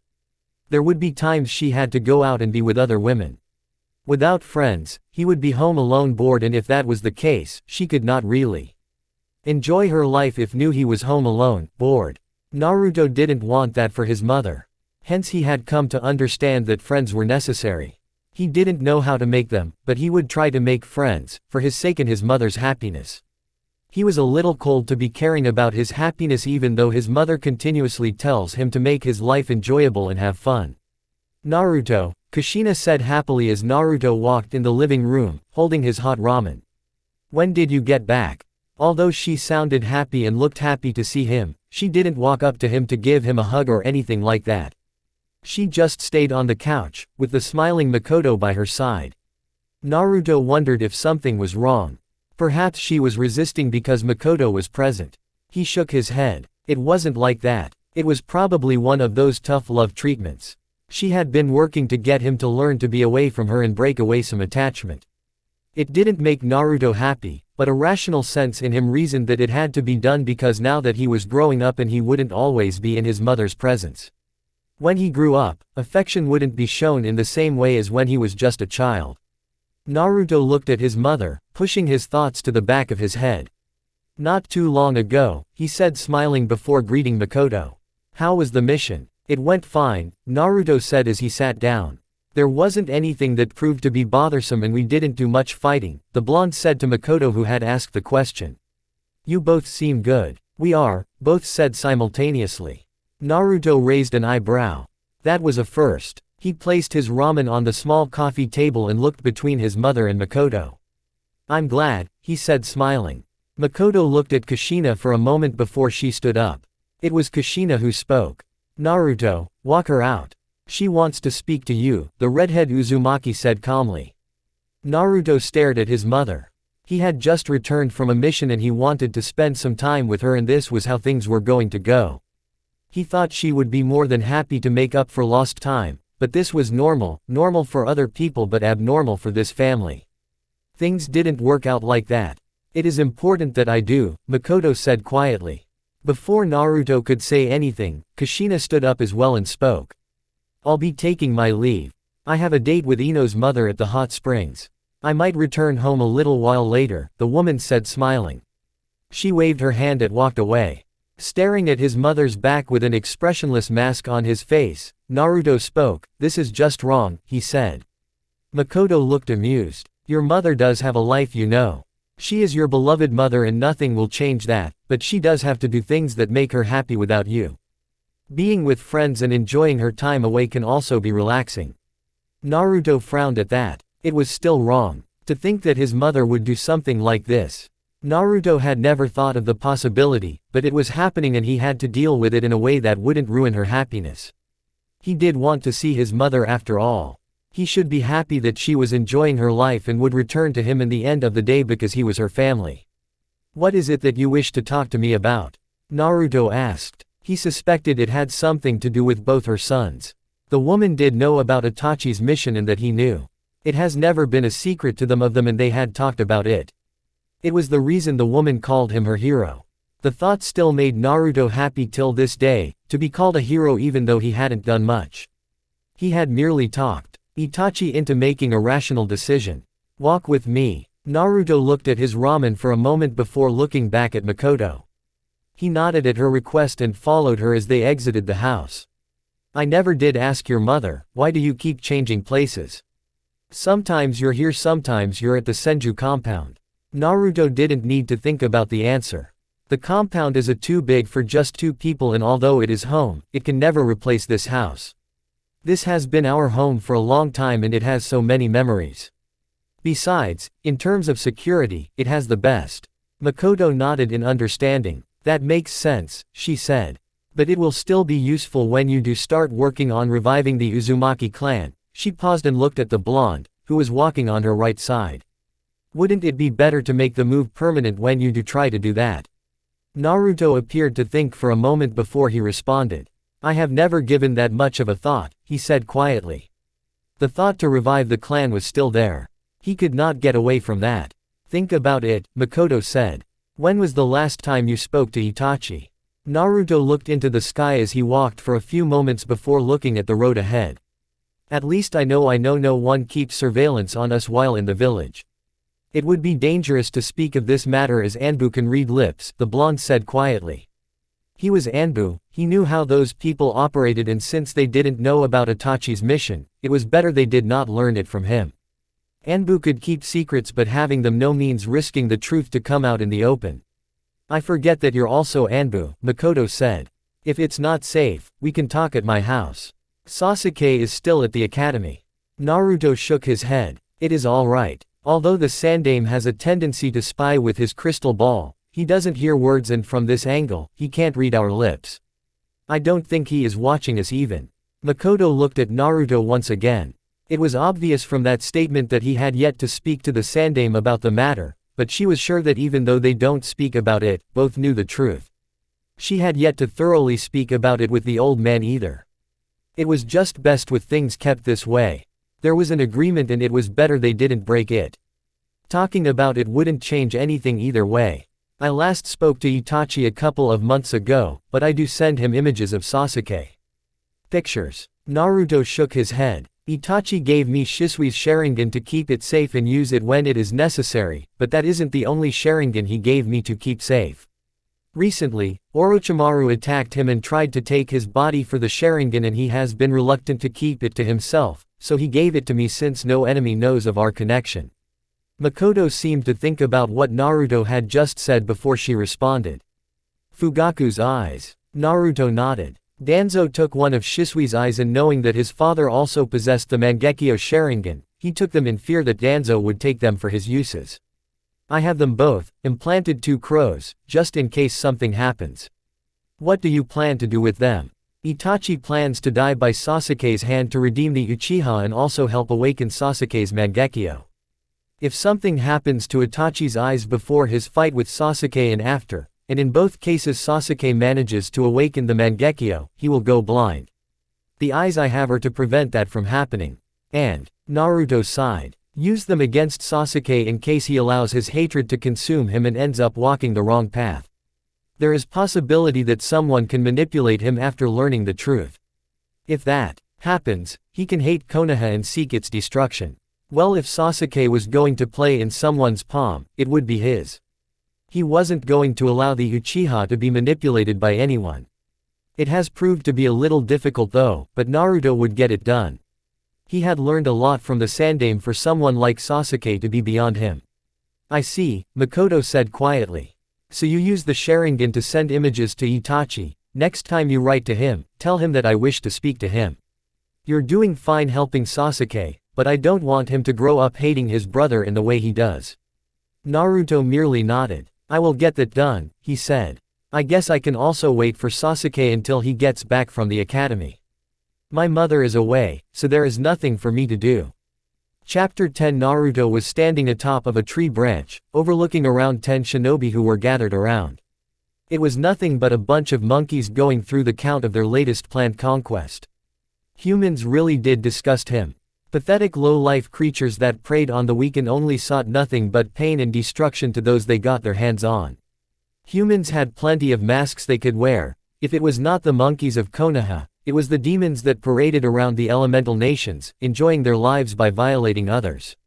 Whether Konoha's people or not, humans were despicable monkeys. Naruto wasn't going to say that there were not those who were good people. It would be a lie to say everyone was evil and needed to be killed. There had been good people that he had seen and talked with. But these before him were trash. He wasn't going to waste time with them. Talking to them wasn't even an option. He had no need to speak to lowly insects. They could not understand each other. They spoke a different language, and all that was there was for him to squash the bugs before rejoining the Sandaime Hokage. Sighing thinly, Naruto took out his sword and jumped down the ground, landing on both his feet. He hadn't made a sound when he landed, but they were quick to notice his presence. What the fuck do you want, brat? Such a foul language. Well, it was to be expected. He was dealing with rotten pieces of trash that needed to be disposed of. He had their death warrants in his hands and he would deliver it without fear or favor. That was why he was here anyway, and nothing more would make his itching hands stop. The blonde closed his eyes for a moment. He was alone with no one watching him. He could go wild. He didn't like going wild when there were people watching him. There would be a lot of questions that would annoy him if he were to go wild with people watching him. Annoying talk about his morals would have to be avoided at all costs. Naruto gripped his sword firmly before he took 3 steps towards the group. The movements were slow at first, but after more steps, he started running towards one man in particular. The shinobi raised his right foot, intent on smacking it with his face. Naruto bent down slightly, facing up as he slid below the high foot. As he was sliding, Naruto sharpened his sword with wind chakra before slashing it in one fast and fluid movement towards the man's balancing leg. The sword cut through flesh and bone as if were paper, and as soon as Naruto was behind the man, he straightened himself and held his sword in a reserve grip. The man whose leg he had cut just above the knee joint, blinked as blood begun to gush out of his leg. He couldn't feel pain and he hadn't felt anything. He doubted anyone had seen anything. Pain shot through his leg and he cried as he started to lose his balance with the cut piece of his body separating from the rest. This forced him to fall towards Naruto. Naruto had anticipated this, and as the man was falling towards him, he stabbed him through the back without even looking. His sword pierced through the back around the lower regions and went through the front, appearing around the man's stomach. The blonde twisted the sword slightly, causing the man to cry out in pain. He grabbed the little piece of steel that was visible with his teeth gritted in silent curses and ushered harsh words from his lips. "What are you doing still standing there, you worthless pieces of shits? Get over here and attack this little bastard." He was holding the sword, and he knew he was going to die. He had lost his freaking right foot and blood was leaking out of his mouth. That sword had pierced through some essentials in the insides. He was certain he was going to die. At least he wanted to see the blonde chopped into pieces before that. Naruto reacted quicker than the people he saw as monkeys. He leaned forward as if he were falling forward before raising his left foot. He then kicked back, landing a hit on the man behind him. The kick forced the man to stumble forward. Because neither had let go of his sword, the man was cut through his hands by the blade of the sword as Naruto pulled it. The blonde straightened himself and before he could think of making a move, he was forced to sidestep a punch driven towards his face. The blonde took a step to the left while twisting clockwise. He stopped on the side of the man, standing up on his side. He channeled chakra into his left foot and kicked out, well more like stomped on the man's right leg, just around the knee. There was so much force behind the attack that there was sickening crack as the man's leg bended in ways it shouldn't. What followed then was another cry of pain. As the man was falling down the ground, clutching his broken leg, Naruto spun around before slamming his outstretched right foot on the man's temple. The kick connected with the forehead brutally and sent the man crashing towards a tree branch. "Why, you little bastard!" another shouted, charging towards him. This time another followed the example. They were attacking him front and back. Naruto stood still for a moment. He jumped up when they were just a second from landing hits on him. His jump had been chakra enhanced, and had occurred quickly. The blonde outstretched both his feet once he had reached a good height. Both feet landed on the two attackers, sending them tumbling backwards. Naruto suddenly blurred away from between the two. He appeared behind one of them, with his sword still in hand. He didn't waste time in driving it towards the back of his neck. The blade pierced through, appearing from the man's throat. Naruto removed the sword by pushing his latest victim towards his next. The man was trying to balance his footing but was still able to catch his bleeding ally. It sickened him seeing blood gushing out of his ally's throat. He tried putting his hand on the gash in order to stop the bleeding. His body froze when he felt something cold in his chest.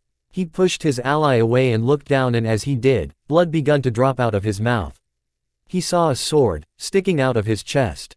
It had unmistakably pierced through his heart. How come he was still alive then?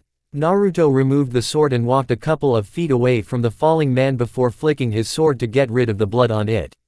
That was just about 6 remaining. Since they were weak, he wouldn't need to spend too much more time with them. Without any more thoughts, the blonde disappeared. 5 of the 6 were lying on the ground, dead with just the remaining one held by Naruto's right grip. The blonde was able to lift up the tall man because he didn't have both his feet. Naruto had brutally cut them from the knees. He didn't mind the blood gushing out of the man. He channeled chakra into his finger muscles before snapping the man's neck. Without even batting an eyelash, he threw the body away from him and picked up his sword from the ground before sheathing it. A clone puffed up on his right. The blonde didn't have to tell it what to do. The orders were clear. The clone did Kaden Jutsu to burn the bodies as to remove evidence while Naruto left the scene, the brutality of his actions not even on his mind. They were just monkeys. He didn't care. "I wonder what sort of plan the Sandaime will come up with if he gets a sniff of your thoughts," Kurama said in a calm tone, yet a sinister grin spreading through his large lips. "Well, he already knows you have no value for human life." Naruto hadn't been intending to speak to the Biju, but since it had spoken, he could speak. He slowed his movements and landed on the ground, opting to walk instead, seeing that he was going to reach the Sandaime in a few minutes even in a walking pace. "Tell me, do you think humans deserve to be let alone to their own devices?" The more he thought about humans and their behavior, the more he thought that some humans didn't deserve to be allowed to live on their own devices. They needed to be controlled for them to stop causing trouble and living in the right way. When left alone, they just did despicable things to others. It was just better to just control them. Naruto had been thinking that humans needed to be managed for this world to be a better place.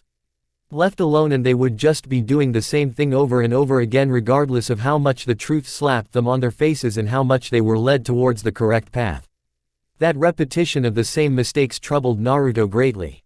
Kurama was amused. Naruto was smart. He knew how to act in front of other people. If the Sandaime was thinking that there was just a little bit of darkness inside Naruto, then he was in for a shock. There was so much more that the blonde didn't even reveal to his mother, so much more that he was sure that cunning old man would freeze over before he could think of what to do. What, thinking of putting the whole world under your spell? Naruto shrugged indifferently. I am merely considering things. Konoha's population doesn't disgust me as it used to, but they can turn in at any moment and I still don't like them. In case something happens, I must have options. How about taking in everything without a question? You have been that lately. You even left your mother surrounded by those snakes. There is a time to listen and a time to take action. Right now, I am merely acting within my limits, the blonde said. Things in Konoha can change at any moment. Without the Sandaime Hokage, I will not be able to get what I want. That will be problematic. Kurama laughed. Is this why you're playing along with the old man? When he dies, someone you can't manipulate will take charge and you will no longer have the freedom to do what you want. The Biju paused for a moment. It almost makes me think that you'd be willing to manipulate Konoha's leadership in order to get what you want. Naruto didn't respond to the statement. The conversation was no longer going in the direction he had intended, and with the Biju not answering his question, there was no need to continue with it. And so, the blonde stopped talking and increased his pace slightly. The blonde reached the Sandaime's company minutes later with the old man being flanked by an Anbu. He hadn't questioned why the old man had sent him instead of the experienced Anbu walking beside him.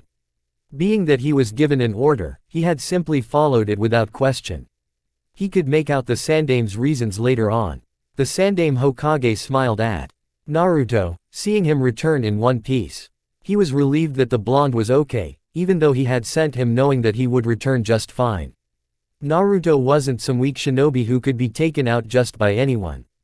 Everything sorted out? Sarutobi asked, his eyes dancing around Naruto's form. Yes, the blonde responded quietly with a small nod. The Sandaime was curious about how Naruto went about his business, but the thought that came to mind was that Naruto killed everyone. Even though the blonde was this young, the Sandaime didn't have to worry about him getting all worked out over killing someone. Naruto wouldn't care and he wouldn't have sleepless nights over it. The blonde didn't care about other people after all. The Sandaime highly doubted he even saw those kind of people as humans. It was probable that he saw them as a waste of breath or just trash that was polluting the elemental nations. Getting rid of them was the only to go about it, and so there would be no regrets. The third Hokage was not really fine with that kind of thought. Really, the mindset bothered him and he was having a hard time trying to figure out how to go about things. He had Naruto enter Anbu because he believed more about the blonde would be exposed and he was beginning to see what needed to solve. He couldn't try to solve what he didn't know. But of course what he was discovering didn't make him the least happy. Naruto was someone who could grow into the perfect emotionless robot Danzo would rejoice to have in his possession. The only thing that made him stray away from Danzo's principle was that Naruto was willing to allow Konoha to burn if it meant protecting his mother. That was the greatest weakness Naruto had, his mother. How has life in Anbu treating you? The Sandaime said to strike up a conversation with the blonde. It was unusual these days. Naruto talked less with him when they were together. The conversations they usually had were dying little by little, and unless he engaged in a talk, Naruto entered the silent mode. The Sandaime thought it to be dangerous to allow someone with Naruto's mind to spend time in his thoughts.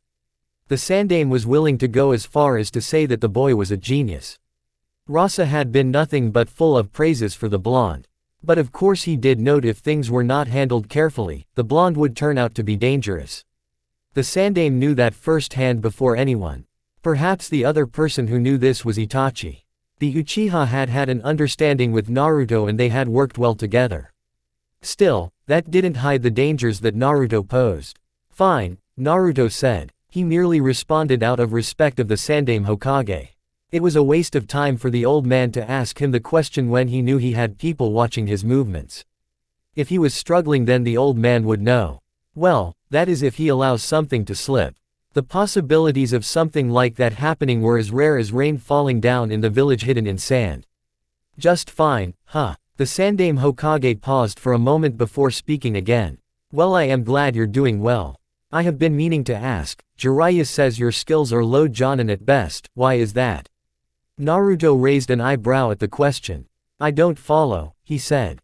That wasn't really true. He did get where the old man was going with things, but they had a policy that they ought to be clear with everything that they say. While it is impressive that you've reached this level at this stage, I think someone of your genius should have been much stronger, especially when protecting your mother has been the reason you live, the Sandaime explained lightly. Naruto had also received training from him and Kakashi. Given how much the blonde liked to get his hands dirty when fighting for his mother, the Sandaime expected something much bigger than what the blonde was showing. Itachi had also trained him, and that Jiraiya had done so as well. During the years he was away, he focused on his training. It hadn't been a training regime that a normal person could survive. Naruto had been pushing himself to his limits with his training. So why hadn't he reached his limits for someone his age? Naruto's eyes went towards the Anbu walking beside the Sandaime Hokage and looked back at the road ahead of them. What do you want to know? Is this all you can do? That is a good question that will have an answer one day, Naruto answered calmly. He wasn't going to add anything to it even if the Sandaime does try to push for more details. Fortunately, the old man got the hint and went on to another matter. I have been thinking, the old man started in a mildly serious tone.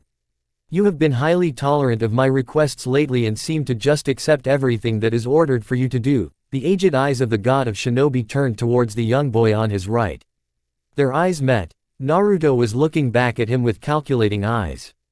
There was just a flash of it for a moment before they turned expressionless. He blinked and looked back at the road ahead, but did not say anything. The Sandaime Hokage spoke once again. I think that you preparing for the future. Naruto looked amused for a moment before he wiped off the look with acid. The future, huh? How do you prepare for something that you cannot control?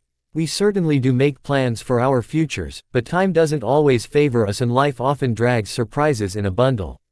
Some things cannot be planned for. We just have to wait for tomorrow to arrive and tackle it. The professor was silent for a few moments.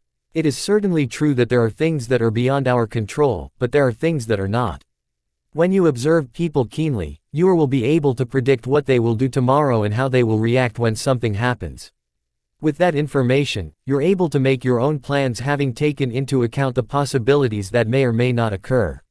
Well, that is essentially about manipulating people, and Naruto was not afraid to point it out.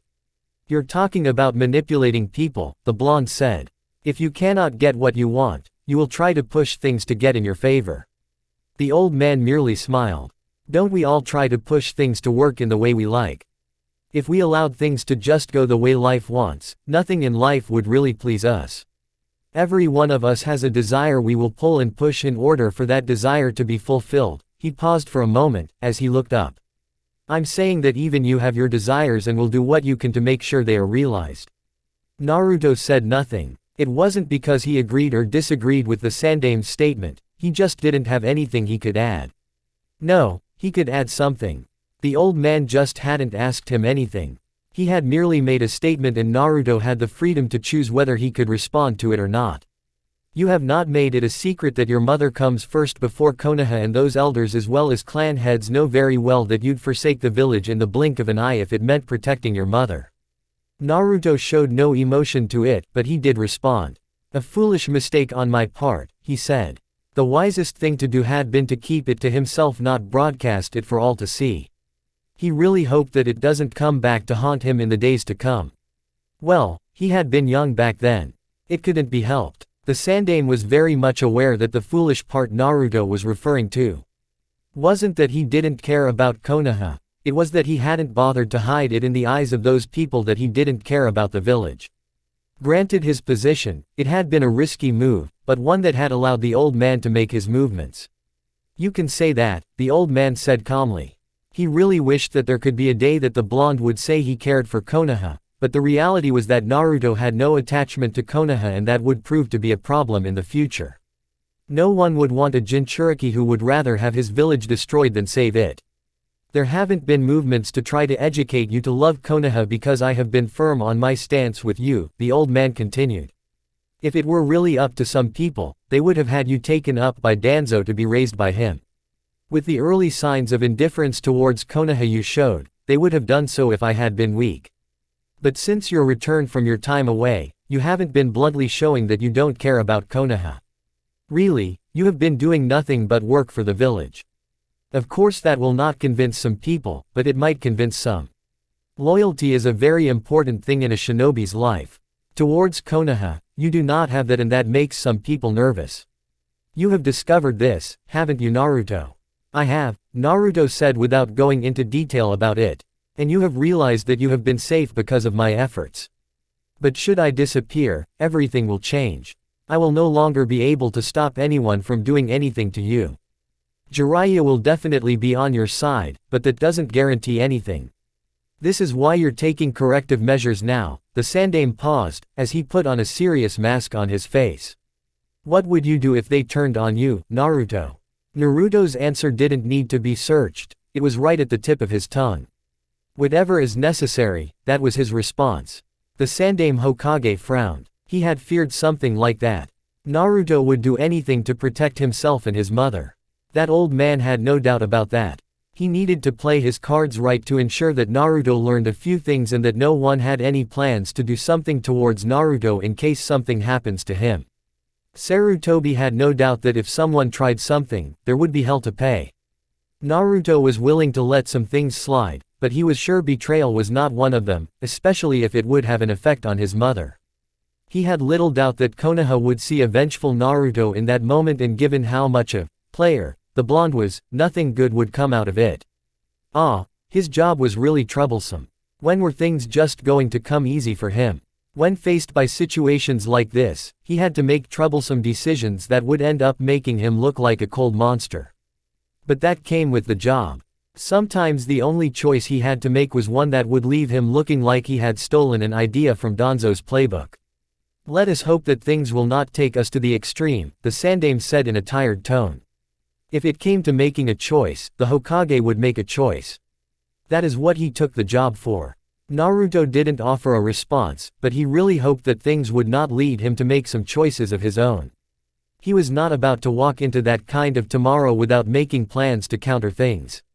He needed to be comfortable with his life, and his mother needed to stay happy in the Hidden Leaf. Her life couldn't be happy anywhere. But of course he had learned that she could also adapt to other places. The village they'd been living in during their time with Jiraiya had proved that much, but she was a lot happier when she was in Konoha. Naruto was willing to respect that, and besides, he would rather not have the entire Hidden Leaf coming after him. He was a Jinchuriki of the Kyuubi, and those people wouldn't want him to take away their weapon away from them. The Biju could be used against them, and so they would rather he not leave. They would be more than willing to strip him of the Biju if they had to do. Naruto was sure Danzo would be willing to offer the way out for him if he could. Naturally, Naruto wasn't going to allow that to happen. The Biju was sealed into him, and they would only be separated by death. He was not going to allow anyone to separate them. The Sandaime looked at the silent blonde for a moment before looking at the road ahead. They should be reaching the capital in about an hour or less. So they could afford to keep this leisurely pace. Once they do get to the daimyo, they would hold the talks and sleep in for the night, and by tomorrow morning, they would be disappearing from the capital. He could not really allow his presence to be missing for far too long in the Hidden Leaf with Danzo still breathing. Daimyo's palace. Although Naruto didn't show any outward reaction, he was really surprised to see such a large building. Well, it really shouldn't be a surprise. The daimyo controlled the entire Fire Country and was the leader of the government. He had to be loaded, especially with the fact that this country was the strongest of the 5 greatest nations. What would he do with all these power the man had in his command? The answer was really obvious. He would use it for his own desires. Humans could stay in their shackles for all he cared. He truly hoped that the daimyo will be more than a monkey, though. It would be a disappointment if the man turns out to be conniving snake. Naruto shook his head at the hypocrisy. Was it just wrong when someone was doing it and not him? The Sandaime Hokage smiled at the guards as they were led into the palace. Naruto was as calm as he usually was. The air around him seemed untouchable. He was sure the blonde had a motive for coming here and the old man wasn't going to make it easy for him to play his game. He didn't have to worry about Naruto showing the right manners in front of the feudal lord. The blonde's attire was formal. It really gave the old man thoughts about it. Naruto could follow formalities, but his choice of wearing formal attire really stood out. The why bothered him as it didn't give him any answers. Or perhaps he just frowned at the answers he got. Hiruzen, the feudal lord called with a smile as his fellow old man was escorted into his office within the palace. Daimyo-sama, the Sandaime Hokage responded politely. You will have to forgive me for requesting that we talk within my arrival. I really cannot afford to be away from Konoha for far too long. With shinobi, something is always lurking and you must be there to stop it. The feudal lord waved his hand dismissively.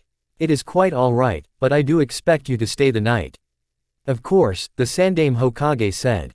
He pointed at his right. This is young Naruto, he said. Naruto bowed slightly as he spoke. Uzumaki Naruto, the blonde said. I was most honored when I was informed that you wanted to see me, Daimyo-sama. The daimyo smiled as he sat down. The blonde didn't appear stiff as if he was being forced to bow. It seemed to just come naturally like he had been doing it for some time. I'm glad you could make it, young Naruto, the old man said. Please have a seat. The two did as told before the Sandaime took out a file from his robes. I came with gifts, he said as he handed the file to the daimyo. The feudal lord took the file and looked through it for a few moments. His eyes showed no surprise at what he was reading. He looked back at the Sandaime Hokage before placing the file inside a drawer on his desk. You can never really trust anyone these days, the feudal lord said. When you think you can trust people, they do this to you. Can I trust you, Hiruzen? Haven't I always been supportive? The Sandaime responded calmly. The feudal lord nodded. Yes, you have always been supportive. We have been working together for far too long. You have been Hokage for too long. Say, have you thought of leaving the job for someone? Hiruzen smiled. I will retire when you do, Daimyo-sama. The feudal chuckled slightly. Well, you will have to wait a little longer, he said before turning to Naruto. I presume that you have been training him. I have to ask this question, can I trust you, Naruto-kun? I have had a good working relationship with the Sandaime and I think I would get along with anyone who was trained by the Sandaime Hokage. Naruto smiled. Trust is the string that holds a relationship together.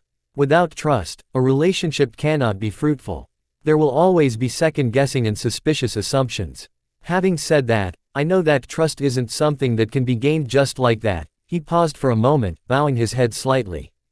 But to answer your question, you can trust me, Daimyo-sama, and I hope my actions will be enough to prove that I am trustworthy. The Sandaime was officially worried. It was apparent that Naruto had learned to play around people. The blonde of before wouldn't have bothered smiling to the daimyo and he certainly wouldn't be acting like this. This was truly a problem. What was Naruto really after?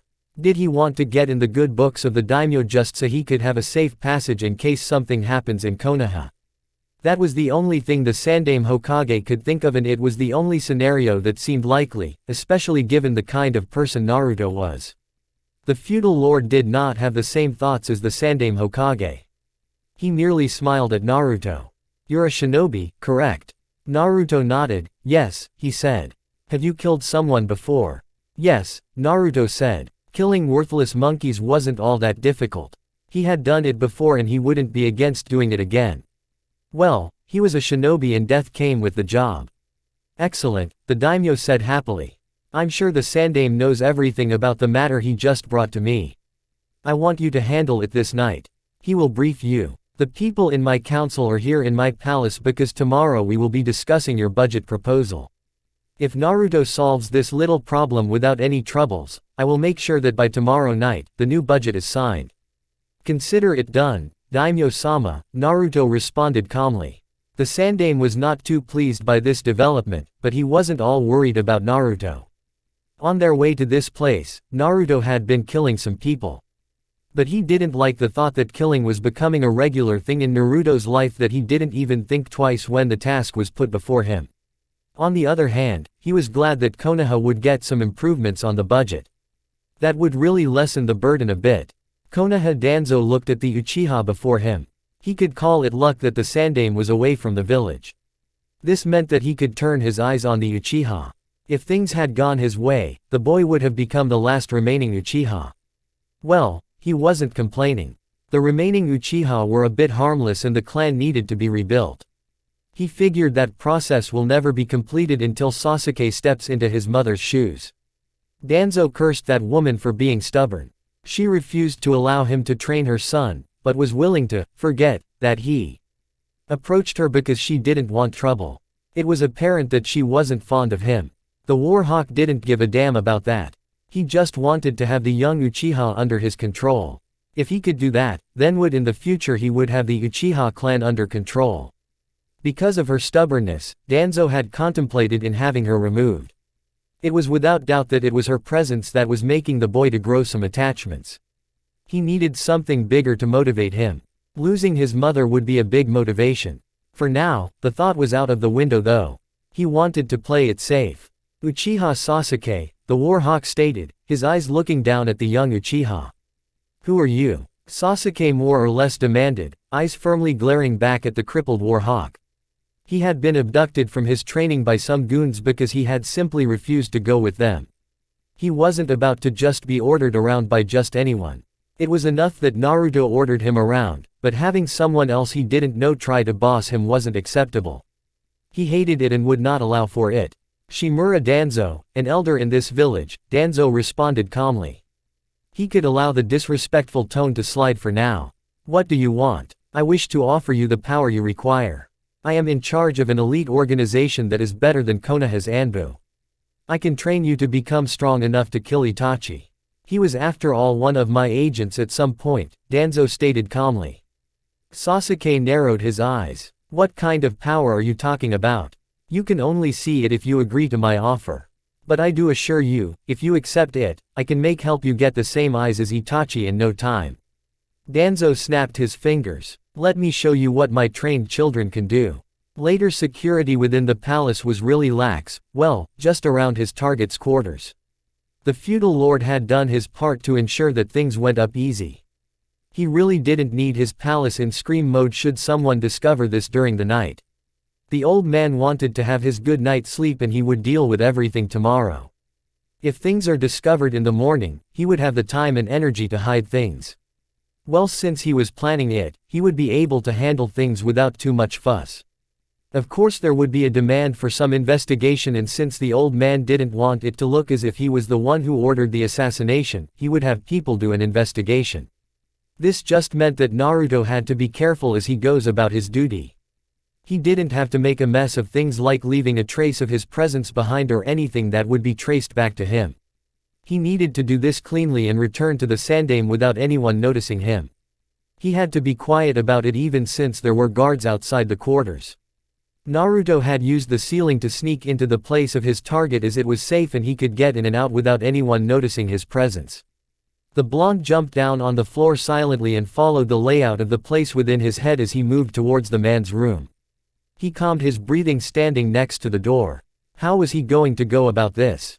Should he use a kunai, a kitchen knife, or just a senbon? He decided the latter would do. He just had to make his movements right and everything would be well. Naruto placed his hand on the doorknob and silently twisted it. After a few seconds, he slowly opened the door. The door made a sound, causing him to halt. He peeked through the door and saw no movements and the lights were still switched off. He sighed in relief before continuing to open the door.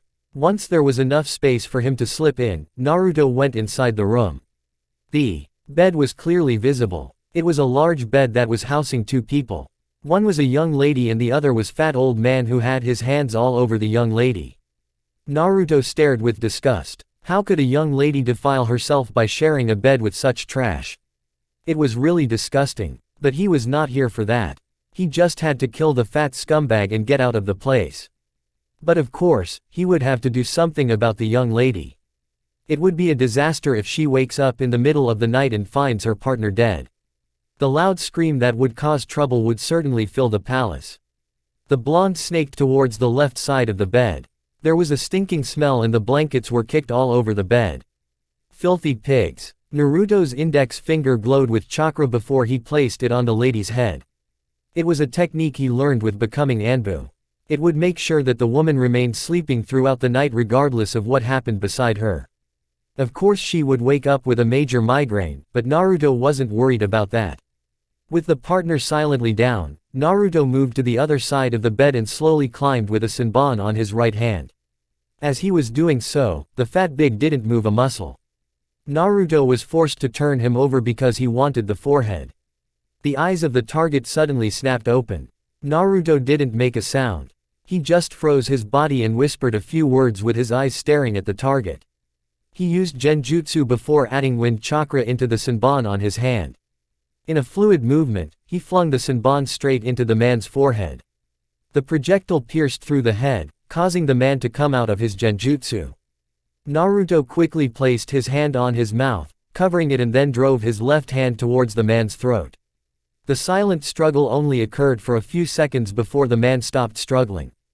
Just to make sure the man was dead, Naruto pulled the senbon out of the man's head and pierced through the heart. He didn't leave the senbon behind as he silently disappeared. When he returned to the given rest place, he found the Sandaime Hokage waiting for him, but the Anbu he had come with was nowhere to be seen. The old man had his pipe blowing some smoke. "I trust everything went well," he said. Naruto took off the blank mask he had been wearing and nodded. "I'm going to bed," he said before walking past the old man. Once he was out of the way, an Anbu flashed beside the old man. "No mess, Sandaime-sama," the Anbu said. The old man nodded. "You should take some rest as well. I wish to stay a little bit longer to think over some things." With Naruto, when Naruto walked into his room, he was welcomed by a loathsome presence that was responsible for the way his life had turned out. The mask and that hateful Sharingan. There could only be one person who wore that mask, and that was the person who extracted the Kyuubi from his mother and then forced his father into sacrificing himself.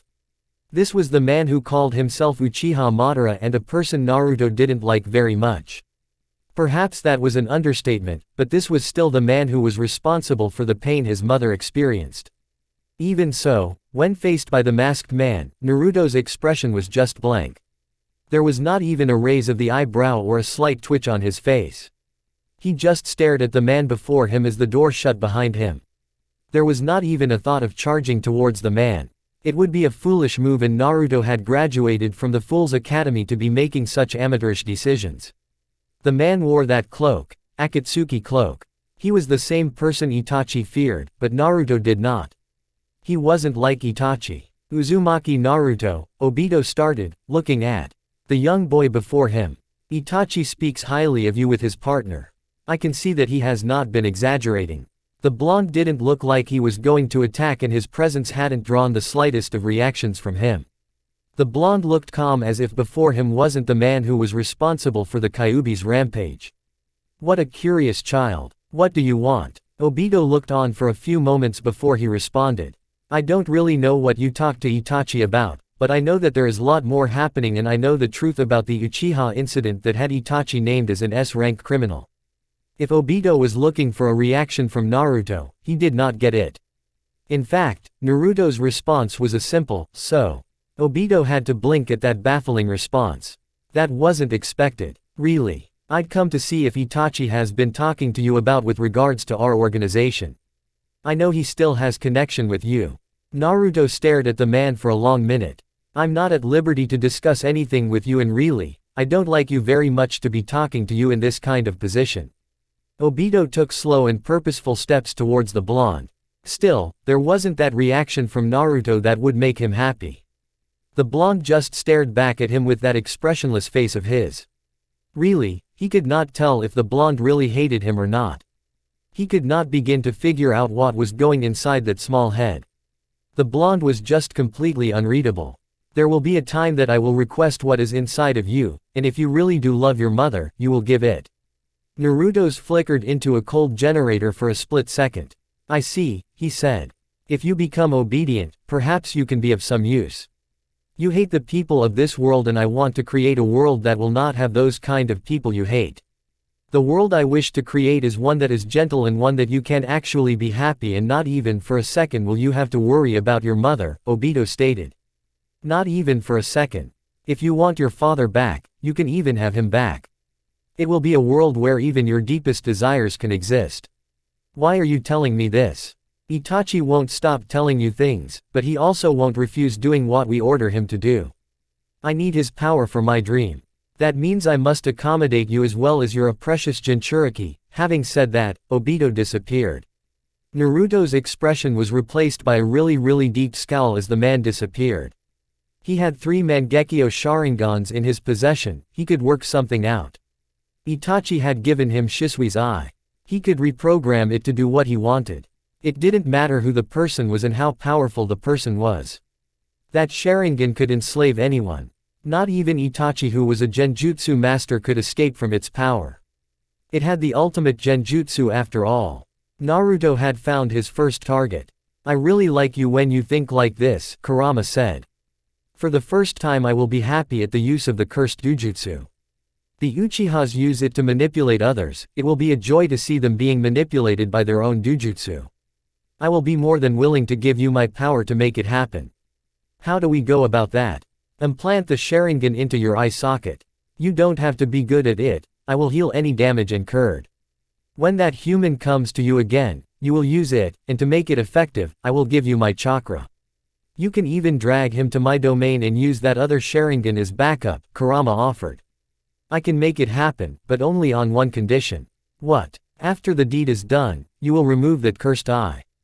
Naruto snorted. Paranoid are we? You are afraid that I will also use it. On you. Naruto didn't wait for a response. Well, he was certain the Biju wouldn't respond to that. Fine, you have an agreement. The following day the Sandaime Hokage had to close his eyes as he enjoyed the comfort of his chair within his office.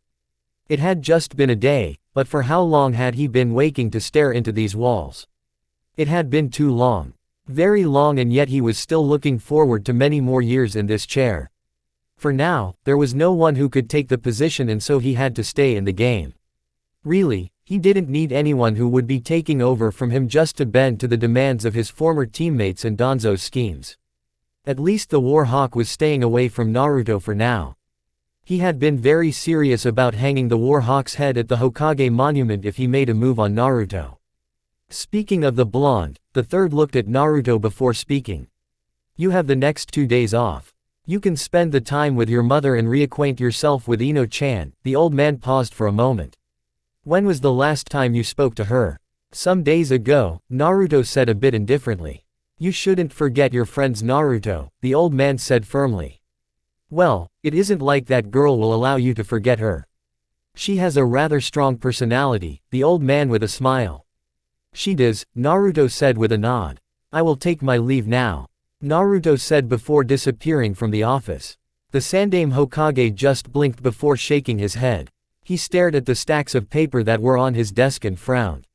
Suddenly, he wished he had remained at the feudal lord's palace for a little while longer. But then he thought, if he had stayed a bit longer, the paperwork would have been hitting the ceiling. Uchiha compound. When Naruto didn't find his mother at their house, he was almost certain that he would find her at the Uchiha compound. Sure, she did go out a bit more often these days, but this place had been like their other home. Could he really forget that he used to have dinners with the Uchihas those days? Fugaku was still breathing and Itachi was still visible around the village. Things had changed now, well, not completely. They were still close to the Uchihas. What had changed was how people viewed Itachi. Naruto found it to be amusing that they now cursed his name and said he was a crazy bastard who got corrupted by power and turned on his own clan. They had been praising him as a different breed from all other Uchihas, and now they cursed his very existence. Of course, the rumors didn't really bother Naruto too much to actually worry or be mad about it, even though he knew the truth. Itachi knew what he was getting himself into when he made the choice, and since it was really human nature to turn quickly, Naruto wasn't surprised. Naruto, Kushina said happily as Naruto walked into the kitchen within Makoto's house. You're back in one piece. I was thinking perhaps the feudal lord would try to have a piece of you remain in his palace. Naruto smiled at his mother as he walked up to her side. He stood beside her before he responded. Even if he is the daimyo, I would have said no right there and then. It would have been a firm no even. Kushina laughed. I can really imagine you saying that, she said with a shake of her head. The Sandame would try to play the peacemaker after that kind of response, Makoto added with a smile of her own. How was the trip though? Did they treat you well? Naruto nodded. The food there was rather pleasant and the atmosphere wasn't all that bad at all, Naruto responded calmly. The journey was as safe as it could be. I trust nothing bad actually occurred in my absence. All is well, Kushina said.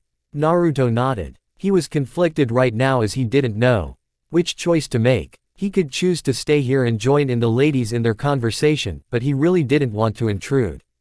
With Sasuke within the compound, he could go on to train the Uchiha for about an hour and then return home along with his mother.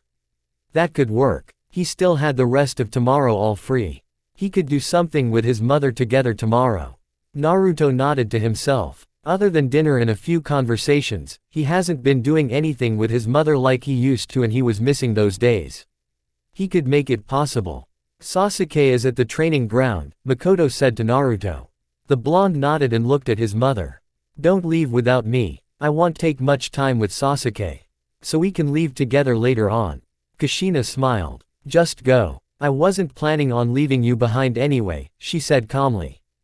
Don't forget to get along with Sasu-chan, the redhead Uzumaki said. Hi, Naruto said with a wave of his right hand as he disappeared from the presence of the two women. He is growing, Makoto said looking at the space Naruto had been occupying moments earlier. I mean things have really changed. Well, I have been forcing him to learn to live without seeing me every time he blinks. He needs to get used to it because things will not always be like that as he grows. If I'd allowed things to go as they were, I would have a problem when he does grow, Kushina said. Makoto nodded. Well, you want him to grow up enough to learn to live on his own and maybe get someone to love, huh, she said with a small smile. Kushina nodded. Well, there is Temari and Ino. I have grown to love Temari though, the woman said.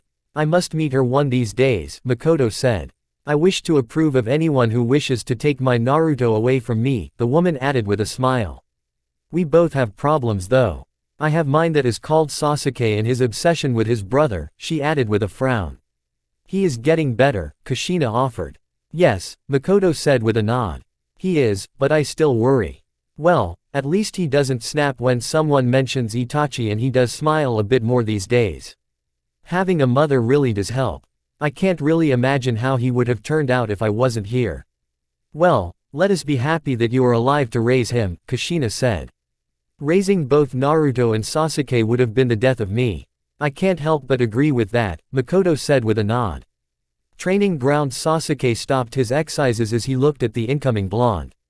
What to do? Naruto had really started as a bully before him and his mother was insisting that he get along with the blonde. She wanted for them to become friends, but the blonde was nothing of that kind. Really, Sasuke didn't see the need to go that far, but his mother was insisting. Now that he thought of it, Naruto's mother had been pushing for the blonde to make friends as well. Or had that disappeared off too? The young Uchiha shook his head and stared at those expressionless eyes for a long minute. With Naruto's help, he was really improving and if the blonde was in Anbu, it meant that he was really strong. Sasuke didn't doubt that Naruto was strong, but how strong was really the question that begged an answer. Naruto stopped just in front of Sasuke and settled down. I'm a bit worn out today, the blonde started. I won't be doing anything that will be too taxing, he said calmly. Sasuke just grunted in response. It was always like this. How was he supposed to be friends with someone who spoke to him like this?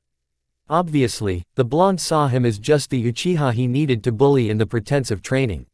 Speak your mind, Naruto said to Sasuke seeing that the Uchiha was having an internal struggle. Sasuke raised an eyebrow in curiosity. There was no usual sternness in Naruto's tone, but just an invitation. Why are you being like this? Naruto looked on for a moment. I've grown fond of your mother and if I'm bad to you, it doesn't really please her, the blonde said. Besides, it is rather troublesome having to be rough all the time. I get tired of all the yelling and hitting. Sometimes I just wish for words without threats to get through, the blonde explained lightly. Sasuke stared at Naruto before shaking his head as he sat down as well. Why do you not hate Itachi? Who said I don't hate him? Naruto asked curiously as the question from the Uchiha. You have never spoken anything bad about him, nor does my mother, and I have noticed that you seem to get along with her. In any case, I can tell that you don't really hate him, Sasuke said in a firm tone. Is it wrong that I don't hate him? Would you prefer it if I hate him? Naruto asked in a quiet tone. I don't know if it would be right or wrong, but I would have understood it if you hated him. He was your friend and you really did get along with him, more than I was willing to permit. Honestly, I was jealous of your relationship with him. He trained with you more than he did with me, his own brother. Sasuke ended by shouting bitterly. Naruto tilted his head to the side as his eyes looked at the Uchiha calculatedly. I see you are now using that head of yours, he said. Sasuke glared at Naruto. This was what he hated. Naruto waved his right hand. I was complimenting you, the blonde said calmly. By insulting me? Sasuke demanded. He calmed himself and turned to the main subject. My mother doesn't hate him as well. All she speaks about him are good things and she still smiles when she speaks of him. It frustrates me. How can she not hate him after what he did? How can you not hate him after what he did? Your mother doesn't hate him because he is her son, and no matter what happens, Itachi will always be her son. Whether you hate him or not, he will always be your brother. You can deny it and shout to the heavens and say that man is not my brother, but no matter what, he will always be your brother, and to your mother, you will always be her second child. Nothing can change that. It is what you call a mother's love, Naruto explained slightly. As for me, I don't hate him because he is my friend and he has not wronged me. Also, I understand the why. Why what? Why he did what he did. He did it because he wanted to test his powers. That is what he said to me. Really? Naruto asked with his head tilted to the side. How little do you know your brother? Did you really know your brother, Sasuke? Had it occurred to you that he may have been lying about that? If you think about how much your brother loved you, and compare it to what you have in your mind right now, can you really say they are the same people? Sasuke frowned deeply. It was true that the images were a contrast and that his brother was a loving person while, that, Itachi was a murderous person. Still he could not forget what he saw. He could not forget what that man said to him. The Uchiha shook his head and changed the subject. Danzo appeared. Well, he dragged me, Naruto had said to tell him if Danzo approached him. What did he want? He was offering me power to kill that traitorous brother of mine, Sasuke said. You will not accept his offer, Naruto said firmly. Allowing Danzo to train Sasuke would be a failure on his part. Itachi had tasked him to protect and look after his younger brother. Danzo was a corrupt and conniving devil that he could not allow near Sasuke.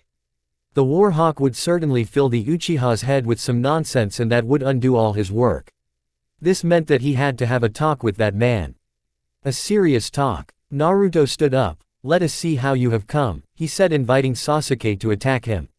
About an hour later, when Naruto returned to the house, he was welcomed by Makoto, who smiled warmly at him. Have you managed to do something about what we talked about? Naruto nodded. I have, he said. I will try to convince him if he needs to be convinced the next time I do see him. It won't be long though, the blonde said. Has Danzo approached you about Sasuke? Makoto looked scared for a moment before she responded. Yes, she said. I see, Naruto said. Well, Makoto, I will see you tomorrow hopefully, and you need not worry about Danzo. I will not permit him to go near Sasuke. That corrupt monkey will not do anything to your son. For everything he has done, he has some nerve sneaking up to Sasuke. Although he was still just a child and Danzo was a war veteran, Makoto believed it when Naruto said she would not allow Danzo get near her son. How could she not believe the words of her beloved hero? He was not the one to be joking around. I will reward you one of these days. Well, when you have grown old enough, Makoto said a bit slyly. Naruto looked confused for a moment, but he just nodded and turned away from the woman. He found his mother waiting for him at the entrance. The Uzumaki held out her right and Naruto felt no shame in taking it as the two left Makoto's house. Everything went okay with Sasuke. Surprisingly, yes, Naruto said. He surprised me today, the blonde added. I'm not on duty tomorrow. Can we do something together? At lunch or later on, Kushina said. I took a part-time job at the flower shop. You know, it isn't being fun being around the house all day. I need to do something when I'm not helping Makoto-chan. Besides, what kind of a mother would I be, if I am content with allowing my 12-year-old son to be the one to bring food to the table? A mother who enjoys being taken care of by her son. Naruto offered.